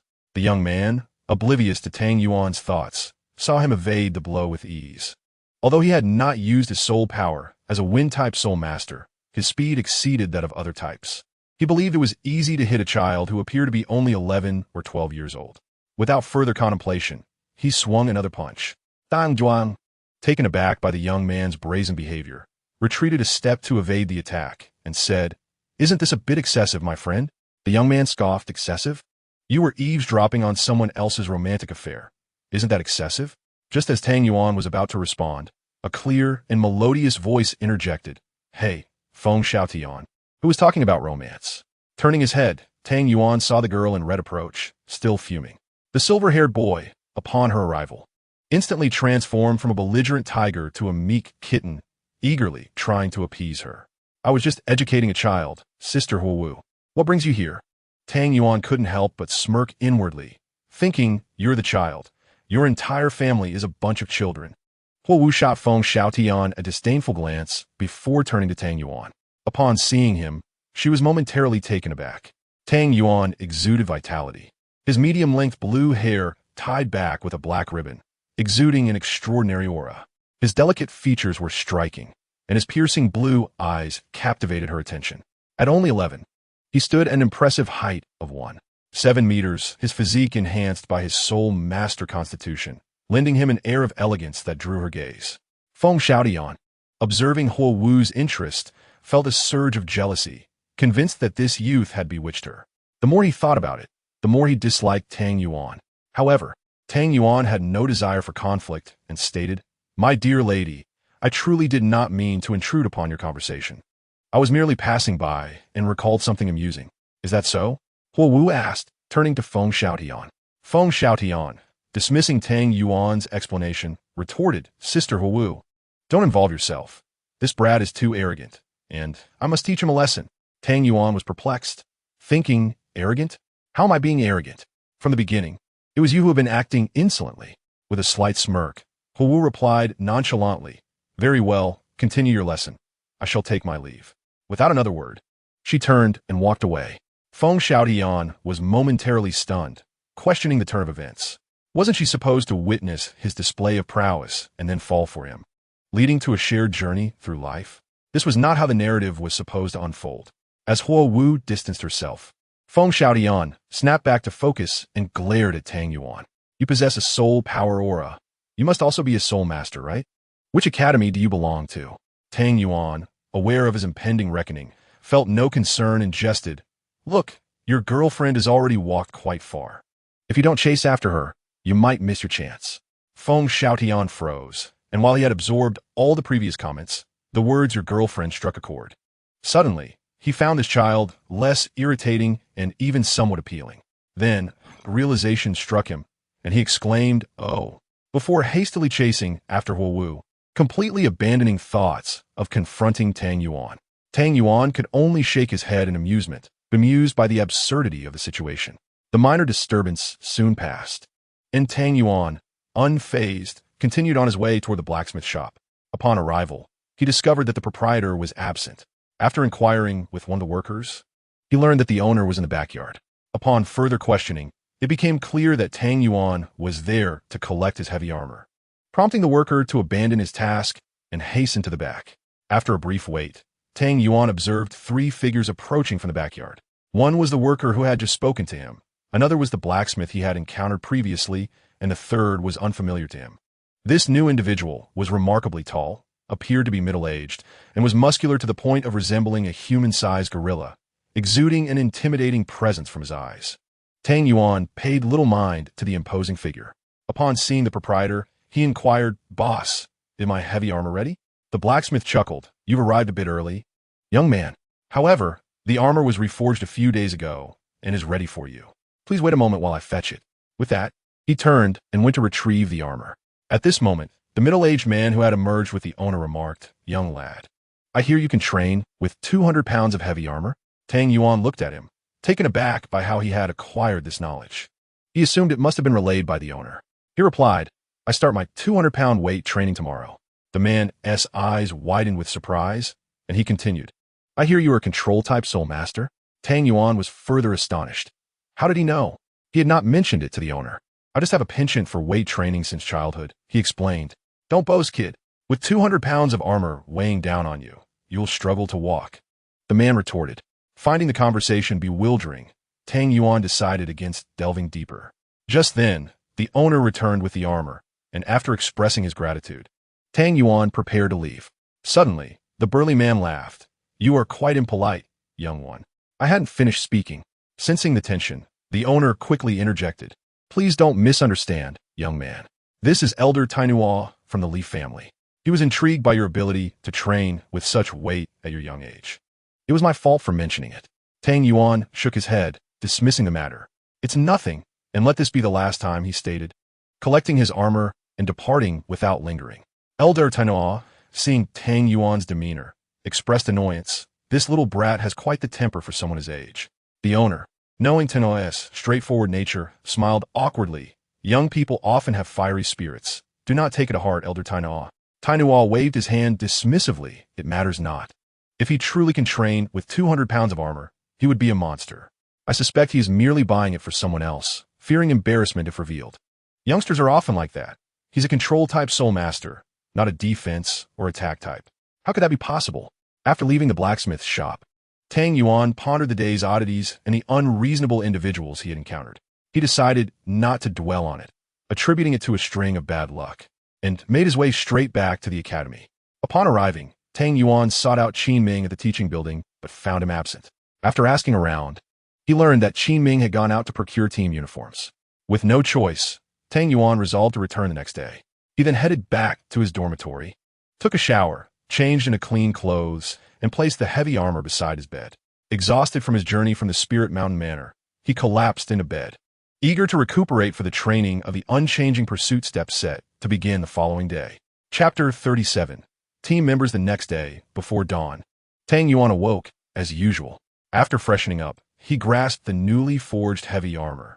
Feeling its weight of 200 pounds and allowing a glimmer of anticipation to sparkle in his eyes. Without hesitation, he donned the armor, which felt as light as silk against his skin, and layered it beneath his customary black robe. Once prepared, Tang Yuan made his way to the rear mountain. As he walked, he struggled to adjust to the weight of the armor, which hindered his movement and caused him to sweat profusely.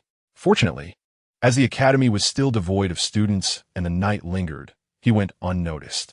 Upon reaching the usual training ground on the rear mountain, Tang Yuan assessed the sky and observed the purple sun rising.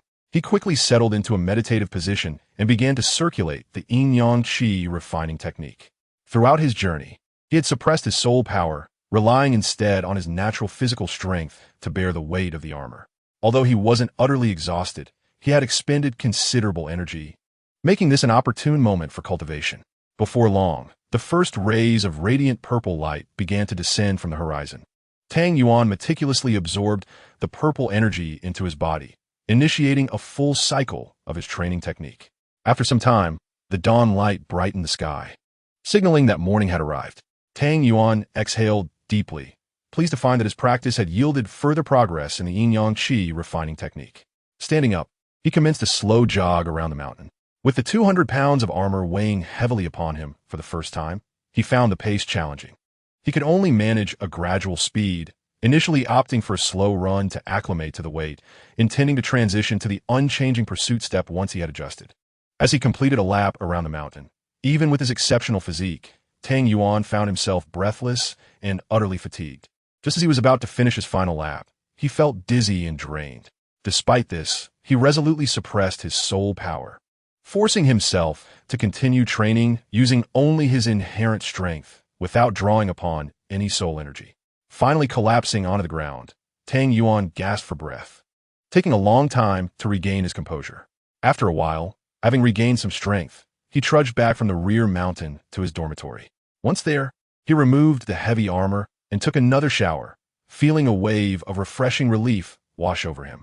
Afterward, he donned the armor again, changed into dry clothes, and made his way to the dining hall for breakfast. Although he still struggled to adapt and walk slowly, his morning training had improved his mobility enough to manage a leisurely pace. After finishing breakfast, he headed to the teaching building to find Qin Ming. Having returned from dealing with team matters, Qin Ming was now in his office, accompanied by several others, including Yu Qianheng and Deadlier. The remaining individuals were acquaintances from his interactions with Yu Qianheng and Qin Ming, though he was not particularly close to them. Upon seeing Tang Yuan enter, Qin Ming smiled. "Little Seven, come in."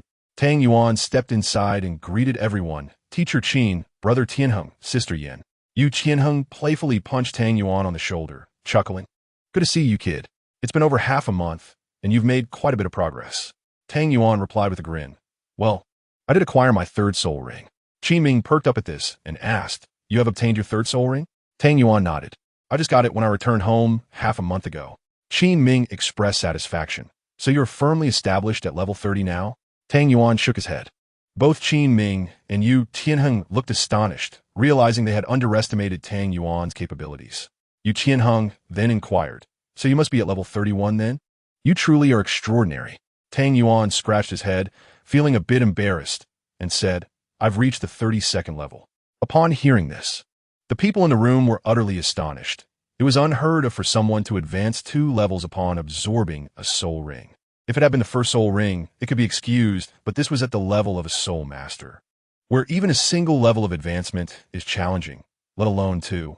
They were unaware that even during his bottleneck, Tang Yuan continued to cultivate his soul power, which not only stabilized it, but also caused his cultivated power to surge forth like a fountain when absorbing the soul ring. Qin Ming shook his head with a smile, accustomed to such situations, and said, "All right, everyone, please take a seat. Xiao Qi, let me introduce you. Everyone present is a member of the Tiando Royal Academy's martial arts team, most of whom you have met before. This is..." Subsequently, Qin Ming introduced the members of the Tiando Royal Academy's martial arts team to Tang Yuan. Team leader, Yu Qianheng, Martial Soul, Blue Lightning Tyrannosaurus Rex. 39th level Assault Type, Soul Master. Soul Rings, 2 yellow, 1 purple. Vice Captain, Deadlier, Martial Soul, Emerald Snake, 37th level Control Type, Soul Master. Soul Rings, 2 yellow, 1 purple. Team Member, Shimo, Martial Soul, Black Tortoise, 37th level Defense Type, Soul Master. Soul Rings, 2 yellow, 1 purple. Team Member, Shimo, Martial Soul, Black Tortoise, 36th level Defense Type, Soul Master. Soul Rings, 2 yellow, 1 purple. Team Member, Yu Feng, Martial Soul, Wind Bellbird, 35th level Agility Type, Soul Master. Soul Rings, 2 yellow, 1 purple. Team Member, Yi Lingling, Martial Soul, 9 Hearts Begonia, 34th level Support Type, Soul Master. Soul Rings, 2 yellow, 1 purple. Including Tang Yuan, there were a total of 7 members. Originally, due to Yu Tianheng's sporadic training, he had only reached the 30th level, but with occasional sparring sessions with Tang Yuan, he had managed to attain this level. However, he still had some distance to cover to reach the 40th level.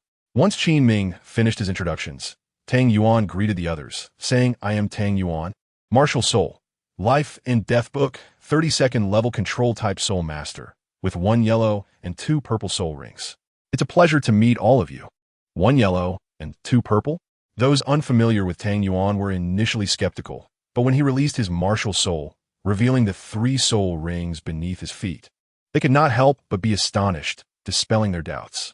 Although they recognized Tang Yuan's extraordinary talent when he announced his level, they still found it difficult to comprehend why Qin Ming had chosen him a 32nd level instead of the 34th level Asro.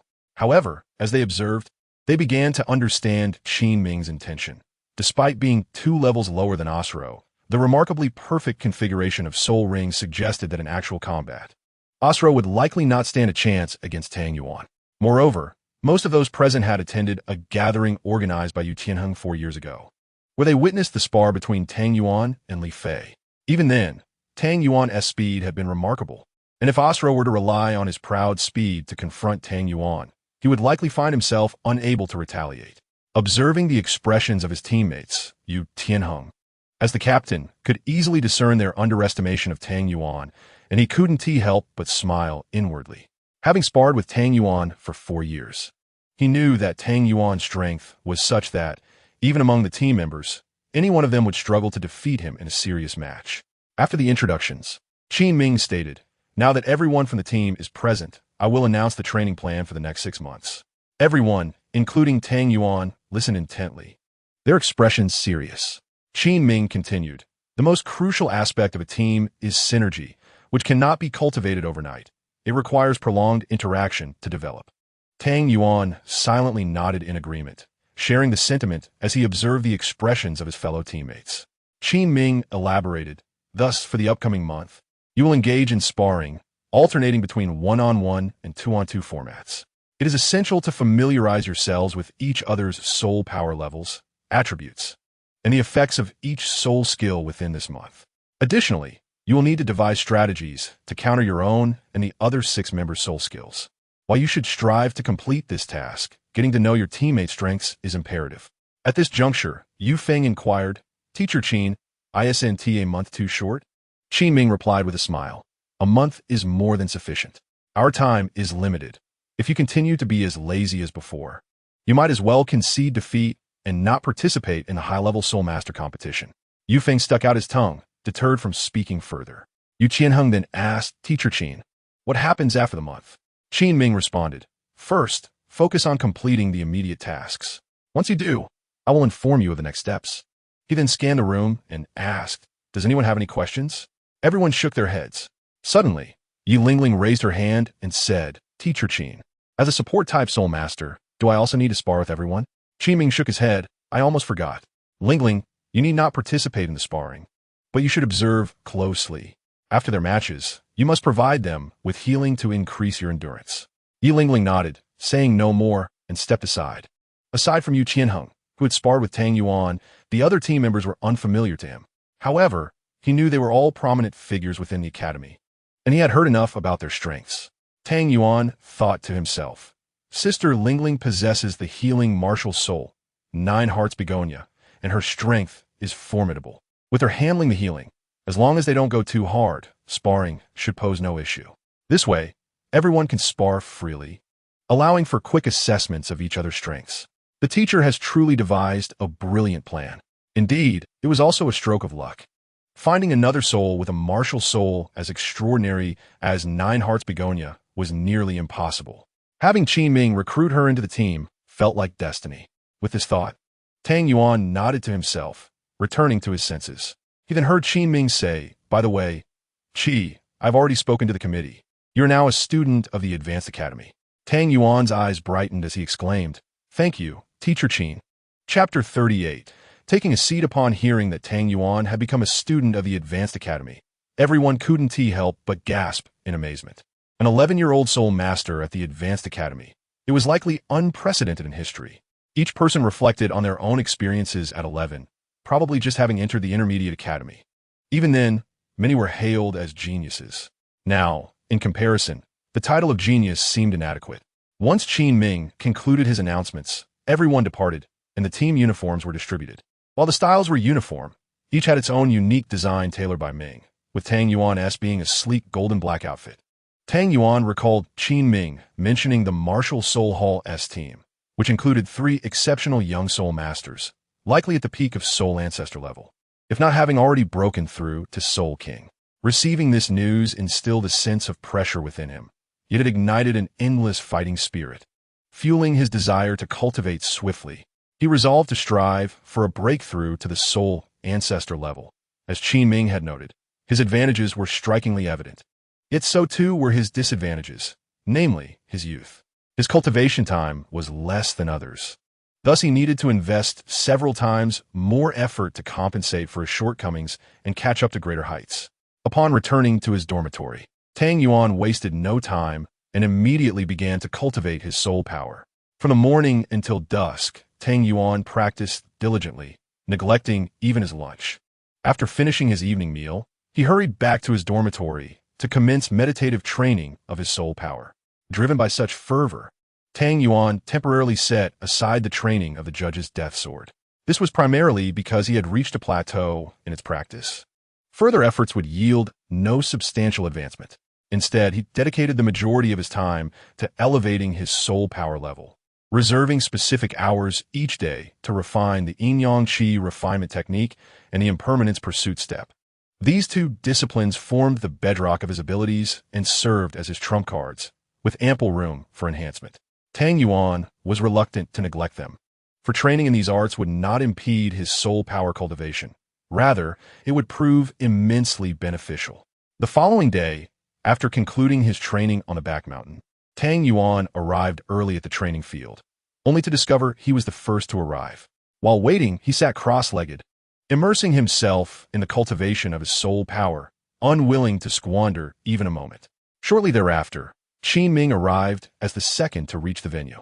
Surprised to see Tang Yuan, who had arrived even earlier than he, Qin Ming reflected on his own early rise, motivated to set an example for the younger students.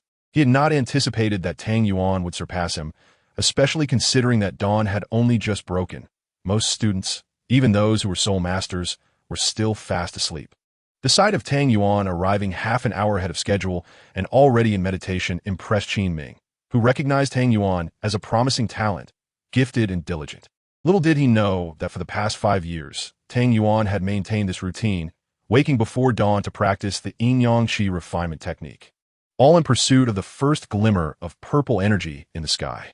Tang Yuan was so engrossed in his training that he remained unaware of Qin Ming's arrival. Not wanting to disturb Tang Yuan's meditation, Qin Ming, inspired by Tang Yuan's industriousness, settled beside him in meditation to cultivate his own soul power.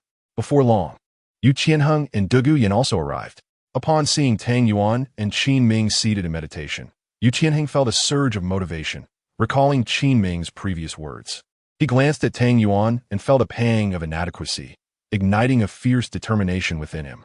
He urged Douluo Yan to join him in meditation, embodying an unwavering spirit of diligence, though he intended to set an example as the captain by arriving before his teammates. He found himself startled by the dedication displayed by Tang Yuan and Qin Ming, questioning his own competence as team leader. Moments later, Yi Lingling arrived, equally taken aback upon witnessing the trio in meditation. Thus, 5 figures lined up in the training field, each seated cross-legged, cultivating their soul power, enveloping the place in a profound silence. Soon after, Yu Feng and the Shimo brothers arrived, with Yu Feng, ever lively, exchanging banter with the Shi brothers. "Hey, little stones, how do you two build those muscles? Don't you worry about it when you sleep at night?" Yu Feng joked. Shimo ignored him, while Shimo replied, "If you want to train, my brother and I can take you with us every day." Yu Feng, wide-eyed, waved his hands dismissively. "No, thanks. I don't want muscles that big. I'd rather be fast." As he spoke, Yu Feng glanced up and saw Qin Ming, Tang Yuan, Yu Qianheng, Douluo Yan, and Yi Lingling already assembled, seated in meditation. He promptly silenced himself, thinking, "Oh no, I've been so caught up in talking that I might be late." However, upon checking the time, he realized it was still early, and a moment of comprehension struck him. These individuals were simply too committed. As Yu Feng contemplated this, Qin Ming, sensing something, opened his eyes and noticed Yu Qianheng, Douluo Yan, and Yi Lingling had also adopted Tang Yuan's approach to training. He then looked up to see Yu Feng and the Shimo brothers standing nearby, astonished. Comparing the three with Tang Yuan, Qin Ming shook his head inwardly, realizing that it would not be long before Tang Yuan would surpass Yu Feng and others, even himself. Clearing his throat, Qin Ming called the group from their meditative state. Tang Yuan, coming to his senses, saw that everyone had arrived and promptly stood, aligning with the others to hear Qin Ming speak. Observing their quick compliance, Qin Ming nodded and said, "Today marks the first day. Everyone should take Tang Yuan as an example. Among you, he is the youngest and the most diligent. He arrived before dawn today, even earlier than I did as your teacher. I have been instructing both Tang Yuan and Yu Qianheng for quite some time, and I must say, Tang Yuan's formidable strength is not solely a product of his talent, but primarily a result of his hard work. I have witnessed his dedication over the past 4 years. As your seniors, you must set a standard. How can you allow a younger student to outshine you without facing ridicule?" Tang Yuan felt a wave of embarrassment at Qin Ming's words and scratched his head. The others, equally chagrined, internalized Qin Ming's message. Indeed, a younger student, gifted beyond them, was outworking them, and it was no wonder he had attained the rank of Soul Master at merely 11 years of age. Qin Ming continued, from today onward, I expect to see you all gathered at the training field at sunrise. Any tardiness will result in a penalty of running 20 laps around the field. At this, the group collectively gasped. In that moment, Tang Yuan interjected, Teacher Qin. Qin Ming, noticing Tang Yuan's interruption, inquired, What is it? Tang Yuan hesitated, contemplating before responding. I have a soul skill that I must train at dawn. The revelation left everyone astonished. Qin Ming, suppressing his surprise, asked Xiao Qi, You train every day at this hour? Tang Yuan nodded, explaining yes. It is a unique skill that must be practiced at the first light of dawn and can only cease once the sun has fully risen. The group, including Qin Ming, regarded Tang Yuan with newfound respect. It appeared he had not only risen early today, but did so daily, leaving little room for excuses. Clearing his throat to mask his astonishment, Qin Ming replied, Very well, we shall maintain the status quo. Ultimately, your strength is your own to cultivate. True strength is achieved through personal effort. The group nodded in agreement, understanding the weight of his words. Now let us begin. Yu Qianheng, as captain. You will face off against Vice Captain Duge Yin in a one-on-one spar. Both Yu Qianheng and Duge Yin were taken aback by this arrangement. Facing each other, they were reluctant to engage in combat, but recognizing Qin Ming's rationale, they knew they could not refuse. After all, one was the captain and the other the vice captain. Setting a proper example was imperative for their team. Without further ado, Yu Qianheng and Duge Yin each took a step forward, while the others retreated, clearing a considerable space for them. Yu Qianheng regarded Duge Yin with a certain timidity, yet Duge Yin felt a thrill of excitement, for she had never engaged in a sparring match with him before. With a playful grin, Duge Yin exclaimed, Be careful, Brother Heng. Wuhuan manifestation. As her words fell, a menacing emerald serpent emerged as a phantom behind her, letting out a deafening hiss as its verdant spirit energy rippled through the air. Aware of the formidable nature of Duge Yan's emerald-scaled serpent spirit, Yu Qianheng did not dare to be negligent.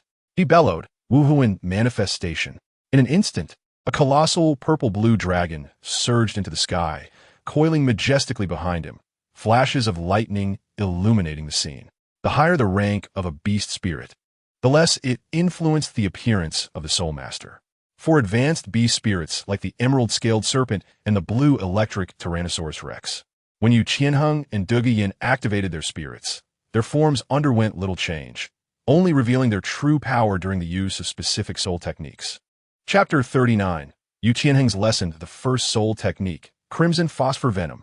Upon witnessing Yu Qianheng's spirit manifestation, Duge Yin promptly unleashed her first soul technique, a red mist erupting from the serpent's gaping maw. Upon seeing her technique, Yu Qianheng was momentarily taken aback, hastily activating his first soul ring to counter. First soul technique, Thunder Dragon Claw. Before he could finish his declaration, Yu Qianheng propelled himself forward with a powerful leap. However, he was already a beat too slow. During this interval, Duge Yin had benefited from the invigorating effects of her first soul technique, Crimson Venom, enhancing her attack power and speed by 20%. Yu Qianheng's speed became his Achilles heel. Though his attack was potent, he could not keep pace with Duge Yin. By the time his strike reached her position, she had already vanished. Just as Yu Qianheng prepared for a new assault, Duge Yin called out, Second soul technique, Azure Venom. As she spoke, her eyes shifted from red to blue, and a dense, foul-smelling blue toxin poured forth from the serpent's maw. Alarmed, Yu Qianheng exclaimed, Not good. A wave of paralysis coursed through him, rendering him motionless. In that critical moment, Yu Qianheng roared, Dragon Transformation. Instantly, his hands were enveloped in blue-purple dragon scales, transforming into claws armed with razor-sharp talons.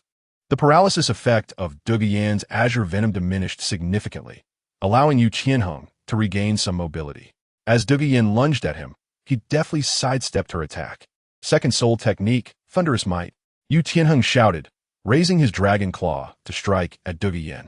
Yet, still feeling the lingering effects of paralysis, his speed was notably slower than usual, allowing Duge Yin to evade effortlessly.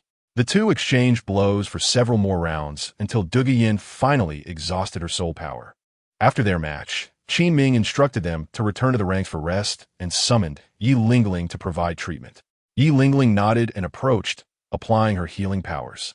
Under her care, both Dugu Yin and Yu Qianheng felt a wave of relief as their soul power began to recover rapidly, dispelling any lingering fatigue. Once they had rested, Qin Ming spoke up, "So what do you think? You've all witnessed the match. Share your thoughts." The group exchanged glances, a silence enveloping them. Furrowing his brow, Qin Ming said, "What is this? After watching for so long, you have nothing to say? I expected you to learn about your comrades through this." The group felt a bit awkward, realizing they had not gleaned much from the encounter and were uncertain how to articulate their observations. At that moment, Tang Yuan stepped forward, saying, "Let me take a turn." Just now, Brother Hung and Sister Yin sparred, and Brother Hung was significantly slower off the mark. As a control-type soul master, Sister Yin already has an advantage in one-on-one encounters. Therefore, when facing a control-type soul master, one must seize the opportunity to strike first. Otherwise, as we saw, Brother Hang's spirit manifestation was a moment too late, and releasing his soul technique took far longer, granting Sister Yin the upper hand.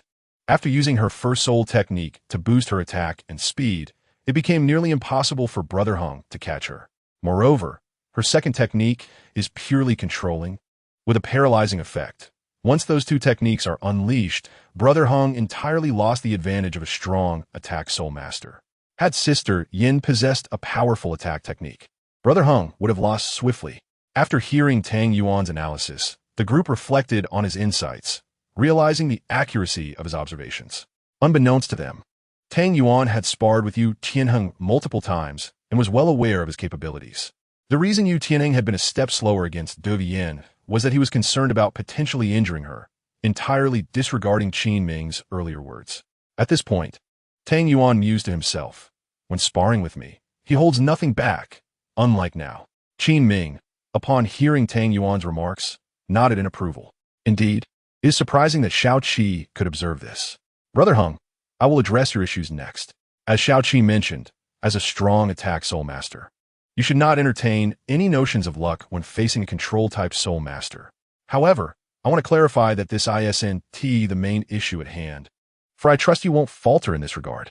In your previous spar with Xiao Qi, you performed far better than today. What concerns me is your emotional involvement. I understand you worry for Sister Yan's safety, but as I mentioned, with Lingling ready to heal you and myself, a level 60 soul emperor watching over, there should be no cause for concern. Yet, you allowed your emotions to cloud your judgment, granting your opponent the advantage. Consider this. Had your adversary been an enemy, you would have perished long ago. Level 60 soul emperor. The group gasped in astonishment. Yu Qianheng asked, "Teacher Qin, have you ascended to the soul emperor level?" Qin Ming shot him a stern glance. "We are not discussing that now. Stay on topic." Yu Qianheng hung his head, feeling sheepish. Qin Ming continued, "Among us, you're the most familiar with Sister Yan's soul techniques and spirit. Yet, you displayed no defenses against her abilities. If I were in your position, upon encountering a control-type soul master proficient in poison, I would have immediately employed the dragon transformation technique, leaving no room for error. Poison is insidious. Once afflicted, the battle is nearly over. Furthermore, during the confrontation, you allowed yourself to be distracted. That moment of distraction could have easily allowed a control-type or agile attack soul master to strike at your heart." Qin Ming's tone remained calm, yet his words carried an undeniable weight of warning. Yu Qianheng absorbed his words with deep shame, acknowledging the truth in Qin Ming's critique. He had indeed held back during his spar with Dugu Yin, unable to fully unleash his potential. Sighing, Qin Ming remarked, "For now, I will refrain from further reprimanding you. I hope you take this to heart. As the leader, you must consider all aspects and set a good example. I do not wish to witness a repeat of this situation." Yu Tianheng responded earnestly, "Yes, Teacher Qin." Qin Ming nodded before turning to Dugu Yin. Sister Yin performed admirably in this regard. As a control-type soul master, whether in singles or team battles, one must seize the initiative to strike first, providing advantageous opportunities for allies' attacks. Dugu Yin beamed with pride, a subtle smile gracing her lips. Yet, Qin Ming interjected, "Hold your applause. I am not finished." Upon hearing these words, Dugu Yin stuck out her tongue. Qin Ming continued, "In comparison to Tianheng's emotional approach, you undoubtedly excel. However, I must address another issue. Your combat skills cannot be deemed exceptional or poor. They are merely adequate, while you methodically unleash your soul skills. Have you considered that battle is ever-changing? If you cannot adapt swiftly, your opponent will quickly identify your weaknesses and defeat you in a single strike. For instance, just now, if Tianheng had not shown mercy, he would have found your vulnerability before your soul power was entirely depleted. Do not doubt my words. Tianheng exhibited several times his current strength while sparring with Xiao Qi. After listening, everyone cast a glance at you, Tianheng and Tang Yuan. Qin Ming continued, Yin Yin, as a control-type soul master, you possess significant advantages in one-on-one combat. Take what just transpired as an example. You first utilize your primary soul skill to enhance your attack power and speed, which is commendable. However, your second soul skill has a paralyzing effect, which can interrupt your opponent at the moment they are about to unleash their own soul skill. This way, not only can they not release their soul skill, but they also waste crucial cooldown time, and more importantly, it can influence their emotions. Since you are aware that Tianheng's most formidable soul skill should be Dragon Transformation, a special soul skill rather than one derived from Soul Ring, you ought to consider the cooldown time of your second soul skill and use it strategically when Tianheng attempts to invoke Dragon Transformation. Du Guyan listened intently, taking Qin Ming's analysis of her strengths and weaknesses to heart, and then replied, I understand, Teacher Qin, recognizing that Du Guyan had grasped his teachings. Qin Ming refrained from elaborating further and said, Next, Tang Yuan will spar with Shimo, but first I will impose a restriction. Tang Yuan, you may not use your judge's death sword. Aside from that, you may utilize your martial soul and soul ring skills. Tang Yuan paused in surprise and asked, Teacher Qin, may I use my impermanence pursuit step? Qin Ming pondered for a moment before nodding affirmatively. Tang Yuan nodded and stepped forward into the arena. Upon seeing Shimo stand opposite him, Tang Yuan wasted no time and unleashed his death record, shouting, First soul skill, soul snatch. As soon as the words left his mouth, a black light enveloped Shimo, causing him to feel a sudden weakness as his defenses, speed, and attack power diminished. At that moment, a white light emanated from Shimo, directly targeting Tang Yuan. For years prior, he had witnessed Tang Yuan wield this soul skill and immediately recalled its ability to siphon the opponent's bodily functions for his own use, prompting him to react without delay and activate his martial soul. Having removed his outer garment upon entering the arena, Shimo revealed muscles akin to granite. With his martial soul activated, two massive, earth-green turtle shells appeared on his chest and back, causing him to adopt a turtle-like posture. Tang Yuan's gaze sharpened. He recognized that a defense-type soul master could be formidable, and given that Shimo's soul power level was superior to his own, he decided to strike first. Following the activation of his first soul skill, his physical capabilities surged, and he vanished from his original position. Shimo, adept in combat, quickly assessed the situation.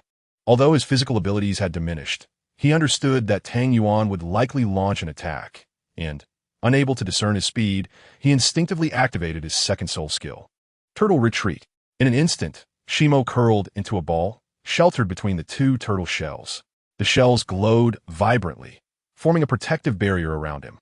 Just as Shimo activated Turtle Retreat, Tang Yuan arrived, using his leg like a whip to strike hard at Shimo, but he was a moment too late, landing a blow upon the turtle shell instead. Instantly, a powerful recoil surged from the shell, numbing Tang Yuan's right leg and sending a tremor through his entire body. Utilizing the force of the recoil, Tang Yuan was propelled backward, his heart racing. It was evident that a defense-type soul master should not be underestimated. Having progressed thus far, Tang Yuan had begun to feel a sense of pride, believing himself superior to others of equal rank. Yet, faced with Shimo's extraordinary strength, it was clear why he had been selected for the Academy's battle team. He was no ordinary opponent. Defeating Shimo would prove to be a formidable challenge. In a matter of breaths, Tang Yuan had devised several offensive strategies in his mind. The previous probing strike had revealed Shimo's formidable defensive capabilities. Without the judge's death sword, his attacks would be at a distinct disadvantage. Even if he could potentially breach Shimo's defenses with speed, the recoil would certainly leave him in a precarious state. Shaking his head in resignation, Tang Yuan discarded several strategies. Yet, a moment of clarity struck him. Qin Ming's prohibition on the judge's death sword was meant to compel him to rely on his own soul skills to secure victory. While his soul skills might not be sufficient to shatter Shimo's defenses, they could potentially bypass them altogether. With this realization, in mere moments, Tang Yuan formulated a plan to achieve victory with minimal soul power expenditure. At that moment, Shimo had deactivated Turtle Retreat, reverting to his original form. With his head and limbs extending out from between the two shells, Tang Yuan, having anticipated Shimo's strategy, wore a slight smile, which Shimo noticed and felt a surge of anxiety. As Shimo pondered Tang Yuan's possible countermeasures, Tang Yuan shifted his foot and activated Impermanence Pursuit Step, vanishing from Shimo's view once again. This was precisely what Shimo desired, to compel Tang Yuan to expend soul power, while he himself began to activate Turtle Retreat once more, retracting his head and limbs into the protective shells. As before, Tang Yuan resumed his assault, striking the turtle shells and enduring considerable recoil in the process. However, Shimo was not without discomfort. Tang Yuan's swift strikes were inherently stronger than ordinary attacks, and with the prior effect of Tang Yuan's first soul skill reducing Shimo's defenses by 30%, the cumulative impact significantly enhanced Tang Yuan's attack power. Inside the shells, Shimo grimaced in silent agony, feeling the numbing effects throughout his body. Despite this, Shimo's defensive stance required minimal soul power, consuming less than a tenth of what Tang Yuan was expending. As long as he could endure, it would not take long before Tang Yuan's soul power was fully depleted. After a considerable duration of continuous attacks, Tang Yuan began to show signs of fatigue, having lost a significant amount of soul power. Meanwhile, Shimo had only expended about 30% of his own. Tang Yuan appeared to be nearing his limit. Seizing the opportunity, Shimo bellowed, third soul skill, flying shells. At the moment the words left his lips, the two turtle shells that had been resting on his chest and back were clutched in his hands. With a powerful twist of his waist, he hurled the shells from either side, transforming them into high-speed spinning blades aimed directly at Tang Yuan. In an instant, Tang Yuan's lips curled into a subtle smile, a sight that sent a ripple of unease through Shimo. Just as Shimo contemplated what trick Tang Yuan might have up his sleeve, Tang Yuan shifted his foot and executed the Impermanence Pursuit Step once more, evading the incoming barrage of flying shells. After Tang Yuan vanished, he charged directly at the graphite figure who had detached from its protective shell. His fists flew like meteors, and his legs struck with the force of whips, raining down blows upon the graphite in a torrent of strikes. With his second soul skill, Soul Grasp, as his first punch landed, Tang Yuan's voice rang out instantly, enveloping the area in a floral fragrance. As the graphite heard Tang Yuan's voice, he suddenly caught a whiff of the enchanting scent. However, he had no time to discern Tang Yuan's movements or understand the purpose of this soul skill. He could only hastily defend against Tang Yuan's relentless assault. Despite the loss of his protective shell, the graphite's natural defenses were formidable. Yet the intensity of Tang Yuan's strikes made him wince in pain.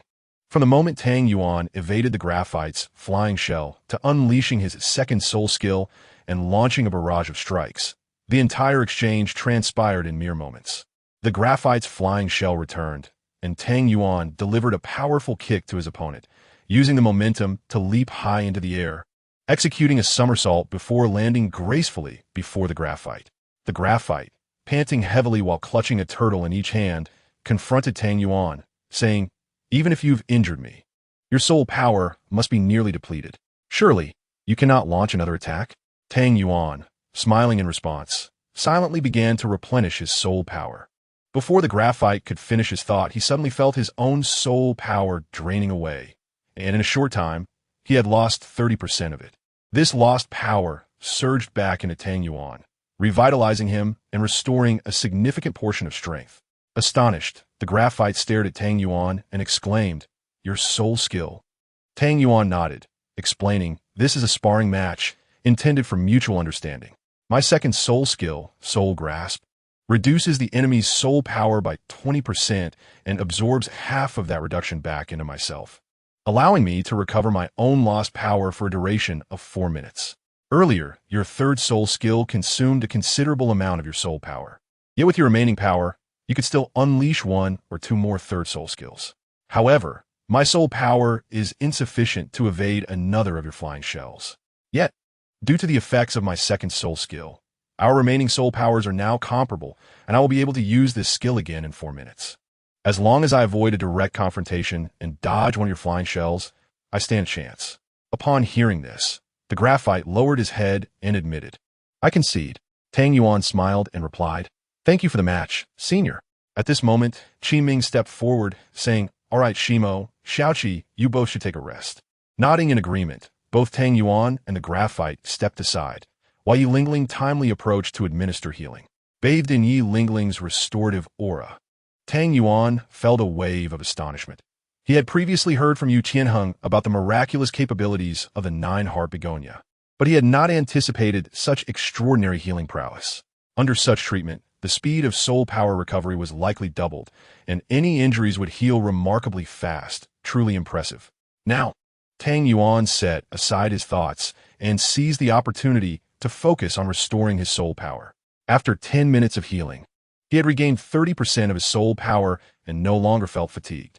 He stood alongside the graphite, awaiting Qi Ming's instructions. Once both were ready, Qi Ming addressed the group. Does anyone have anything to say about the sparring match between Shimo and Tang Yuan? Silence fell over the crowd. Qi Ming, feeling somewhat exasperated, remarked, In truth, both Shimo and Tang Yuan performed commendably. Both contestants felt a surge of joy at the praise. However, Qi Ming continued, upon hearing the word but, both Tang Yuan and the graphite held their breath in anticipation. Qi Ming, observing their expressions, chuckled and added, However, both of you still have room for improvement. Let me start with Shimo. Your approach of using your defensive strengths to outlast your opponent is commendable, but you acted without fully understanding your opponent's intentions. When you unleashed your third soul skill, Flying Shell, it was at a moment when your defenses were weakest. If your opponent had been a strong offensive soul master instead of a developing control type, you might have found yourself defeated. In summary, you have overestimated your own capabilities while underestimating your opponent. The graphite nodded thoughtfully. Qi Ming then turned to Tang Yuan, saying, Xiaoqi, you performed admirably, with little to critique. You demonstrated excellent judgment of your opponent's intentions and capitalized on your strengths while exploiting their weaknesses. Originally, I had intended to prohibit the use of your judgment sword during this match, yet your performance has shown that you have grasped the essence of it. This emphasizes the necessity of refining your soul skills. Do you understand? Tang Yuan nodded in affirmation. Teacher Qin, I understand. I hadn't realized my soul skills could be so potent. Their effectiveness is amplified through adept application.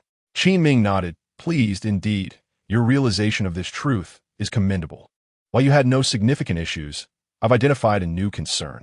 You excel in strategy, a distinct advantage for a control-type soul master. However, relying on your own soul power to incapacitate your opponent is unwise and akin to gambling everything. Should your opponent possess a hidden card or a means to counter your second soul skill, you would inevitably face defeat. Always remember to leave yourself an avenue of retreat. Chapter 41. 2 against 2. Tang Yuan experienced an epiphany. Indeed, in life and death situations, if an opponent possessed healing abilities akin to Yi Lingling's or skills similar to his own soul grasp, the advantage of draining soul power would vanish. Nonetheless, Qi Ming added, this requires practical experience to master completely. Today, you performed excellently. Now, please rest on the sidelines. Tang Yuan replied, Yes, Teacher Qin. The training resumed with one-on-one sparring sessions. The graphite faced Yu Feng, mirroring the encounters of years past, where defensive and agile offensive soul masters clashed. In a duel, a defensive soul master employing a conservative strategy often found themselves impervious to the assaults of an agile attacker. However, in team battles the dynamics shifted, and the outcome remained uncertain. As anticipated, this sparring concluded with Yu Feng exhausting his soul power. Following their duel, the graphite faced no criticism, having demonstrated solid combat awareness against an agile opponent. Qi Ming then inquired of Yu Feng, Do you understand why you lost? After a moment of rest, Yu Feng put away his playful demeanor, hanging his head in humility as he remarked, I was wrong, Teacher Qin. My attacks were too feeble. Qi Ming nodded in acknowledgement and said, It is commendable that you recognize this. For agility-type soul masters, there are two vital attributes, agility itself and offensive capability. If your attacks are lacking, merely possessing agility renders you little more than a frivolous support-type soul master, failing to qualify even among the ranks of agility type. Furthermore, this issue is not unique to you. Everyone present shares this flaw. Soul power is the foundation of a soul master's combat ability. If your soul power is insufficient, you will inevitably have fewer opportunities to strike than your opponents. At this point, Qin Ming surveyed the group and noted their rapt attention, silently approving their focus. He then inquired, Shimo, how much soul power do you have left after the recent battle? Shimo, taken aback by the question, replied, reporting to teacher Qin, I still have nearly half of my soul power remaining. Upon hearing this, Yu Feng was astonished, for he himself had completely exhausted his soul power by the end of the fight. Qin Ming continued, when facing defensive soul masters who adopt a wait-and-see approach. Regardless of whether you are a brawler, an agility type, or a control type, you will inevitably need to employ your most formidable attacks to breach their defenses. However, if the enemy's level is comparable to yours, do you believe your current soul power allows you to penetrate their defenses? The group pondered this and realized it was indeed impossible, including Tang Yuan, who had previously defeated Shimo by absorbing the opponent's soul power rather than breaking through from the outside. Very well, Qin Ming said. It appears you all possess self-awareness. However, you have not yet felt sufficient frustration, which stems from your considerable distance from your goals. In other words, if your attacks had been powerful enough to breach the defenses of the Shurja brothers, you would have succeeded, but alas, you were out of soul power at that moment. Isn't that infuriating? The group collectively admitted, is infuriating. Qin Ming replied, I'm glad you recognize your frustration. You all have overlooked the significance of soul power. A soul master bereft of soul power is even inferior to an ordinary person, akin to a fish on a chopping board, vulnerable to slaughter. The group was taken aback by this revelation, and even Tang Yuan understood the critical importance of soul power capacity. Although his soul power had undergone a qualitative transformation, far exceeding that of his peers, the consumption of soul power for releasing soul skills was still substantial. Thus, the net result was little different from that of an average soul master. At this juncture, Yu Tianheng asked, but Teacher Qin, can the soul power required to unleash soul skills also be cultivated? Qin Ming, observing their expressions, smiled and replied, it seems you have gained a preliminary understanding. Allow me to clarify. The soul power required for using soul skills varies. A soul master who has mastered their skills perfectly may consume only 5% of their soul power, as they do not allow any excess to leak during the release. Each movement is executed with great efficacy.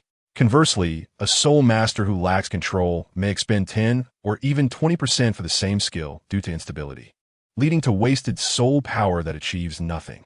The group realized this truth, gaining deeper insights into soul power and soul skills. Tang Yuan felt a surge of excitement. Such knowledge was not easily found in books. Without rich practical experience, one could hardly grasp these concepts. Fortunately, with Qin Ming as a formidable soul emperor, such insights were attainable. Tang Yuan resolved to thoroughly familiarize himself with his soul skills during this period, striving to minimize soul power consumption, thereby enhancing his strength. Seeing that the group had grasped the concept, Qin Ming ceased elaborating and instructed them to restore half an hour of soul power before beginning their training. The group groaned in protest, for half an hour was hardly enough to recover significant soul power. However, Qin Ming's tone was unyielding. In a 2-on-2 match, you must learn to understand the strengths of your allies. Moreover, how many battles allow your opponents to wait until your soul power is fully restored before engaging? With no choice, the group settled into a meditative position to recover, unwilling to squander time, especially since Qin Ming had made it clear there was no room for negotiation. In the first match of the 2-on-2, Tang Yuan and Shimo faced Yu Tianheng and Dugiyan. After their previous 1-on-1 skirmishes, both Shimo and Tang Yuan had developed a solid understanding of their respective martial souls and soul skills, while Yu Tianheng and Dugiyan, having spent much time together, exhibited a remarkable level of synergy. However, the most crucial factor was that Tang Yuan and Yu Tianheng had engaged in numerous sparring sessions, making them intimately aware of each other's capabilities, thus setting the stage for an arduous battle, as both sides activated their soul rings. Tang Yuan wasted no time and unleashed his first soul skill, Soul Snatch. Upon its release, a black and white light illuminated the arena, diminishing Yu Tianheng's physical capabilities by 30%. Although Yu Tianheng was well acquainted with Tang Yuan's soul skill, he was unprepared for the enhanced potency it wielded following Tang Yuan's elevation to Soul Master, prompting him to inwardly exclaim, "This kid is truly monstrous." Despite being affected by Tang Yuan's first soul skill, Yu Qianheng's composure remained unshaken. Years of sparring with Tang Yuan had rendered him immune to its effects. In fact, he was likely more familiar with Tang Yuan's skills than Tang Yuan himself. Without hesitation, Yu Qianheng recognized that the key to victory lay in neutralizing Tang Yuan. With a leap, he transformed his hands into dragon claws and unleashed his first soul skill. Thunder Dragon Claw, aimed directly at Tang Yuan.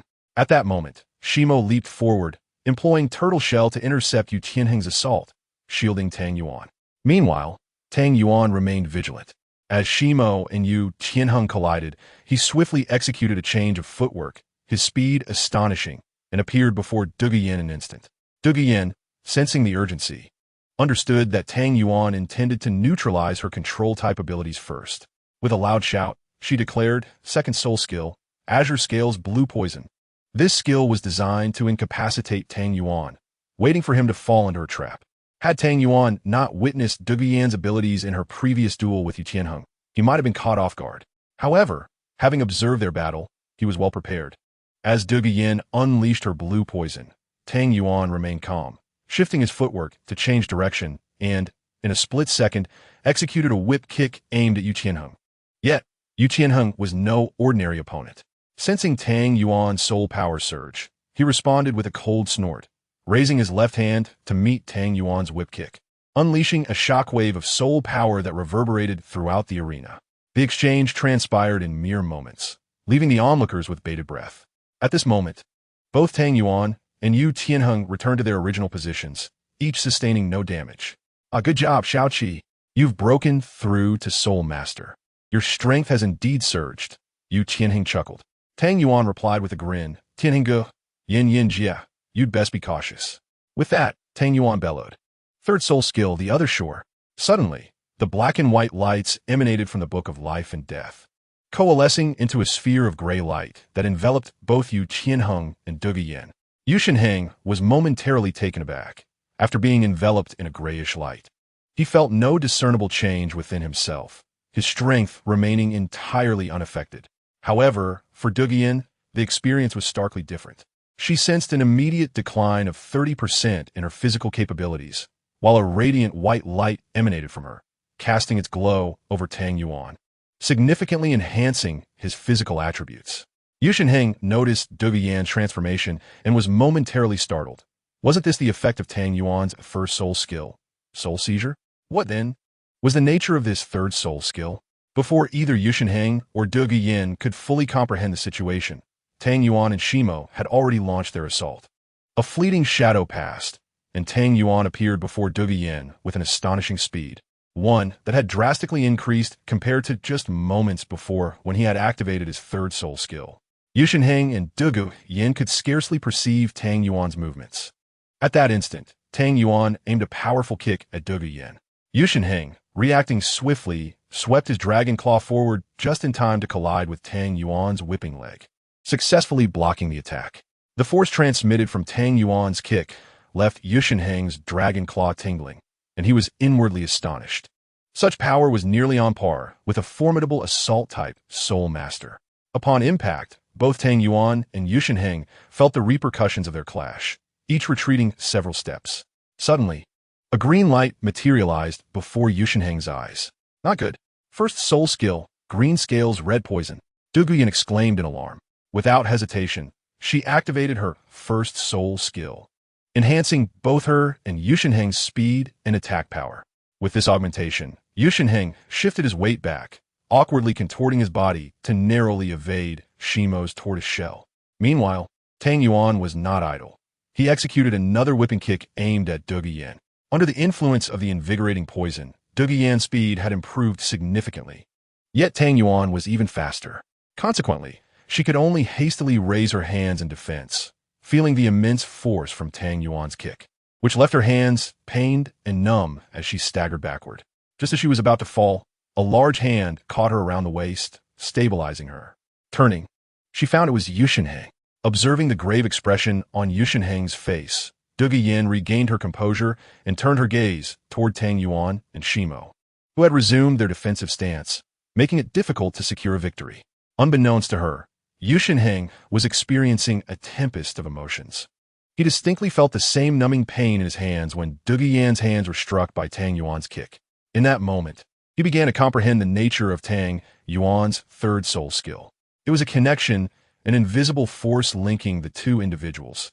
If one suffered any effect, be it positive, negative, or damaging, the other would experience the same. Essentially, if Tang Yuan utilized this skill on himself and Yushinheng, Dugu Yan's poison would simultaneously affect both of them. Now that Tang Yuan had applied his third soul skill to Dugu Yan and Yushinheng, attacking one would equate to attacking the other as well. This realization sent a shiver down Yushinheng's spine. Such a terrifying soul skill was indeed rather monstrous. Upon further reflection, Yushinheng recalled that when Tang Yuan had executed his whipping kick against Dugu Yan, her defensive capabilities seemed considerably heightened. Under normal circumstances, Tang Yuan's kick would have likely sent her flying out of the arena. Could it be that Tang Yuan had shown restraint? Yushinheng shook his head. That seemed improbable. Even if he held back, he would still have been able to defeat Dugu Yan easily. Considering Tang Yuan's strength, it was unlikely he would miss his target. A sudden insight struck Yushinheng. Tang Yuan's third soul skill, while overwhelmingly powerful, was not without its weaknesses. When two individuals were linked, their attributes, aside from soul power, were determined by the stronger individual. Hence, if Yushinheng's defense and attack were superior to Dugu Yan's, she would gain his strength, while if her speed surpassed his, he would inherit her swiftness. Thus, tremendous attributes would be shared. Yushinheng retained his formidable attack and defense while acquiring Dugu Yan's speed. This revelation left Yushinheng astonished. Was this not akin to an auxiliary skill? Observing Yushinheng's expression, Tang Yuan chuckled. It seems Brother Tianheng has discovered the essence of my third soul skill. Startled, Yushinheng regained his composure and replied, I must admit, Shao Qi, your third soul skill is indeed extraordinary. However, it has proven quite beneficial for me. If applied to you and Shimo, it might yield even greater effects, but it appears you are still somewhat inexperienced with it. Tang Yuan teasingly responded, Is that so? Brother Tianheng, then prepare yourself. Yushinheng, taken aback, wondered what further surprises Tang Yuan had in store. Just then, Tang Yuan bellowed, Second soul skill, Soul Hook. A fragrant aura wafted through the air, causing Yushinheng and Dugu Yan to simultaneously lose a portion of their soul power, which Tang Yuan absorbed, replenishing his own while diminishing theirs. Yushinheng laughed, Is that all you've got? With that, he leaped forward, charging at Tang Yuan. Now, connected with Dugu Yan, he possessed greater speed than before, coupled with formidable attack power, intent on delivering a decisive blow to end the spar. In mere moments, Yushinheng stood before Tang Yuan. Second soul skill, Thunderous Claw. A dragon claw descended upon Tang Yuan like a massive boulder, poised to strike. Yet, Tang Yuan merely smiled and declared third soul skill, Reversal of the Other Shore. As soon as the words left his lips, Yushinheng felt a significant decrease in his attack power, his speed reverting to its original state. Before he could react, a tremendous backlash surged through him, causing his dragon claw to collide with Shimo's shell. At that moment, both his defense and attack faltered, and he was sent reeling backward by the impact. Tianheng, Dugu Yan exclaimed in alarm, immediately activating her second soul skill, Green Scales Blue Poison. Tang Yuan felt his entire body succumb to paralysis, rendering him immobile, unable to muster any strength. Despite the predicament, he offered a wry smile. Even without Dugu Yan's poison, he was bereft of fighting spirit, having been drained to the last vestige of his soul power, as if completely siphoned. He had not even recovered to his peak state, possessing only half his soul power, enough to utilize his third soul skill twice and his first soul skill once, thanks to the soul power absorption from his second skill. Otherwise, he would not have been able to cast another third soul skill with his remaining energy. Meanwhile, Shimo still retained a considerable amount of soul power, standing protectively before Tang Yuan, shielding him from harm. Observing Yushinheng, who had already depleted much of his soul power and lost even more to Tang Yuan's absorption, it was evident that he had gambled everything on his second soul skill, Thunderous Claw. Yet, he had not anticipated his defeat.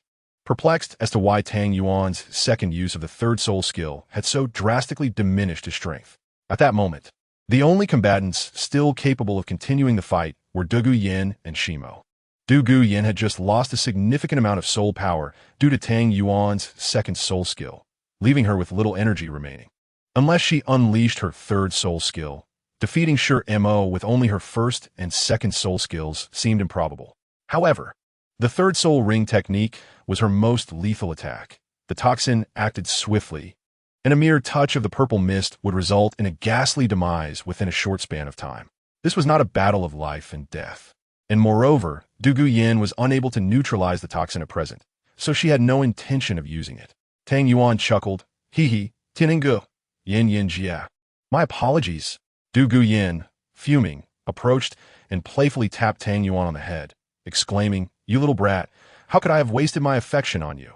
Tang Yuan, feeling utterly drained, sank to the ground and feigned sobbing, "Tianhenge, your wife is hitting me." At that moment, Yu Tianheng stood up and walked toward Tang Yuan, delivering a playful smack to his head as well, saying, "I'll hit you too. Your soul skills are simply outrageous. I haven't even had the chance to use my third soul skill, and I've already lost." Tang Yuan looked at Yu Tianheng and Douluo Yin with a bemused expression. "What is this? Are you two teaming up against me?" And Tianheng, who doesn't know how intimidating your third soul skill is? The moment you unleash it, I'll have to make a run for it. In previous sparring sessions, the moment Yu Tianheng activated his third soul skill, Tang Yuan would not hesitate to flee. This was because Yu Tianheng's third soul skill, the Wrath of Thunder, could temporarily push him into a berserk state, doubling his power and increasing his soul strength by 50% if he did not voluntarily cease. It would persist until he ran out of stamina. Thus, when Yu Tianheng activated his third soul skill, his attacking power could easily fell a massive tree, and Tang Yuan dared not confront him directly. At this juncture, Qin Ming stepped forward with a smile. "All right, you all have performed admirably. There are hardly any flaws to point out. Yin Yin and Tianheng's third soul skills are far too potent to be employed during sparring, where the outcome would be uncertain. Let's take a moment to recover. Ling Ling will provide treatment." Yi Lingling approached, casting a shimmering green light that enveloped Tang Yuan, Yu Tianheng, Douluo Yin, and Sure Mo. After the healing and a period of rest, Tang Yuan and the others managed to regain some soul power. Though it was barely 20%, nonetheless, Tang Yuan no longer felt the overwhelming drain of energy. Subsequently, as Tang Yuan, Yu Tianheng, Sure Mo, and Douluo Yin were unable to continue fighting, Qin Ming paired up with Sure Mo to face off against them. They only needed to withstand Qin Ming for the duration of an incense stick without being defeated. Yu Feng was naturally quite reluctant, as Qin Ming was a soul emperor at level 60. Despite Qin Ming's assurance that he would suppress his soul power to level 35 and utilize only his first, second, and third soul skills in a one-on-two scenario, the soul emperor was still a formidable opponent. Yu Feng and Sure Mo braced themselves for battle. Although Qin Ming's soul power was on par with theirs at that moment, their combat experience was woefully inadequate in the face of a level 60 soul emperor. They resorted solely to defense, failing to mount any offense, which soon led to Qin Ming exploiting their weaknesses and tossing them out of the combat arena. At that point, half of the incense stick had yet to burn out. Following their defeat, Yu Feng and Sure Mo could not escape a thorough reprimanding from Qin Ming. The first day of training concluded amidst the exhaustion of the participants. As the training ended, it was already dinner time, although everyone had skipped lunch. The completion of training left them too fatigued to have any appetite. Most clamored to return to their quarters for rest, while Tang Yuan, feeling relatively unfazed by the day's exertions, made his way to the cafeteria for a light meal. As the saying goes, man is iron, rice is steel. And while soul masters possess extraordinary physiques, Tang Yuan was insatiably hungry. If deprived of sleep, he could manage, but without food, it would be a different matter altogether. After dinner, back in the dormitory, Tang Yuan seized the early evening to meditate and cultivate, hastily recovering his soul power, which significantly aided in his enhancement. As the bell rang for lights out, he had just completed restoring his soul power, exhaling deeply, and upon sensing the surge of energy within him, he felt an exhilarating sense of progress. On the following morning, Tang Yuan resumed his routine of practicing the yin-yang qi refinement technique in the back mountains. After finishing, he hurried to the training ground. Unlike previous days, where he donned heavy armor for the impermanence pursuit steps, this time he kept his heavy armor on, save for bathing and sleeping. This facilitated better training during the team exercises and, compared to his earlier training while wearing armor, the combat drills with the team undoubtedly enhanced Tang Yuan's speed and explosive power. Thus, he did not require additional time, focused solely on speed training. Speaking of team training, today was markedly different. Shortly after Tang Yuan's arrival, the others showed up on time, much to Qin Ming's delight. Once everyone was present, Qin Ming wasted no time and commenced today as training, which involved a 7-on-1 challenge against himself. Of course, Qin Ming clarified amidst the astonished faces that, like yesterday, the objective was to endure without defeat for the duration of an incense stick, while he would suppress his soul power to level 40 and utilize only his first, second, and third soul skills. Even so, the group was visibly reluctant. Having witnessed Qin Ming's combat prowess the previous day, they were left with an indelible impression. Observing their expressions, Qin Ming proclaimed, "A true warrior grows stronger when faced with formidable opponents. Those who falter in the presence of a more powerful adversary will forever remain weak. Such soul masters are destined to be failures. For the moment they lose their fighting spirit, they have already sealed their fate." Upon hearing these words, including Tang Yuan, the group was taken aback, and a surge of indomitable spirit welled up within them. Qin Ming was right, and none among them wished to be the one who succumbed to despair. Seeing this, Qin Ming nodded approvingly and asked, "Are you failures?" The crowd replied, "No." Qin Ming suddenly bellowed, "Speak louder. I can't hear you." They responded again, "No. We are strong." Qin Ming nodded, "Excellent. Strong warriors. Let me witness your might." With that, Qin Ming ignited an incense stick and immediately summoned his martial soul, a fierce wolf. Shimmering in emerald green and enveloped in intense flames. Martial soul manifestation. Qin Ming roared, and a fiery mark appeared on his forehead, with a glowing red light emerging from behind him, revealing a majestic wolf tail.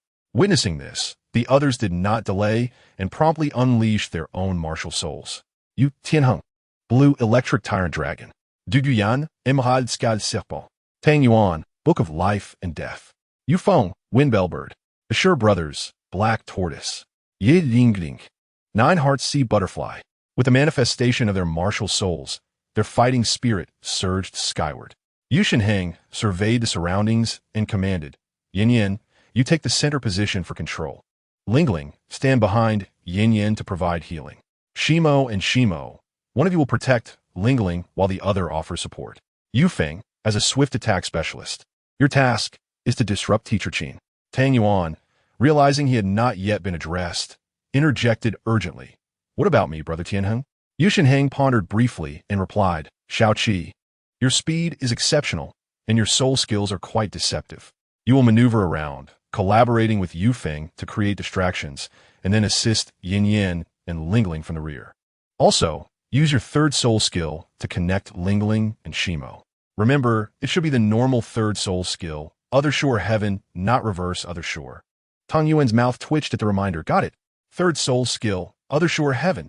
Upon finishing his words, Tang Yuan immediately invoked his third soul skill for Yi Lingling and Shimo.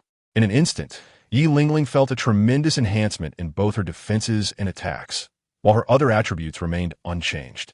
Just as Yi Lingling marveled at the potency of this soul skill, Qin Ming had already made his move. First soul skill, Howl of the Tsang Wolf. Second soul skill, Tsang Wolf Speed. Qin Ming bellowed, unleashing two soul skills in rapid succession. The first, Howl of the Tsang Wolf, augmented the Soul Master's attack power by 50%, while the second, Tsang Wolf Speed, similarly enhanced the Soul Master's speed by 50%. When these two skills were combined, both speed and power surged dramatically, making a swift, attack-oriented Soul Master a formidable adversary. Tang Yuan was taken aback, realizing the extent to which Qin Ming had harnessed his soul skills. The simultaneous activation of both skills, particularly their instantaneous execution, stirred a tempest within Tang Yuan. He sensed that even with Qin Ming's soul power suppressed to the level of 40, they would still struggle to contend against him. After all, practical experience is invaluable, and while a soul master's strength is primarily derived from their soul power, other avenues for enhancement also exist. After employing these two skills, Qin Ming swiftly raised his wolf claw towards Yu Feng. Aware that the others had shielded Dugu Yin and Yi Lingling, he recognized that breaching their defenses would be challenging. Thus, he aimed to eliminate the nearest agile attack specialist. Yu Feng first. In truth, Qin Ming was quite satisfied with the strategy laid out by Yu Shenheng. As the team leader or vice leader, one bears the responsibility of guiding the group. Yushinheng displayed remarkable composure and analytical skills in the face of adversity. While his tactics were conventional, they accounted for the crucial element of protecting the support-type Soul Masters. Support-type Soul Masters may lack combat prowess, but they are undeniably essential to the team, especially someone like Yi Lingling, who possesses the formidable group healing soul skill, 9 Heart Begonia. She is undoubtedly the primary target for enemies. As Qin Ming launched his assault on Yufeng, the latter forced himself to remain calm. He had anticipated that Qin Ming would likely target him first and was prepared to counterattack. He immediately activated his first soul skill, Wing Blade. A brilliant brown feather light erupted as the first soul ring illuminated, and in a flash, Yufeng moved just as Qin Ming was upon him. However, instead of charging directly at Qin Ming, Yufeng angled slightly, darting to the side. Thus, Qin Ming's attack missed its mark. Yufeng's soul skill provided a speed boost, allowing him to evade Qin Ming's strike rather than engage in a direct confrontation. At the same time, Tang Yuan unleashed his soul skill, Soul Snatch. As Qin Ming struck, Tang Yuan prepared to release his own skill. In a heartbeat, as Qin Ming's punch was thrown and Yufeng evaded. A black light enveloped Qin Ming while a white light surrounded Tang Yuan. The simultaneous appearance of these lights occurred at a remarkably accelerated pace.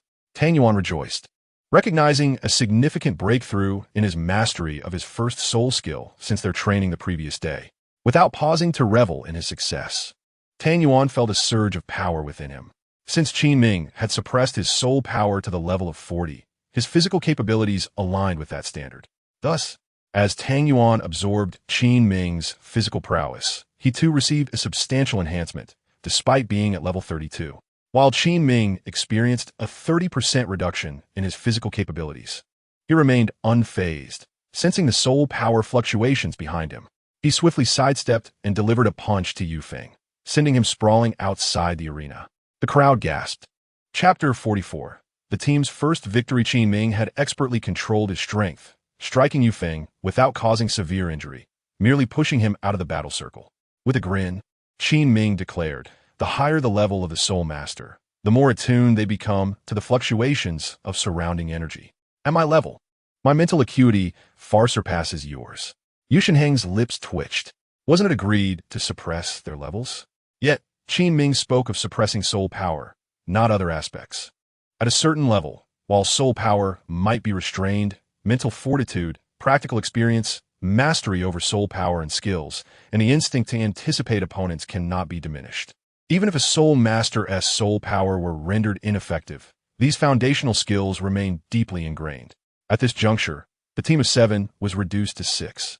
Yushinheng, a powerful attacker, Dugianyan, a controller, the Shimo brothers as defenders, and Yi Lingling as the support. With Yufeng eliminated, Tang Yuan, originally a controller, had to step in to disrupt Qin Ming. Yushinheng exchanged a knowing glance with Tang Yuan. Understanding his intent, Tang Yuan focused intently as he saw Yushinheng spring into action, rushing toward Qin Ming. First soul skill, Thunder Dragon Claw. As Yushinheng entered the fray, he had already transformed. His hands now resembling claws adorned with blue-violet dragon scales and crackling arcs of electricity. This first soul skill, Thunder Dragon Claw, in its dragonized state, boasted a 100% increase in power compared to its non-transformed form, and it was a single target attack, significantly surpassing the second soul skill, Thunderous Might, in precise damage. Facing a formidable opponent like Qin Ming, Yushinheng harbored no illusions and unleashed his strongest attack immediately. Meanwhile, Tang Yuan, leveraging his remarkable speed, restricted Qin Ming's avenues for evasion from the left, right, and behind. As he witnessed the oncoming Dragon Claw and the phantoms flanking him, Qin Ming recognized the seamless collaboration between Yushinheng and Tang Yuan. After years of sparring, their synergy had evolved to a level akin to seasoned mercenary brothers. Qin Ming was thoroughly impressed, nodding to himself. Yet he retorted, "Not enough." Third soul skill, Flame Wolf Fist.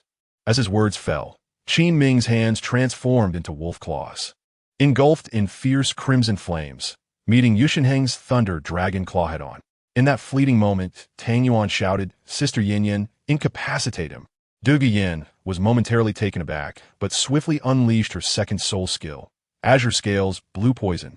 Her eyes transformed into a vivid blue as a cloud of toxic mist surged toward Qin Ming, aiming to disrupt his soul skill at that very moment. However, Qin Ming's mastery over his soul skills was formidable, and Duge Yin stood no chance against him. Though she acted hastily, it was too late before her azure scales. Blue poison could reach him. Yu Qianheng's Thunder Dragon Claw collided heavily with Qin Ming's blazing wolf fist, resulting in a sound akin to a meteor striking the earth. In that instant, it felt as if time stood still. Suddenly, a powerful wave of soul energy emanated from the point of impact between the dragon claw and the wolf fist, sending shockwaves throughout the vicinity, as if the very heavens were trembling. Du Guyan's azure scales, blue poison, was immediately scattered by the forceful winds, ultimately failing to inflict any harm upon Qin Ming. Meanwhile, Yu Qianheng's heart was tumultuous. He felt an overwhelming sensation coursing through him, as if his shoulder had been dislocated, causing a tingling numbness to spread down his dragon arm, followed by a sharp pain that left him gasping for breath. Before Yu Qianheng could fully comprehend the situation, Qin Ming had already vanished from his sight.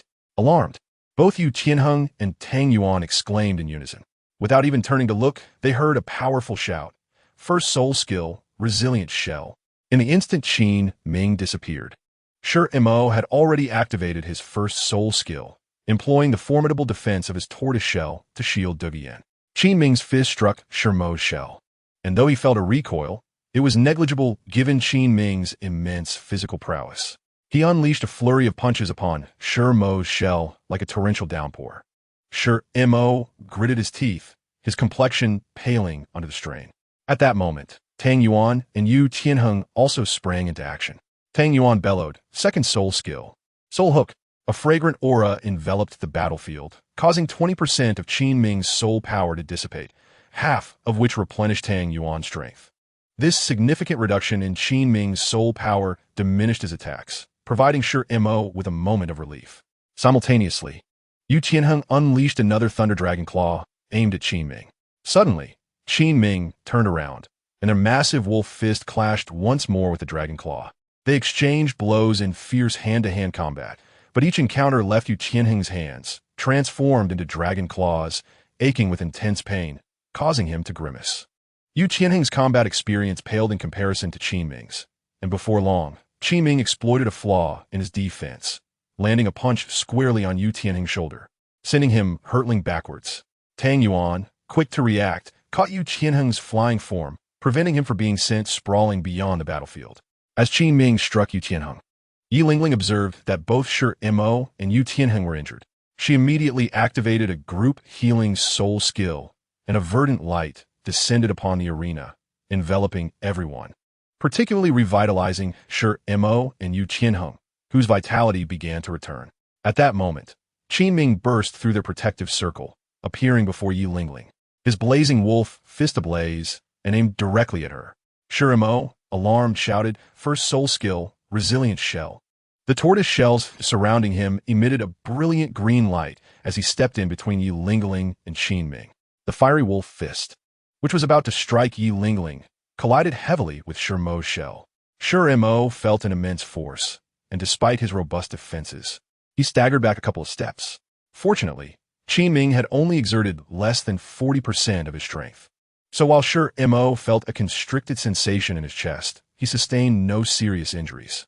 Yi Lingling, linked to Shi Mo through Tang Yuan's ethereal connection soul skill, shared in his defensive attributes, also stepping back a couple of paces, feeling slightly winded but otherwise unharmed.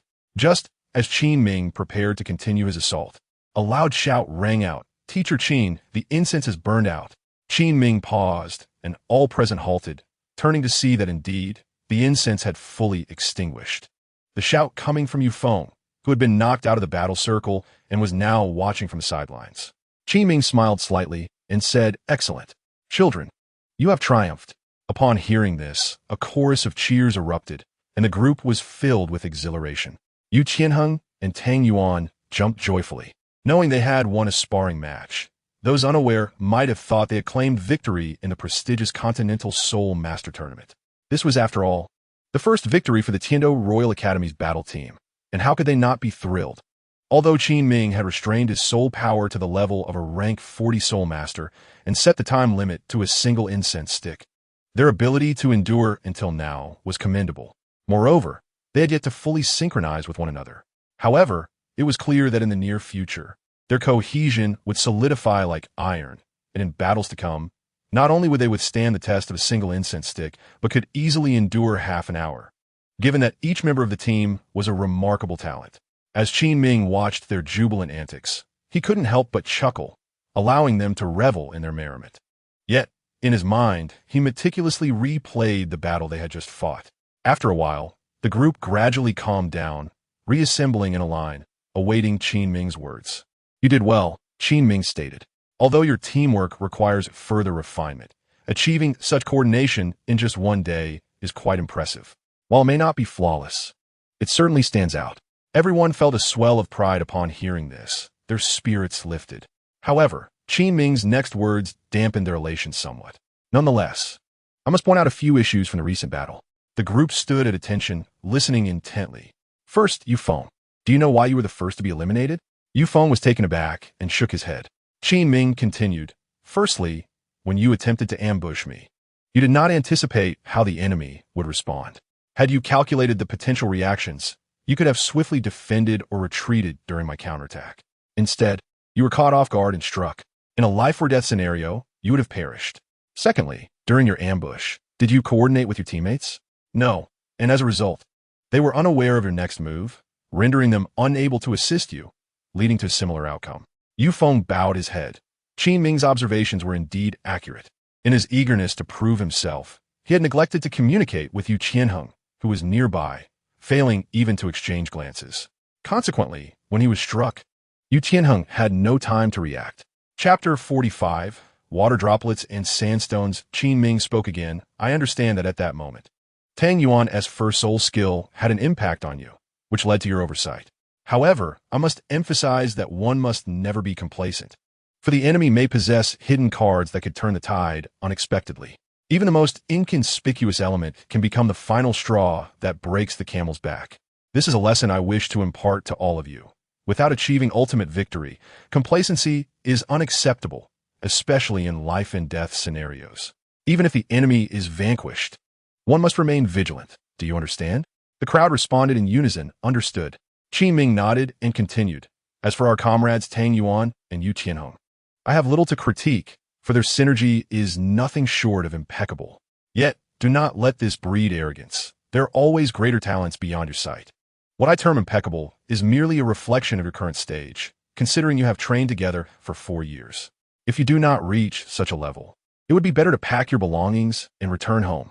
Laughter erupted among the group, leaving Tang Yuan and Yu Tianheng blushing.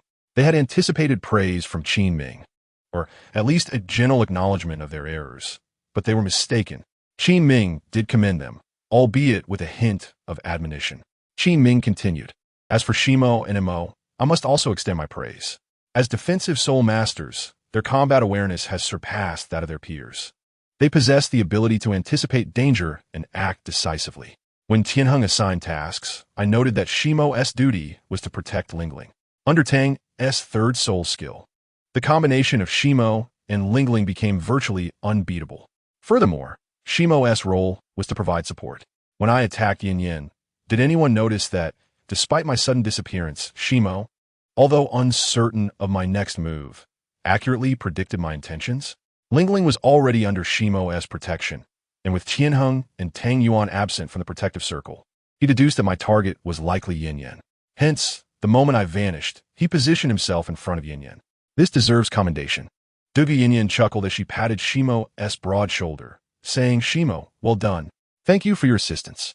Shimo, somewhat bashful, scratched his head with his large hand.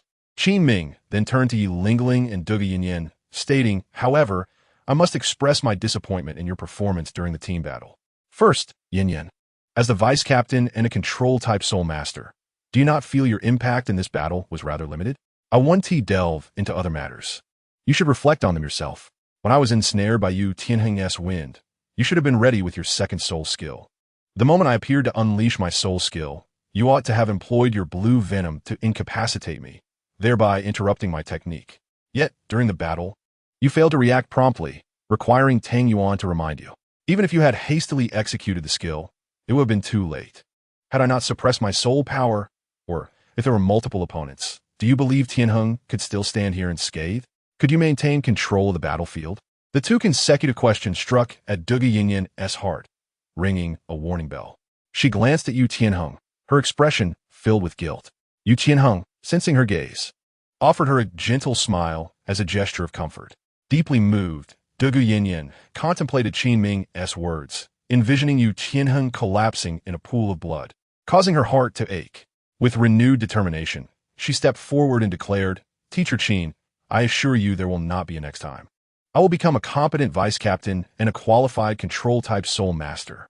Qin Ming nodded, stating, "Excellent, I see your resolve." With a determined gaze, Dugu Yinyan returned to her place in line. Qin Ming then addressed Ling Ling, "You, as a support-type soul master, should be even more attuned to the dynamics of the battlefield than control-type masters. I will not critique your practical experience, as it is commendable.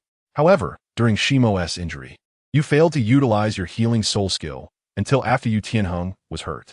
I understand you were conserving soul power, as your group healing consumes a significant amount. It is crucial not to allow one teammate's injury to compromise the overall strategy. As the leader of this team, I completely acknowledge that." The crowd fell silent, puzzled by Qin Ming's apparent agreement, which seemed to indicate no issues at all. Qin Ming continued, "Yet, as your teacher, I find it necessary to address this matter. You are a collective unit, a team, and also classmates and comrades. In any circumstance, neglecting a teammate's life for the sake of the larger picture is the most foolish of actions. I wish for you to support and assist one another, for sometimes, comrades are more important than the so-called victory." Upon hearing this, the group fell into a contemplative silence. Qin Ming's words undoubtedly affected them deeply. Each of the 7 individuals hailed from noble backgrounds, having been showered with affection since childhood, their talents elevated above their peers. While they were not arrogant, they had grown accustomed to placing themselves at the center of importance, believing their perceptions and understandings to be the only truths. Over time, this mentality had hindered their ability to merge like droplets of water, instead rendering them as distinct grains of sand, seemingly able to blend into a mound of earth, yet remaining individual and separate beneath the surface. Qin Ming's remarks were not solely directed at Yi Lingling, but were meant for all of them. Unbeknownst to them, the essence of his message had been conveyed from the moment he pointed out the errors in Yu Feng's actions, emphasizing their unity, shared triumphs, and shared losses. At that moment, Yu Qianheng stood up, proclaiming, "Teacher Qin is right. We are a team, a collective, and also classmates and comrades. Our strengths must unite, but our hearts must also align." Dugu Yinyan then added, "The captain is correct.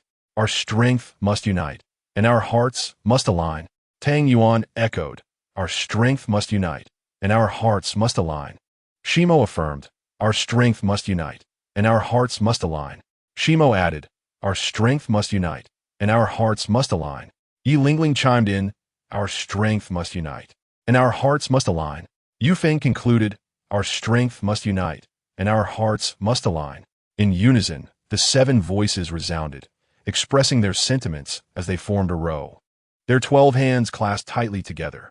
Qin Ming regarded them with satisfaction, a faint smile gracing his lips. Though they may not yet grasp the true essence of unity and comradeship, his words had undoubtedly sown a seed in their hearts. With their continued efforts and nurturing, that seed would one day blossom into a towering tree. In the ensuing month, the 7 members of the Tiando team consistently arrived at the training grounds on time, engaging in specialized training under Qin Ming's guidance. Whether in one-on-one sessions, pairs, or occasionally facing off against 6 or 7 against Qin Ming himself, each individual pushed themselves to their limits, not solely for a shared goal, but also for their team. Qin Ming's soul power suppression gradually ascended from level 40 to level 50. On the eve of the special training's conclusion, he exhausted the soul power of all participants. And under his relentless suppression at level 50, they managed to endure for half an hour before succumbing. Indeed, longer than the burning of an incense stick. Thus, on the final day of a month-long special training, Qin Ming announced to everyone that the first phase of the training had come to an end. Upon hearing these words, the crowd did not erupt into cheers nor exhibit excitement. Instead, a palpable sense of relief washed over them, accompanied by reflections on the month's arduous training. Throughout this month, following their daily training sessions, the participants had only engaged in meals and secluded themselves in their dormitories to cultivate their soul power. Under such an almost obsessive regimen, compounded by the significant depletion of their soul power post-training, their abilities surged remarkably, with Tang Yuan and Yi Lingling even breaking through to a higher level. At the conclusion of the month-long special training, the levels of the participants were as follows. Captain, Yu Qianheng, Martial Soul, Blue Electric Tyrannosaurus, Level 39 Assault Type Soul Master, Soul Rings, 2 yellow, 1 purple. Vice Captain, Du Yin, Martial Soul, Emerald Phosphor Snake, Level 37 Control Type Soul Master, Soul Rings, 2 yellow, 1 purple. Team Member, Shimo, Martial Soul, Black Tortoise, Level 37 Defense Type Soul Master, Soul Rings, 2 yellow, 1 purple. Team Member, Shimo, Martial Soul, Black Tortoise, Level 36 Defense Type Soul Master, Soul Rings, 2 yellow, 1 purple. Team Member, Yu Feng, Martial Soul, Wind Bellbird, Level 35 Agile Attack Type Soul Master, Soul Rings, 2 yellow, 1 purple. Team Member, Yi Lingling, Martial Soul, 9 Heart Begonia, Level 35 Support Type Tool Soul Master, Soul Rings, 2 yellow, 1 purple. Team Member, Tang Yuan, Martial Soul, Book of Life and Death, Level 33 Control Type Tool Soul Master, Soul Rings, 1 yellow, 2 purple.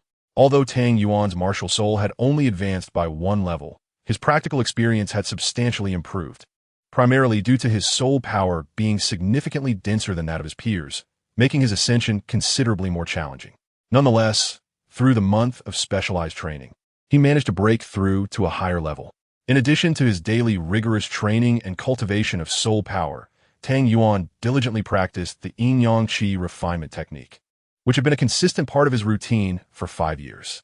Shortly after the special training commenced, he reached the pinnacle of the 4th layer, and after enduring a month of grueling training, he firmly established himself at this peak. Upon reaching level 40 and acquiring the 4th soul ring, he will be poised to break through to the 5th layer. It is noteworthy that Tang Yuan's unchanging pursuit of souls had finally entered the 5th layer of the unchanging realm, achieving a minor pinnacle within this domain. Remarkably, in just a month, he advanced more swiftly than during the previous 6 months of aimless wandering, attributed to his daily training alongside the team while donning heavy armor weighing 200 pounds, which significantly enhanced his physical explosiveness. Beyond his elevation to level 33 and the pinnacle of the 4th layer of the yin-yang qi refinement technique, as well as entering a minor pinnacle in the unchanging pursuit of souls, Tang Yuan's Judge S Death Sword had yet to achieve breakthrough status. This was no longer a matter of accumulating experience to reach a qualitative change. Rather, it demanded insight, an opportunity for which Tang Yuan had yet to find. Furthermore, since arriving at the academy, he had not utilized his external soul bone, the radiant golden phantom wings, and had made no progress in understanding its capabilities. Intending to inquire further upon reaching Tiando City, the relationships among the group had deepened immensely over the course of the month. They had transformed from mere acquaintances into a cohesive team, each member confident in entrusting their backs to the others. In summary, the month of special training yielded abundant rewards, leaving an indelible mark on all 7 members of the Tiando team, including Qin Ming. On the day Qin Ming announced the conclusion of the first phase of training, he instructed everyone to return to their dormitories, rejuvenate themselves, and prepare for an evening gathering to celebrate. Upon hearing this, the group felt a wave of relief, laughing and chattering as they departed the training grounds, each returning to their dorms to bathe and groom themselves, as they were all children of noble families, where outward appearances held paramount importance. Although Tang Yuan was not a quintessential aristocrat, having gained his admission through financial means, his upbringing under Bibi Dong's influence had instilled in him a keen awareness of the importance of appearance, rendering him no different from true nobility. After a refreshing bath, Tang Yuan felt invigorated, the fatigue from training dissipating entirely, leaving him in a state of blissful ease. Once dressed, he exited his dormitory and, as agreed, proceeded to gather at the school gate. Upon arrival at the entrance, he found the Shurjia brothers already present, yet the others were conspicuously absent. Tang Yuan approached them, grinning, and remarked, brother sure heir, you've arrived so early? The Shijia brothers turned to see Tang Yuan, and, upon noticing the weight of his armor beneath his black cloak, Shimo playfully patted his shoulder, exclaiming, I ask you, Tang Xiaoqi, are you still human? Wearing heavy armor just to go out for a meal? Tang Yuan scratched his head, gazing up at the two towering seniors, and replied with a smile, I'm merely striving to match your formidable physiques. I feel I still have a long way to go. The Shijia brothers, oblivious to his jest, merely chuckled, with Shiramo, indeed, your build is a bit lacking. How about you train with us for an hour before dinner each day? I guarantee that in 6 months, you'll make remarkable progress. While you may not match us, you'll certainly surpass the captain. Shimo nodded in agreement, adding, don't miss this opportunity. Many aspire to train with us, yet we don't often include them. Tang Yuan, internally rolling his eyes at their comparisons to colossal gorillas, smiled and replied, perhaps another time. The tournament is approaching, and I must focus on cultivating my soul power. The Shijia brothers, disheartened by his response, acknowledged the validity of his reasoning, recognizing that prioritizing soul power cultivation was indeed the most effective means of rapid advancement. Observing their earnest expressions, Tang Yuan couldn't help but smirk inwardly, thinking that these brothers were exceptionally sincere. He resolved to refrain from teasing them in the future. Just then, Yu Qianheng and Dugu Yin arrived, the latter linking arms with the former, both engaged in light-hearted banter. Yu Tianheng whispered something into Dugu Yin's ear, causing her cheeks to flush with embarrassment as she playfully smacked his chest, while he looked down at her with unabashed excitement. It was a blatant display of affection. Tang Yuan, witnessing this scene, felt as though he could almost taste the sweetness of the atmosphere. Despite his reluctance to admit that he and the Shijia brothers had transformed into eager onlookers akin to tail-wagging pets. Covering his eyes, he lamented, didn't we say we were going out to eat? Why is the food being served before everyone has arrived? Such injustice. The Shijia brothers, along with the newly arrived Yu Tianheng and Dugu Yin, looked at him in confusion, collectively inquiring, what food?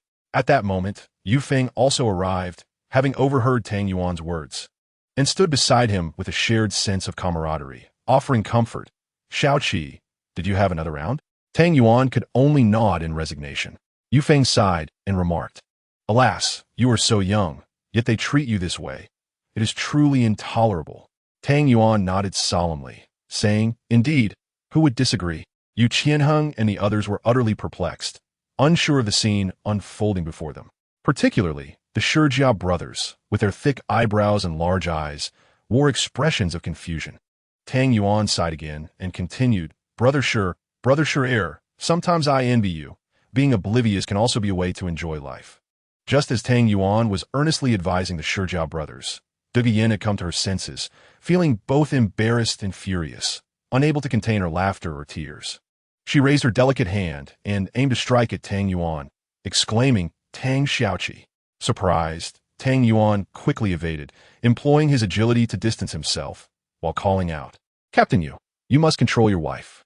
At this moment, Yu Tianheng grasped the situation. Tang Yuan was merely teasing Dugu Yin, observing her relentless pursuit of Tang Yuan. He wore a look of schadenfreude, stating, Xiaoqi, don't say I'm not helping you, but I'm powerless. Dugu Yin, both anxious and furious, shouted, Tang Xiaoqi, if you have the ability, don't run. Tang Yuan, glancing back while running, retorted, do you take me for a 3-year-old? Of course I'm going to run. Dugu Yin, fuming, warned, just wait. Upon noticing her speed increase, Tang Yuan quickened his pace, and despite wearing heavy armor, he easily outdistanced her. The chase continued until Dugu Yin, breathless, could no longer keep up, stopping to rest with her hands on her head, appearing quite unwell. Yu Qianheng, startled, moved to check on her, only to see Dugu Yin wink at him, revealing it to be a ruse. As anticipated, Tang Yuan noticed her unusual demeanor and slowed down, approaching her with concern, asking, Sister Yin, what is wrong? Dugu Yin remained silent. Tang Yuan, thinking she might genuinely be upset or unwell, turned to Yu Tianheng with a questioning gaze. Yu Tianheng shrugged. Just as Tang Yuan pondered the situation, a sudden force yanked his ear sharply. Ouch! He yelped, turning to see Dugu Yin's triumphant expression as she tugged at his ear, teasing, why aren't you running now? Realizing he had fallen into her trap, Tang Yuan feigned distress, pleading, "I was wrong, Sister Yin. Please show mercy." Dugu Yin laughed. "Now you know to beg for mercy? Tang Xiaoqi, have you grown so big that you no longer regard me?" Tang Yuan pretended to sob. No, I didn't mean it. Ouch, that hurts, Sister Yin, be gentle." Dugu Yin smiled victoriously. "Dare you mock us again?" Tang Yuan quickly replied, "I wouldn't dare. By the way, Sister Yin, just now Yu Feng also laughed at you. Hurry and catch him." Hearing this, Yu Feng was taken aback, realizing Tang Yuan was betraying his comrades. He looked up and met Dugu Yin's glowing gaze, which sent a chill down his spine, prompting him to adopt a serious demeanor, declaring, "Sister Yin is formidable. Tang Xiaoqi has gone astray. Please teach him well, and we shall not associate with him." Witnessing Yu Feng's earnest facade, everyone was momentarily stunned, internally wishing to give him a thumbs up for his shamelessness.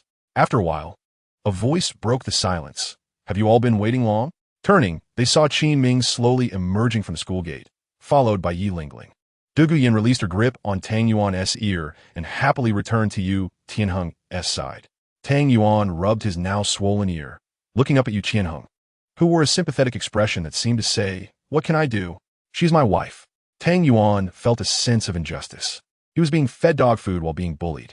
At that moment, Qin Ming noticed Tang Yuan's unusual demeanor and asked, "Xiaoqi, what is the matter?" Tang Yuan snapped back to reality, about to respond, when he caught sight of Dugu Yin's watchful eyes, causing him to gulp nervously. He forced a grin, saying, "It's nothing at all, Teacher Qin, just a minor incident." Qin Ming, bewildered, chose not to press further, and seeing the group was assembled, he led the 7 of them in a jovial manner toward the tavern. Chapter 47. The birth of a drunkard. The group arrived at a lavish tavern, and Tang Yuan looked up to see intricately carved railings and gem-studded crystal adorning the entrance, creating a dazzling spectacle that was mesmerizing.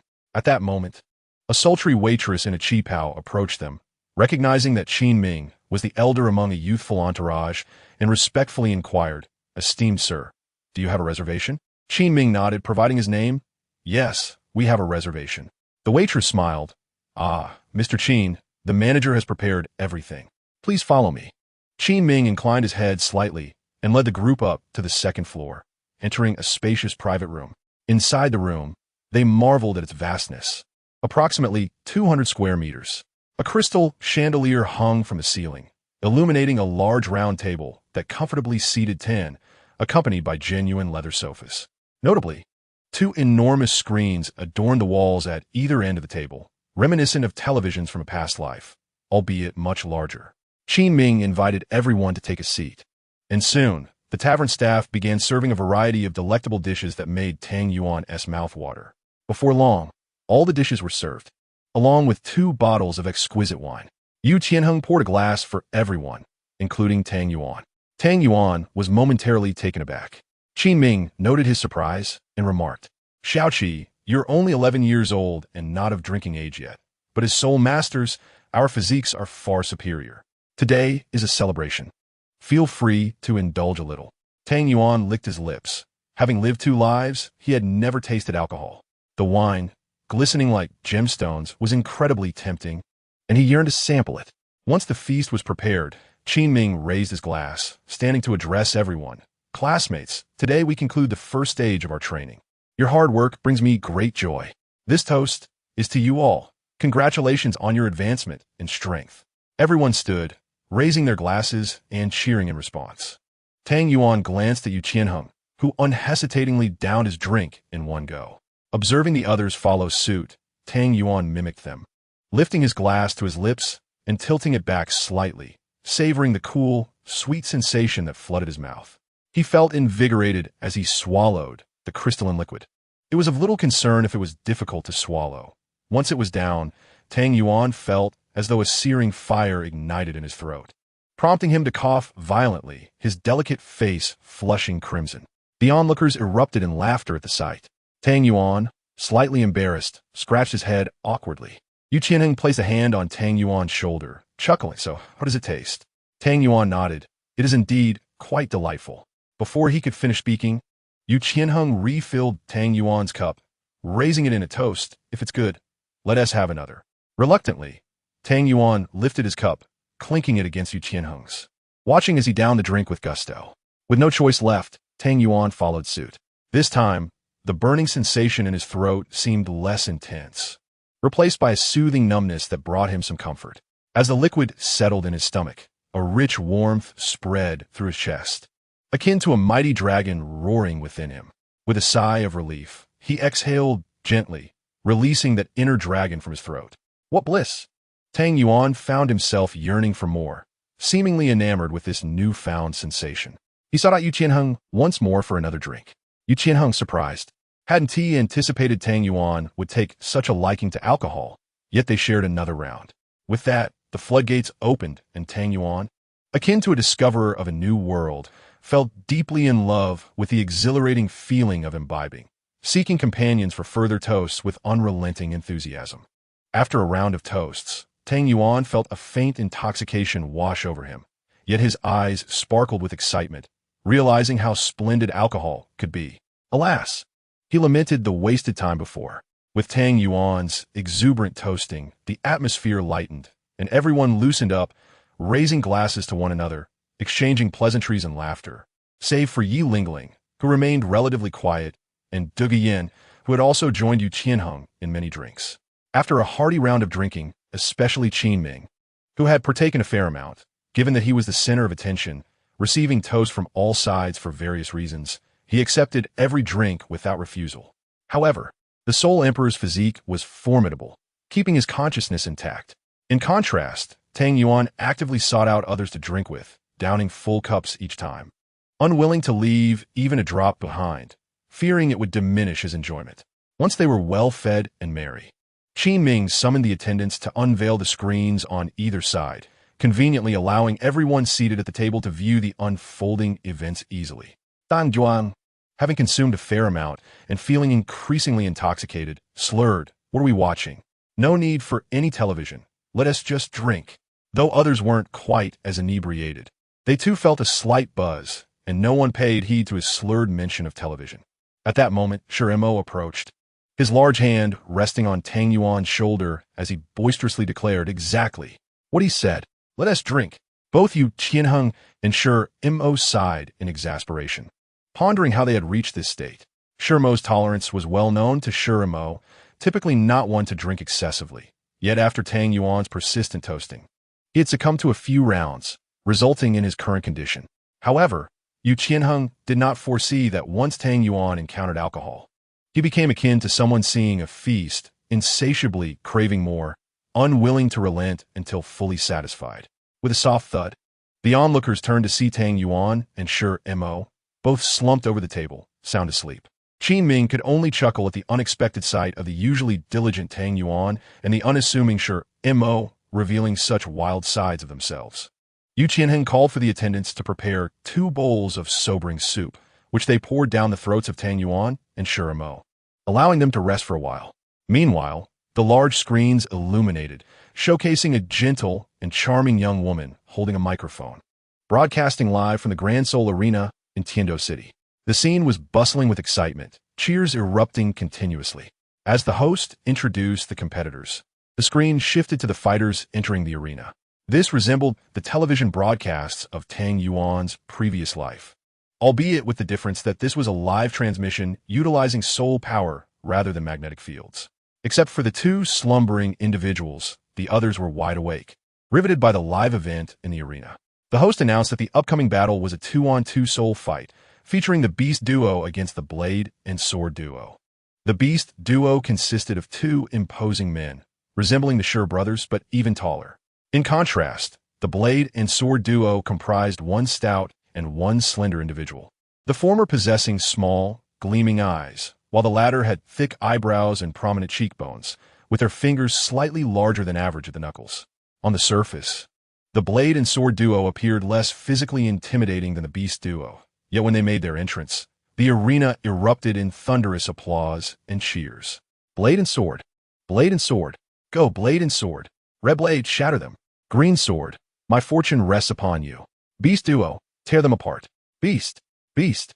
The cacophony of cheers echoed, revealing a more significant support for the Blade and Sword Duo, though the Beast Duo also had their fair share of fans. As both duos faced off in the arena, the host, standing on a floating platform, proclaimed, "Now that our contestants, the Blade and Sword Duo and the Beast Duo, are ready, I trust everyone is eager to witness their spectacular performances today. Let the battle begin." As the words left his lips, another wave of thunderous cheers erupted. At that moment, both duos unleashed their martial spirits. The stout member of the Blade and Sword Duo manifested a red blade, while the slender one summoned a green long sword, hence the name. Meanwhile, the Beast Duo saw one unleash a fierce battle tiger as the other called forth a majestic golden lion, living up to their name as the Beast Duo. At this juncture, Qin Ming inquired, "Who do you think will win this match?" Dugu Yan's eyes sparkled with excitement as she replied, "Teacher Qin, are you placing a bet?" At her words, everyone turned to look at Dugu Yan. Dugu Yan stuck out her tongue and sheepishly remarked, "I was just inquiring." Yu Tianheng discerned Qin Ming's intention to assess their understanding and pondered for a moment before responding. "I believe that the sword and blade combination has a greater chance of victory. There are 4 individuals on both sides, all of whom are formidable assault-type soul masters, with their soul power levels being relatively comparable. The sword and blade combination consists of one at level 38 and another at level 39, while the beast combination has 2 at level 38. Therefore, the disparity in soul power levels will not significantly influence the outcome.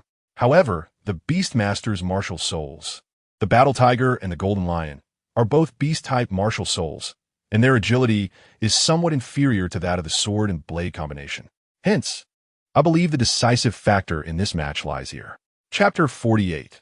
Soul Fighting Training Plan. Upon hearing Yu Tianheng's analysis, Qin Ming nodded in approval, gazing at him with a sense of pride. "Well done. You are beginning to embody the essence of a team leader." Yu Tianheng, feeling slightly embarrassed, scratched his head and smiled shyly.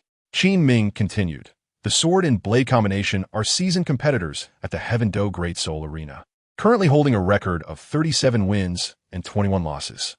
In contrast, the Beastmasters have only been in the arena for less than 2 months, with a record of 22 wins and 28 losses. Comparatively, the sword and blade combination boasts far greater experience, and their coordination surpasses that of the Beastmasters. The heavier fighter wields a blade while the slimmer one wields a sword.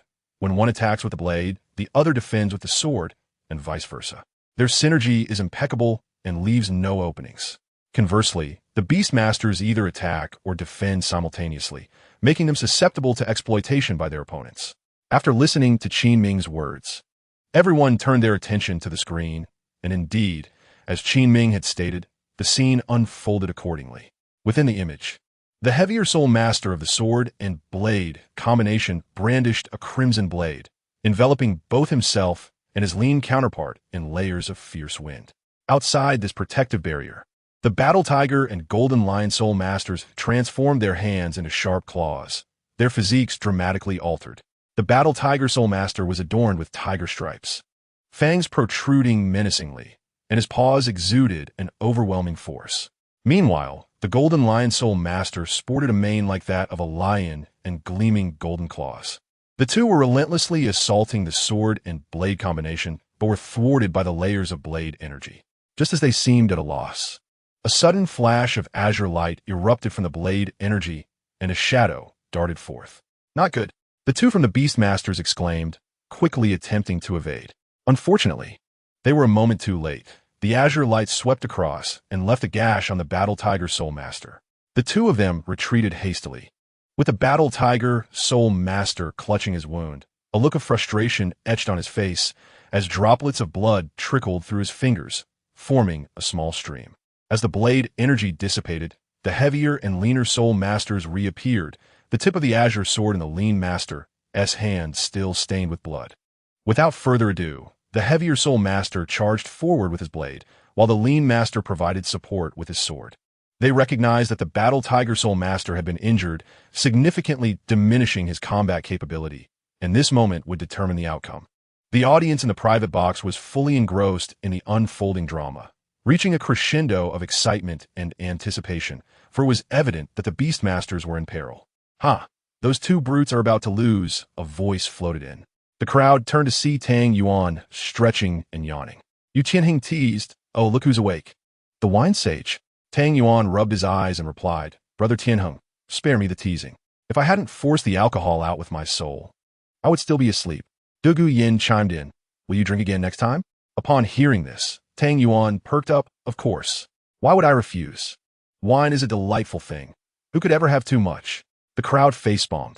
Alas, this boy had become a drunkard. At this moment, a wave of cheers erupted from the large screen, and the audience turned their gaze, confirming what they had anticipated. The Battle Tiger and Golden Lion Soul Masters lay defeated on the ground, devoid of fighting spirit, and were carried off for medical attention. The host declared, "What an exhilarating battle. I announce that the victors of this match are." After a brief pause, the host proclaimed loudly the sword and blade combination. Thunderous applause filled the arena. However, Tang Yuan scoffed at the host, who had unnecessarily prolonged the announcement despite the outcome being known. The applause was deafening, startling Shimo, who suddenly jumped up and, in a daze, exclaimed, "Who? Who's thundering?" The crowd erupted with laughter at Shimo's bewilderment. Shimo frowned, feeling embarrassed by his brother's antics.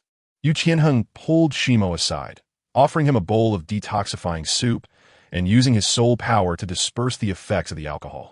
At this point, Tang Yuan had regained some clarity, albeit still slightly inebriated, and asked, "Teacher Qin, what kind of competition is this?"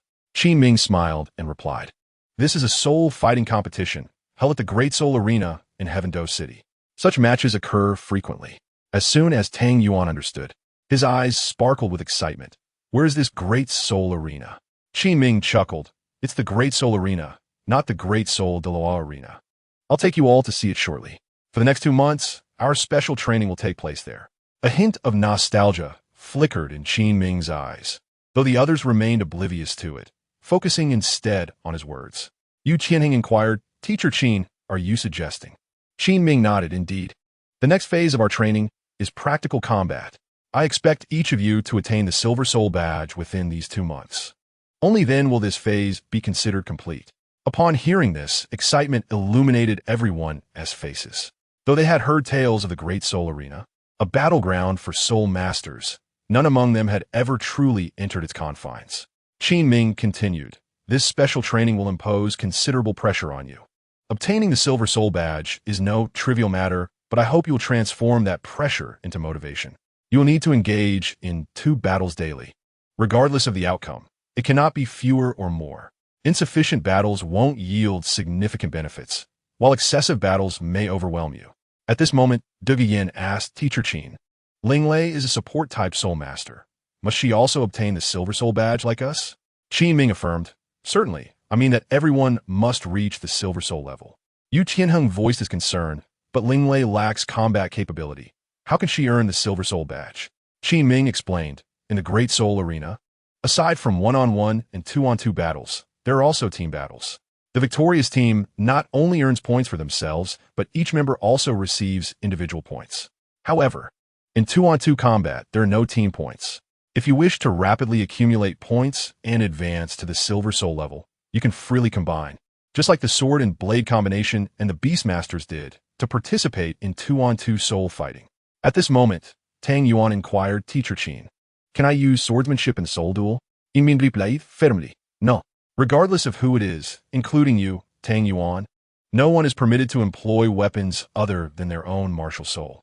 Furthermore, you must participate in the soul duel under a codename.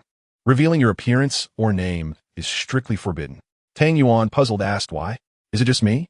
Qin Ming nodded, explaining, "Yu Qianheng, Dugu Yin, and Yi Lingling possess martial souls that are exceedingly recognizable on the continent. The moment they are manifested, others will immediately discern their identities. Although the Shurja brother Xiangui martial soul is not as conspicuous, it still holds a notable reputation in Tiando City. Moreover, there is Yufeng's Wind Bell bird martial soul, which is also quite well known. As for you, Little Seven, your soul ring configuration surpasses the limit for soul ring absorption, and considering your formidable soul skills, should your identity be revealed, the Spirit Hall would likely take action to capture you for research." Upon hearing the mention of the Spirit Hall, a surge of resentment flickered in Tang Yuan's eyes, but it vanished before anyone could notice. Qin Ming continued, "For the sake of safety, we shall not reside at the school for the next 2 months. Instead, we will stay in a hotel to avoid unnecessary troubles." Yu Qianheng, deep in thought, remarked, "Teacher Qin, are you concerned that we might attract the attention of ill-intentioned individuals?" If we return to school, it would be easier for others to uncover little Seven's true identity. Qin Ming affirmed, indeed, Tianheng, you have matured considerably. Yu Shenheng chuckled, feeling a mix of pride and bashfulness. Tang Yuan sighed, lamenting the loss of the splendid training grounds at the back mountain. However, he resolved to follow the group, as he would not achieve breakthroughs in the yin-yang refinement technique in the short term. Qin Ming then shared further insights regarding the combat protocols within the Grand Soul arena. As the alcohol from the previous gathering began to wear off, the group decided to return to school to gather their belongings and move to their temporary residence. As they exited the private room, descending from the second floor to the first, they encountered a group of approximately 7 or 8 youths. When Tang Yuan looked up, he found the leading boy somewhat familiar. Just as he was trying to recall where he had seen him, a voice rang out, "You little rascal." The group turned to see the boy at the forefront, clad in dark green attire with silver hair. Tang Yuan suddenly remembered and exclaimed, "Aha, it's you." The boy was Feng Xiaotian. Upon seeing Tang Yuan greet him with a smile, Feng Xiaotian's anger flared. "How dare you smile?" Tang Yuan, momentarily taken aback, replied, "Well, I can't exactly cry." A chuckle escaped Dugu Yin, who stood beside Yu Shenheng, amused by Tang Yuan's words. Noticing Feng Xiaotian's arrogance, Yu Shenheng stepped forward and asked, "Hey, what do you want?" Ignoring Yu Shenheng, Feng Xiaotian pointed at Tang Yuan and declared, "Last time you escaped, but this time I will teach you a lesson." In truth, Tang Yuan had a way of charming everyone with his smiles, akin to a gentle spring breeze or the melting of snow under the sun. Yet, to Feng Xiaotian, that enchanting smile was both enviable and infuriating. He longed for such charm himself, believing it would have captured the attention of Huo Wu. Chapter 49. Feng Xiaotian challenges, however. There were many who shared Feng Xiaotian's displeasure, such as Yu Shenheng. He felt the disruption as a group blocked their path, and Feng Xiaotian's demeanor exuded an air of superiority that irritated Yu Shenheng. Although unaware of the history between Tang Yuan and Feng Xiaotian, Yu Shenheng considered Tang Yuan a brother and felt it was unacceptable for an outsider to criticize him, especially since he knew Tang Yuan to be amicable and never one to instigate conflict. Were it not for Qin Ming's presence, Yu Shenheng would have already resolved the matter with a swift strike. Tang Yuan, still under the influence of alcohol, found Feng Xiaotian's vexed expression amusing and teased. "I say, old Feng, did you come here specifically to cause trouble?" Feng Xiaotian, fuming, retorted, "Old Feng? What kind of nickname is that? My name is Feng Xiaotian." Tang Yuan, maintaining a solemn expression, replied, "I know, old Feng." As onlookers witnessed Tang Yuan playfully toying with Feng Xiaotian, they erupted in laughter at Feng Xiaotian's increasingly exasperated demeanor. In a fit of rage, Feng Xiaotian shouted, You all, I challenge you to a duel." Yu Shenheng stepped forward, his hand crackling with electricity and a dragon-shaped aura swirling around his wrist, coldly stating, "I gladly accept." Feng Xiaotian was taken aback, his brow furrowing as he inquired, "Blue Lightning Tyrant Dragon? You are Yu Shenheng from the Tiando Royal Academy?" Yu Shenheng scoffed, "At least you possess some awareness." Suddenly, Feng Xiaotian grinned and said, "So you are all students of the Tiando Royal Academy?" Tang Yuan, belching from the alcohol, interjected, "Yes, indeed." Irritated by Tang Yuan's antics, Feng Xiaotian shot a glare at him, but hesitated to act against them upon noticing Qin Ming's inscrutable presence. He remarked, "Truly, the nobility is extravagant. The Tiando Royal Academy is indeed as unremarkable as the rumors suggest." "What did you say? Are you seeking death?" Both Yu Shenheng and Dugu Yin retorted, angered by the insult to their alma mater. Feng Xiaotian chuckled, "If you have the guts, 2 months from now, the 5-Element Academy will hold a friendly competition. Bring your best, and let the world see what the Tiando Royal Academy is truly made of." Yu Shenheng frowned. "The 5-Element Academy? You are Feng Xiaotian from the Shunfeng Academy?" Feng Xiaotian replied, "Not entirely ignorant, are you?" Just as Yu Shenheng was about to explode, Tang Yuan, still inebriated and audacious, said to Feng Xiaotian, "Go on about your business, old Feng, and stop with the nonsense. I'll treat you to drinks another day." Feng Xiaotian, gritting his teeth, retorted, "If you're afraid, just say so. Stop making excuses." Yu Shenheng asserted, "Who said I'm afraid? 2 months from now, I will defeat you so thoroughly that your mother won't recognize you." Feng Xiaotian, suppressing his anger, replied, "Fine. I hope you won't back out when the time comes." Yu Shenheng coldly echoed the same words back at you. With a furious glare at Tang Yuan and his companions, Feng Xiaotian led his group back into the inn. Qin Ming, unconcerned with the youthful squabbles, allowed them to continue, but, out of care, inquired about the situation between Tang Yuan and Feng Xiaotian. Tang Yuan shrugged and recounted the recent encounter with Feng Xiaotian and Ho Wu on the street. The image of Feng Xiaotian as an infatuated admirer filled their minds, prompting another round of laughter. Qin Ming, shaking his head in bemusement, recalled hearing of Feng Xiaotian's remarkable talent from the Shenfeng Academy and pondered that if these students did not make significant progress in 2 months, defeating Feng Xiaotian would indeed prove challenging. As Qin Ming observed the 7 individuals filled with laughter and joy along the journey, a sense of inexplicable pride welled up within him. He silently pondered how his students could possibly be inferior to others. Upon returning to the school, everyone dispersed to their dormitories to freshen up and rest. The following day, they packed their belongings and gathered at the school gate. Except for Yu Tianheng, Du Yin, and Tang Yuan, the rest carried their bundles, indicating that the other 4 lacked spatial soul tools. Yu Tianheng glanced at the hefty bundle carried by the Shijia brothers, which nearly rivaled Yi Lingling's height, and couldn't he help but inquire, I say, Shijia heir, do you truly need to move house for just a 2-month outing? Shirimo sighed. Captain, you may not understand, but our entire livelihood consists of these training tools. A day without practice feels like a waste. Tang Yuan's lips twitched as he patted Shirimo's muscles, saying, you two are grown men. Do you still need to practice? Shirimo scratched his head, feeling bashful. I still have a long way to go. At that moment, Qin Ming approached and said, everyone is here. Let's set off. We shall first find a hotel near the Great Soul Arena for everyone to rest. Nodding in agreement, the group departed. Upon reaching the vicinity of the Great Soul Arena in Tiando City, Tang Yuan spotted a towering structure in the distance. This vast arena, expansive beyond sight, resembled a gigantic hollow circle capable of accommodating thousands of spectators.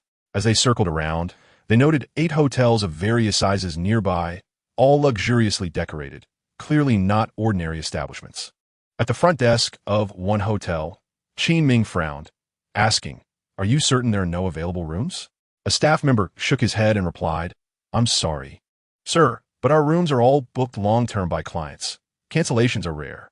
With a sigh, Qin Ming said, very well, thank you.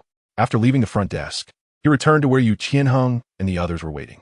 Upon seeing Qin Ming approach, Yu Tianheng stood up and asked, how did it go, Teacher Qin? Qin Ming shook his head, still the same. No rooms available. The group, upon hearing this, drooped their heads like deflated balloons. Yu Feng remarked, is the great arena truly that popular? How can there be no rooms at the nearby hotels? With a wry smile, Qin Ming explained, the Great Soul Arena is quite the phenomenon. Not only does it host soul master battles, but also features gambling. Some financial groups specifically train soul master teams to participate in these battles to manipulate betting odds and generate substantial profits. Consequently, they often book nearby hotels for their teams. The group stared in astonishment, expressing their disbelief. Du Yin exclaimed, so the outcomes are essentially dictated by these financial groups? The others looked quizzically at Qin Ming. He smiled and shook his head. Not at all. The Great Soul Arena is under the control of the 7 great families of the continent. No one can manipulate the outcomes. However, these financial groups enhance the training of their soul master teams and deploy them according to the odds.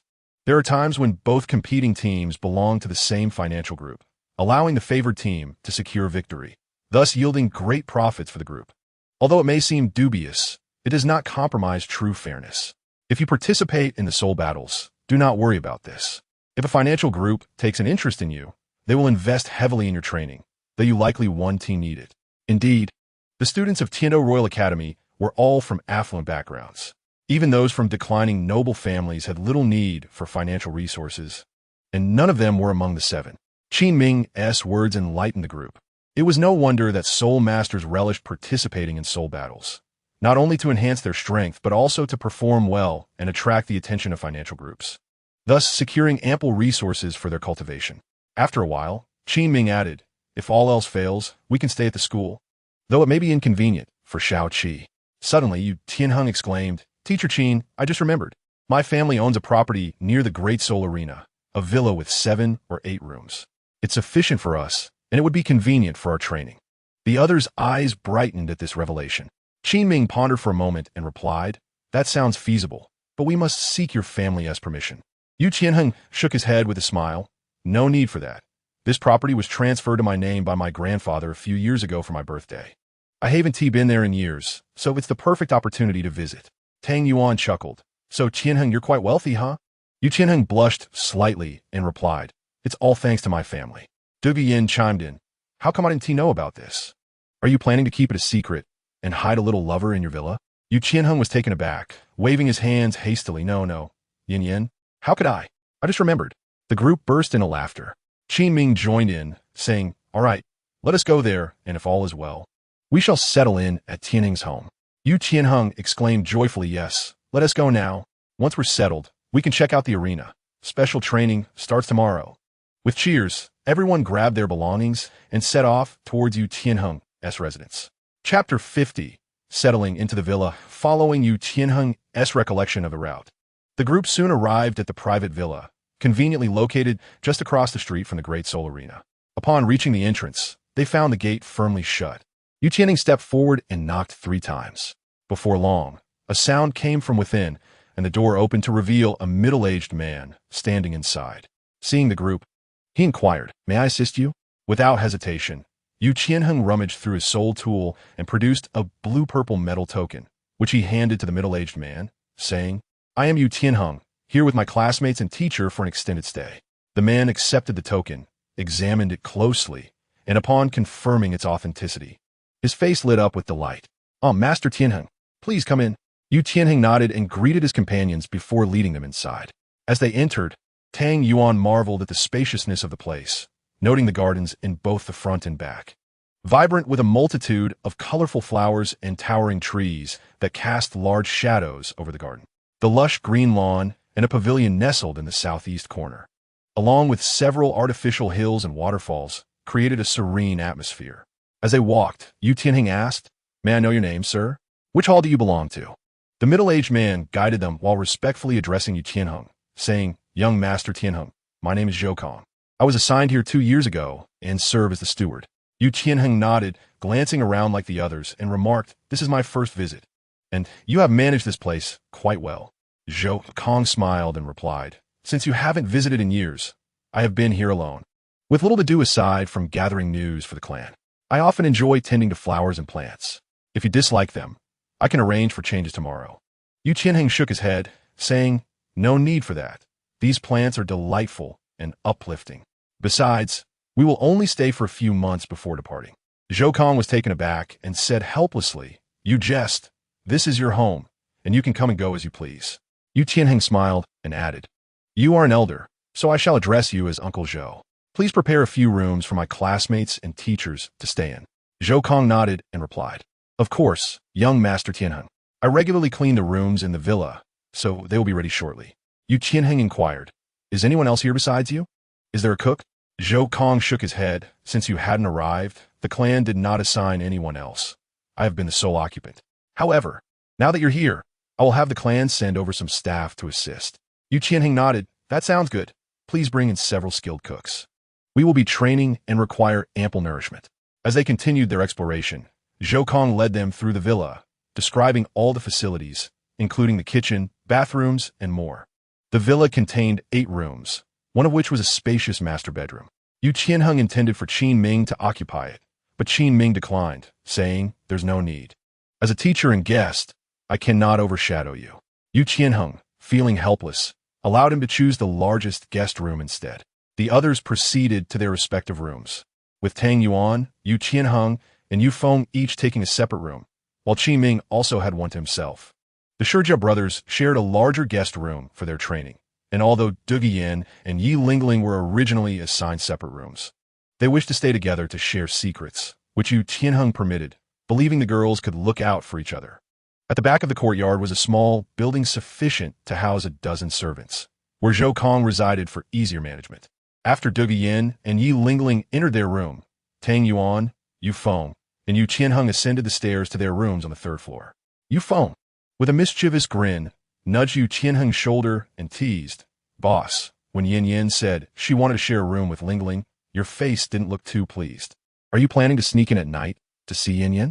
But with them sharing a room, I fear your chances are slim. Yu Qianheng, his expression darkened, retorted, "You brat, have you grown bold? Do you think I would shy away from a challenge?" Tang Yuan and Yu Feng exchanged glances and nodded in unison. Indeed.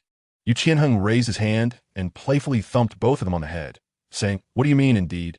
Hurry back to your rooms and prepare. You should be focusing on your training. What nonsense fills your heads? And you, Xiao Qi, avoid associating too closely with Yu Feng. At your young age, just look at what you've picked up from him." Without waiting for a response, he darted back to his own room. Yu Feng exclaimed indignantly, "See? Boss is clearly rattled and won't admit it."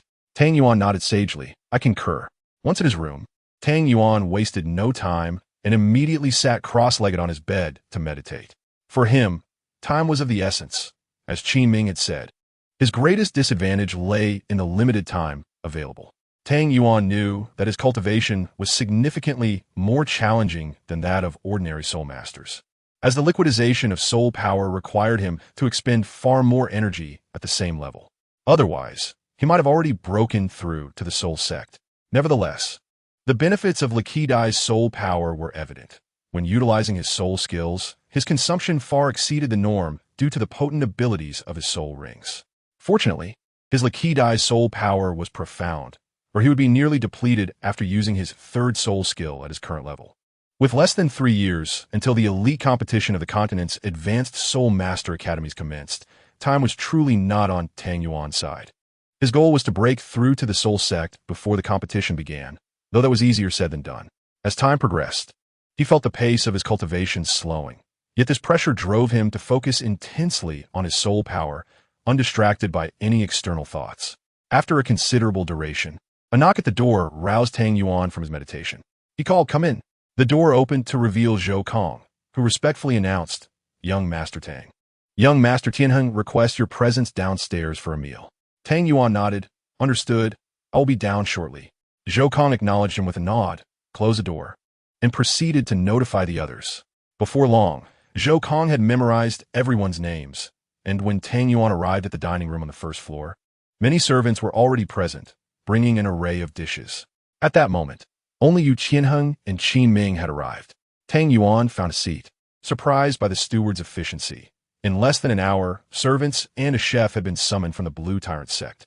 The chef, brimming with enthusiasm, introduced the dishes to Yu Qianheng, revealing that he had prepared them all. Yu Qianheng listened intently, occasionally nodding and offering suggestions regarding the selection of ingredients and the need for medicinal dishes.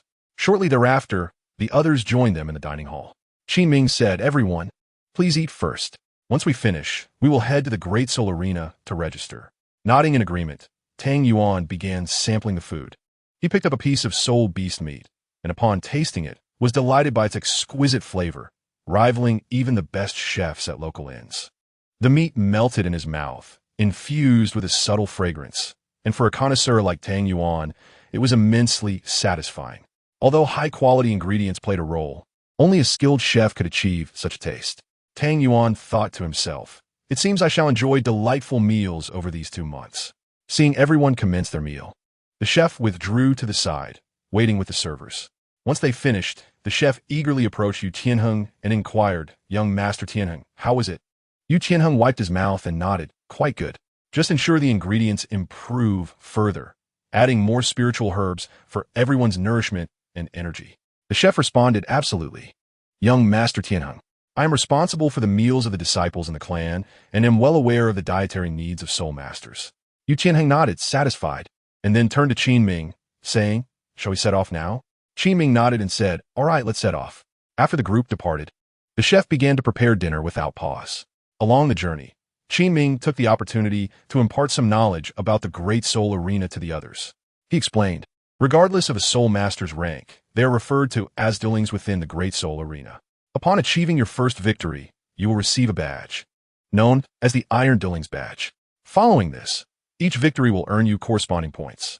Once your points reach a certain threshold, the badge's rank can be progressively upgraded. The badge you possess symbolizes your level in the Great Soul Arena and is universally recognized in all major cities across the continent that boast a Great Soul Arena. The ranks of the badges in ascending order are Iron, Copper, Silver, Gold, Platinum, Sapphire, Ruby, and Diamond, totaling 8 ranks. Chapter 51. The Rules of Dueling's Points. Yu Qianheng, with a look of disappointment, remarked, Ah, I thought silver duelings was the second rank, but it turns out to be the third. 2 months is such a short time. I feel a bit weak. Yu Qianheng patted him on the back and said, "You, how can you lack fighting spirit? Don't give up so easily." Qin Ming chuckled and replied, "For ordinary individuals, it is indeed quite challenging. They may spend their entire lives without achieving silver duelings. However, you're not ordinary. You are geniuses. If you cannot even attain this, how can you be called geniuses? You must know that the golden generation of the Spear Hall has recently acquired the Platinum Duelings badge." The group was astonished upon hearing this. Tang Yuan asked, "Teacher Qin, can you tell us more about the golden generation of the Spear Hall?" Qin Ming shook his head and said, "It is still too early to discuss this with you, as I wish to avoid any feelings of inadequacy. When the time is right, I will share it with you. For now, let us focus on the rules of points in the Great Soul Arena." The group nodded in agreement, attentively listening to Qin Ming. He continued, "After registering at the Great Soul Arena, you will receive an iron badge. The types of competitions available are 1-on-1, 2-on-2, and team battles. As for the team battles, they consist of 7 to 10 members, and the staff will match teams accordingly." Yu Tianheng inquired, "Teacher Qin, if we need to form a 7-member team, what if we cannot find enough players?" Qin Ming reassured him, "You need not worry. There are plenty of Iron Badge teams available for matches on a daily basis. As I mentioned before, many organizations have cultivated Soul Master teams, and they apply to participate in battles to earn money. These teams often consist of 9 or 10 members, and sometimes they will reduce their numbers to participate in team battles. 7-member teams are easily matched." The group nodded in understanding. Qin Ming continued, "I previously mentioned that you must participate in 2 matches each day, 1-on-1 duelings and 1 team duelings. If you think 2 months is too short, I will not prevent you from freely forming 2-on-2 duelings. Although I have expressed my desire for you to refrain from participating, the choice is ultimately yours. Just be cautious. If you push yourselves too hard for points and sustain injuries that hinder your training the following day, it would be counterproductive." Tang Yuan's eyes sparkled as he exclaimed, "Really? Teacher Qin, if we can participate in more duelings matches, won't we accumulate points quickly?" The others shared Tang Yuan's excitement, eagerly awaiting Qin Ming's response. Qin Ming explained, "To ensure the quality of matches, the Great Soul Arena restricts each participant to 1 match of each type per day. Thus, each individual can only participate in 1-on-1, 1-2-on-2, and 1 team battle each day. Exceeding this limit is not permitted. Otherwise, Soul Masters might prioritize earnings over their soul power, resulting in less exciting matches that audiences would not enjoy. Winning a match grants 10 gold coins, while losing simply means foregoing the prize without any penalties." The group understood, realizing that unless one possessed overwhelming strength, participating in 3 matches in a single day would likely leave them too fatigued to continue. Qin Ming elaborated on the point system. For Iron Badge duelings, each victory earns 1 point, while a loss deducts 1 point. Therefore, if you win the first match and lose the second, your points will remain at 0. To advance from an Iron Badge to a Copper Badge, you need 100 points. From Copper to Silver, you need 1,000 points, and so forth, with increasing requirements. The group was astounded. Yufeng exclaimed, "What? To reach the Silver Badge level, we must win over 1,000 matches? And we cannot afford too many losses. How is that possible?" Yu Qianheng pondered, "Indeed, if time were sufficient, it might be achievable, but 2 months is far too short." Du Guyan added, "Yes, Teacher Qin. Do you think it's possible to extend this time frame by a few months?" Even a usually quiet and reserved Yi Lingling nodded in agreement. The Shijiao brothers exchanged glances, also in approval of the sentiment. Yu Qianheng spoke up again, "Teacher Qin, consider that Lingling is a support-type soul master, and her only way to earn points is by participating in team battles with us. This means her progress will be slower than ours, making the 2-month time frame unrealistic." Tang Yuan looked at Qin Ming, a knowing smile on his face, and said, "Oh, come on, everyone. Teacher Qin hasn't finished speaking yet." Qin Ming acknowledged Tang Yuan with a nod of approval, saying, "Indeed, I haven't completed my explanation. Why the rush? Remember, as Soul Masters, do not interpret matters too subjectively, or your pride may lead to your downfall." The group chuckled awkwardly. Seeing that no one else spoke, Qin Ming continued, "If the points acquisition were solely based on this system, I would also recognize that 2 months is insufficient. However, points are meant to reflect a Soul Master's strength in duelings. Otherwise, I would not have brought you here for special training."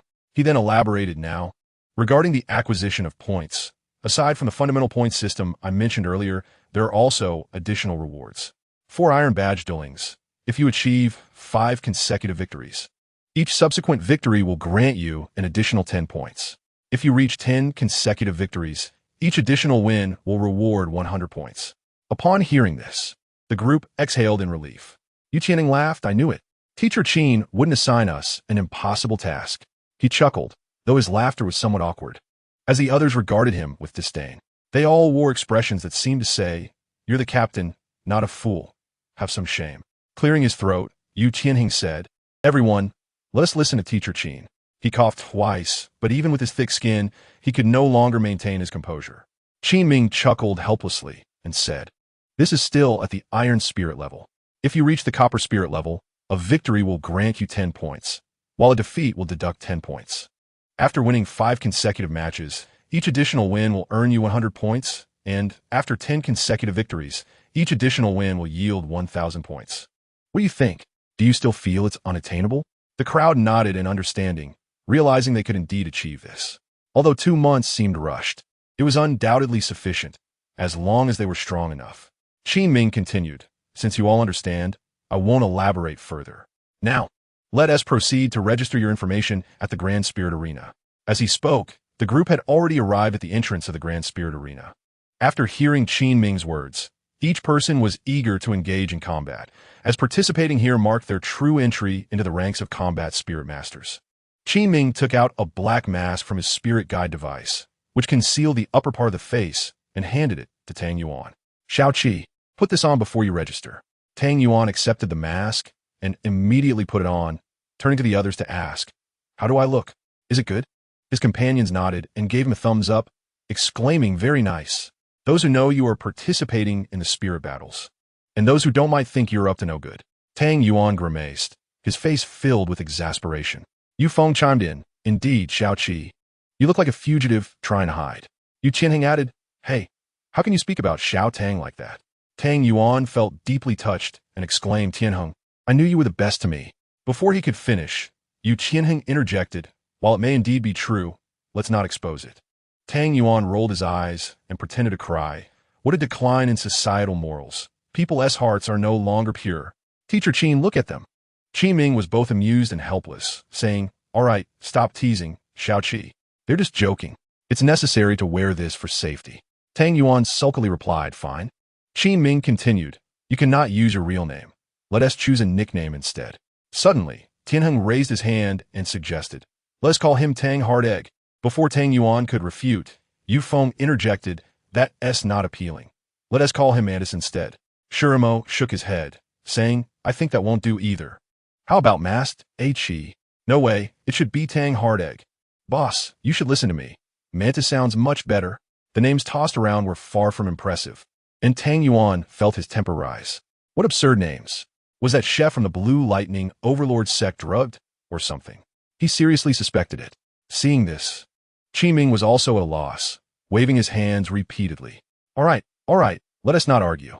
Let us ask Xiao Qi what name he wants." Tang Yuan thought, "Finally, someone understands." He declared, "Let us call Medeth King Yin. I want the Grand Spirit Arena to tremble in my presence." Before he had finished speaking, Tang Yuan pointed dramatically at the Grand Spirit Arena, his voice booming as if he had transformed into a formidable warrior.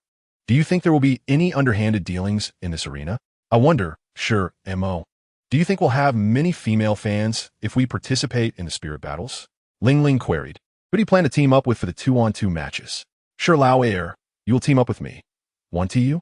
The chatter grew distant as Tang Yuan lowered his head, only to realize that everyone had already walked far into the Grand Spirit Arena, completely ignoring his words.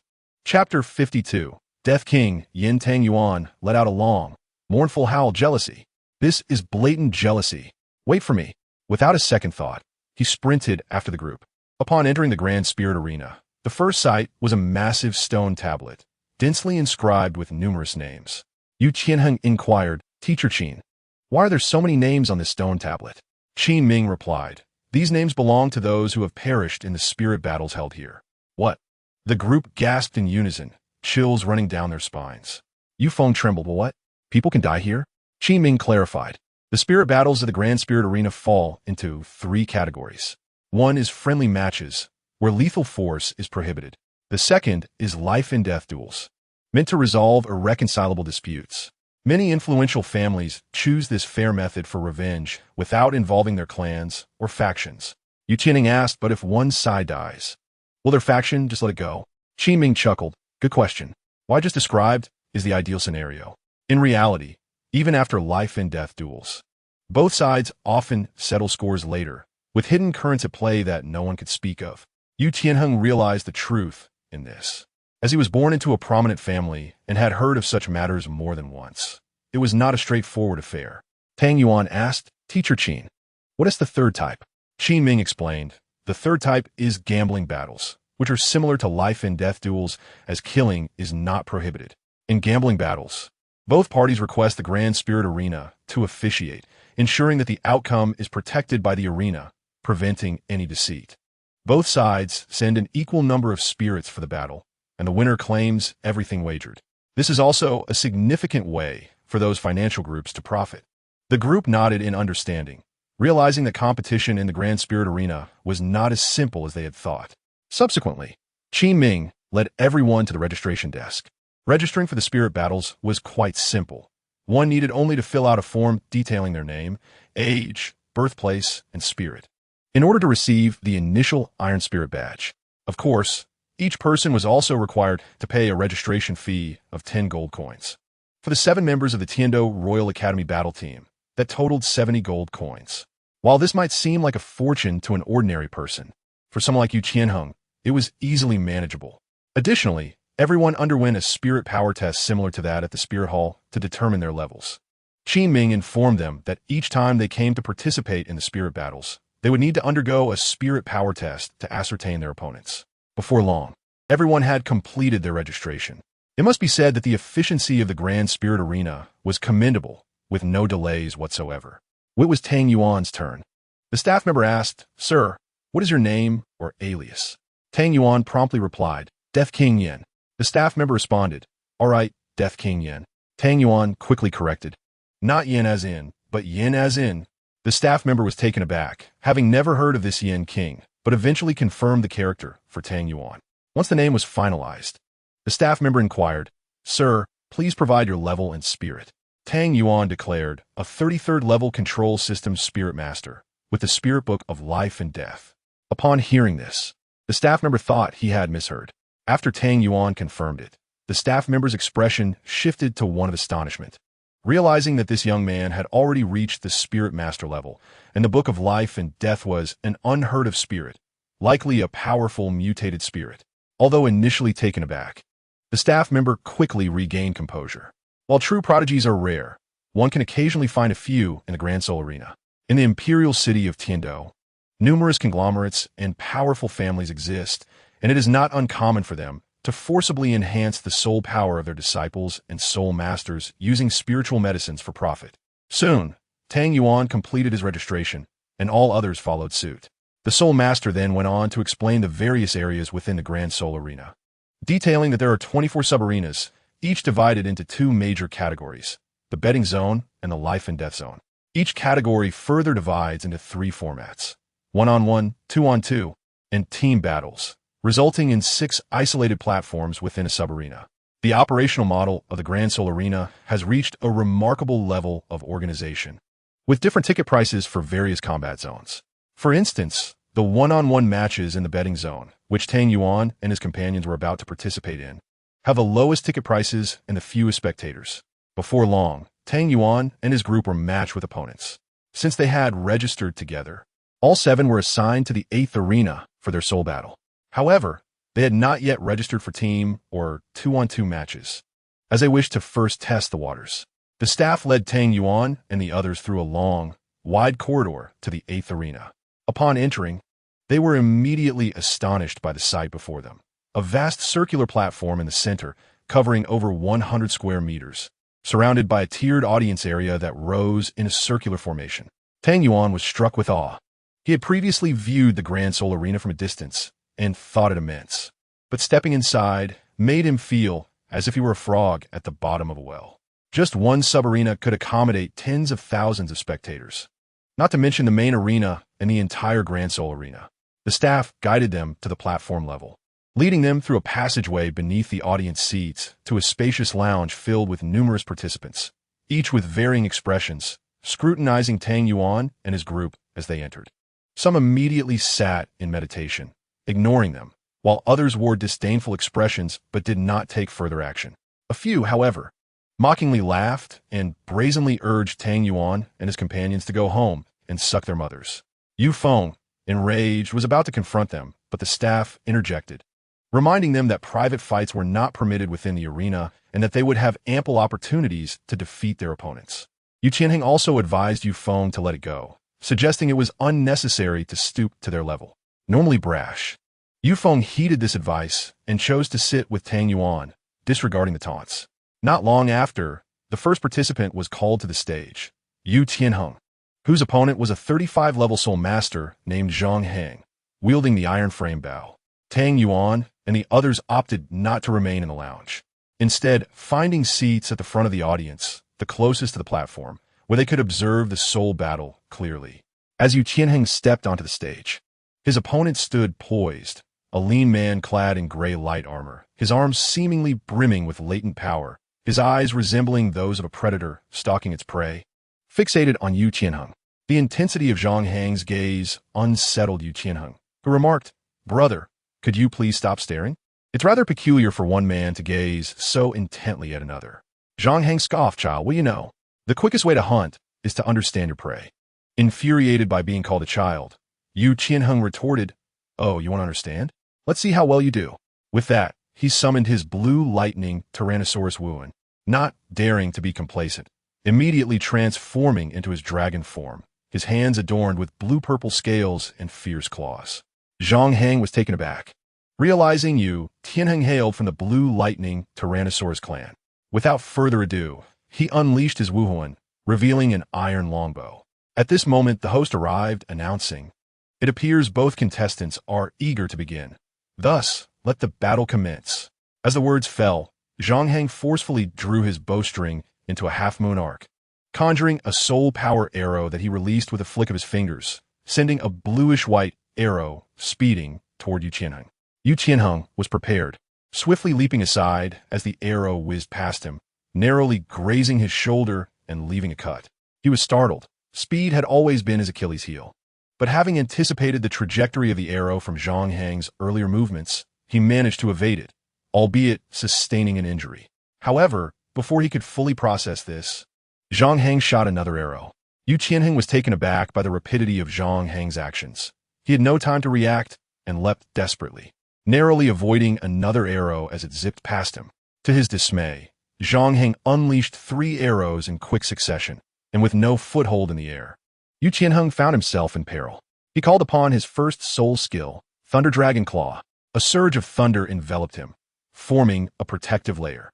The 3 arrows pierced through the first layer of thunder, but struggled against the second, gradually losing their momentum. In a heartbeat, Yu Qianheng unleashed his soul power, releasing a powerful shockwave that sent Zhang Heng's arrows tumbling to the ground. With both feet firmly planted, he steadied himself, arcs of electricity dancing around him as he fixed his gaze on Zhang Heng.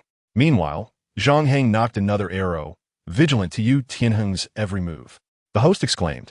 In just a few breaths, the two combatants have engaged in a fierce exchange, evenly matched. With a steely glint in his eyes, Yu Qianheng sprang into action, launching an attack from Zhang Heng's right flank, the arcs of electricity trailing behind him in a striking pattern.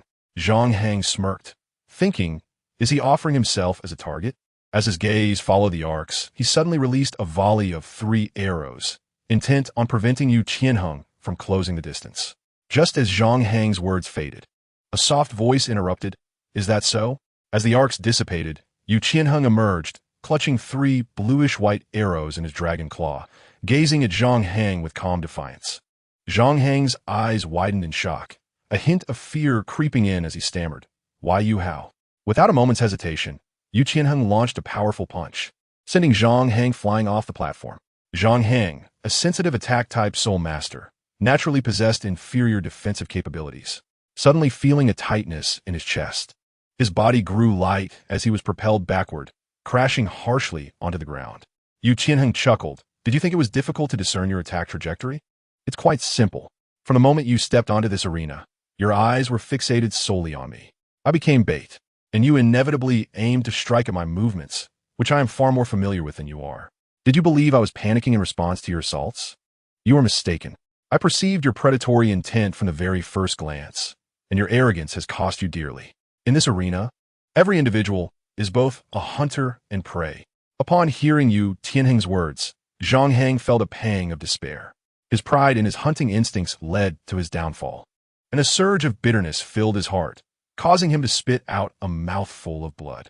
Yu Qianheng, having finished speaking, did not look back as he walked off the stage, while the 7 members of the Tiando Royal Academy team erupted in cheers for him. Amidst the applause, Tang Yuan couldn't help but ponder whether his opponent might possess the same ability to counter him as Zhang Heng did. Before long, it was time for Douluo Yin to take the stage. Her opponent was a formidable attack-type soul master, a rather tall man whose martial spirit was a fire leopard, and he was ranked at level 36. Upon entering the arena, this fire leopard soul master, noticing Douluo Yin's youth and femininity, dismissed her, saying, "Little sister, why not step down? I wouldn't want to hurt you by accident." He then laughed boisterously. In response to her opponent's mockery, Douluo Yin felt a surge of murderous intent rise from the depths of her heart. Without a moment's hesitation, she unleashed her second soul skill, Azure Scale Blue Poison, incapacitating the fire leopard soul master before he could even summon his martial spirit. Although Douluo Yin's soul skills might appear ineffective against Tang Yuan and Yu Qianheng, that was merely due to their extraordinary prowess. Against someone like this 30-something soul master, her skills proved overwhelmingly effective. Thus, the match concluded in the bewildered gaze of the host. Following this, Yu Feng, Shi Mo, and Shi Mu entered the arena in succession.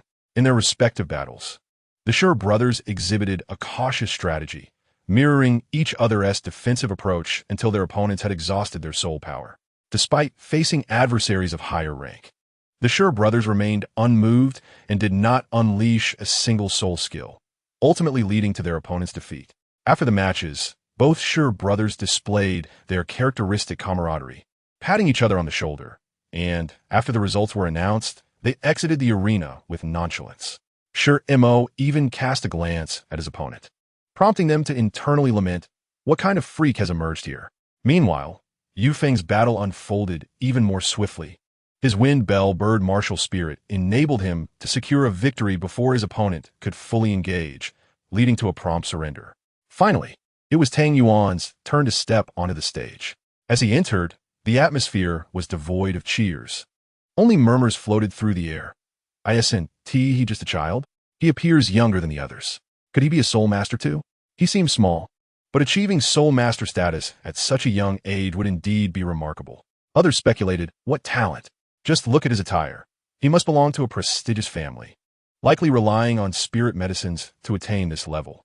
He might have been able to flaunt his status at school, but is he here just to seek humiliation?" As they speculated, they turned their attention back to the arena. Calmly, Tang Yuan stood at the center of the stage, meticulously observing his opponent as they approached. The opponent, with a face reminiscent of a rat, had beady eyes that radiated a lewd glint, sneering, "Hey, little brat, are you here to hand over points?" At that moment, the hedgehog mouse martial spirit was summoned, revealing a small golden needle that hovered in the air, shimmering with golden light. 3 soul rings emerged beneath him, displaying a configuration that was far from perfect. Tang Yuan smiled lightly. "Whether I am here to give away points depends entirely on your ability to take them." Prior to the match, Tang Yuan had taken the liberty to review his opponent's profile. The individual, known as Hedgehog Mouse, was a sensitive attack soul master of level 37, for levels above Tang Yuan.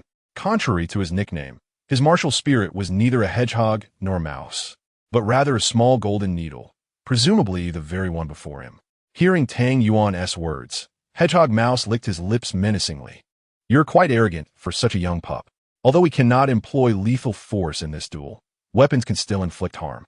If you're not careful, you might find yourself bettered in for life, and I want to be held responsible." Tang Yuan recognized the threat in his words, but remained unfazed, offering a slight smile. "All right, let us see what you've got." With that, he summoned his martial spirit, the Death Ledger, which radiated brilliant light behind him. As one yellow and two purple soul rings slowly rose from his feet, the audience gasped in astonishment at the depth of his soul power. Hedgehog Mouse, too, was taken aback, witnessing a soul ring configuration he had never encountered before. Yet, rather than fear, excitement surged within him. A wicked grin spread across his face. The thought of crushing such a genius beneath his feet was exhilarating. The host, observing the tense standoff between the two, theatrically proclaimed, "It seems a fierce clash is about to unfold. The Death King contender boasts an extraordinary soul ring configuration, surpassing the perfect standard. However, his opponent, Hedgehog Mouse, is 4 levels above him. Therefore, I shall not delay any further. Let us witness another spectacular matchup. The duel begins now." As the final word left the hostess' lips, both Hedgehog Mouse and Tang Yuan launched their attack simultaneously. First soul skill, Golden Needle Flash. First soul skill, Soul Snatch. The two soul skills were unleashed almost instantaneously. As Tang Yuan's Soul Snatch siphoned the Hedgehog Mouse's bodily functions, the golden needle transformed into a streak of golden light. Darting toward Tang Yuan swiftly moved, vanishing from sight in an instant. Hedgehog Mouse sneered, "You think you can match my speed?" Second soul skill, Split Light and Shadow. With a sudden roar, the golden needle split into 2, then 4, then 8, instantly multiplying into countless needle-like projections that rained down upon the arena. As Tang Yuan sprinted at full speed, he observed Hedgehog Mouse's every move. He had initially intended to close the distance and send his opponent flying from the arena, but plans changed rapidly. Hedgehog Mouse's maneuver thwarted Tang Yuan's intentions. However, this was merely a temporary setback. Tang Yuan rejoiced inwardly. "Fortunately, my unchanging pursuit has reached an unparalleled level. Otherwise, I would be at a disadvantage right now." As a thought crossed his mind, Tang Yuan's feet seemed to possess a will of their own, deftly dodging the myriad of flying needle shadows with nimble lefts and rights, advances and retreats. To the astonishment of the Hedgehog Mouse, Tang Yuan's evasive maneuvers appeared to anticipate the trajectory of the needle shadows. Each time it seemed he would be struck, he miraculously evaded the attack. Although the potency of these needle shadows diminished significantly after they multiplied, rendering them less effective against defensive soul masters like the Shijia brothers, they still posed a threat to control-type soul masters like Tang Yuan. While a single shadow might not inflict serious injury, a multitude of them could easily transform Tang Yuan into a sieve. However, at this moment, not a single needle managed to graze the hem of Tang Yuan's garment. The Hedgehog Mouse, growing increasingly anxious, lashed out in frustration, questioning, "Are you a coward? Only capable of evasion?"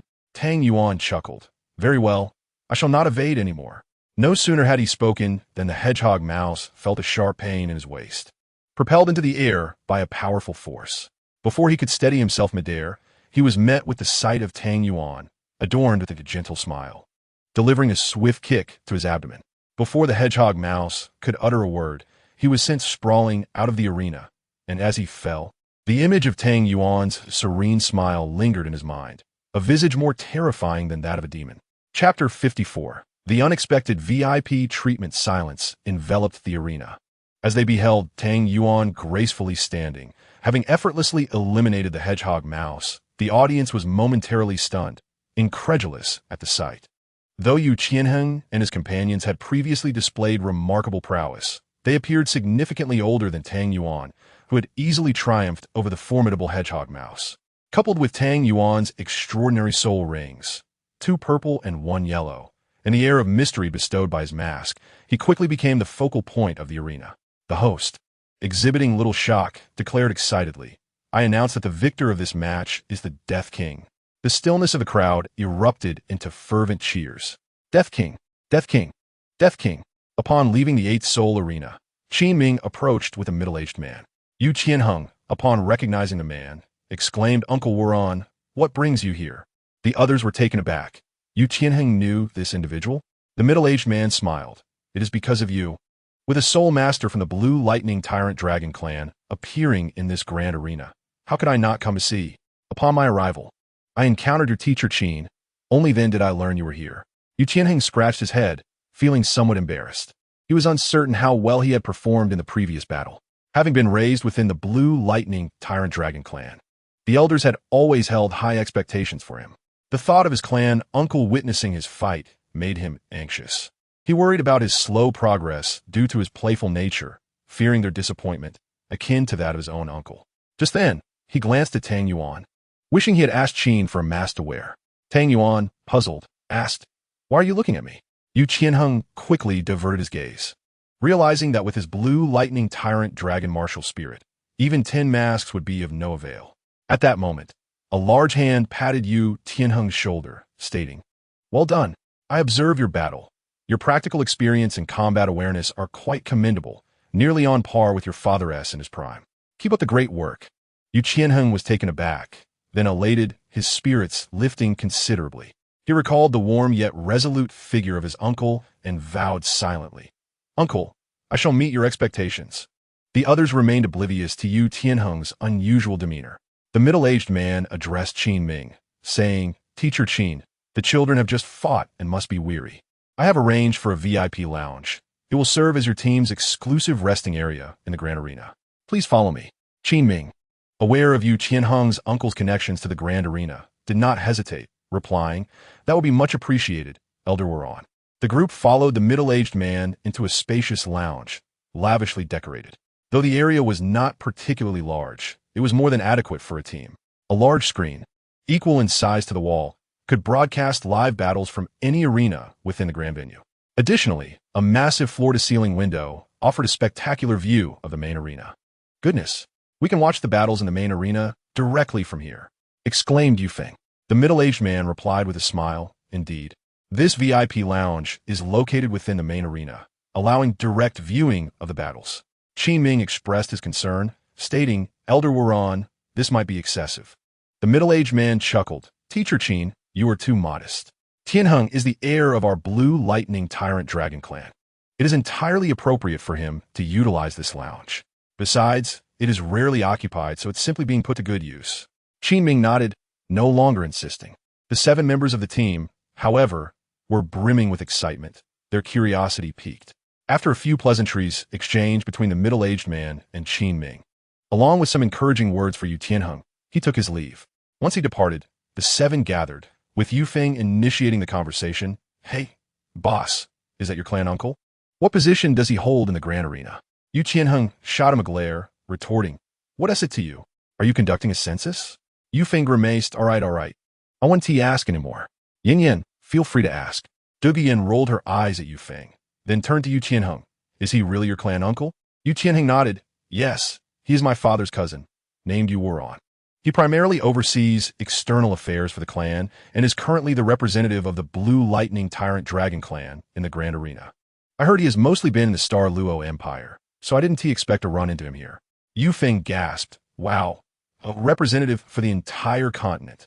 Yu Tianheng affirmed, "Indeed, the Grand Arena was jointly established by the 7 great families. Each clan has a chief representative and manages the various main city arenas." The usually reticent Yi Lingling nodded in agreement. Indeed, the heritage of the 7 great families surpasses that of ordinary factions. At this moment, Shimo interjected, "By the way, I heard you have another uncle." Before Yu Tianheng could respond, Tang Yuan interjected, "What? Tianheng, you have another uncle? How come I've never seen him during my visits to your house these past few years?" Dugian mirrored his confusion. "Yeah, Tianheng, you've never mentioned him." Yu Tianheng sighed. "Yes, I have another uncle, but I haven't seen him in many years. It's better not to mention it. I can only blame myself for not living up to expectations." Just then, several attendants entered the lounge, carrying an array of fruits and pastries. The sight of the delectable treats made everyone forget their earlier fatigue from battle, and they eagerly began sampling the refreshments, dismissing the inquiry about Yu Tianheng's uncle. Yu Tianheng, exasperated, thought to himself, "What a bunch of ingrates. After I built up the suspense for so long, you all just care about food over friendship?" With this in mind, Yu Tianheng did not wish to let these unreliable companions take advantage of the situation and promptly join the throng vying for delectable food. Qin Ming, holding a pot of hot tea, observed from the side without intervening. Once they had feasted sufficiently, he called them together to analyze the mistakes made during their recent battle. After a month of intensive practical training, the 7 members of the team had experienced significant improvement. Qin Ming refrained from excessive commentary.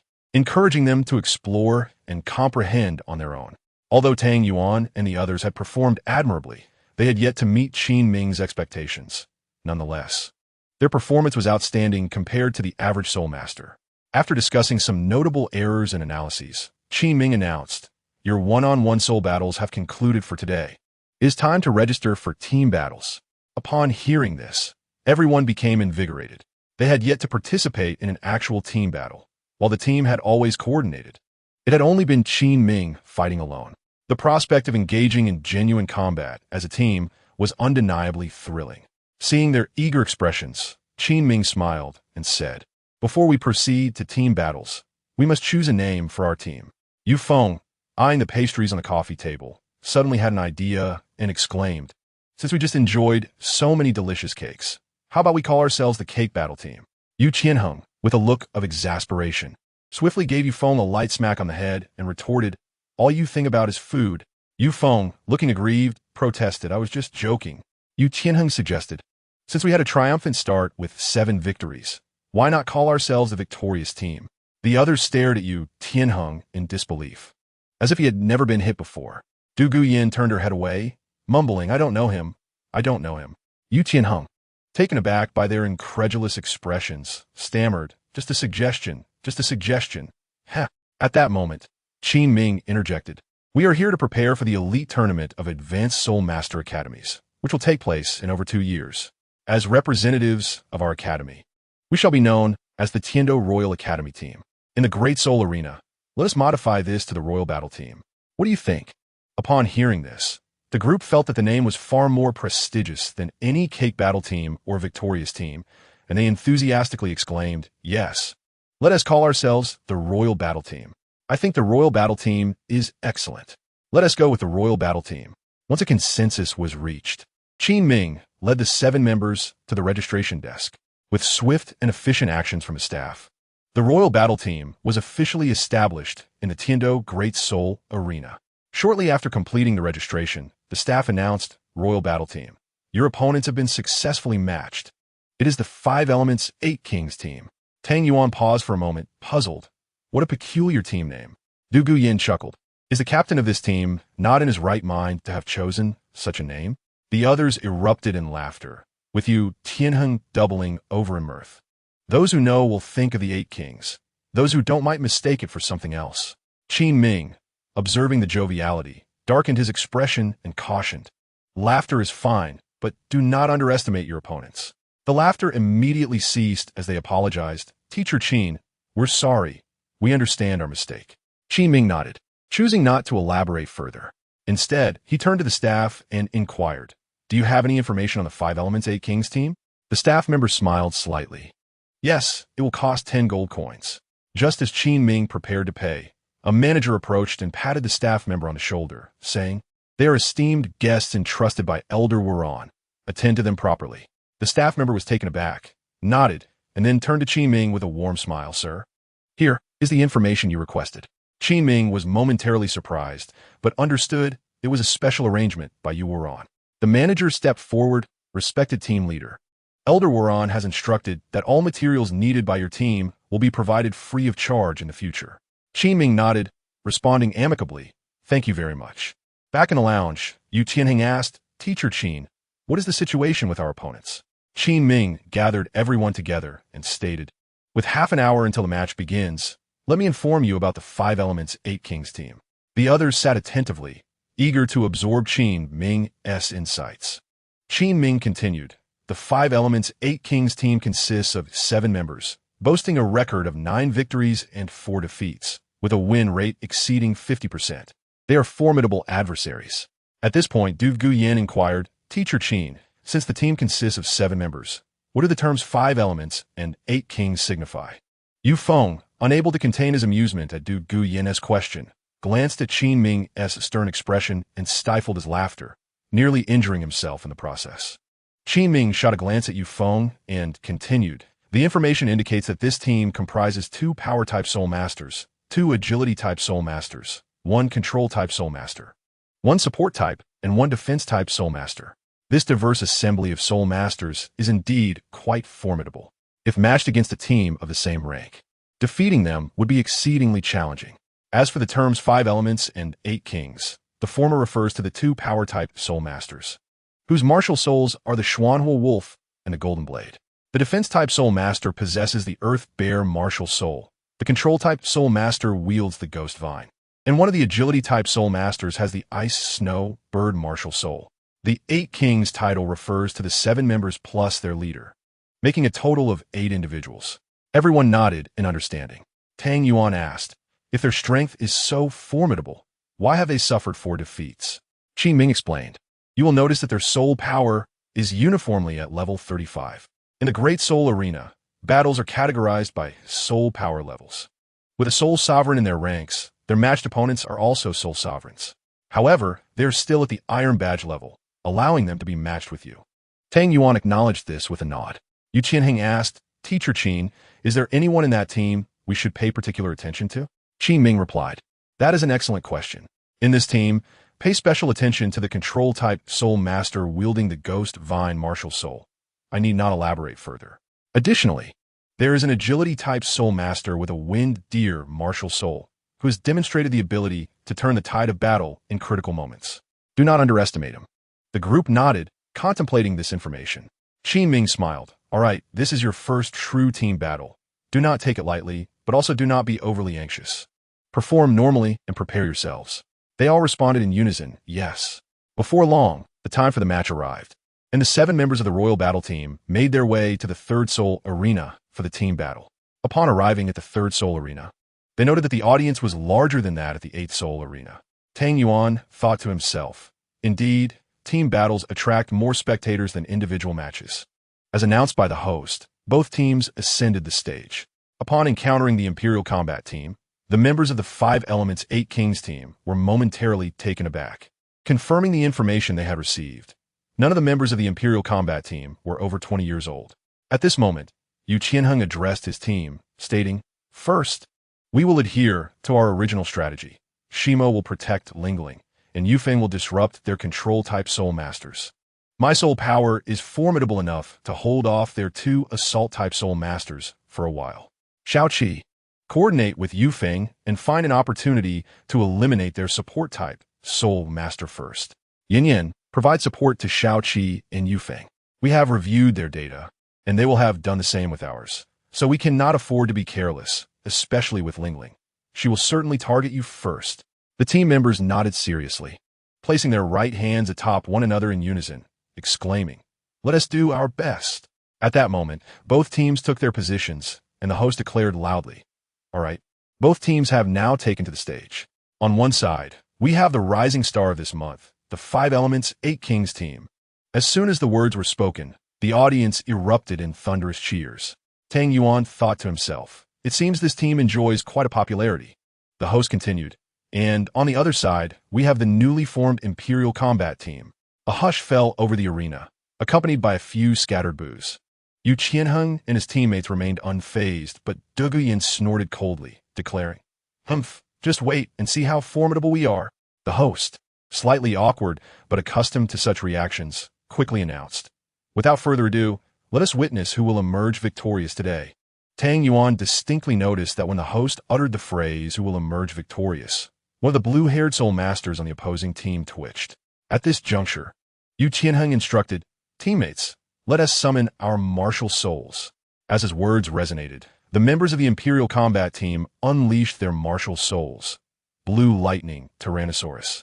Azure Scale Serpent, Death Book, Black Turtle, Nine-Hearted Begonia, and Wind Chime, Bird manifested, with vibrant yellow and purple soul rings illuminating from beneath their feet.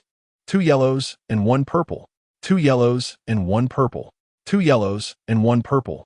The arena began to buzz with excitement, for it was indeed rare to see an entire team boasting a perfect configuration of soul rings.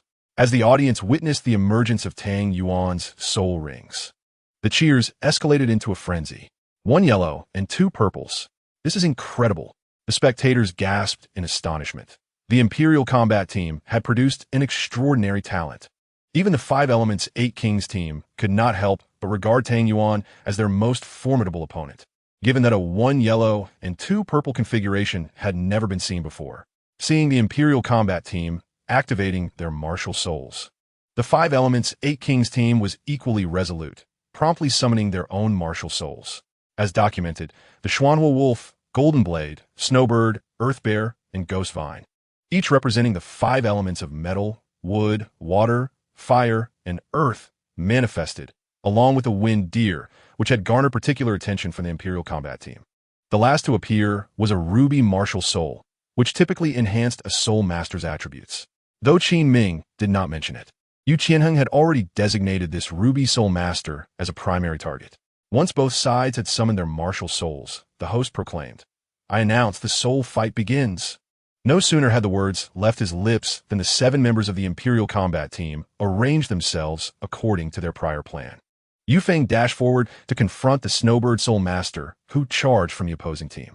The two ascended into the air, engaging in mutual attacks. Despite Yu Feng's usual unreliability, he proved steady in battle, as both he and the Snowbird Soul Master executed flawless offensive and defensive maneuvers, neither able to breach the other's defenses. Meanwhile, Tang Yuan initiated his third soul skill, Heaven of the Other Shore, bestowing its effects upon Yi Lingling and Shimo.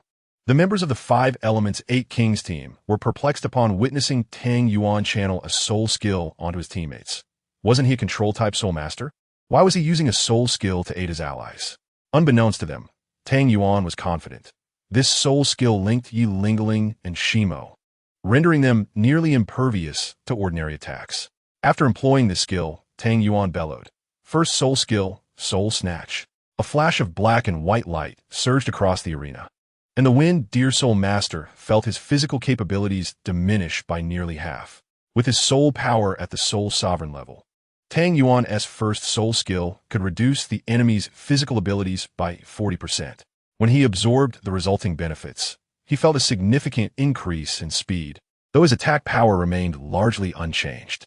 It seemed the Wind Deer Soul Master lacked offensive strength, yet his speed was commendable. However, Tang Yuan thought to himself now, "Let us see how this unfolds," as he activated his Wuchang pursuit steps and advanced alongside Yu Qianheng, breaching the enemy's defensive perimeter. Upon their arrival, the Golden Blade Soul Master charged forward to intercept Yu Qianheng. "First soul skill, Armor-Piercing Kill," he declared. "First soul skill, Thunder Dragon Claw." The clash between the Golden Blade and Blue Lightning Tyrannosaurus unleashed a violent wave of soul power. Just as quickly, the Xuanhua Wolf Soul Master leapt in front of Tang Yuan, shouting, "You arrogant brat." First soul skill, Lone Wolf's Pride. As the Xuanhua Wolf unleashed a torrent of dark flames, his body shimmered with a faint glow, dramatically enhancing his speed and attack power. He lunged forward with claws extended, aiming for Tang Yuan. Inwardly, Tang Yuan mused, "Is this a skill that boosts attributes? I must evade." He deftly sidestepped the Xuanhua Wolf's assault. At that moment, the Wind Deer Soul Master seized the opportunity to advance, announcing, "First soul skill, Deer Horn Whirlwind." Although the Wind Deer Soul Master had suffered a decline in physical capabilities, his speed had notably decreased. A fierce gale coalesced around his antlers, sweeping toward the Imperial Combat Teams, Yi Lingling, Duge Yin, and the Shizhou brothers. Shimo shouted, "Is the first soul skill a group attack? Impressive. Come behind me quickly." He and Shimo positioned themselves side by side, both activating their first soul skill, Hard Shell, to shield against the raging whirlwind. Yet, the force of the whirlwind proved to be less formidable than they had anticipated, dissipating almost immediately. With the force dissipated, Shimo stumbled slightly, nearly losing his balance. The opposing Soul Masters were momentarily taken aback, and the Golden Blade Soul Master sternly remarked to the Wind Deer Soul Master, "What are you doing?" The Wind Deer Soul Master, his face pale, replied, "That masked kid is devious. My attack power, speed, and defensive capabilities have all decreased by nearly half."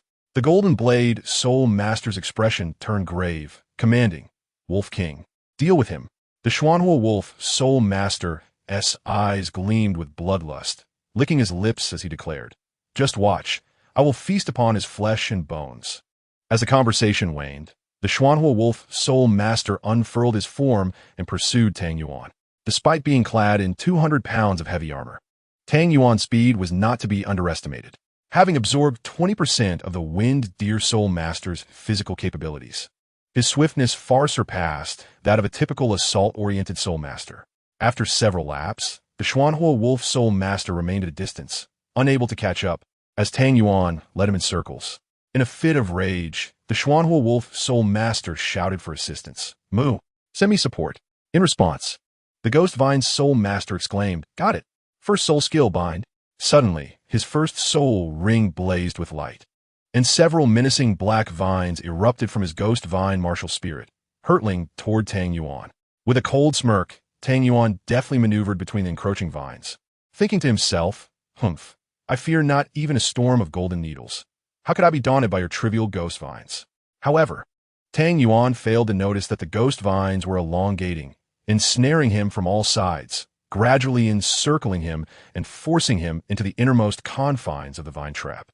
Realizing the dire situation he had inadvertently created through his overconfidence, Tang Yuan's heart raced. "Stay calm," he admonished himself, striving to regain composure. At that moment, the Ghost Vine's Soul Master shouted, "Second soul skill, growth of the Ghost Vine." Instantly, the vines surrounding Tang Yuan sprouted numerous branches, doubling, quadrupling, and octupling in number, forming an enormous, resilient wooden net that enveloped him completely. As if that were not enough, the Xuanhua Wolf Soul Master charged forward, roaring, second soul skill. Claw of the Shattering Stone. The flame-imbued claw loomed larger in Tang Yuan's vision, poised to rend him asunder. Just then, two voices erupted in unison. Second soul skill. Azure Scale Blue Poison. Third soul skill, Flying Armor. In a flash, a cloud of azure poison surged toward the 5 Elements 8 Kings team. The Xuanhua Wolf Soul Master faltered, evidently affected by the paralyzing nature of the blue poison, his movements sluggish for just a moment. Seizing this precious opportunity, Shimo's flying armor arrived, shattering the wooden net that trapped Tang Yuan. Free at last, Tang Yuan sprang into action, employing the unfathomable pursuit step to accelerate, delivering a powerful kick to the vulnerable waist of the Xuanhua Wolf Soul Master, sending him hurtling far beyond the arena's edge. The announcer bellowed, "What a spectacular moment." A member of the 5 Elements 8 Kings team has been eliminated by the Death King of the Imperial Battle Team. The arena erupted with thunderous applause and cheers. Meanwhile, Yu Feng and the Ice Snow Bird Soul Master continued their fierce aerial duel. Just as Tang Yuan intended to assist, he was abruptly halted by several encroaching vines, forcing him to sidestep. In that instant, a voice called out, "Second soul skill, Power Amplification." The Ruby Soul Master from the 5 Elements 8 Kings team began providing soul skill support. A radiant red light enveloped the members of the 5 Elements 8 Kings team, filling them with newfound strength. The Golden Blade Soul Master laughed heartily. "The Blue Lightning Tyrannosaurus is nothing but a mere shadow. Now it's my turn." Third soul skill, Light Split Slash. With both hands gripping his blade, he raised it high above his head and brought it down upon Yu Tianheng. Refusing to back down, Yu Tianheng shouted. Third skill, Wrath of Thunder. At that moment, blue and purple electric energy coalesced around him, radiating an overwhelming presence that sent his golden hair billowing. His eyes transformed into a vivid blue-purple, flickering with electric energy as he summoned his dragon-like claws, imbued with boundless strength. With fists clenched like dragon claws, he met the golden blade strike head-on. The collision erupted with a deafening roar, sending shockwaves that trembled the arena. Suddenly, a figure was sent flying. Upon closer examination, it was the Golden Blade Soul Master, the Blade King, exclaimed the other members of the 5 Elements 8 Kings team in disbelief. The Golden Blade Soul Master could hardly hear anything. His hands felt detached from his body, numbed by the overwhelming force of Yu Tianheng's strike. His grip on the blade faltered, causing it to tremble violently and injure his hands, leaving him unable to withstand the onslaught, ultimately sent sprawling away. Though Yu Tianheng sustained minor injuries, they were nothing more than a slight discomfort in his chest. Second soul skill, Soul Snatch. Seizing the moment, Tang Yuan rushed toward the Ghost Vine Soul Master, siphoning 30% of his soul power while replenishing his own. As the Ghost Vine Soul Master stood momentarily stunned, Tang Yuan accelerated, aiming to eliminate him as well, unleashing a powerful kick like a whip. Just then, the opposing Earthbear Soul Master intervened, stepping in front of the Ghost Vine Soul Master, bellowing, third soul skill, Thick Earth Wall. A formidable earthen wall rose before Tang Yuan, separating him from the Ghost Vine Soul Master. He struck the wall, creating a breach amidst flying debris. At that moment, the Wind Deer Soul Master rushed forward, declaring, "Second soul skill, Gale Impact." Out of the corner of his eye, Tang Yuan spotted a pale blue figure charging toward him. In a split second, he activated his first soul skill, Hardened Armor. A green light flared before him as Shimo appeared at his side, using his shell to block the Wind Deer's assault. "Well done, Brother Shimo." Simultaneously, a gasp echoed as the supporting Ruby Soul Master was repelled by Yu Tianheng. Just as the Ruby Soul Master teetered on the brink of elimination, the Wind Deer Soul Master unleashed his third soul skill, Wind Cutting Kill. The ethereal figure of his Wind Deer martial spirit surged dramatically, its antlers expanding several-fold, enveloped in a pale blue glow, with the wind blades materializing upon the antlers. The Wind Deer Soul Master accelerated, launching the blades toward Yu Qianheng with blinding speed. Feeling the surge of soul power behind him, Yu Qianheng attempted to evade, but it was too late. His speed could not match that of the wind blades. In a desperate move, he raised his dragon claws to shield his chest. In that instant, the wind blade struck, unleashing a sharp, powerful impact that left his arms numb with pain. Witnessing this, Tang Yuan sprang into action, seeking to render aid, but was thwarted by encroaching vines. Meanwhile, Shimo found himself locked in combat with the Earthbear Soul Master, unable to extricate himself. Moments later, Yu Tianheng was struck by the wind blades, crashing to the ground and sustaining injuries. Fortunately, his dragon claws provided substantial defense. Otherwise, his hands would have been severed. Tang Yuan exclaimed in disbelief, "Impossible! How can you possess such formidable speed?" The Wind Deer Soul Master let out a cold chuckle, yet chose not to respond, instead charging towards Yi Lingling at an astonishing speed. At that moment, Yi Lingling was in the midst of casting a healing soul skill, enveloping the members of the royal fighting team in a radiant green glow. Yu Qianheng immediately felt a warm sensation coursing through his body, significantly restoring his soul power and alleviating the pain in his arms. The Wind Deer Soul Master's velocity was astonishing, surpassing even Tang Yuan's current speed by a considerable margin, and in the blink of an eye, he had penetrated the rear lines of the royal fighting team. Without a moment's hesitation, Shi Mo stepped in front of Yi Lingling. Just then, the Wind Deer Soul Master pivoted, deftly sidestepping Shi Mo, and charged directly at Yi Lingling. With his second soul skill, Azure Scale Blue Poison, Douluo was taken aback and immediately unleashed her own second soul skill, which had a paralyzing effect.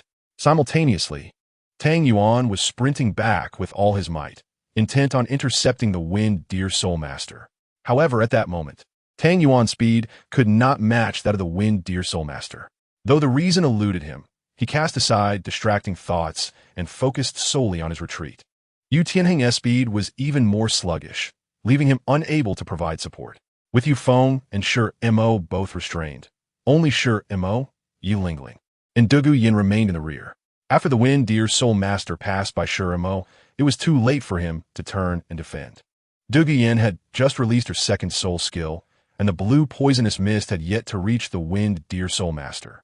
A chilling smirk crept across the Wind Deer Soul Master's lips as Yi Lingling's figure loomed larger in his sight.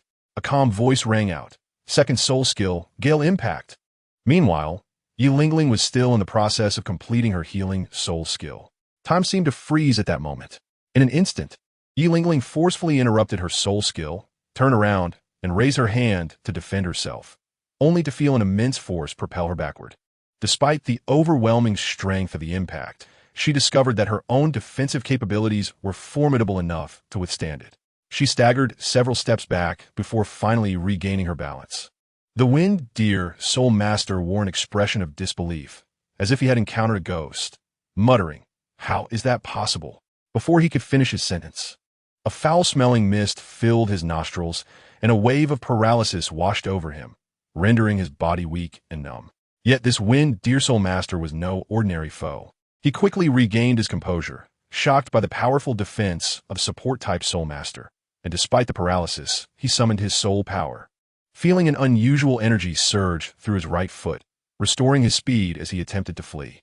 However, just as he moved, he encountered an unexpected barrier that jolted him violently, causing a dizzying pain in his right shoulder. Out of the corner of his eye, he caught sight of a green shell blocking his path. He had charged at it with remarkable speed, nearly causing his body to disintegrate upon impact. Realizing the danger, the Wind Deer Soul Master intended to escape, but before he could act, a tremendous force struck his back. Tang Yuan had arrived, channeling all his strength to kick the Wind Deer Soul Master away. The Wind Deer Soul Master was sent flying like a cannonball, crashing against the outer wall of the arena before coming to a halt, leaving a human-shaped indentation in the wall and sending debris flying into the air. No, this is impossible. They must be cheating. Referee, I report them for cheating. The cry came from the remaining members of the 5 Elements 8 Kings team. Only the Ruby Support Soul Master, the Ghost Vine Control Soul Master, the Ice Bird Agile Attack Soul Master, and the Earth Bear Defense Soul Master were left. The Ghost Vine Soul Master exclaimed, "Indeed, they are cheating. Their Support Soul Master must have used special drugs or tools. Otherwise, how could they withstand our Wind King's attack?" The referee turned to the Royal Fighting Team and asked, "Gentlemen of the Royal Fighting Team, do you have any defense against these accusations?" Yu Qianheng stepped forward and said, "Referee, this is the effect of our soul skill, which we cannot disclose. We hope for your understanding." The Ghost Vine Soul Master sneered, "What soul skill? It's clearly a special soul skill. How dare you deny it?" Tang Yuan glanced at the Ghost Vine Soul Master and said, "If you have evidence, present it. If not, shall we continue?" The Ghost Vine Soul Master turned pale with anger, exclaiming it. Tang Yuan ignored him and asked the referee, "Is there a rule regarding pausing the competition in the Great Soul Arena?" The referee replied, "Certainly not, but if the Royal Fighting Team is suspected of cheating, I can request a halt to the match." Upon hearing this, the Ghost Vine Soul Master seized the opportunity, asserting precisely, "They are indeed suspected of cheating. I request a pause to investigate." Tang Yuan smiled gently, "Is that so? You are outright accusing us of cheating?" The Ghost Vine Soul Master sneered. Everyone present saw it. When the Wind King attacked your Support Soul Master, your Support Soul Master staggered back a few steps. Have you ever seen a Support Soul Master with such powerful defensive capabilities? Am I right, everyone? A wave of murmurs rippled through the audience, with spectators engaging in hushed discussions. Tang Yuan took a few steps forward and smiled. "Very well." The Ghost Vine Soul Master, startled, retreated 2 steps and asked, "What are you planning?" Tang Yuan shrugged and said, "You wish to know why our Support Soul Master possesses such formidable defenses? Allow me to enlighten you. 3rd soul skill, the Other Shore Heaven. As the black and white light surged forth, it instantly connected the Ghost Vine Soul Master and the Ice Bird Soul Master. The Ghost Vine Soul Master felt a surge in his speed, elated yet caught unaware. Just then, Tang Yuan shouted, "Brother Tianheng, lend me a hand." Yu Qianheng responded, "Of course." He dashed to Tang Yuan's side, who then leaped into the air. Yu Qianheng swiftly grasped Tang Yuan's ankle and gave him a gentle toss, sending Tang Yuan soaring towards the airborne Ice Bird Soul Master. Tang Yuan, wishing to keep his glimmering, ethereal wings hidden, had to rely on Yu Qianheng's assistance. The Ice Bird Soul Master, taken aback by Tang Yuan's approach, was caught off guard and spread her ice wings to flee. However, Yu Feng was poised to prevent her escape. He declared, "Second soul skill, Swift Wind Kill." With his wings unfurled, Yu Feng accelerated, swiftly sealing all possible escape routes for the Ice Bird Soul Master. Just as she found herself cornered, Tang Yuan arrived, delivering a powerful punch that struck the Ice Bird Soul Master squarely in the cheek. She cried out in pain, plummeting heavily to the ground. At that moment, the Ghost Vine Soul Master felt an inexplicable force strike his cheek with tremendous pain, causing him to crash heavily to the ground. What has happened? Why did that Ghost Vine Soul Master fall? Could it be a deliberate act of mercy? That seemed implausible, as he had just reported the Emperor's battle team. Was it the soul skill of the Death King? The audience was momentarily stunned, and gradually, they began to comprehend that it was indeed the effect of the Death King's soul skill, which dispelled their doubts regarding the Emperor's battle team. The Ghost Vine Soul Master had lost consciousness, and in that fleeting moment before collapsing, he realized that it was not his own inadequacy, but rather the overwhelming prowess of his opponent.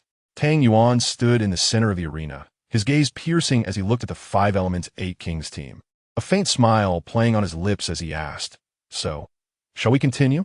At this juncture, only the Ruby Soul Master and the Earth Bear Soul Master remained from the 5 Elements 8 Kings team. They looked at Tang Yuan's refreshing smile, and then at the fiercely watchful eyes of the Emperor's battle team, momentarily taken aback before recovering. The ruby soul master gulped hard and stammered, we concede. As soon as his words fell, a thunderous applause erupted from the audience, with cheers and shouts echoing throughout the arena. The host declared loudly, I announce, the Emperor's battle team is victorious in this soul battle. This proclamation ignited the fervor of the crowd, with shouts of Emperor, Emperor, resounding across the venue. Only those who had bet on the 5 Elements 8 Kings team were left cursing their luck, pounding the ground in frustration, regretting their choice to wager on their victory. Now left with nothing. If only I had bet on the Emperor's battle team, they lamented. Who would have thought the 5 Elements 8 Kings team would be so easily defeated? Yet, it is undeniable that the Emperor's battle team is exceptionally formidable. After the soul battle concluded, the members of the 5 Elements 8 Kings team were carried off by the medical staff of the arena. Although the Emperor's battle team had held back and avoided full force attacks, except for the Wind Deer Soul Master, whose injuries were more severe, the others were not gravely harmed but still required medical examination. As for the Wind Deer Soul Master, he had recklessly charged into the Emperor's battle team's rear, intent on severely injuring Yi Lingling. Had it not been for Tang Yuan's intervention, linking Yi Lingling with Sure Mo, it would likely have been Yi Lingling lying there instead. Tang Yuan merely returned the favor with the same tactic. Reflecting on this, Tang Yuan and the other members of the Emperor's battle team felt a wave of apprehension. After the battle, they did not linger long. Despite a few excited fans approaching for autographs, Yu Qianheng led the team directly back to their lounge to summarize their experiences from the battle. The lounge was exclusive, ensuring they would not be disturbed. Without waiting for Qin Ming's return, Yu Qianheng convened a small meeting to discuss the shortcomings of their performance. I must admit, Yu Qianheng began, that I also share some responsibility. I engaged too aggressively with their attacking soul masters, neglecting my duties as a captain to foster team cohesion. And I overlooked the Wind Deer Soul Master, nearly falling into his trap. The conversation flowed with everyone contributing. Tang Yuan remarked, my overconfidence led me to underestimate the heroes of the world, which resulted in me falling into the trap set by their control-type soul master. Without Brother Shi and Sister Yin, I might have been the first to be eliminated and severely injured. Duvian added, no, the primary issue was mine. My second soul skill did not achieve its maximum potential in this battle. Although it aided Shao Qi, it failed to disrupt the opponent effectively. As Mr. Qin mentioned, I need to learn to control the situation, which I did not manage to do. Sure Mo chimed in when the Wind Deer Soul Master attacked Lingling. I misjudged his movements. Otherwise, Lingling would not have been so easily restrained. Without Shao Qi's soul skill, the consequences could have been dire. Yu Qianheng nodded solemnly. You all recognize your faults, but I too have mine. I was too focused on battling their offensive soul masters, failing to fulfill my responsibilities as a team leader. I did not unify the team, and I overlooked the Wind Deer Soul Master's data, nearly falling for his strategy. As they engaged in lively discussion, Qin Ming returned to the room. Upon witnessing the team's enthusiastic discourse on their post-battle experiences, he felt a wave of relief wash over him. He smiled slightly, standing aside and observing without interruption, grateful to see these young individuals evolving on their own. Tang Yuan pondered aloud, however, that Wind Deer Soul Master. Though I reduced his physical capabilities by 40%, his speed later seemed to surge dramatically, even surpassing his previous pace. It's quite perplexing. When Yu Tianheng noticed Qin Ming's presence in the lounge, he stood and addressed him, Mr. Qin. The others turned to greet him, rising from their seats. Qin Ming smiled as he approached, gesturing for them to sit. He said, I understand you have many questions and recognize your shortcomings. I want to assure you that you have all performed admirably. While your teamwork still shows some naivete, there is ample room for growth. It is merely a matter of time. I believe that after 2 months of specialized training, you will experience a qualitative leap in both your individual abilities and team collaboration. This reassurance ignited a powerful hope within the members of the Emperor's battle team. Despite their victory in the team soul battle, they felt that their full potential had not been realized, and they had been restrained by their opponents. This realization struck a blow to their inherent pride.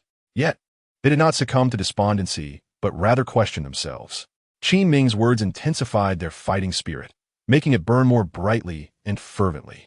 They became stricter in their self-expectations, understanding the reality that there are always greater heights to strive for, marking a significant step in their growth. Now, then, Qin Ming continued. If there are any questions you wish to clarify, feel free to ask me. As soon as he finished speaking, Tang Yuan raised his hand. Mr. Qin, why did the Wind Deer Soul Master's speed increase so dramatically? I initially used my first soul skill to diminish his physical abilities, which indeed impacted him significantly. Yet later, the situation changed entirely. The others turned their gazes toward Qin Ming, sharing the same curiosity, eager to hear his explanation. Qin Ming surveyed the room and smiled. It seems you all have questions. Instead of providing a direct answer, I invite you to consider this. How is the Wind Deer Soul Master described in the information you have? The group fell into contemplation. Yu Qianheng replied at the time, you told us that this Wind Deer Soul Master has the ability to turn the tide of battle whenever his team is on the verge of defeat. Qin Ming nodded. Correct. Now think back to this soul battle. Yu Feng interjected. Yes, that was precisely the case. They were on the brink of losing.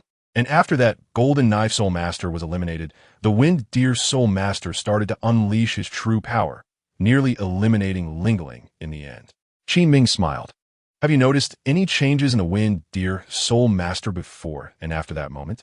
After a moment of contemplation, Tang Yuandao remarked, I just recalled that during the attack on Tianheng by that Wind Deer Spirit Master, his right leg seemed to emit a brief glow. Could it be? Qin Ming smiled slightly and urged, what is it? Speak your thoughts. Taking a deep breath, Tang stated, Soul Bone. Soul Bone. The crowd gasped in astonishment. Qin Ming nodded affirmatively, saying, indeed, it is a soul bone.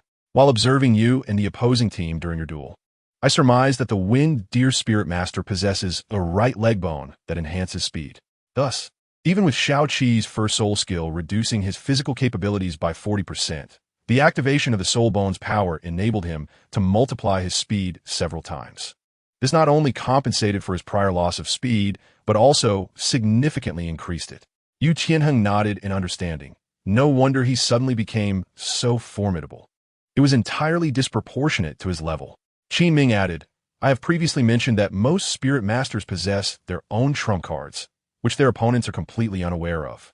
Just as you all have your own hidden strengths, no one reveals their trump cards until the critical moment, maximizing their effect. Therefore, we must not underestimate any opponent. Remember, even a lion uses all its strength to catch a rabbit. The group nodded in unison, acknowledging their understanding. Qin Ming smiled. Now that we know ourselves and our adversaries, we shall emerge unscathed from 100 battles. This duel has been immensely beneficial for you, but it will require time to assimilate through practical experience. For now, do you wish to engage in a 2-on-2 duel or return for some rest? Exchanging glances, determination sparkled in their eyes, as none were willing to squander even a moment of opportunity. Yu Qianheng rose, declaring, let us continue with the 2-on-2 duel.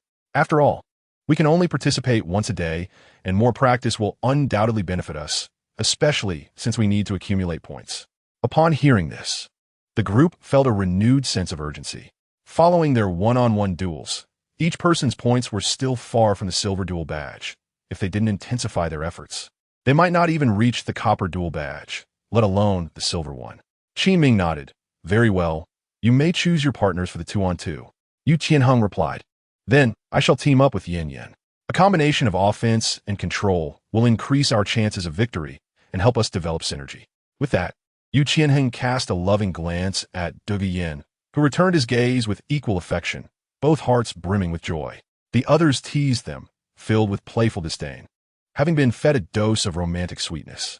Douluo Yan's face flushed crimson upon hearing their playful banter, nearly reaching her ears as she lowered her head shyly. Tang Yuan chuckled. Come on, Tianheng. Who doesn't know that you're concerned about Yan Yan's safety? Yu Qianheng retorted. Enough, enough. You're so chatty. Tang Yuan stuck out his tongue at Yu Qianheng, then turned to say, then I'll pair with Brother Shi. My safety will be assured. After all, I must rely on myself. Hearing Tang Yuan's jest, laughter erupted among the group, leaving Yu Qianheng and Douluo Yan blushing. Yu Feng chimed in. Then I'll team up with Brother Shi. One in the air, one on the ground. We shall be invincible. Qin Ming nodded. That arrangement poses no issues. As for Lingling, Tianheng, you should form a group with her. As captain, you must become familiar with her coordination.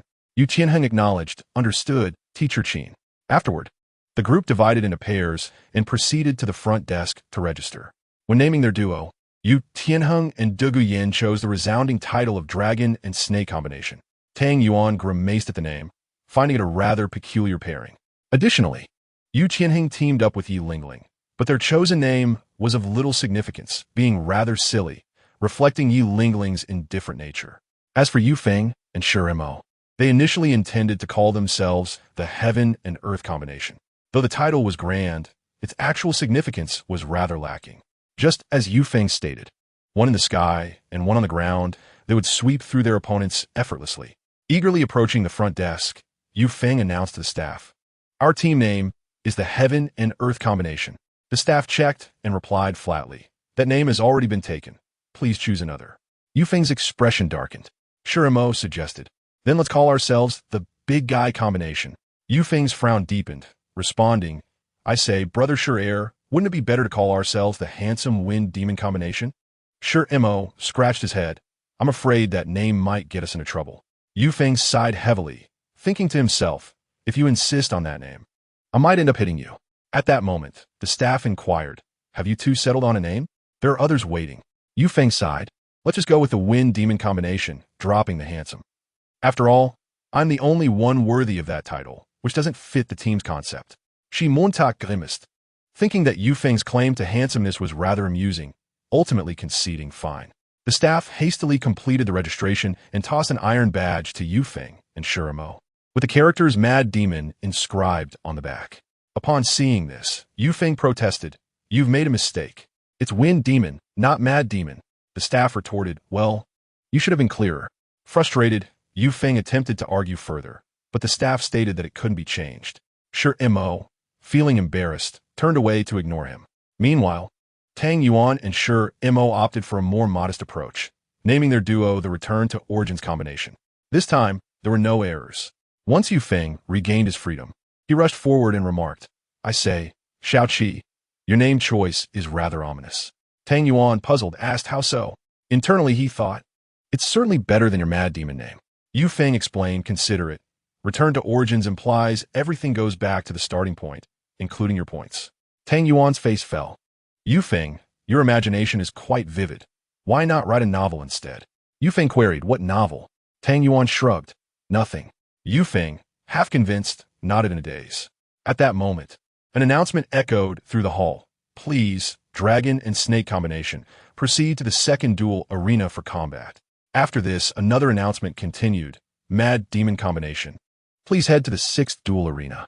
Return to Origins combination, please proceed to the 11th duel arena." Yu Qianheng remarked, "All right, we registered and were quickly matched. It seems connections do hold value. Yin Yin and I will head to our duel now." Tang Yuan and the others nodded, each heading to their respective duel arenas for the 2-on-2 matches, with Yi Lingling accompanying Yu Qianheng and Duge Yin. Upon reaching the 11th duel arena, Tang Yuan noticed that the 2-on-2 matches attracted even fewer participants than the 1-on-1 duels, with only a handful of spectators scattered across the stands. However, this was preferable otherwise. The duel would resemble a circus performance, making for a more comfortable match. As Tang Yuan pondered, he ascended the arena. At the moment he and Shi Mo took their positions, their opponents, 2 Soul Masters, also stepped onto the stage. Their duo was whimsically named the Little Cutie combination, a rather intriguing title. Tang Yuan and Shi Mo faced 2 elegant and shapely women. Recalling the information he had just reviewed, he noted that one of these Soul Masters possessed a control-type spirit, a poodle, while the other was an agile attacker with a squirrel spirit. Though they appeared harmless, their battle records were impressive, one with 11 victories and 4 defeats, and the other with 13 victories and 7 defeats, both boasting a success rate exceeding 50%. The 2 women were taken aback upon seeing the youthful faces of Tang Yuan and Shi Mo. The poodle spirit master flashed a charming smile, casting a flirtatious glance towards them, and said, "Gentlemen, we lack strength, so please show mercy, won't you?" Tang Yuan remained unfazed by her allure, his formidable mental strength rendering such temptations inconsequential. However, Shi Mo appeared somewhat entranced, his gaze lost, and he remained silent, head lowered. Tang Yuan nudged him playfully with his shoulder, teasing, "Shi Ge, you usually seem like a block of wood. What has happened now? Are you smitten? I never imagined you had a taste for mature women." Shi Mo, feeling flustered by Tang Yuan's remarks, stammered, "That's not it. I merely see them as weaker opponents. It's a competition, not a life-or-death struggle." so let us not go too hard on them. Tang Yuan smirked. You seem quite aware. Perhaps this is your true inclination. With that thought, he cautioned, sure to go. Have you forgotten what Teacher Qin said? Don't let your guard down and end up being the one who is defeated. As Tang Yuan spoke, the host announced the commencement of the soul battle.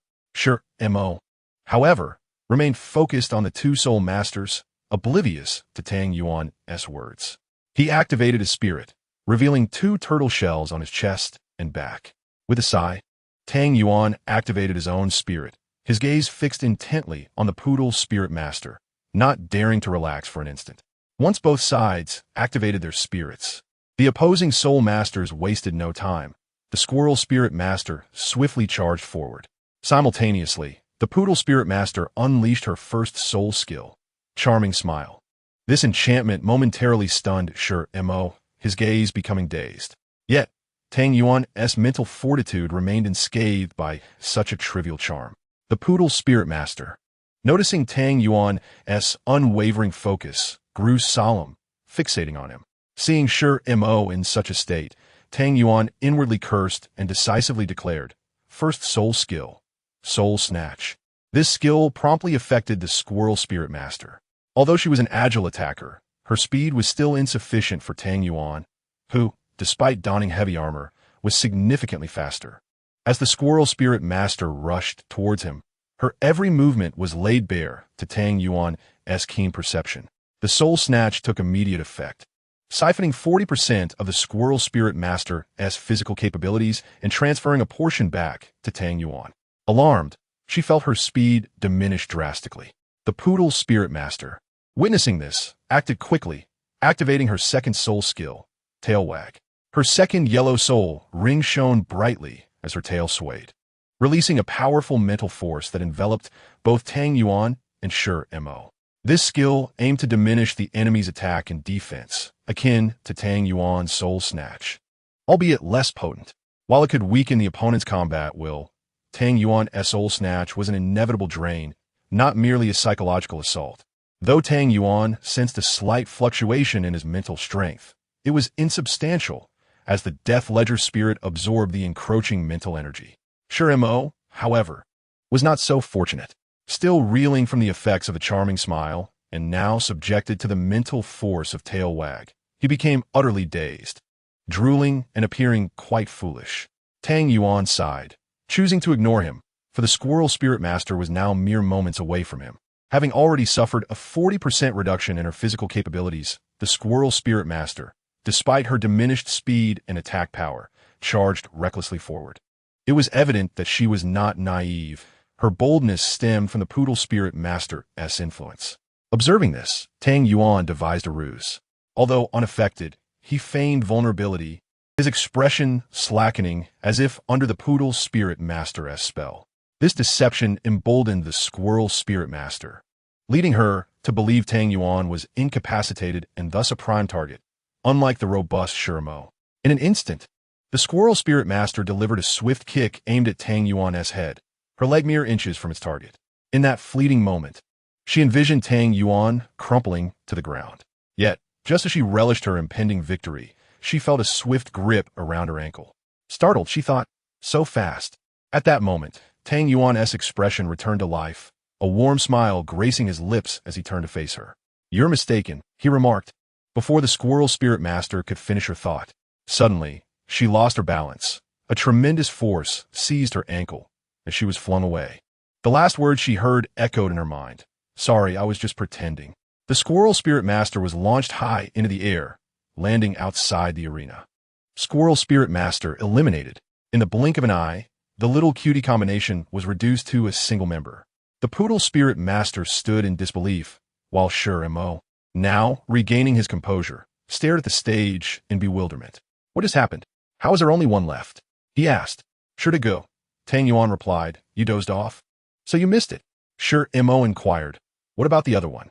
Tang Yuan pointed towards the direction outside the arena, saying, Look, I tossed them out. Sure M.O. was momentarily taken aback, then quietly gave a thumbs up, praising his brother's boldness. Tang Yuan smiled at the poodle soul master opposite him, and asked, So, how about it? Another little darling. Why don't you admit defeat? The poodle soul master, feeling a mix of shock and anger, managed to feign a pitiful expression and replied, "Oh no, dear brother, please let me win just once, I'm so frightened."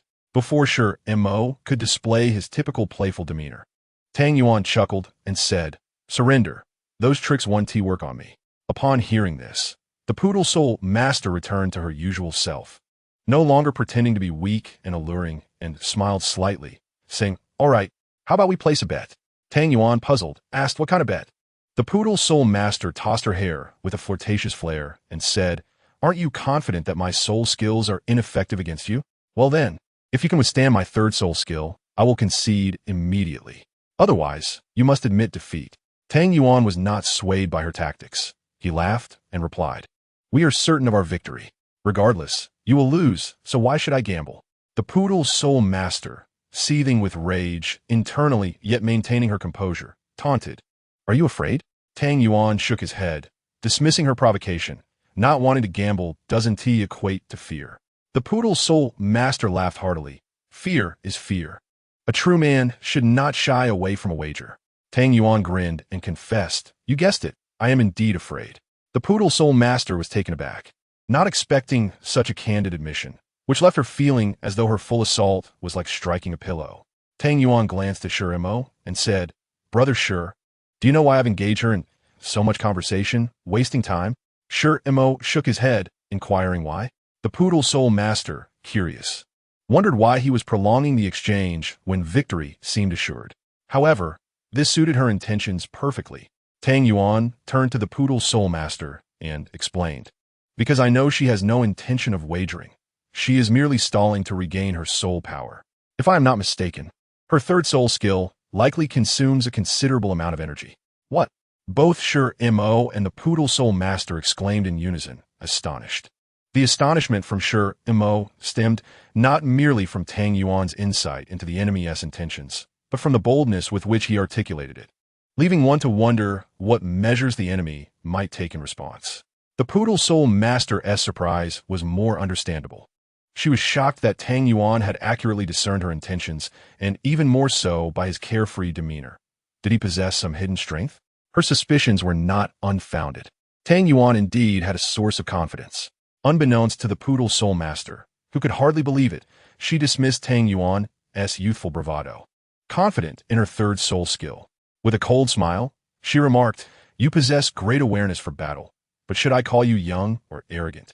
At the moment you perceive my intentions, you chose to attack. My soul power is nearly restored, and I am fully prepared to unleash my third soul skill. The ones who will lose are you."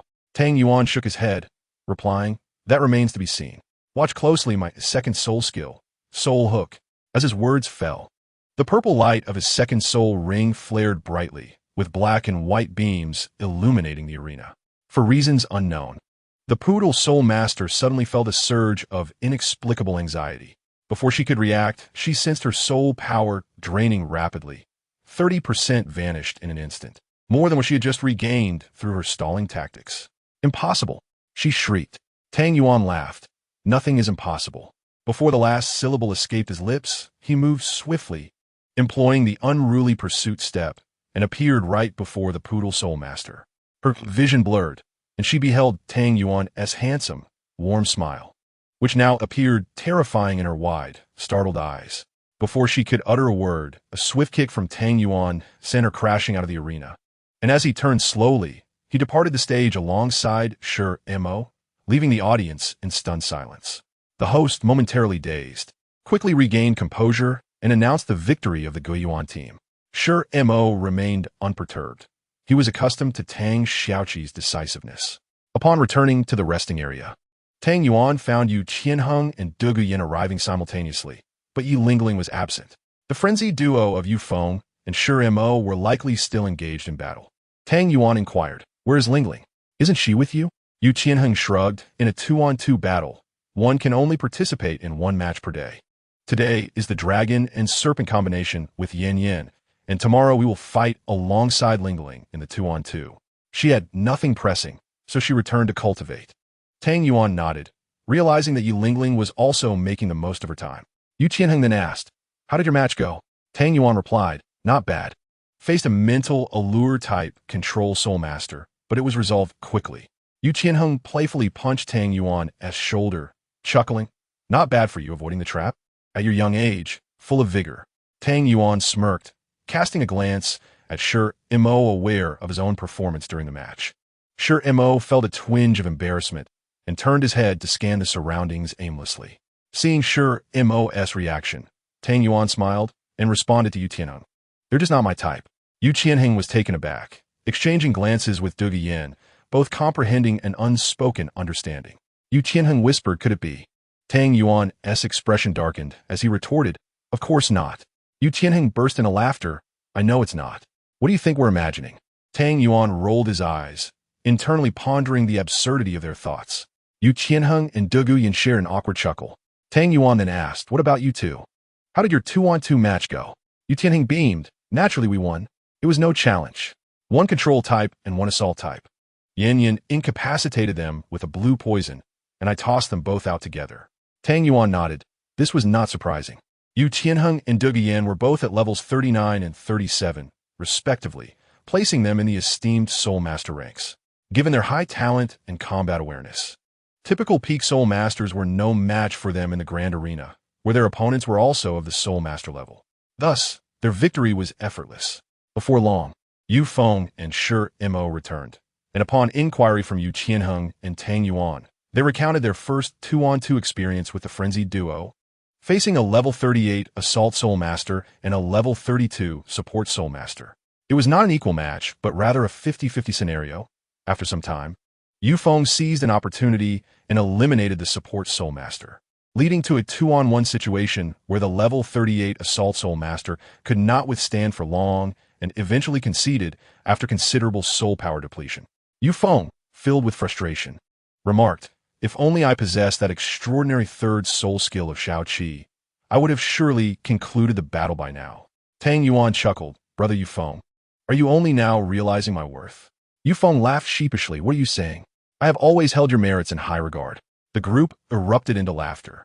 After a brief interlude, Qi Ming arrived at the lounge. After exchanging a few words, the group headed back to the residence of Yu Qianheng. As they neared the entrance, Yu Feng lamented, I am so hungry. Qi Ming responded with a chuckle. We're almost there. I suspect a meal will await us at home. Suddenly, a delightful aroma wafted through the air, invigorating Yu Feng. Do you all smell that? He inquired. Yu Qianheng nodded attentively. I do. Tang Yuan chimed in. It's the scent of meat. As soon as the words left his mouth, Yu Feng, Tang Yuan, and Yu Qianheng sprang into action, propelling themselves towards the residence with all their might. Qi Ming shook his head in amusement and hurried to keep pace with them. In just a few moments they arrived, coinciding perfectly with dinner time. Upon entering, they were greeted by a sumptuous feast prepared by the chef of the Blue Lightning Tyrant Dragon sect. After a day of intense battles, everyone was famished, especially Yu Feng, who disregarded any semblance of aristocratic decorum and rushed to the table, eagerly inhaling the delightful aroma of the food. At that moment, Yi Lingling emerged from her room, greeting everyone. Unfazed, Yu Qianheng urged everyone to sit down and began to feast heartily. With vigorous appetites, the dishes on the table were swiftly devoured. The chef stood by, diligently noting the dining habits of the Imperial battle team while continuously replenishing the dishes.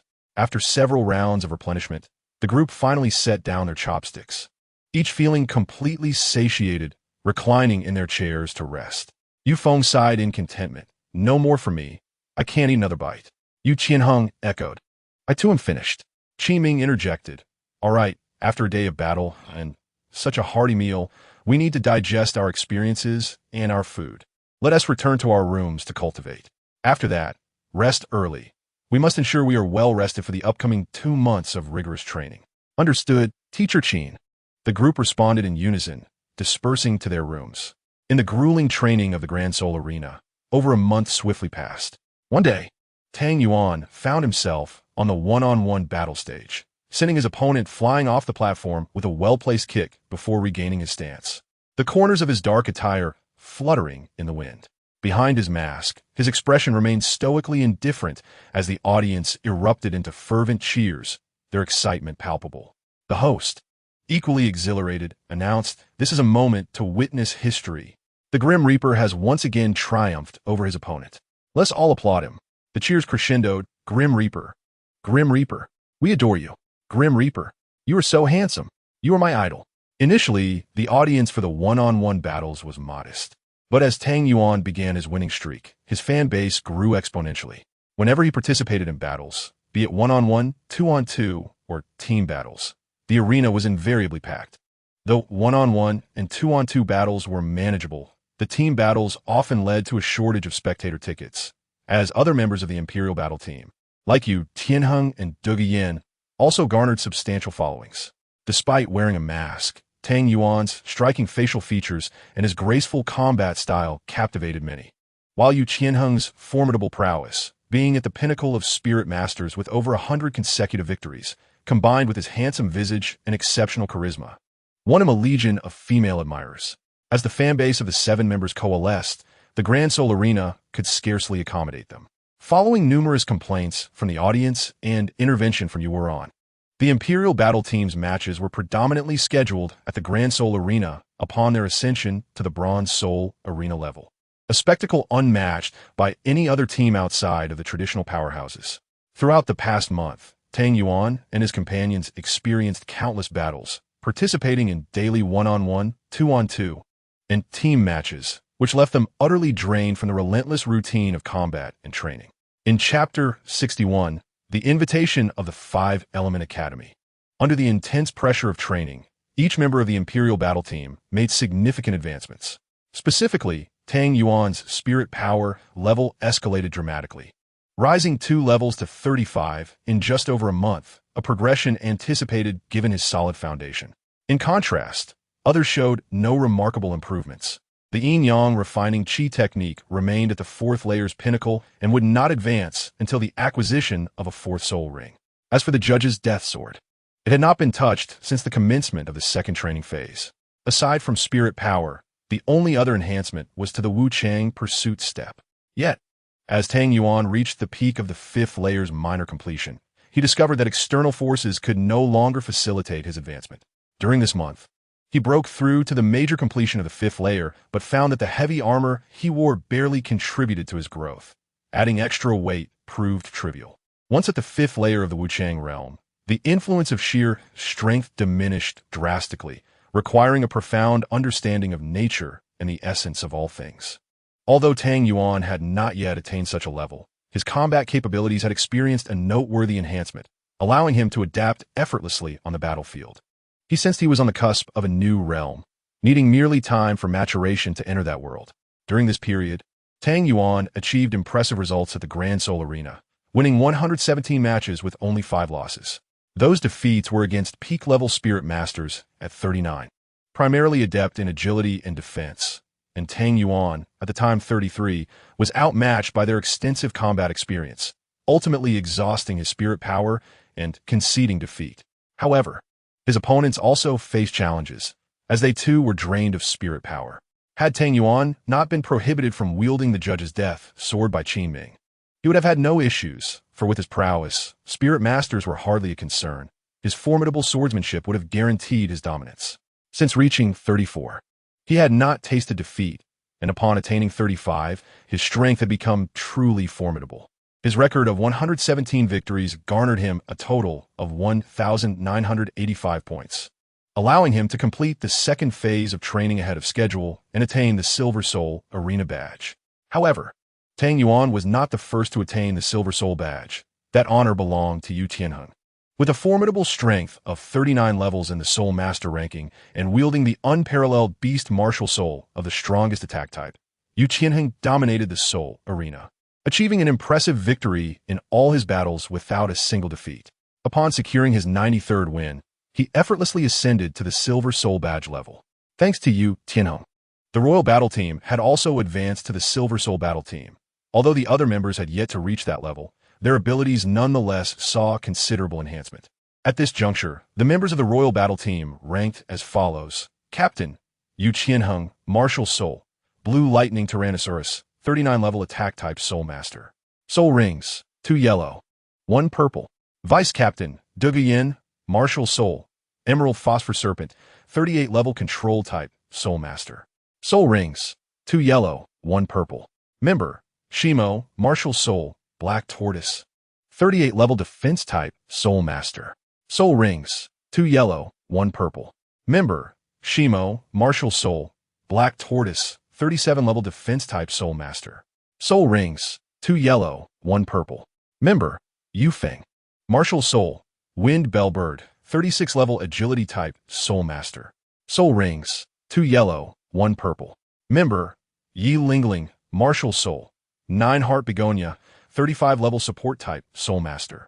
Soul Rings, 1 yellow, 1 purple. Member, Tang Yuan, Martial Soul, Death Book, 35-level control type Soul Master. Soul Rings, 1 yellow, 2 purple. While every individual experienced growth, the most significant advancement came from practical combat experience. After a fortnight, the 2-month intensive training period concluded, and every member of the Royal Battle Team, without exception, acquired the Silver Soul Badge. Qin Ming granted a few days of leave, and without hesitation, Tang Yuan vanished early the next morning. His intent was simple: to wander through the entirety of Tiando City in search of culinary delights. On the first night, Tang Yuan returned, his face flushed from drink. Well past midnight, as the others were already asleep, Yu Qianheng happened to awaken and caught sight of Tang Yuan, who was sneaking in, reeking of alcohol. Intrigued, Yu Qianheng quietly concealed himself in the shadows, then leapt out to block Tang Yuan's path. Startled, Tang Yuan exclaimed, and upon recognizing Yu Qianheng, he let out a sigh of relief, lowering his voice. "Brother Qianheng, you nearly scared me to death." Yu Qianheng glanced around to ensure no one was watching before whispering, "What on earth have you been doing? You smell of alcohol." Tang Yuan chuckled sheepishly. "Oh, nothing much, just exploring and indulging in some exquisite food and drink." Yu Qianheng frowned. "I must say, you are rather inconsiderate." Tang Yuan stuck out his tongue. "All right, I'll return early next time. I simply lost track of time while enjoying myself." Yu Qianheng shook his head. "That's not what I meant. How could you go out drinking without inviting me? That's quite unkind." Taken aback, Tang Yuan replied, "Well then, I'm going out again tomorrow. Would you like to join?" "Absolutely. But just the two of us, no one else. I know a fantastic place in the northern part of the city that serves grilled soul beast meat." Tang Yuan inquired, "Just the two of us? What if others ask about it?" Yu Qianheng surveyed the surroundings before responding. "We'll just say we went to collect something for the Blue Lightning Tyrannosaurus clan. The key is to keep this from Duguyin, otherwise I won't get to enjoy a drink. Besides, the others, Yufeng is too loose-lipped and the Shimo brothers are too reserved. And Lingling would never agree to join us. It's safer for just the two of us." After a moment's contemplation, Tang Yuan agreed. "All right, but if we get caught, you better not tell Duguyin it was your idea, or I won't withstand her emerald phosphor serpent poison. Rest assured." Yu Qianheng playfully punched Tang Yuan's arm, but then noticed something amiss and asked, "Where's your armor? Why aren't you wearing it today?" "Tang Yuan suit. I've hit a training bottleneck. It serves no purpose now, so I stored it in the Soul Guide device." Yu Qianheng nodded. "Very well, let us head back. With that alcohol scent on you, avoid being discovered, or our plans for tomorrow might be thwarted." Tang Yuan burped. "Don't worry." In the following days, a routine developed where 2 shadowy figures would scale the walls each night, both reeking of alcohol, Tang Yuan and Yu Qianheng. They would venture out early each morning in search of delectable food, returning late into the night, although they initially intended for it to be a one-day affair. Once they indulged in alcohol, their sense of direction seemed to vanish. Time passed swiftly, and these late-night escapades were but a minor interlude. One morning, as the group was having breakfast, Zhou Kong entered and addressed Yu Tianheng. "Young Master Tianheng, someone is outside with a letter claiming it is an invitation." "An invitation?" Yu Tianheng set down his bowl and took the envelope from Zhou Kang's hand. All eyes turned to the envelope in Yu Tianheng's grasp. As he opened it, he muttered, "What invitation? Those noble young masters from Tiando City don't even know I reside here." Zhou Kong replied, "The individual mentioned they couldn't locate you at the academy. And last night, they happened to see you at the Welcome Inn and followed you back." Duguyin, puzzled, asked, "Welcome Inn? What is that?" Yu Qianheng chuckled awkwardly. Haha, little 7. What were you doing at the Welcome Inn yesterday?" Tang Yuan, startled, felt cold sweat trickle down his face and laughed nervously. Did I? Oh, right. I suddenly felt hungry and just happened to buy some food on the way." Duguyin scrutinized Yu Tianheng, her brow furrowing. "Is that so?" Yu Tianheng responded solemnly, "Indeed." Realizing the situation was precarious, Tang Yuan quickly interjected, "Brother Tianheng, what's in the invitation? Open it and see." Yu Tianheng replied, Yes, I'll open it right away." Ha! Who would send an invitation so early in the morning? After a furtive glance at Douluo, who was focused on the envelope, he sighed in relief. Upon opening it, Yu Qianheng extracted the letter, which indeed was an invitation emblazoned with golden text. 5-Element Academy Friendship Invitation Tournament. The 5-Element Academy Friendship Invitation Tournament? Douluo was momentarily taken aback. Tang Yuan suddenly exclaimed, "Ah, I remember now. Didn't Feng Xiaodian mention there would be a friendship invitation tournament in 2 months? He also wanted to challenge us." Yu Qianheng nodded. "Now that you mention it, I recall." "Teacher Qin, what are your thoughts?" Qin Ming replied, "I was initially planning to take you all to another main city for the soul battle, but with this invitation tournament, we can compete first and then proceed." "Going to another main city for a soul battle?" Yu Feng queried. Qin Ming affirmed, "Yes, we shall set off in 7 days. This 5-Element Academy Invitation Tournament is in 2 days, so let us complete this first. The main goal is for you to venture outside and witness the strength of the world beyond." Yu Feng pressed on, "But Teacher Qin, if we were to speak of strength, shouldn't Tiando City have more powerful individuals than other main cities? Why would we need to look elsewhere?" Qin Ming shook his head. "It's different. There are always greater heights and stronger individuals beyond what we know. Many formidable yet uncelebrated warriors reside in lesser cities, remaining unnoticed in the imperial capital." Tang Yuan nodded. "I believe this is a good opportunity."